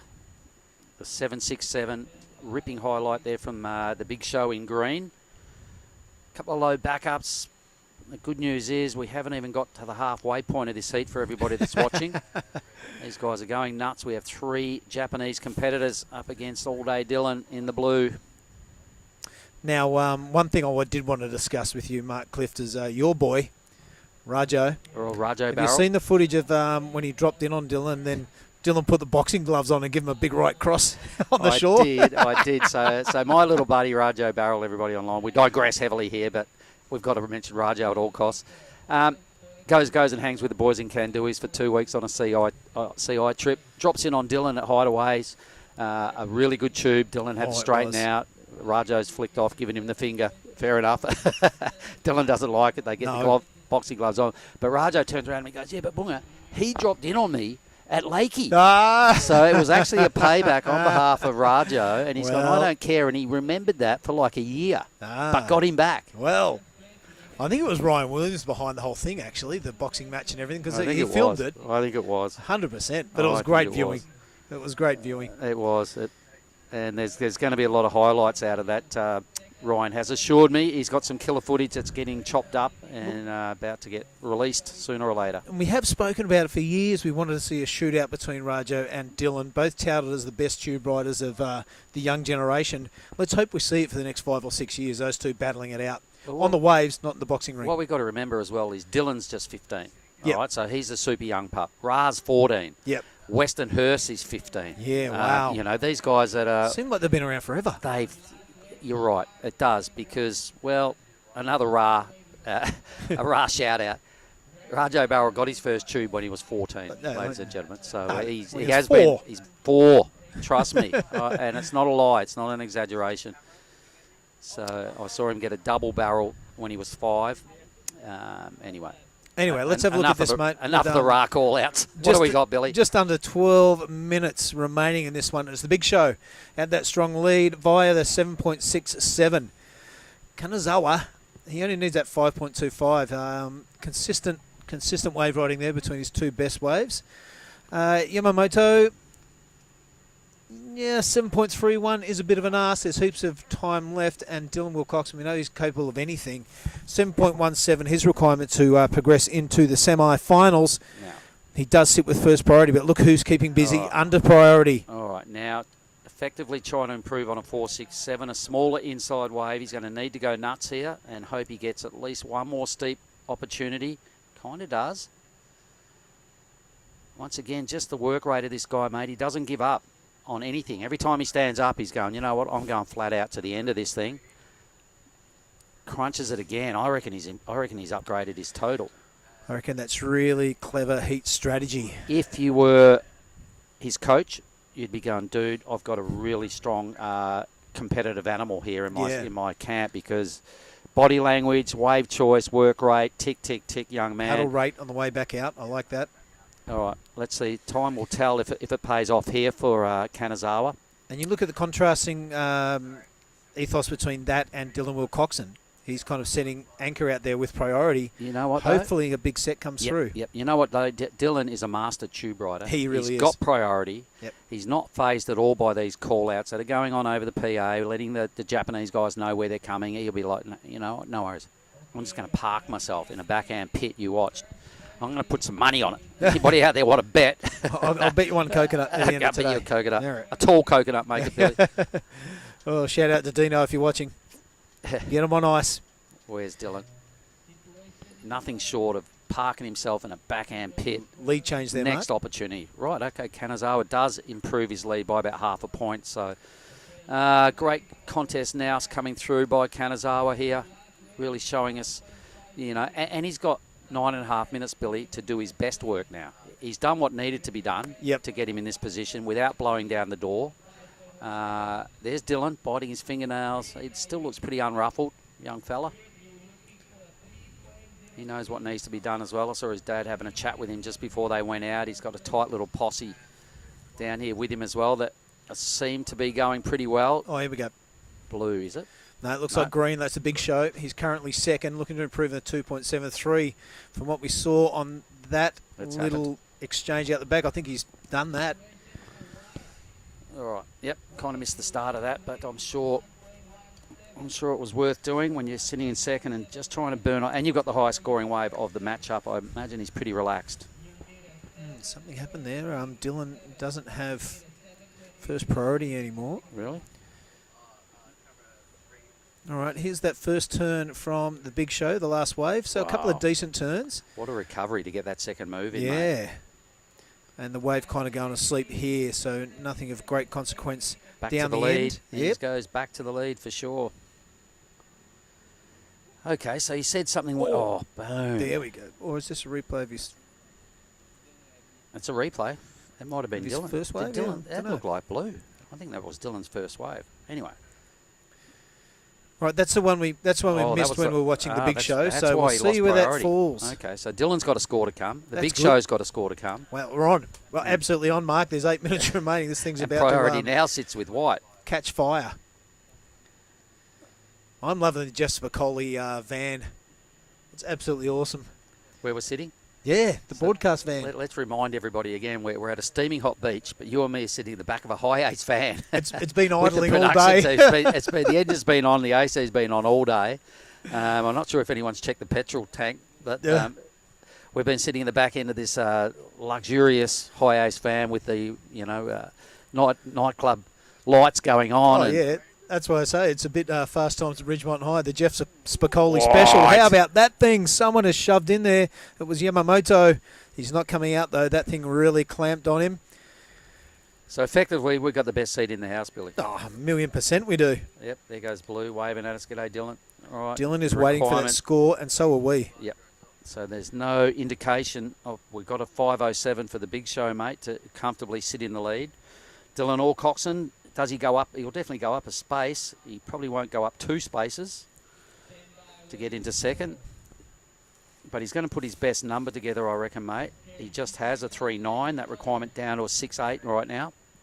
So that was a kind of a handy little moment there for Dylan. And he's back to second priority. Second priority, he needs a 6.80. That 3.90 all coming for that one turn, I am imagining. That was pretty good.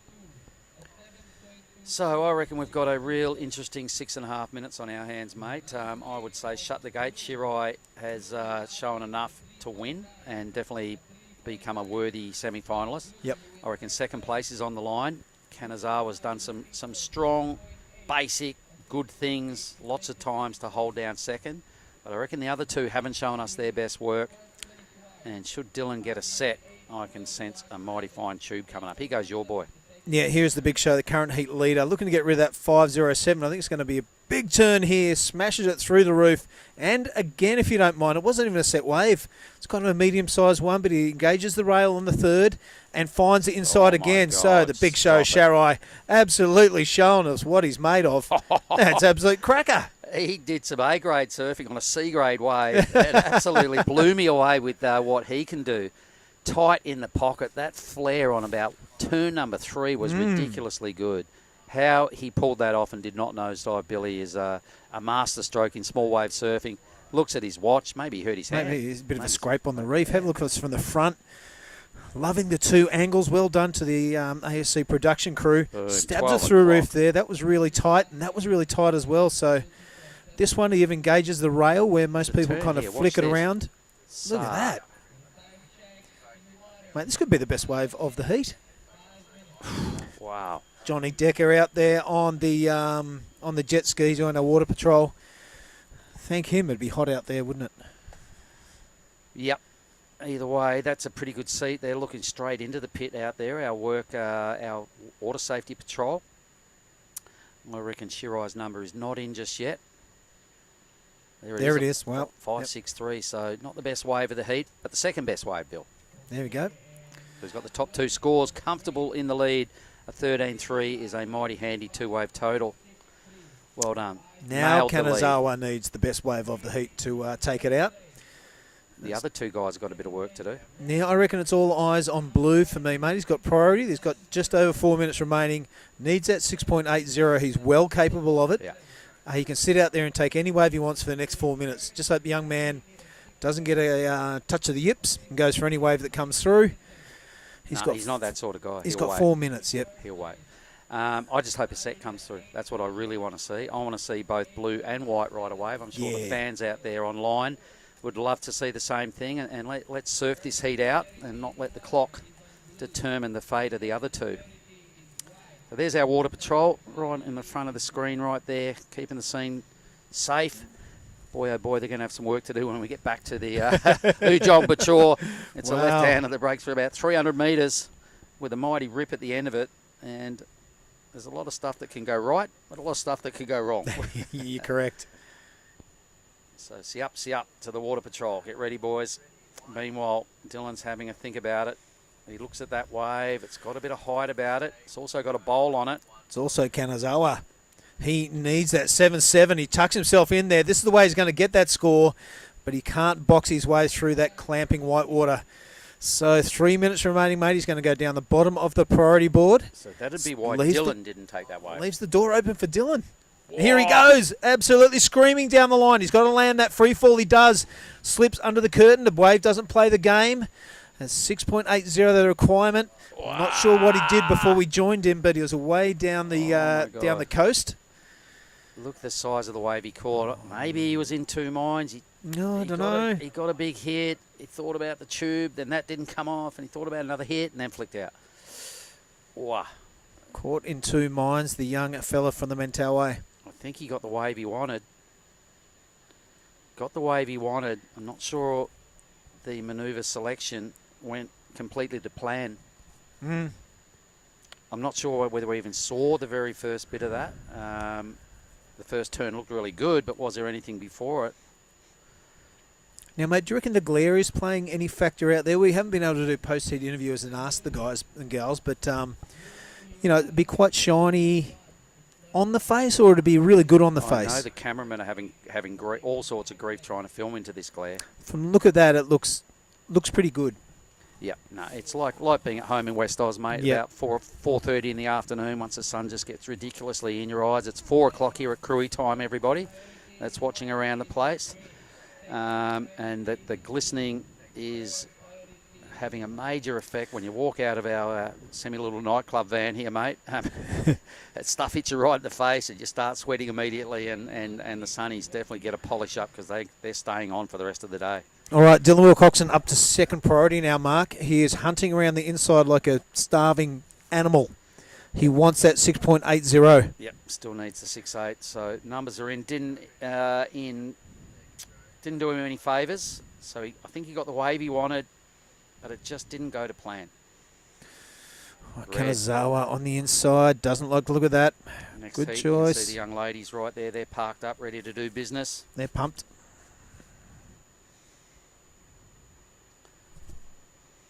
I'm pretty sure I've got the heat drawer on my phone for the young ladies. I'll have to have a look at that in a minute. Here we go, next heat. So Nakashio. So 2 Japanese surfers, 2 Indonesian surfers. Yep.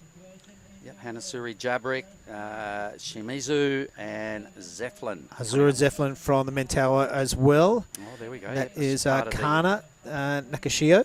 We've seen her in action before. Yep. And So Zeflin, Hinata. Zeflin's come down Shimizu. with the Wilcoxon clan. And Yep. She's part of that mob. All right, their boys are on the move. They've got 12 seconds, mate. 12 seconds for an upset here. Yep, first priority, the big show, and second priority is Blue. What's going to go on here? His first priority, it's Blue. He's up before the siren. What's going to happen this wave? He sticks it up to 12 o'clock. That's a great looking turn. Wow. The second one on par. Now through the sleepy part of the wave, Mark. Is it going to offer him any scoring potential on the inside? Don't give up, young fella. See if there's a little lip to hit. You're capable of anything. He does. He keeps the speed through, shoves it up through, completes it. He's given himself the best chance he has. Man, Dylan Wilcoxon, well done. Mature surfing, young man. Needed the second best wave of the heat out of that, mate. He got 2 really strong moves on a pretty good looking wave. Was it a 6.8? I think there'll be some discussion going on. My first impressions were no. But let's have another look at it. Here we go, everybody. Everybody online, we're looking at whether this was a 6.8. Billy Hangen's still hanging in here with me. He wants to see the result as well. Oh, I reckon they're 2 good hits, mate. They are 2 good hits. He probably didn't need this to go sleepy through the mid part. Yep. So we're just watching the replay, guys. We are going to swap to the women's division in a moment. We're going to get Giada to come in with me and help out. He did tag it well at the end there, so time will tell. We'll probably get back in a moment for that result. It's all in the hands of the judges.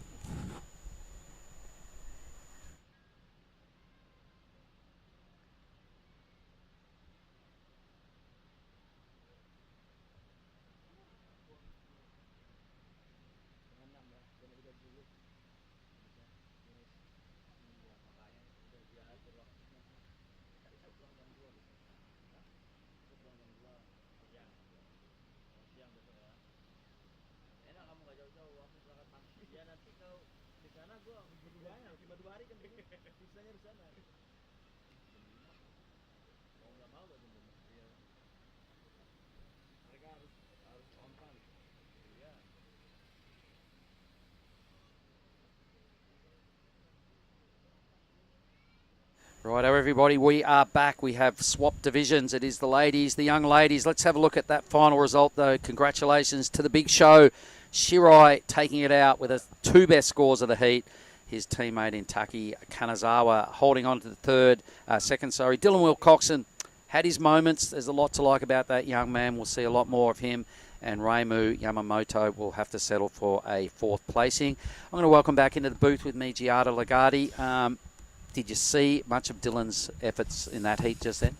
Honestly, I went to go get siomai, so I was starving. I did not see anything, but you can give me a recap. A recap is, wow, he had his moments. The surfer in green, Shirai, deadly performance. Picked the best waves. It was outstanding to watch. Kanazawa in the red deserved his position in second. Dylan had his chances. Didn't really do Dylan stuff, is probably how you would describe it the most. Yeah. But he's got time on his side. He's still only 15. And remember that name, everybody, Dylan Wilcoxon. Right on. Who we got in this heat, Giada? So in this heat, we have in the red, Nakashio. Kana Nakashio. In the blue, we have Hanasuri or Suri Jabrik. In the white, we have Hinata Shimizu. And in the green, we have Aura Zeflin, which is actually Dylan's sister. Oh. So she's also part of the Kandui Grams and the all-day Kandui crew. Yep. She came out here with all the Mentawai gang, and they're all just down there set up in the corner. I have a few people out here, and you can just hear them cheering on each other every time they catch a wave. Yeah, it's cool. They're really tight, and they've got a good squad there. And, you know, Dylan's dad's sort of promoting them, hanging together and being that tight bunch. Yeah. And it's a good thing that I think, given a bit more time, is going to really pay dividends. Let's have a look at Shimuzu's first wave of this heat. So the judges will now be readjusting their scale, probably based off this very first wave here. Having swapped divisions, 4 heats to go to finish off a very productive day 1. All right. Have you seen much of Shimuzu surf before, Giada? I saw her in her heat 1. She got pretty lucky, had a 2-man heat. So she was going to pass either way. She caught some nice waves that gave her the opportunity to try this wave out without the pressure of competing and losing in the first round. And that was practically it. That's all I really know of Shimizu. Well, it's been a pretty long day, folks, for the crew online that have been hanging in there and watching. So let's just pay some homage to the young ladies. Look at that pristine wave just grinding off.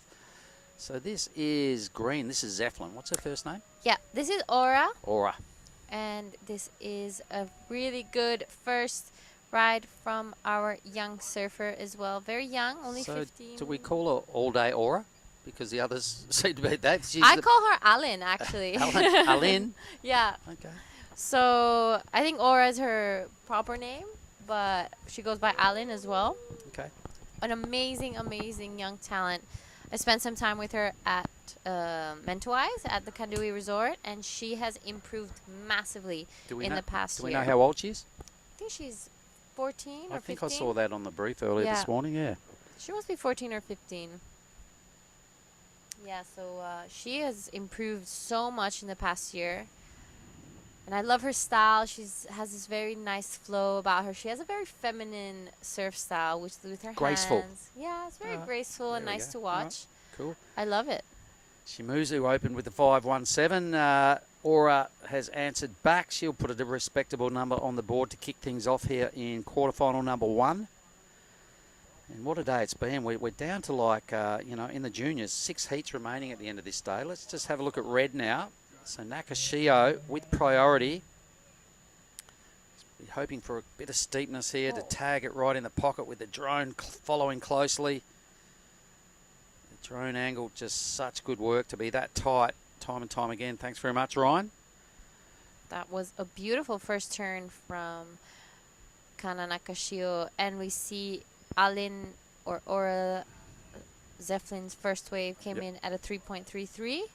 Now here's the non-drone view of Red's opening ride. Let's have a look at this. Geez, it's a good looking wave. Long extended bottom turn to get in the pocket and tag it the first time. A little bit of a cutback just to hang in there and play the game and see what the inside does, which was not much. So she'll be in and around the number that Aura put together. So it'll be a little bit, there you go, a little bit better than Aura for a 4.9. Yeah, that first turn was really solid and right in the pocket. She came out of it with so much speed, so that was a really Bottom turn went forever. So the stage is set. Even Suri's got a wave there. Not a big one, but Suri in second priority. Out of Bali. I'm sure you've spent plenty of time with Suri. You guys are pretty tight, aren't you? Yeah, she's my gal. I love Suri. She just came back from the ISA World Juniors in El Salvador. She said she had an incredible time. The Indo team were there, and they were looking really strong. Dylan Wilcoxon was out there competing as well. Suri as well is another girl that I think has a very feminine and graceful style when she's surfing. I think one of her biggest inspirations is actually Stephanie Gilmore. Wow. Okay. So I can see that in her surfing where she tries to get that inspiration from. This is her first heat of this Krui Pro, and she will be joining the QS event as well. Oh, nice. So stepping it up and double dipping and coming to Nias, no doubt, and all the way to Afulu. Yeah. Her dad being the big player, one of the main players in establishing the ASC and putting together this Asian region and making events happen.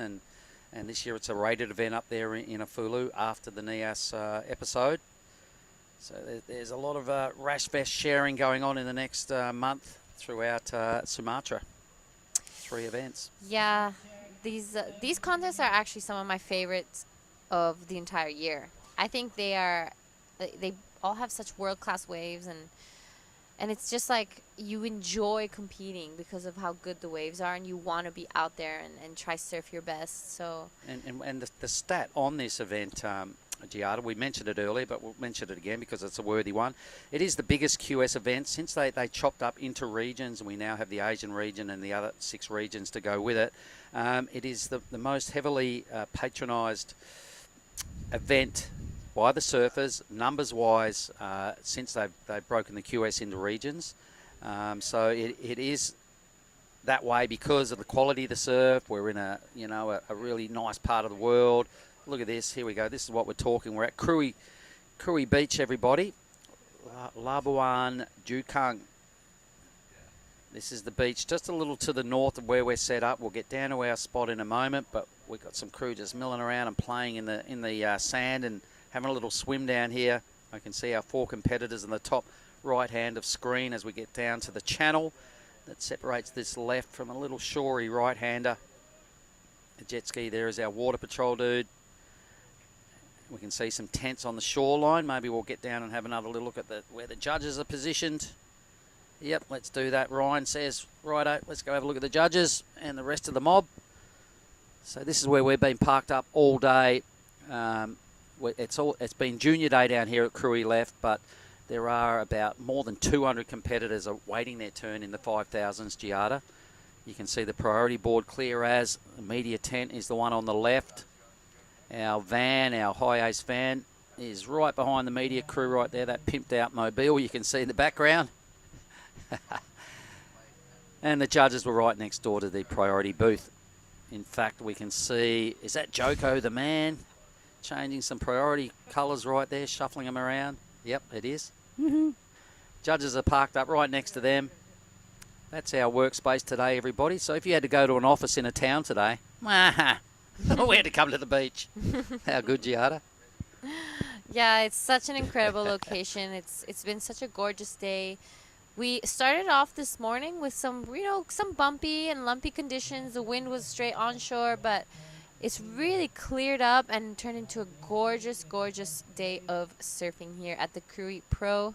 As you said, these are the junior women's quarterfinals. As we see, our surfer in white, Shimizu, under priority, just taking a look at this one, but unfortunately didn't have what she was really hoping for, so she just does a quick in and out. Yep. Sitting with 4th priority there, trying to burn off a 1, so just investigating on the inside. Nice wave goes unattended. It's up to Suri to make a move at the very first opportunity, sitting there in blue with priority. Just a low 0.5 in the bank at this stage. We're rapidly approaching the halfway mark of quarterfinal number 1 for the young women. Yeah, Suri's being very patient in this heat. And we see again keeping busy our surfer in white. Not a bad tactic, you know, just trying to put a bit more scoreboard pressure to get rid of that 1 point ride, add something to the best score of the matchup, her 5.17, and just to give the girls something else to think about, going, oh my God, White's just got a really strong lead now. Yeah, I agree. That White's going to go. Oh, sorry, that 1's going to go in White's column. For sure. Won't be a big number, but it's just that little bit extra to go, there you go, girls. You're not only chasing a mid-1 now, you're chasing mid-5s to catch me. Yeah. Yeah, that's a good tactic, just to, you know, keep building that pressure and kind of heating things up as we get to the second part of this heat. I think Shimizu maybe is a little bit more experienced in competition compared to maybe Suri or Aura. And Kana Nakashio as well has been here a few more times than the girls, so they have those tricks that the older dogs have, and just applying that pressure. Well, these are the tactics you've got to learn along the way, and mixing it up with some of the more highly fancied competitors. You've got to take something out of their act and really put it in your own. Let's have a look at Red now, getting one tidy slash away. Kana, she's just adding to a total here. She's only got a 4.9 as her only number. It is the second best score of this quarterfinal, so a useful little addition here to her total. Right out of this thing, please.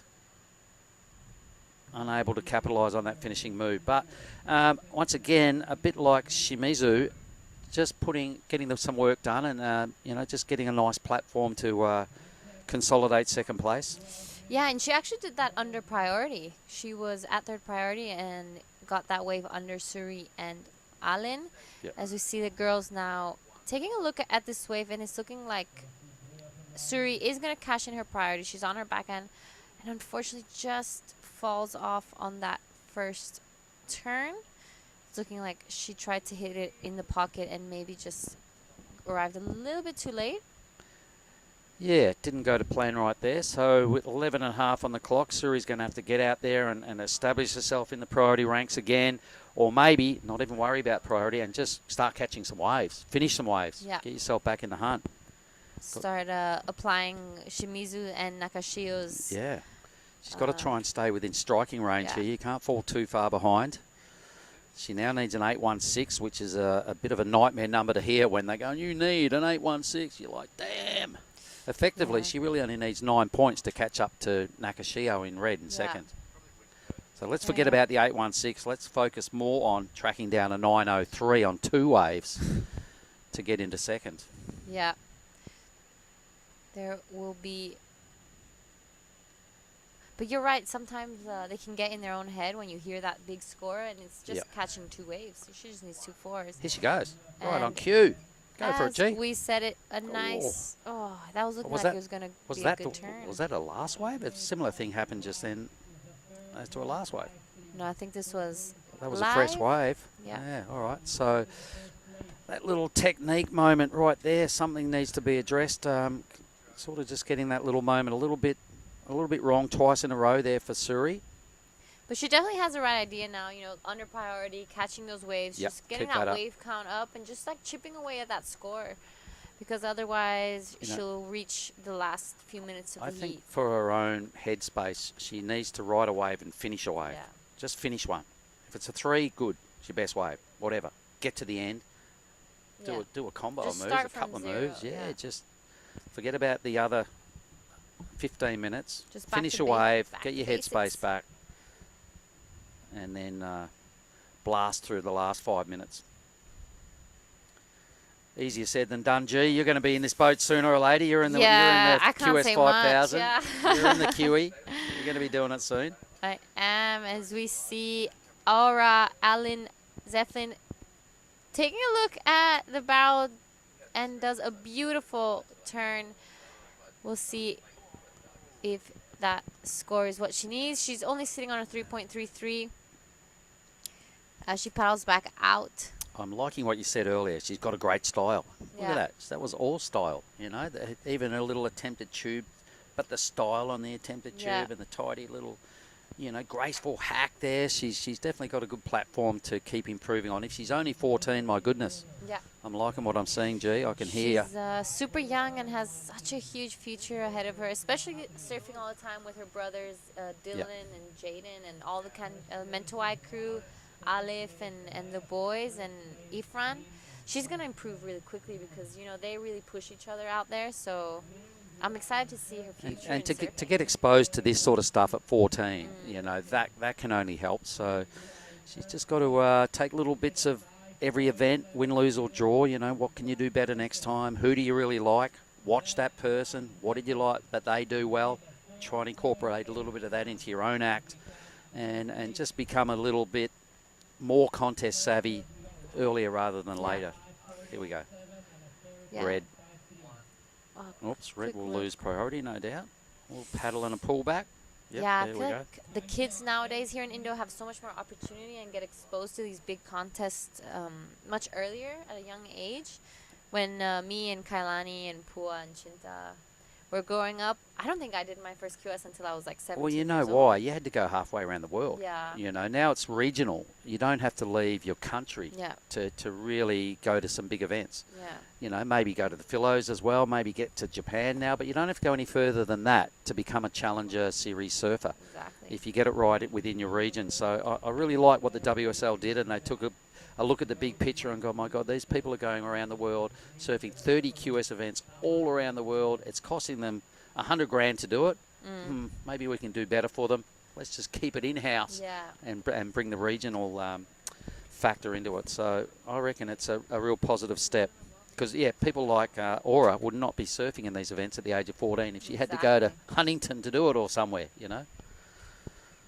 All right. Yeah. Situation remains the same. Suri, the 816 is probably still being read out over the beach announcers system, and it's not a good number. But in reality, the 903 is still what she's chasing off 2 numbers. I'm going to have to work pretty hard from here on in the next 6.5 minutes to make that a reality. Hopefully, and we touched on this earlier, G, hopefully the tide is starting to push back inbound now. We're just gone after 4 p.m. So I'm confident we've gone well and truly past low tide. Hopefully we see some effects of the incoming tide. Suri would like to see the effects within the next 6 minutes. In the next minute would be great to get her back in the hunt. Yeah, she's going to be hoping that those waves come through now and soon. Because in 6 minutes, you have enough time to catch 2 waves if you don't have any issues with priority. And stuff's got to happen now. Yeah. You know what I mean? She can't let 3 more minutes or 2 more minutes chip off the clock. Something's got to happen in the next little flurry of waves for Suri. Aura needs a 5.7, so she needs her best wave and the best wave of the heat to get into that qualifying second spot. A relatively low-scoring heat in respect of having 20 minutes in a lineup that looks like this. But it doesn't matter. Shimizu will still be pretty stoked with her effort, holding less than a 1-point lead over her teammate Kana. And the 2 youngsters there in 3rd and 4th. Yeah, Shimizu must be feeling pretty comfortable up in first place with priority as we are reaching down to the 5-minute mark of this quarterfinal heat 1. Kana Nakashio, I'm sure, with fourth priority, is still sticking close by to all the other girls as she knows that they don't need massive scores. Well, Suri might, but she can do that in 2 waves, so she doesn't want to give them too much space. Oh, red. Kana. All right, 4.81 out of this, and she goes into the lead. She's probably going to run out of space. Yeah, that wave just whips off down the line on that low tide. Once they start having that sort of shape and speed, they're pretty hard to manoeuvre on and gets left behind. All right, so let's see. Shimizu still holding it down with priority. The other 2, something's got to happen right now on this swell line. Who's in the chute? White's too deep. Out wide, go green, you have to. Get Aura. Whoops. Now, get on the heels, jam it hard. Let's hope she can get something out of this inside track. She needs a 5.7. I can't see that just yet, but if it's better than a 3.33, the 5.7 requirement will drop. So we'll see what the judges think about that one. You saw the little stylish trying to it pull was in. it was a cool moment without being a great moment. If Yeah. you know what I mean. I like what she's got. Here we have Suri taking a look at this one, but with that low tide, this wave has become quite fast. So I can see why the girls. What I really liked out of Aura's Green's last ride was just the way she confidently dropped into quite a bossy section and handled it and still almost got barreled. Yeah. For 14. She has so much like maturity in her surfing already. That's a good word. Well done. For a 14-year-old. All right, so yeah, I think she's still chasing a reasonable number to get out of trouble here. Down to 3 minutes, so I'm thinking for Suri the moment might have come and gone. She probably needed that wave. Either way, either one of them needed to get barreled, either Aura or Suri, to really ruffle the Japanese campaigners in first and second. Team Japan typically putting on a strong showing here today, G. I don't think we've dropped too many Japanese competitors out of the junior ranks here today. They're pretty high percentage rate of advancing. Meanwhile, there's a good wave coming, folks. Hold your horses. Is there something else to go on in this heat? Look at the size of this wave. Yeah, this is a beautiful looking wave. Unfortunately, none of the girls decide to go. It's looking like actually didn't have too much wall. Maybe so it burgered off the reef. Yeah, looking like a pretty good decision from the girls. 2 minutes, 25 seconds left in this heat. We'll see, Alin and Suri are going to be really hoping for some opportunity right now. At this point, Suri's going to be looking for that one big score. Yep, she's got to go nuts. Has a look at that wave. She might lose priority here because I think she had more than a look. Let's see. Yep, she does. Out of second priority now. That's a bit of a critical error and probably signed her own, sign out of the event with that little. Well, look, stuff hasn't worked for Suri. Let's be fair and tell it as it is. She's got to learn from this and come in and go, right, I've got to catch more waves early in a heat and never be in that position where you're tracking down an 816. That's hard work. Yeah, unfortunate for Suri. Didn't really get it together because she's such an amazing surfer. I see her every day at Canggu. Just let her know that we went through a heat and watched this heat and just say, Suri, you're better than that. Catch more waves. Come on, sister. Just do some early work next time and don't get in that position of chasing that when we're down to such a limited amount of time. Yep, we're about to reach the last minute of this heat, and it's looking pretty comfortable for Shimizu and Nakashio, both with first and second position as well as first and second priority. Yep. That for me. That's going to be the result now because it's just. The other two have had their chances come and go and evaporate. The surfers in first and second, for me, they're really solid. They've got good, sound competing techniques and good skill levels. They'll be through to the semis, worthily so. There's 30 minutes to go. There's one more really good wave approaching, G. And it's looking like Shimizu in white will be cashing in her priority and have a nice victory lap with this wave. Two beautiful first turn, two turns. She looks over her shoulders just to check and make sure that there's nothing coming in. And also check the watch. Yep. What a competitor. She wants to make sure that the door is completely shut. Puts this thing just about onto the sandbar. One of the longest rides this afternoon. That heat is done and dusted. Seriously, well done to Shimizu and Nakashio. They've become semi-finalists. Gee, that was really good fun. Thank you. And I think we're going to bring Oni into the next heat with yourself. And we'll be back shortly, everybody. Don't go away. You.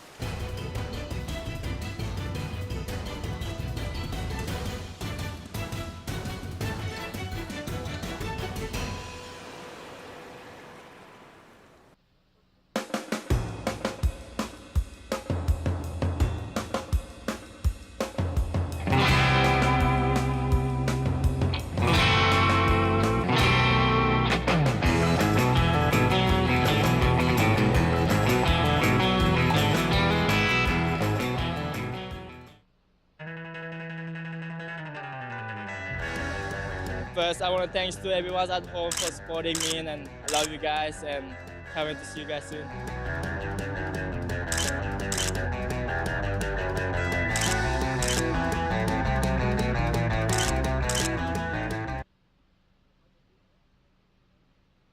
Right, welcome back to the Krui Pro Junior Women's. This is the quarterfinals Heat 2, and I am in the booth with my good friend Oni Anwar.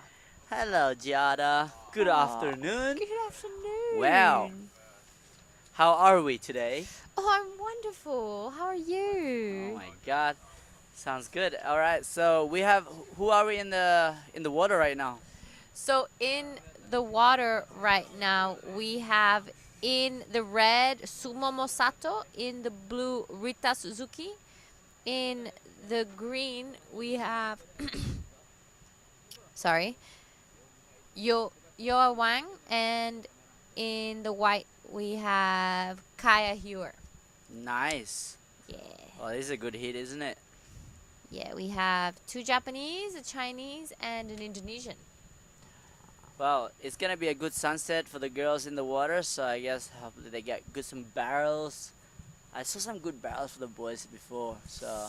Yeah, I saw that too. Well, kind of. I was having a break, so I was kind of hungry, and I went to have some siomai. Nice, Indo style. Yes. All right, so no scores in. Oh, there's an opening for 1.3. Quick start. I guess everybody's out there kind of just have to kind of breathe and wait for that right wave to come through, as things are slowing down. But when it comes, that's the moment that every surfer has to put their show on without any pressure. Yeah. It's pretty scary in a way, like who has a priority. And when you know you have a priority, you don't want like, okay, I gotta not mess this up. Yeah. To get this score, I gotta actually trying to surf this wave. Yeah. And hoping that wave actually walls up. So it's pretty hard, you know, when you deciding the moment the wave comes, and it's better than actually scratching for a closeout beach breaks. Yeah. Yeah, you're right. There's more pressure when you're on a point break and there's priority, because it's just more defined, and you really see that it's just a little bit harder to find your own space out there to get the scores that you're looking for. Whereas on a beach break, you can like find your own little zone and kind of do your thing. Yeah. So the girls are definitely going to be feeling the extra pressure, especially maybe some of the Japanese girls that are more used to surfing like beach breaks in Japan. But here, saying that though, they've been practicing around here. They've been here earlier than anyone else. Yep. So the Japanese definitely put their training ground here, so they mastering, except they haven't really surfed this wave for they expecting to surf that Ujung Bocor is like where the point break where we're gonna surf. But yeah, it's cool to have this wave. This looks pretty fun for me. It looks like more like Bingin or Lakey Pipe. yeah, when I see these clips, it really looks like Bingin to me. Like every time I see it, it looks like maybe Bingin during the pandemic when there wasn't that many people out. So Yeah. it's like a nice little view. Very similar to Bingin, also the shape of the wave. It's much more hollow. But here we have Sumomo Sato opening her debut here for the Pro Junior Women's. A nice wave, a couple turns to open it up. Just pulls off, and it's looking like it's getting pretty shallow down on that inside. 100% is so. It doesn't look as easy when you're out there. Is you have to kind of like scratch through all those smaller ones. The smaller one is more closest to the reef, where the biggest set is kind of breaks wide, so it's kind of more safer if you're on the big set. But yeah, but to get a quick start in the heat, you kind of have to scratch the medium-sized one. But that's a risk. If you catch the first one, then the big set come at the back. That's where you play a role with the luck of the Mother Nature. So here you go. As you see, blue has priority, and she might have a chance to get a good score coming. Okay, we've been here watching heats all day. We'll get back to that as we see blue cashing her priority for this one. Unfortunately, just gets thrown under from the lip of that wave. Looks like there's something out the back. Both the girls are kind of scratching to see, but no one really bites on that one. So as I was saying, we've been watching heats all day. If you had an athlete that you were training in this event, what would you tell them? So, here we go. This is Yu Wang, one of Dede Suryana's students. So he would probably tell his student to get those waves that has a wall, but not rushing, scratching on the smaller one, because there's no point. And do not wait for too long, because also I've seen a couple of heat before. Everybody, like some of them, like waited for so long, and the kind of time is their enemy. It's not actually their opponent. So if they can just scratch on the wave that has a wall and surfed well, and that's get an average of 4 point or a 5 point, that's enough to kind of put pressure on other opponent out there who's waiting for a wave. Some of them, they say, okay, I've been waiting for this long, might as well wait it for the good one, and which is really risky game to play. But if you can, like, for example, right now, they just letting that wave go. They could have just go like this blue, just kind of stay busy. You can do a couple turn, and that's something I would tell them. Yeah. To just like stay busy and not sit around waiting too long. And actually, you're correct. We've seen like a few of these heats today that the people who go under and who without priority. But staying busy doesn't mean I scratching on the bad one. Staying busy as like trying to make it wave works for themselves to get the score. If there's two walls, they go for it. But like, for example, here we go, white. This is Kai Hewer on a beautiful looking wave. She opens up with a nice backhand turn and sets it up for this second one. Unfortunately, just falls off as she comes down on that. But that was looking like it was going to be a pretty good score for her. Yeah, if she can finish that wave, she would have a little, like an average good score. But the judges are loving to see if someone can risk it, hit that end section, because that breaks right on the reef. So it's pretty risky, and also steep and bends around. It's quite difficult to actually hit that end section. Yeah, I agree. So Sumomo Sato playing the priority game well. She's in the lead with the highest wave and in priority right now, but there's still plenty of time left. They took a look at that one, but no one decided to go. Looking like a pretty good wave. I think the girls are sitting really wide compared to the boys. The boys are actually going really deep, where they can just pull in that barrel and they can do more couple turn before you hit the end section. So you can see the difference in the water right now. Yeah. So because it's a low tide, and safety a little bit more important than actually trying to get scores. So everybody's kind of playing it safe right now. But we just started. They still have 15 minutes to go. We'll see who needs a core. Maybe they can go deeper. Yeah, maybe they just need the base of the scoring, and then afterwards they can build that house. So they'll get those 2 scores they need, and maybe we'll see some of the girls try pulling for some barrels. We saw in the last heat, Alin was definitely trying to pull in. You saw her style. She was there. She was like committed. So I'm excited to see where this heat goes off to. But as we see the tide dropping, these waves are becoming quite fast. So some of the girls are taking off a little bit more on the shoulder just to be able to get some turns in without getting caught by the lip of the wave.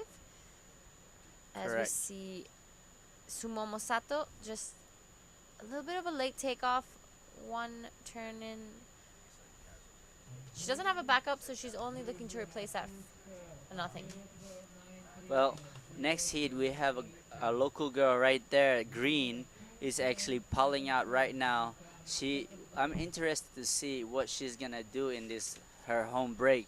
She's from Indonesia, local from Krui here, so see if can go a little bit deeper, because I know it's hard to go deep out there. It's really shallow for girls. That it's really steep and it breaks right on the reef, as you can see now. Yep, that was our surfer in blue, Rita Suzuki. Only sitting on a 0.93 and a 0.83, and right behind her is Yoa Wang. So a little bit of back-to-back going on right now.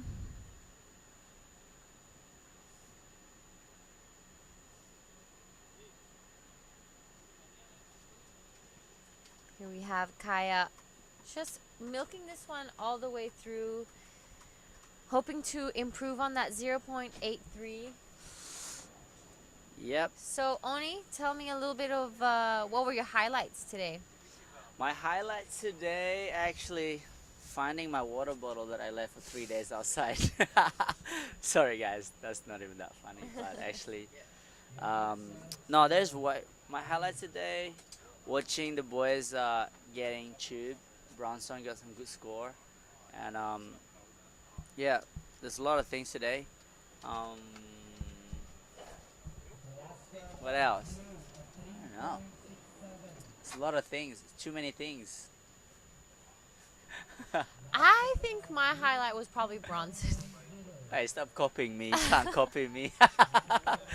Look, Giada is always copying me, so. No, you're copying me. I said it before. Okay, You're just copying my here. thoughts. Okay. So, copycat. Yeah. Alright. It's accepted. I get it. I get it. Yeah. I'll take it. Anyway, so we have 12 minutes in the water right now. So we have quarterfinals, heat number 2 for the women's pro junior. So what's the best part of the women's part? Oh, here we go. Here's Sumomo Sato. Nice opening turn straight into a second one. And she's going to be hoping to get that one done, but unfortunately does not. You know, something actually that me and Dai were talking about earlier, we kept seeing some of the surfers going very vertical on that first turn, but then as soon as they got to the shoulder, they would try to go vertical again, but it would always get stuck and washed out the back. So what we kind of came to the conclusion was that they hit that first section really vertical, super strong because the wave allowed them to. But then afterwards, the wave would go fat and they would think that they could still do the same. But instead, what they were supposed to do was maybe like carve back and just wait for it to get onto that inside section. Wow, so that's a really good insight from you, Giada. That's someone who's can watch it live should be a good tips for them for the next heat. I mean, after watching the same wave all day, it's like a machine out there. Like the wave doesn't change at all. It's not doesn't have that element of surprise. It's quite similar throughout the whole day. The only time it was different was maybe this morning when that wind was really strong and that tide was extremely high, where there was that backwash that was kind of making a little bit of a weird lump on the wave. But as the tide's starting to get low, that mid-tide was perfect. It's glassed off. The waves, we've gotten barrels, we've had turns. We don't have any airs. We haven't had any airs yet, so it's exciting to see. I actually told Fajar, one of our local guys surfing before, I told him, can you do airs? And like, he actually got barreled, and that was really cool. He told me, I'm sorry I couldn't get do airs, but I said, it's all good, he made it, he won the heat. But I think the next couple of days you're going to see a couple more airs in this heat. I'm sure as the competition goes deeper into finals day, we will be seeing lots of big maneuvers, airs, and hopefully some barrels. I'd love to see that too. Big barrel. We call it green room. Green room. If you're in a barrel. I thought it was shampoo. Yeah, you can shampoo as well. So many nicknames, whatever you want to call it, but get barreled. We are reaching the 10-minute mark in this heat. So, situation in first is surfer in red. Taking a look at that one, did not like what she saw. She's sitting on a 4.83 and a 2.87. She's going to be looking to replace that 2.87 as she knows that all the surfers in this heat can easily take and surf incredibly well. This is our surfer in blue. This is Rita Suzuki. Nice looking wave. Only trying to get rid of a 0.93, and I'm pretty sure she's gotten the job done now. I think she could even be pushing her way into second position after that one. And right behind her is Kaya Hewer. Nice in the pocket. You see here, as it gets lower, there's a little bit of a texture on the wave close to that reef. So she's going to be wanting to get out of there pretty quick. Yeah, Kaya here has been spending a lot of time in Lakey lately, so she's surfing Periscope, Lakey Peak, Cobblestone, so you can see her level surfing so much better. And then let's see what the judges are saying for that last score of her. So yeah, it's cool to see all those young Indonesian girl surfers now coming up. As you can see, our China represent China. Wow. That was a nice turn. Wow. She's really pushing it, and I love that how much power she just pushing her back foot into that section, throw a lot of spray. I think the judges like that. In my opinion, that could probably qualify as like one of the best waves of this heat. Correct. I would agree with you. And there we have it. Our surfer in blue, Rita Suzuki, did go straight into second position after that wave. She got a 3.97. Sorry, 3.97 was her last score. Pushed her straight into second, but our surfer in green, Yiyao Wang, is looking for a 4.47, and I think she could possibly get it. I think so too. I think the whole kind of change the situation. Currently in the water now, we have red and blue. Is the two Japanese surfers are in first and second, and you will see a change in shortly. So fun the wave out there. Pushing down to the last 7 minutes of this heat. See what the girls can do.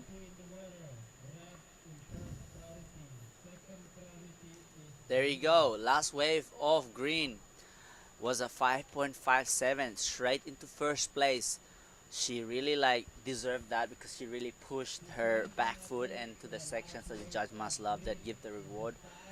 That's probably what something red and blue and white will have to do to get that a great score. 6 minutes and 25 seconds to go. I will say still have plenty of time, but let's see, the sets are rolling through now. As you can see at the back, there's a lump. Who got the priority? We got red have priority. She's not going. We got blue. Okay, she's using. So red took a look at this one and was not liking what she saw, and blue under priority took off a nice first turn, wrapped it around to the second one. A strong third one to finish this one off. Looking for a 3.74 to get into that second position. So we'll shortly see if that was a mistake or not from our surfer in red. Yeah, that's it plays a lot with you if you wait. So the time will be your enemy if you wait. So let's see what if Red can get a good score by waiting at the back. Yeah, we saw as the tide has gone down, it has slowed down a little bit, so we haven't seen so many sets and such a great, not so much opportunity anymore like there was this morning and during midday. But hopefully with that incoming tide for the last 2 heats of the day, we're going to see a little bit more of an influx of waves.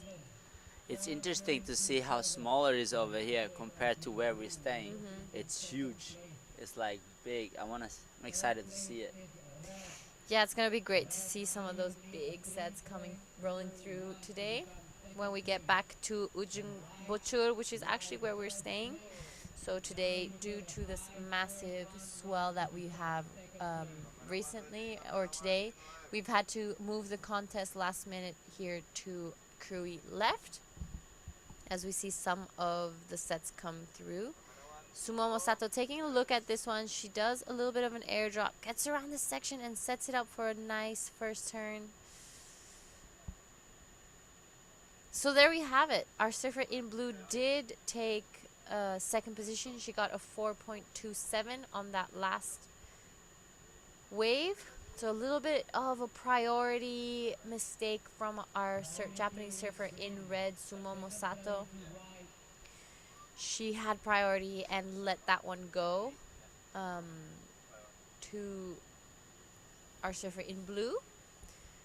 And now with second priority, it's gonna be, she's gonna make it definitely difficult for our surfer in red to catch another wave. Not looking for a big score. She needs a 3.41. We know she can get it done because she has a 4.83 in her scoreline already. Yep.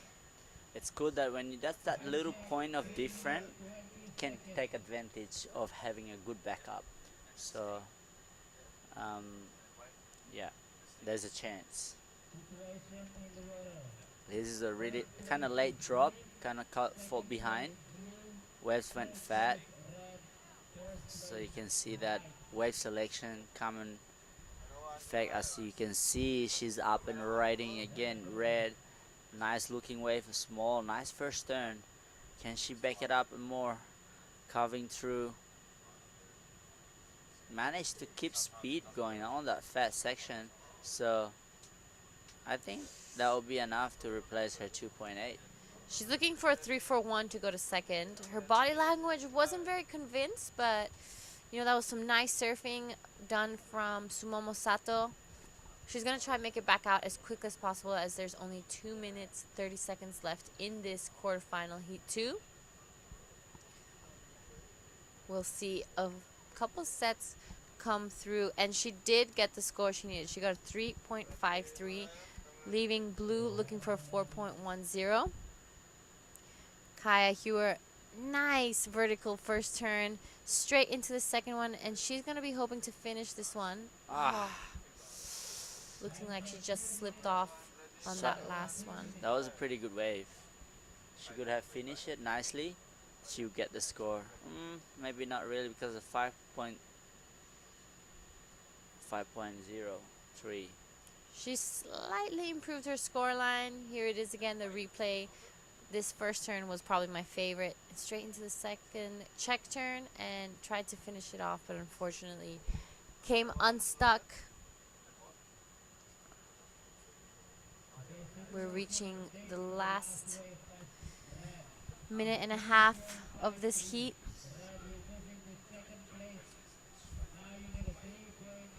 For now, it is looking like our surfer in green, Yes, Wang. 1 minute to go.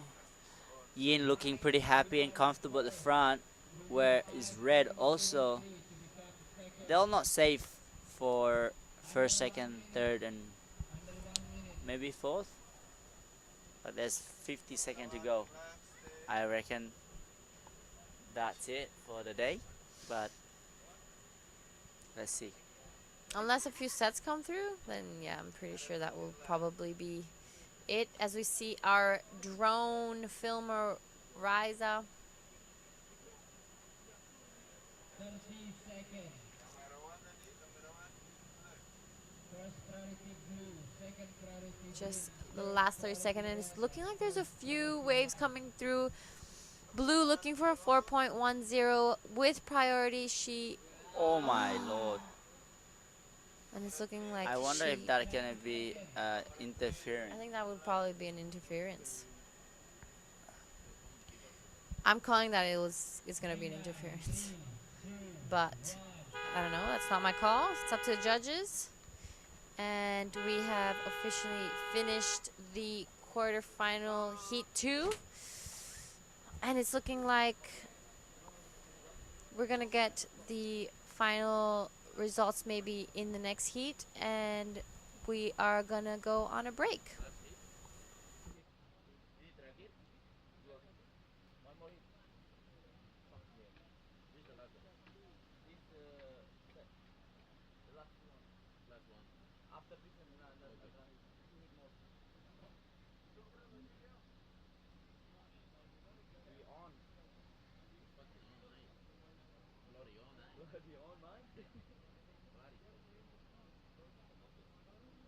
puta madre, chaval. Estamos de puta madre.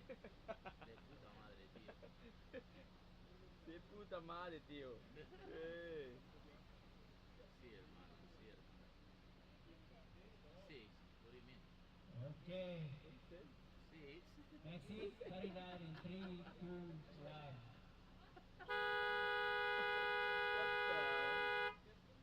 So weird. What the fuck is camera saying? Okay, so now we are back for that was the result of quarterfinal heat number 2. So Yin Yang from China took that out, come with our Japanese surfer from Sumomo Sato, and yeah, we have a Billy in the back with me right now. Hey, Oni, good to be here with you again, mate. Second last heat of the day. It's late in the afternoon. We look down the beach there, and that is the Krui right-hander, absolutely throwing a couple of buckets there today. Quarterfinal number 3 features Mirai Akida and Lydia Kato from Indonesia in the blue.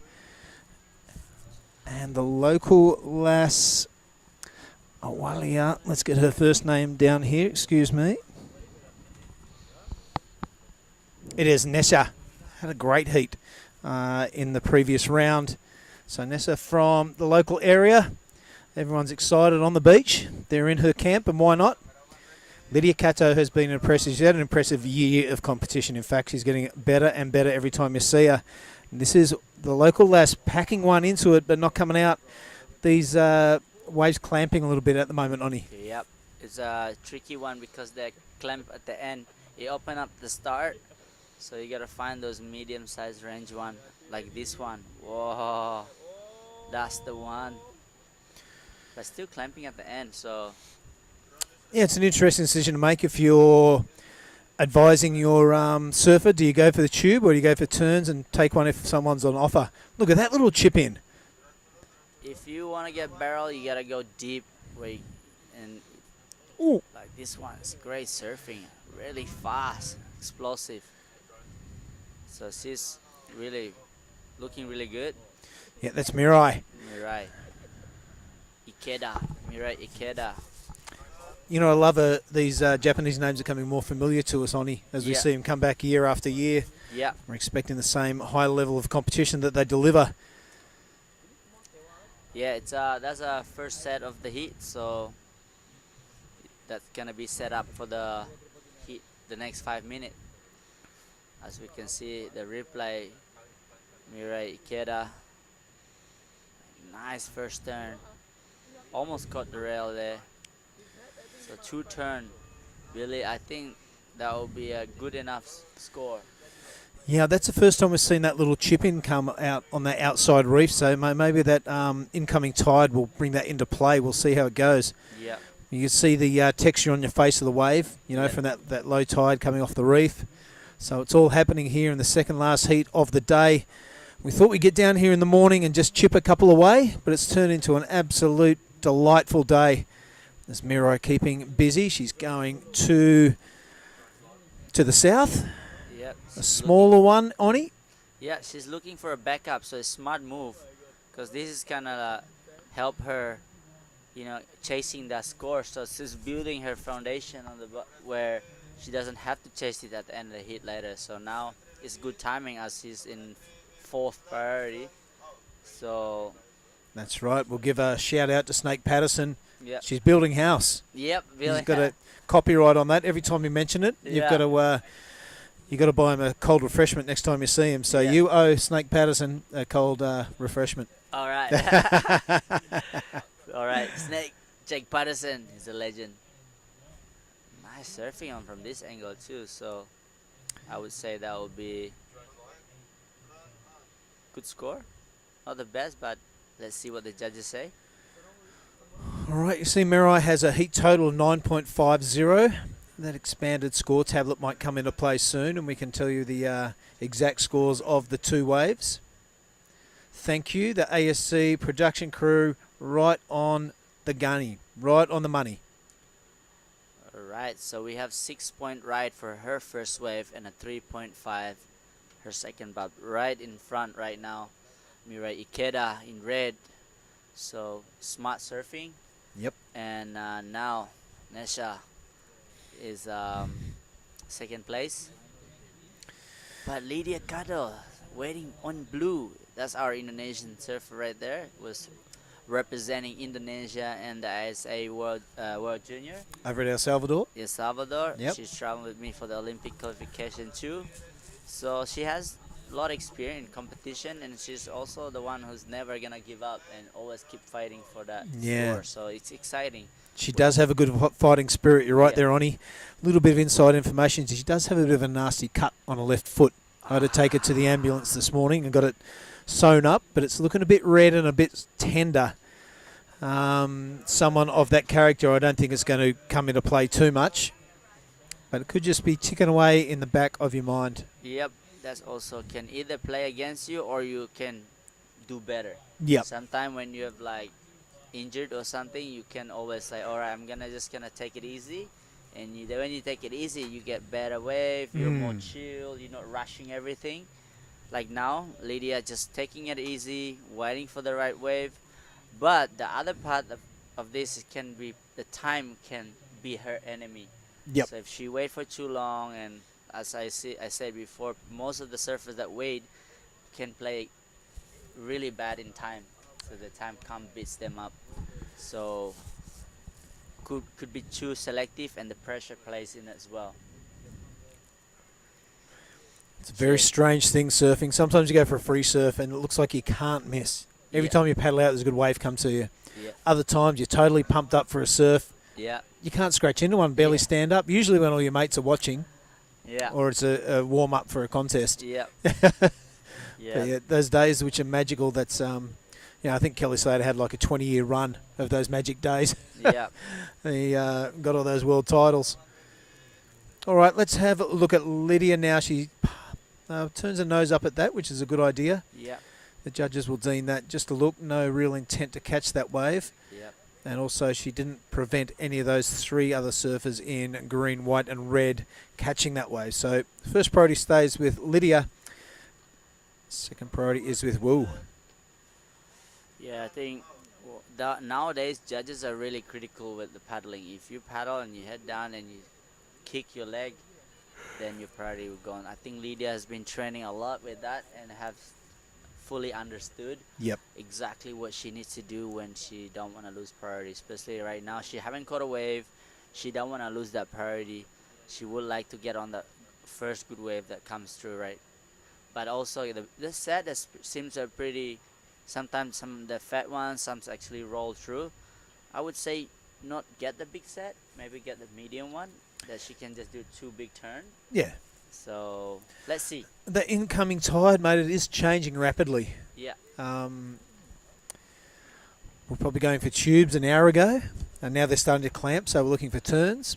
But we look out the window of the broadcast van, and a lot of that reef is covered up already. Yeah. Which was sticking its nose out an hour ago. So it's an evolving playing field. Okay, so I can see Lydia's a little bit like thinking about going deeper. Geez, they're all following me. Did the Pied Piper there.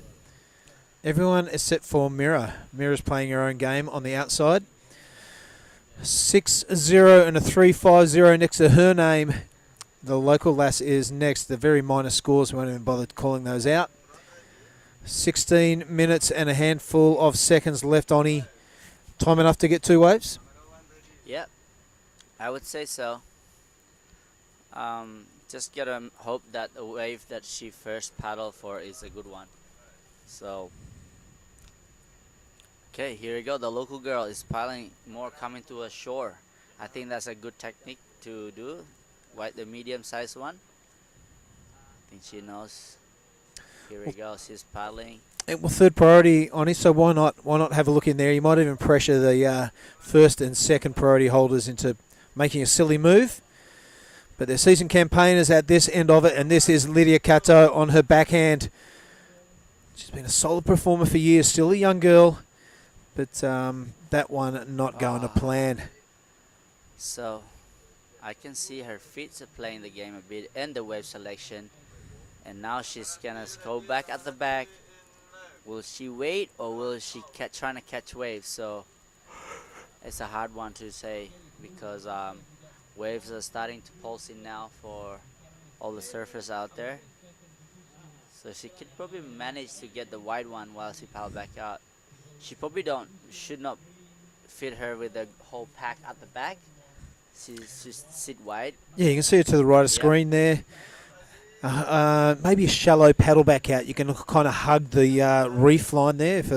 If one comes out of position, you can turn, and the other surfers will be out of position to catch that inside. And we saw a couple of heats ago. It was a 4.53. Yeah. Someone gathered from an outside one. So yeah, there's a lot of thought process going on through these surfers' minds. It's not just getting out there and catching a few waves.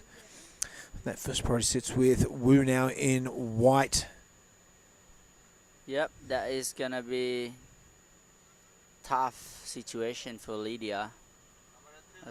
I guess everyone haven't got a good score yet, and 1.07 and a 0.87. Still 14 minutes to go.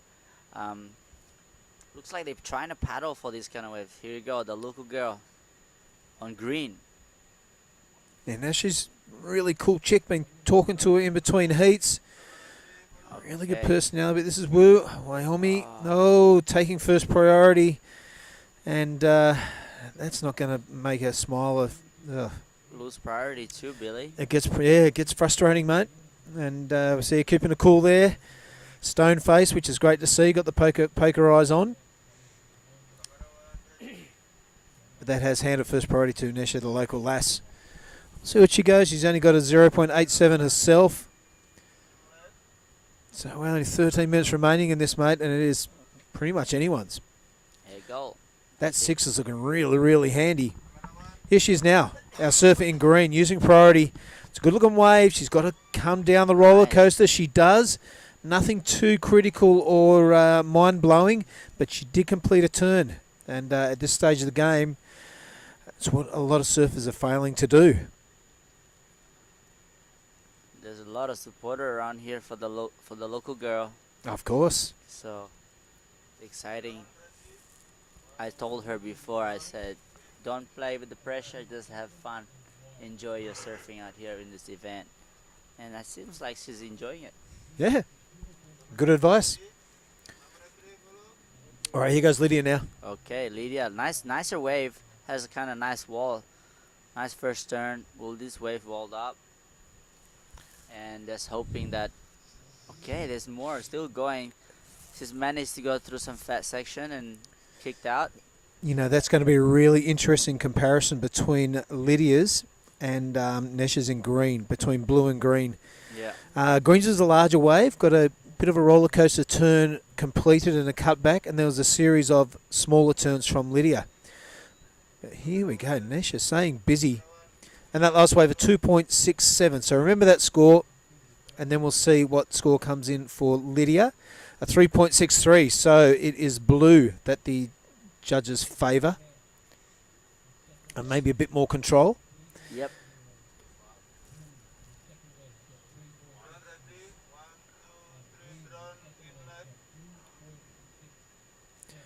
What beautiful scenes we have here in Krui Town.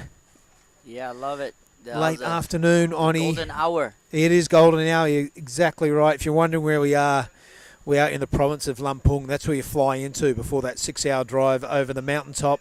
Well worth it because you get to enjoy afternoons like this. Look at the beach. The locals still here checking out the action. The small fishing village of Krui kind of spinning out a little bit. Yeah, and this is the district of Pesisir Barat. You'll hear us mention that a lot. And this is the government that is helping out with the sponsorship, loan sponsor. It's the town of Krui, as we mentioned before, and the beach is Lampung. Yes, you know, this place is this area is really pushing the surfing, the community and the government, and not many around Indonesia are supporting surfing. Yep. And Krui has that vibe, that feeling safe, and the waves. There's a lot of wave, a lot of good restaurant, and the locals are really friendly. And I think that's why the governments are coming together to support this, great opportunity for all other surfers to come and explore here. So, well, we saw the minister here today, didn't we? He had a Yep. big posse with him. It was like Bruno Mars has stepped into the building. There was probably a posse of 20 photographers and media throng around him, and all his minders and the police. It was pretty rock star sort of stuff. The inside waves we're talking about now, Oni. yep, she's on it, staying busy, smart technique, nice turn. Looks like, okay, then she'll replace her 0.87 on that wave. Yep. Yep, I like her heat strategy is good there. The coaches are working well. A couple more years' experience, mate. She really could have taken advantage of that inside wave. It stood up and there was a sharp pocket to it. But it does take you a few years to take advantage of those things. Yep, because the last year I remember how big Krui was, and she was out there, and she didn't scare away from it. She would paddle out, and I was like really impressed. Like now she's improving a lot, doing turns. As you can see, Hilda golden hour. Look at this red up and riding. Ikeda, nice first turn. Can she do another one? Yes, she does. Right. Well, obviously this is why she's in the first place. That surfing is so much power and flow. Yeah, really intelligent surfing there. She's waited for almost half the heat for a third wave. She's already got the 600 next to her name, and if that drone angle of that wave when it was first breaking didn't want to make you go surfing, you got 1 foot in the grave. That was absolutely epic. Beautiful late afternoon here at Labuan Jakung Beach. Here you go. Here's blue. Lydia Kato pushed down to third place now, looking for 1.51. That looks like a nice wave, but definitely probably got the score by now. But let's see. Yeah, let's see, mate. Let's not speculate too much. You often end up with egg on your face. Yeah. Egg on toast. Egg on toast. But, yeah, look at that. Look at that. If that doesn't want to make you jump on an Golden aeroplane, hour. chuck on some boardies, chuck on some bikinis, get over to Indo and check out the action. Travel anywhere around the world. Just get amongst it. Absolutely stokes the adventure in everybody when they see shots like this. Well done, Ryan Williams, our drone operator. Absolutely killing it. Let's have a little update there, mate. Well, currently in the water, still red. Mira Ikeda still got a... if that scores haven't sink in yet, but here go white. Our Chinese surfer also is smashing through, still making it through now. Wave wasn't really offering her to do any. And there we go, a 7.17 for Mira Ikeda from Japan. Yeah. Pushed herself right in front, and now also Nasha now in second place with a 2.47. Require a combination of... Whoa, change again. Oh, I'm sorry guys for watching out there. You can see that Lydia jumped straight back in second place again. She required 9.54. Okay, so Nasha still have chance.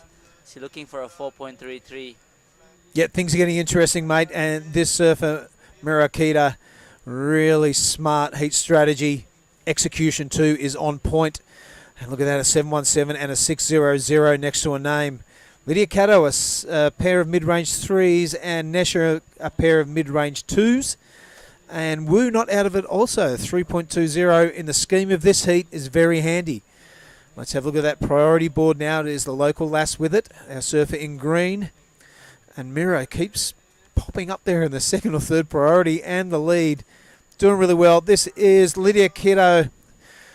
Say that again. Lydia Cato. It's getting late in the afternoon, and that is the sort of surfing we know she's capable of, finding the pocket and slicing it up. This one's staying a little bit full of water. Will she stick with it? No. Nothing is on offer down the line. So, looking to better a 3.37. We don't know if she's done that. We'll wait and find out. Looks like the golden hour is bringing all the waves, really. All right, Lydia got a 4.43. Yeah, on the back of that one turn, by the looks of that, mate. That was impressive stuff. This is the local girl grabbing rail, but the tube not presenting itself, so it's to the turns. Very precise and very deliberate in her business. Don't mind that at all. So having the best crack at it, sticking to the inside, but not offering any more opportunities. So it's on. It's on for second place, mate. Yep. You can see the reef is popping up out there too. So much fun. Look at this go. Here we go. Oh. Waves are getting so much more glacier and pulsing through as the tide is coming in. It's much more rippable. So just under 5 minutes, mate. This is the business end of quarterfinal number 3. Yeah. So 2 girls out of this heat will be going into the semi-finals, the women's semi-finals of the Pro Junior. At the moment is Mirai and Lydia. Well, the gold now has just stepped up a notch. Look at that.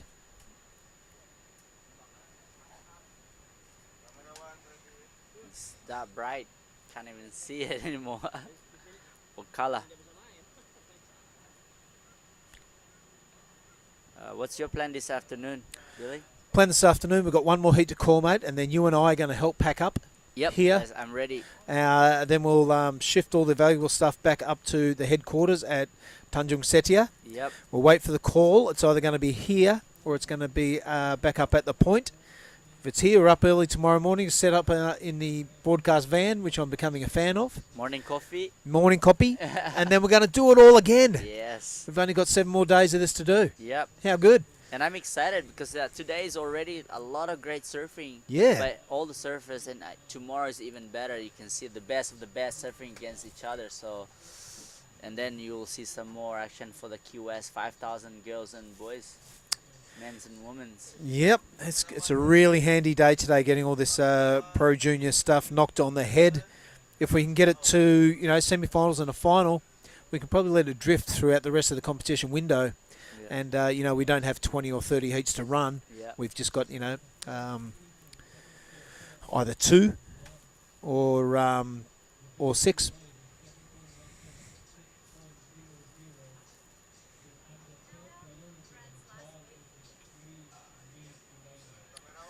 All right, mate. Lydia is making a late charge. This is a great looking wave. It's a big air drop and a big belly flopper.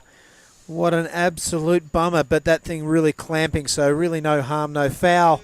But the waves are still out there, Onnie. Yep, there's 2 minutes and 40 seconds to go. Really, I think the waves are pulsing now, so that's a really scary drop for Lydia, knowing she needed an 8. So she knew what she needed to do, just risking it a little bit, going a little bit deeper. And unfortunately, she just fell on that wave. But the best thing is she putting effort on trying it. Never try, never know. Giving it a crack. You never know. You never go, you never know. Yep. That will be next heat.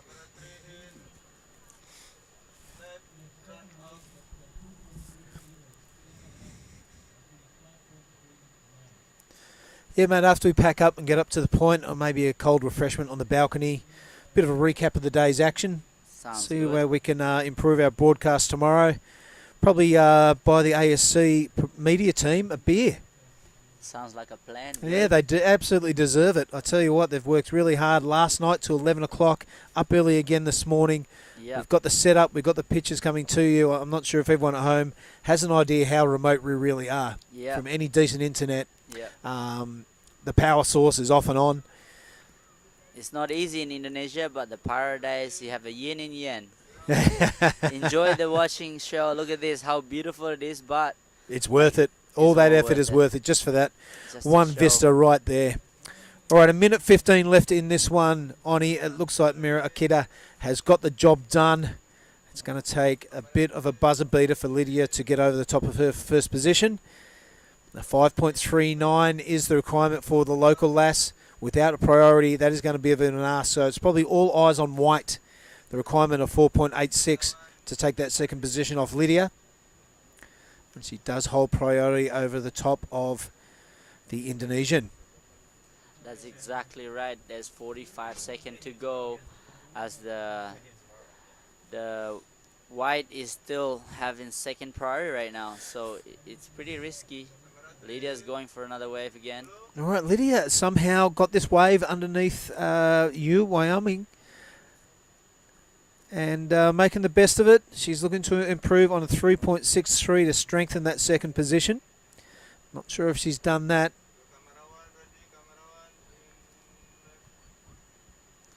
Well, it's 15 seconds. Oh, sorry, 10 seconds to go. Yep, that could be the Look at this dance. set, though. Really, 10 seconds, 5 seconds to go. Oh, why is she's not going? Yep. She has a pair. Oh, okay. She has. Oh, wow, that was a nice turn. Mirai getting a groove on. That was a really committed turn. That was incidental because, you know, already got that lead. 7.17 and a 6.0 has got the job done.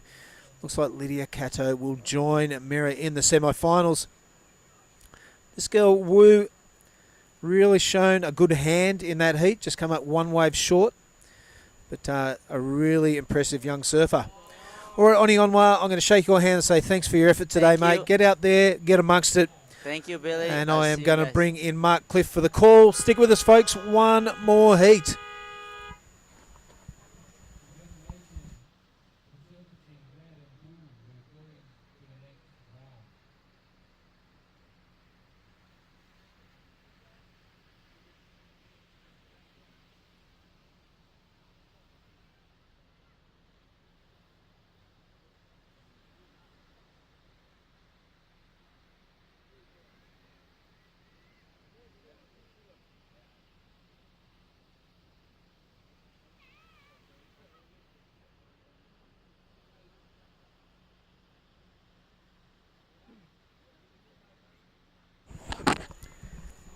All right, we just saw Jazz Studer riding her first wave of the last heat of the day. It's my pleasure to welcome back into the commentary van Mark Clift. How you going, buddy? How's your day been? Can you say that again? The commentary van. No, something about the last heat of the day. This it is, mate. yeah? Yep, it is, and there's the results of heat number 3. Lydia. Mirai absolutely went on a rampage, and Lydia did well to come back from a slow start. So well done to those two surfers. Yep. Meanwhile, let's have a look at Shimizu here in the green, thrashing around on her opening wave. This is quarterfinal number 4, everybody. Effectively, heat 23 of the day, Billy. It's been a huge day. It's going to be a sunset heat because that's when we're going to finish. The big red dot is already starting to perform tricks up there at the ocean, mate. And boy, oh boy, what a day. Dawn to dusk. Who else? It's not a Tarantino movie. It's our working day. Who else we got in this heat, Bill? Well, Jazzy Studer is in blue, already ridden one wave, waiting for the results of that one.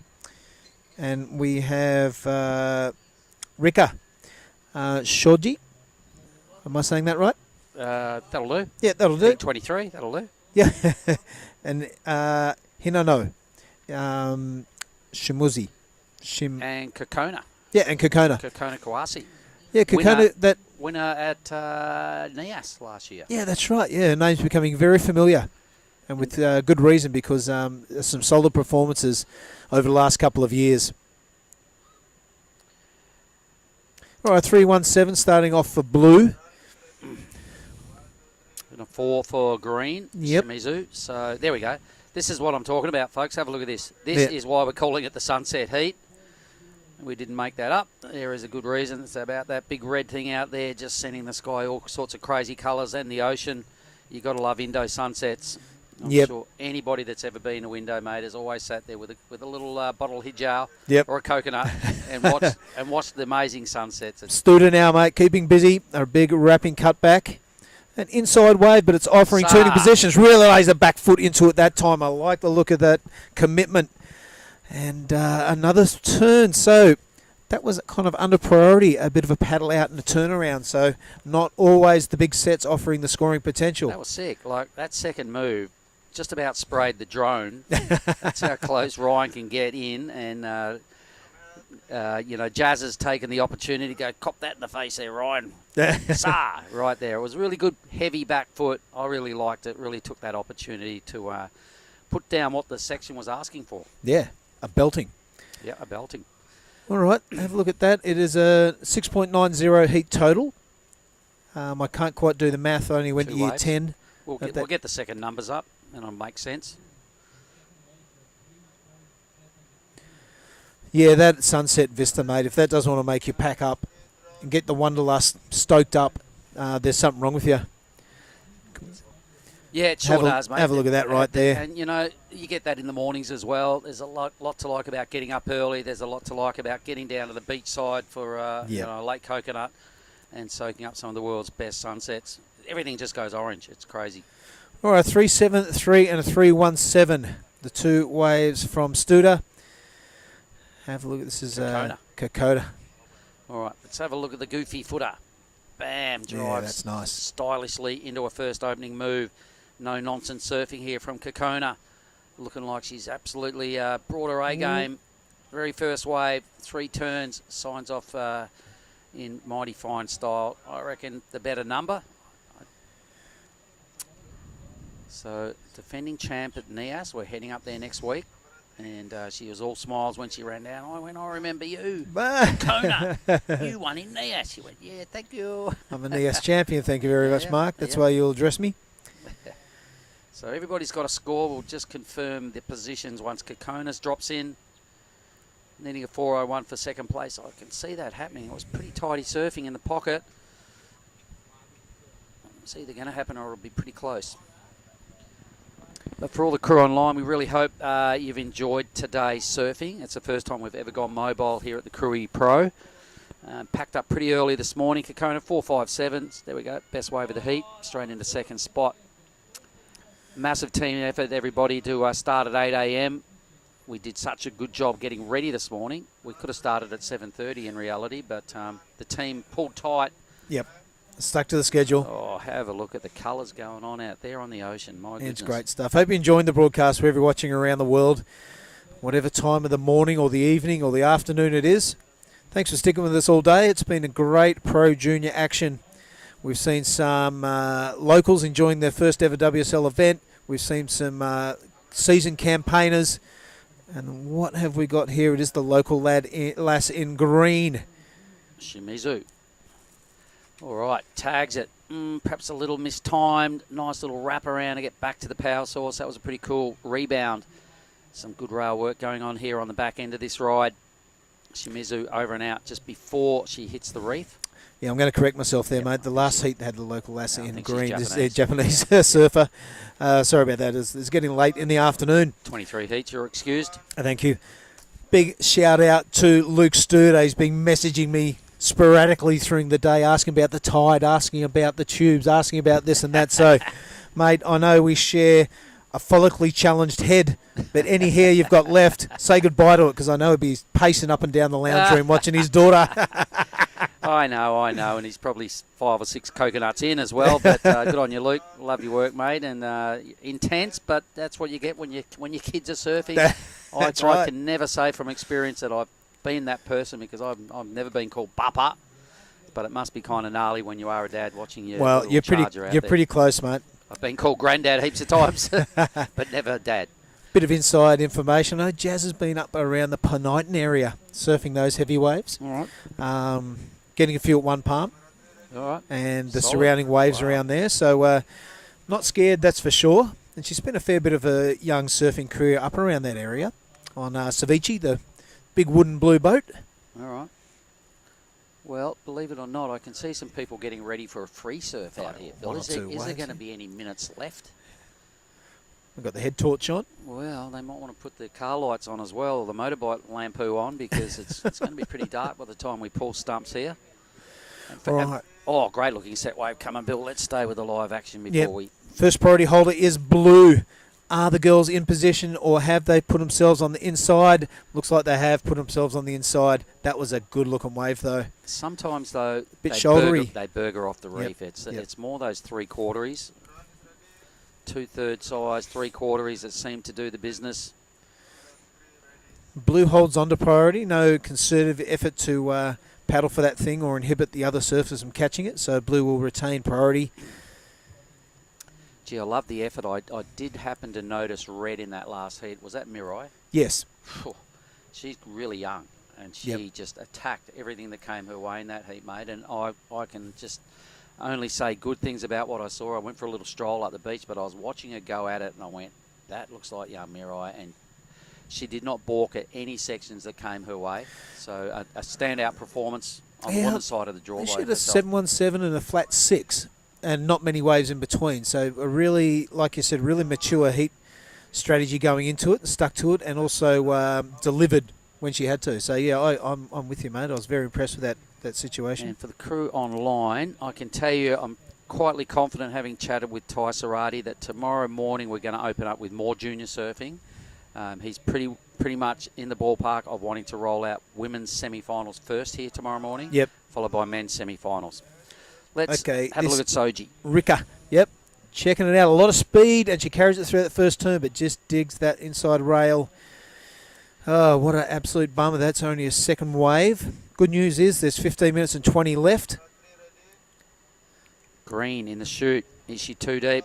Maybe not. Gives it a little pump. Drops into this inside bowl. Not sure what happened to her, but we'll have to wait for the scores to see whether Shimizu did something good on that wave. Here goes young Jazz. Insider. Boom. Well, Wow, she's that's got a good that turn. Larry down pat, hasn't she? I really like it. Yep, it's hard to tell from the drone angle. Everyone looks pretty good. We don't know how far out on the shoulder she is. So, but, you know, this wave keeps delivering. She's managed to squeeze out some turns, so it must be a pretty decent one. And the end, you look, little bonus. Straight to the lead. Little pepper on the steak. Thank you very much. Needing a 3-4-5, every bit of that, I reckon, Bill. Yep. Pretty strong surfing. I really like that little layback hack. I reckon keep doing it. It's working. It shows It's a really bit good power. Tyler Wrightish, isn't it? Kind of. The goofy foot version. Anyway, she's made it her own because it does have differences to Tyler, and it's her signature move. I reckon it's her big point winner for Jazz. And we haven't seen it today. No, first time we've seen Jazz. She's waited all day to get out here, and it's the first time we've seen that big palm to the camera layback as well. I really like it. You see a lot of the bottom of the board, so she's definitely got a good technique going on with it. Doesn't catch rails, which could be easy to do trying to pull that move. So she's really dialed it in. I liked it a lot. Back to the format. Semis both sides of the draw tomorrow, starting with the women's, and then Ty was pretty confident he wants to belt out men's round 1 of the QE. Yep. And women's round 1 of the QS as well. Wow. Okay. Just for a bit of intel for all the people online that are wondering about tomorrow. I imagine it's probably going to be maybe a 7:30-ish start, because we could have started at 7:30 this morning, right? Yep, that's right. Yep, so I reckon something between either that and 8 o'clock. What are we looking at? No numbers in yet for Jazz. Still needs a 3-4-5. I think we're still waiting for numbers. I hope we are. I reckon she goes to the lead. I don't know. I think it might have clicked in already. What? Oh. Nah, sure. Right, 13 minutes remaining. Last heat of the day. It's been a belter. As I've said before, I hope you're enjoying the broadcast wherever you're watching around the world. It's been a pleasure bringing it to you.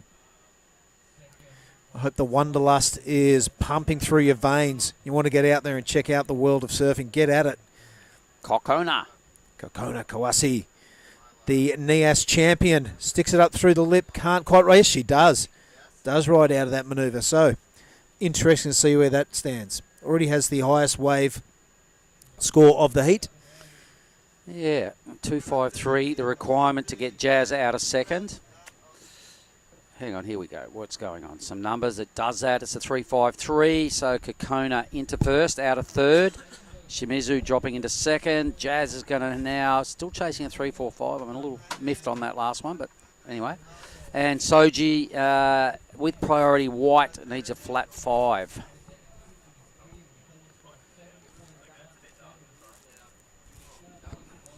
And sunset heat going on. Nice little inside wave. Jazzy likes what she sees. Look at that thing just grinding off and barreling behind her. Here we go. Where's that little layback? Mixes it up. Throws us a different variation. Once again, the drone nice and close. Catching all the action. Oops. She's pointing to the channel for some reason. Is it a board change? Or maybe it's, I wanted that wave. Yeah, I imagine there's no caddies, so maybe it was a better wave behind it. Anyway, it's still chipping away at this 345. It's not a big number. Different parts of the reef here, mate. It's like Kawasi has got onto that theory, but not quite executing that time.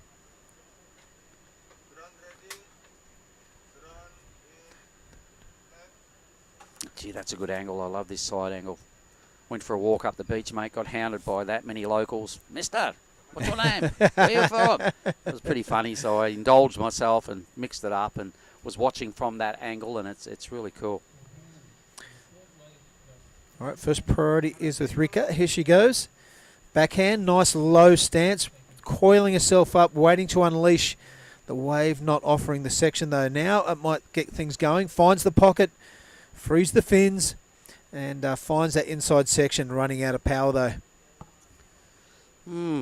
A flat 5, mate. I'm not sure if that is the business. Heat. The judges have got a bit skimpy on the numbers, and I think she's going to have to do a fair bit more than that to get a 5. The wave didn't, no real big first section. Yep. Just a mediocre second section, so I don't think anywhere near the 5, but plenty of time to work on it. We've got 10 minutes exactly, so that's enough time for everybody to lock in 2 more numbers should they need them. Some of the highlights for me today, mate. Geez, Bronson Matey's answering some questions. He's just turned 20. Oh, wow. Yep. It seems like he's been around forever and a day. And, bouncing back from an ACL operation, putting together a heat like that, still plenty in the tank, didn't go to the air once. Yeah, okay. Yep, that is a big thing for him. There's a lot more to like later on in the day. But for me, BOG today. Green now. Can't get around the foam. That's the first priority too. For me, Mirai on the women's side of the draw. Yep. I don't know whether I saw anything better than that today. We did see another. Well, let's watch this. Look at this bomb. Who's in the pocket? Boom, crunching it. Is this Kokona? Can't quite see it is, yeah, mate. That was a nice first belt. And this wave has a bit of corner left on it through the inside. So this could be a very good scoring wave. She continues to ride out. She does. Yep. Mate, I reckon that wave of the 353 is well out the window. Yep, that's the wave of the heat for me. Even that second turn, that wraparound cutback, to the way she rebounded off the foam. Ooh. Not many crew are doing that. He goes, Jazz. Missed the start of that wave. All right, 8:40. We know you're getting nervous there, Luke. Hang on. We've got a score to come for your charger. I think Kawazi will increase the lead. So Jazz will still be looking for that 3-4-5. The surfer in blue. Didn't see the start of the wave, Bill, so no comment on that. No, she was behind the last set, so she's definitely down the reef. So it wasn't just that one turn, I would surmise. Soji has got some decisions to make shortly. Look at these waves. Oh, my goodness. Silky smooth, Indo glass going on out there. And, the sun's pulled the pin on the day. We'll see you tomorrow. We're now surfing a twilight heat. 5.57 for Kokona. Wave of the heat's got the, second, first and third best scores. Tracking it down. Jazz moves up into second. Gets the number. 480. Yeah, there you go, Luke. All right, a 4.54 now the requirement for Shimizu. Second priority, so we'll see what she has to offer, you would say, the next set. Yep, so we definitely missed majority of the 4.8 of Jazz's. So Yeah. Something good happened there to get that number. Second best number of the heat. Well done. Right on cue. So the requirements now getting both close to 5 points needed by green and white. Both have first and second priority, 7 minutes to make the important decisions. Priority holder is white, mate. Looks like it's time to, decide against it, both the girls. Probably wisely. Looked like it was fairly flat after the takeoff, so they'll remain in the priority rotation. Jazz will be pretty chuffed. She's now got to keep that out of her mind and immediately try and work on improving that 3.73 or tracking down the mid-5 she needs to win. Yeah, it is her first time in the water, but we're to the quarterfinals already. And the standard of surfer, once it gets to this end of the draw, it's quite high. There's no passengers at all, so there's no relaxing for Kawasi or Studer, because you're green and white breathing down their neck. And I can see an improvement in what Jazz has done since the last time I saw her. which was more than half a year ago. So Yes. I can see that she's done some work. She's definitely got a good-looking board under her feet right now. Looking confident. Definitely likes to manoeuvre in the right part of the wave, really close to the pocket. So we're talking about Jazz Judah. And not to deny the Japanese any airplay. They're all really had a great outing, Team Japan today. Kokona, love what she's done over the years. I've seen her in the Asian region. There she is now, waving to the crowd and a friend. So Shimizu and Soji are desperate. You can see the White was waving for an update as well. She's in 4th. She gets a flat 5. She moves up. Even a smidge under would do it. I like Jazz going straight to the inside here. Me too, and I like that, you just keep an eye on your priority and you keep on an eye on your opponent's requirements. None of the other three are prepared to go and sit a bit closer to the peak. Yep. So Jazz is sort of making a little statement here, going, right, I've moved in a second. You girls want a piece of that. I'm going to take off over here next wave. No, I She's might dragging follow them her over. now. Yeah, it's the Pied Dragging Piper them over. happening. 5 minutes, we can hear the siren going. This is a touch of the smarts for Jazz Judah, I reckon. Mate, I've really enjoyed the march of the Mentawai crew here this week, today. Yep. Here goes Green Shimizu. I do as well, Billy, but we'll stay with live action. Oh, yeah, that's Solid good. crack. Really good stuff. Really on a way to tracking down this mid-range 4. That little flat spot there is not going to help too much. Another little flat spot. Yeah, running out of puff now, that wave. Well, the first 2 hits look pretty good on the drone, which sometimes can be misleading, but the first hit nice and high in the pocket. We may get a replay. I'm not sure. Let's have a look at White though. Live action, really deep on a backhand, too deep. She knows it. Soji waited a long time to do that. Gives it the doll, and look at that. The first and second place have first and second priority. Yep, 4 minutes to hang on. Or try and improve your numbers. Here goes Red. This is Kawasi. Solid performer up at Nias, and no slouch down here at Krui either. Lefts, rights, she doesn't really mind. And there's a beautiful fluidic style. I don't think fluidic is a word, but I just made it up. Well, on heat 23 of the day, mate, you can make up anything you want. All right, let's have a look at it, mate. 3.5 minutes remaining for the day. It has Kawasi from Japan out in the lead. It's Studa from Indonesia on the heels, looking for a 5.35. It's going to have to be her best wave and the second best wave of the heat. I'm pretty sure all the scores are in, but the requirements for green and white not massive either. So it could be a very interesting 3 minutes. The waves aren't massive, so you would think a good thing the blue would do is to take advantage of that first priority and starve green and white of any opportunity. Yep. Who's that sitting at his green sitting next to her? She had a swing at the total, didn't get it, last opportunity. She's surrounded by first and second place right now, so she's going to have to hope, at least 2 waves can roll through here. Shimizu. Quality, that last wave really let her down. She was on her way to the number, I believe, Bill, but just hit some flatness and the wave ran out of puff. Anyway, it's been a big day, mate. Made even bigger by the fatal mistake I made with my alarm clock this morning that went off an hour early. Yep, and we were due to get up at 5 o'clock, everybody, to be in a 5:30 bus. I set my alarm. I got up at 4 o'clock, walked outside, made a coffee, said, Bill, there's no one awake. What's going on? It's 4 o'clock, my mate. laptop says 4 o'clock. I'm like, oh, my God, what a fool. Down went the coffee, back onto the mattress. Tried to maximise that hour that went missing, and that didn't work either. So just to make our day a little bit longer on top of 23 heats. Good times, good times. Apologies for that, mate. All right, just clicking over to 90 seconds remaining. Lastly of the day, it's been an absolute crack. I've really enjoyed the broadcast van and bringing these pictures to you from such a remote location. I hope everyone's enjoyed the action from Krui. Where are we, Mark, in particular? Well, Krui Pro this year has been presented by the government of Pesisir, Barat. So we're in South Sumatra organised by the PSOI, which is Persatuan Salantur Ombak Indonesia, and the media production that you've enjoyed all day, everybody. Brought to you by the ASC, the Asian Surfing Cooperative, via their broadcast team that have done a really good job. Banging. Appreciate your efforts, guys. At a makeshift site, and a mobile production. 50 seconds left, mate. There is a decision for Blue to make. Does she turn and go? Yep.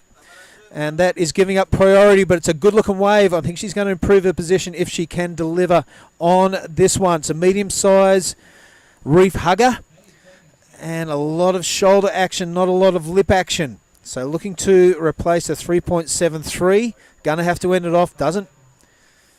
So that has left 25 seconds and the door slightly open for Green. Shimizu. Is there anything on the horizon? Ooh. Blue hoping the ocean goes flat. They're all moving. There is a bit of movement out there, mate. You're right.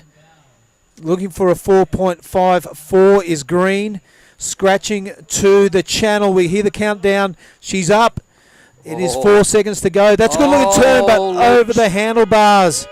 Hang on. Something happened. Shimizu, we must have been owed a score. Must have been owed a score. Shimizu is in second. Oh, my God, what happened? I think, are we still owed a number from Jazz Judah? I think that wave was a little lazy. My goodness. Luke, I'm not sure what happened. 4.11 is the requirement.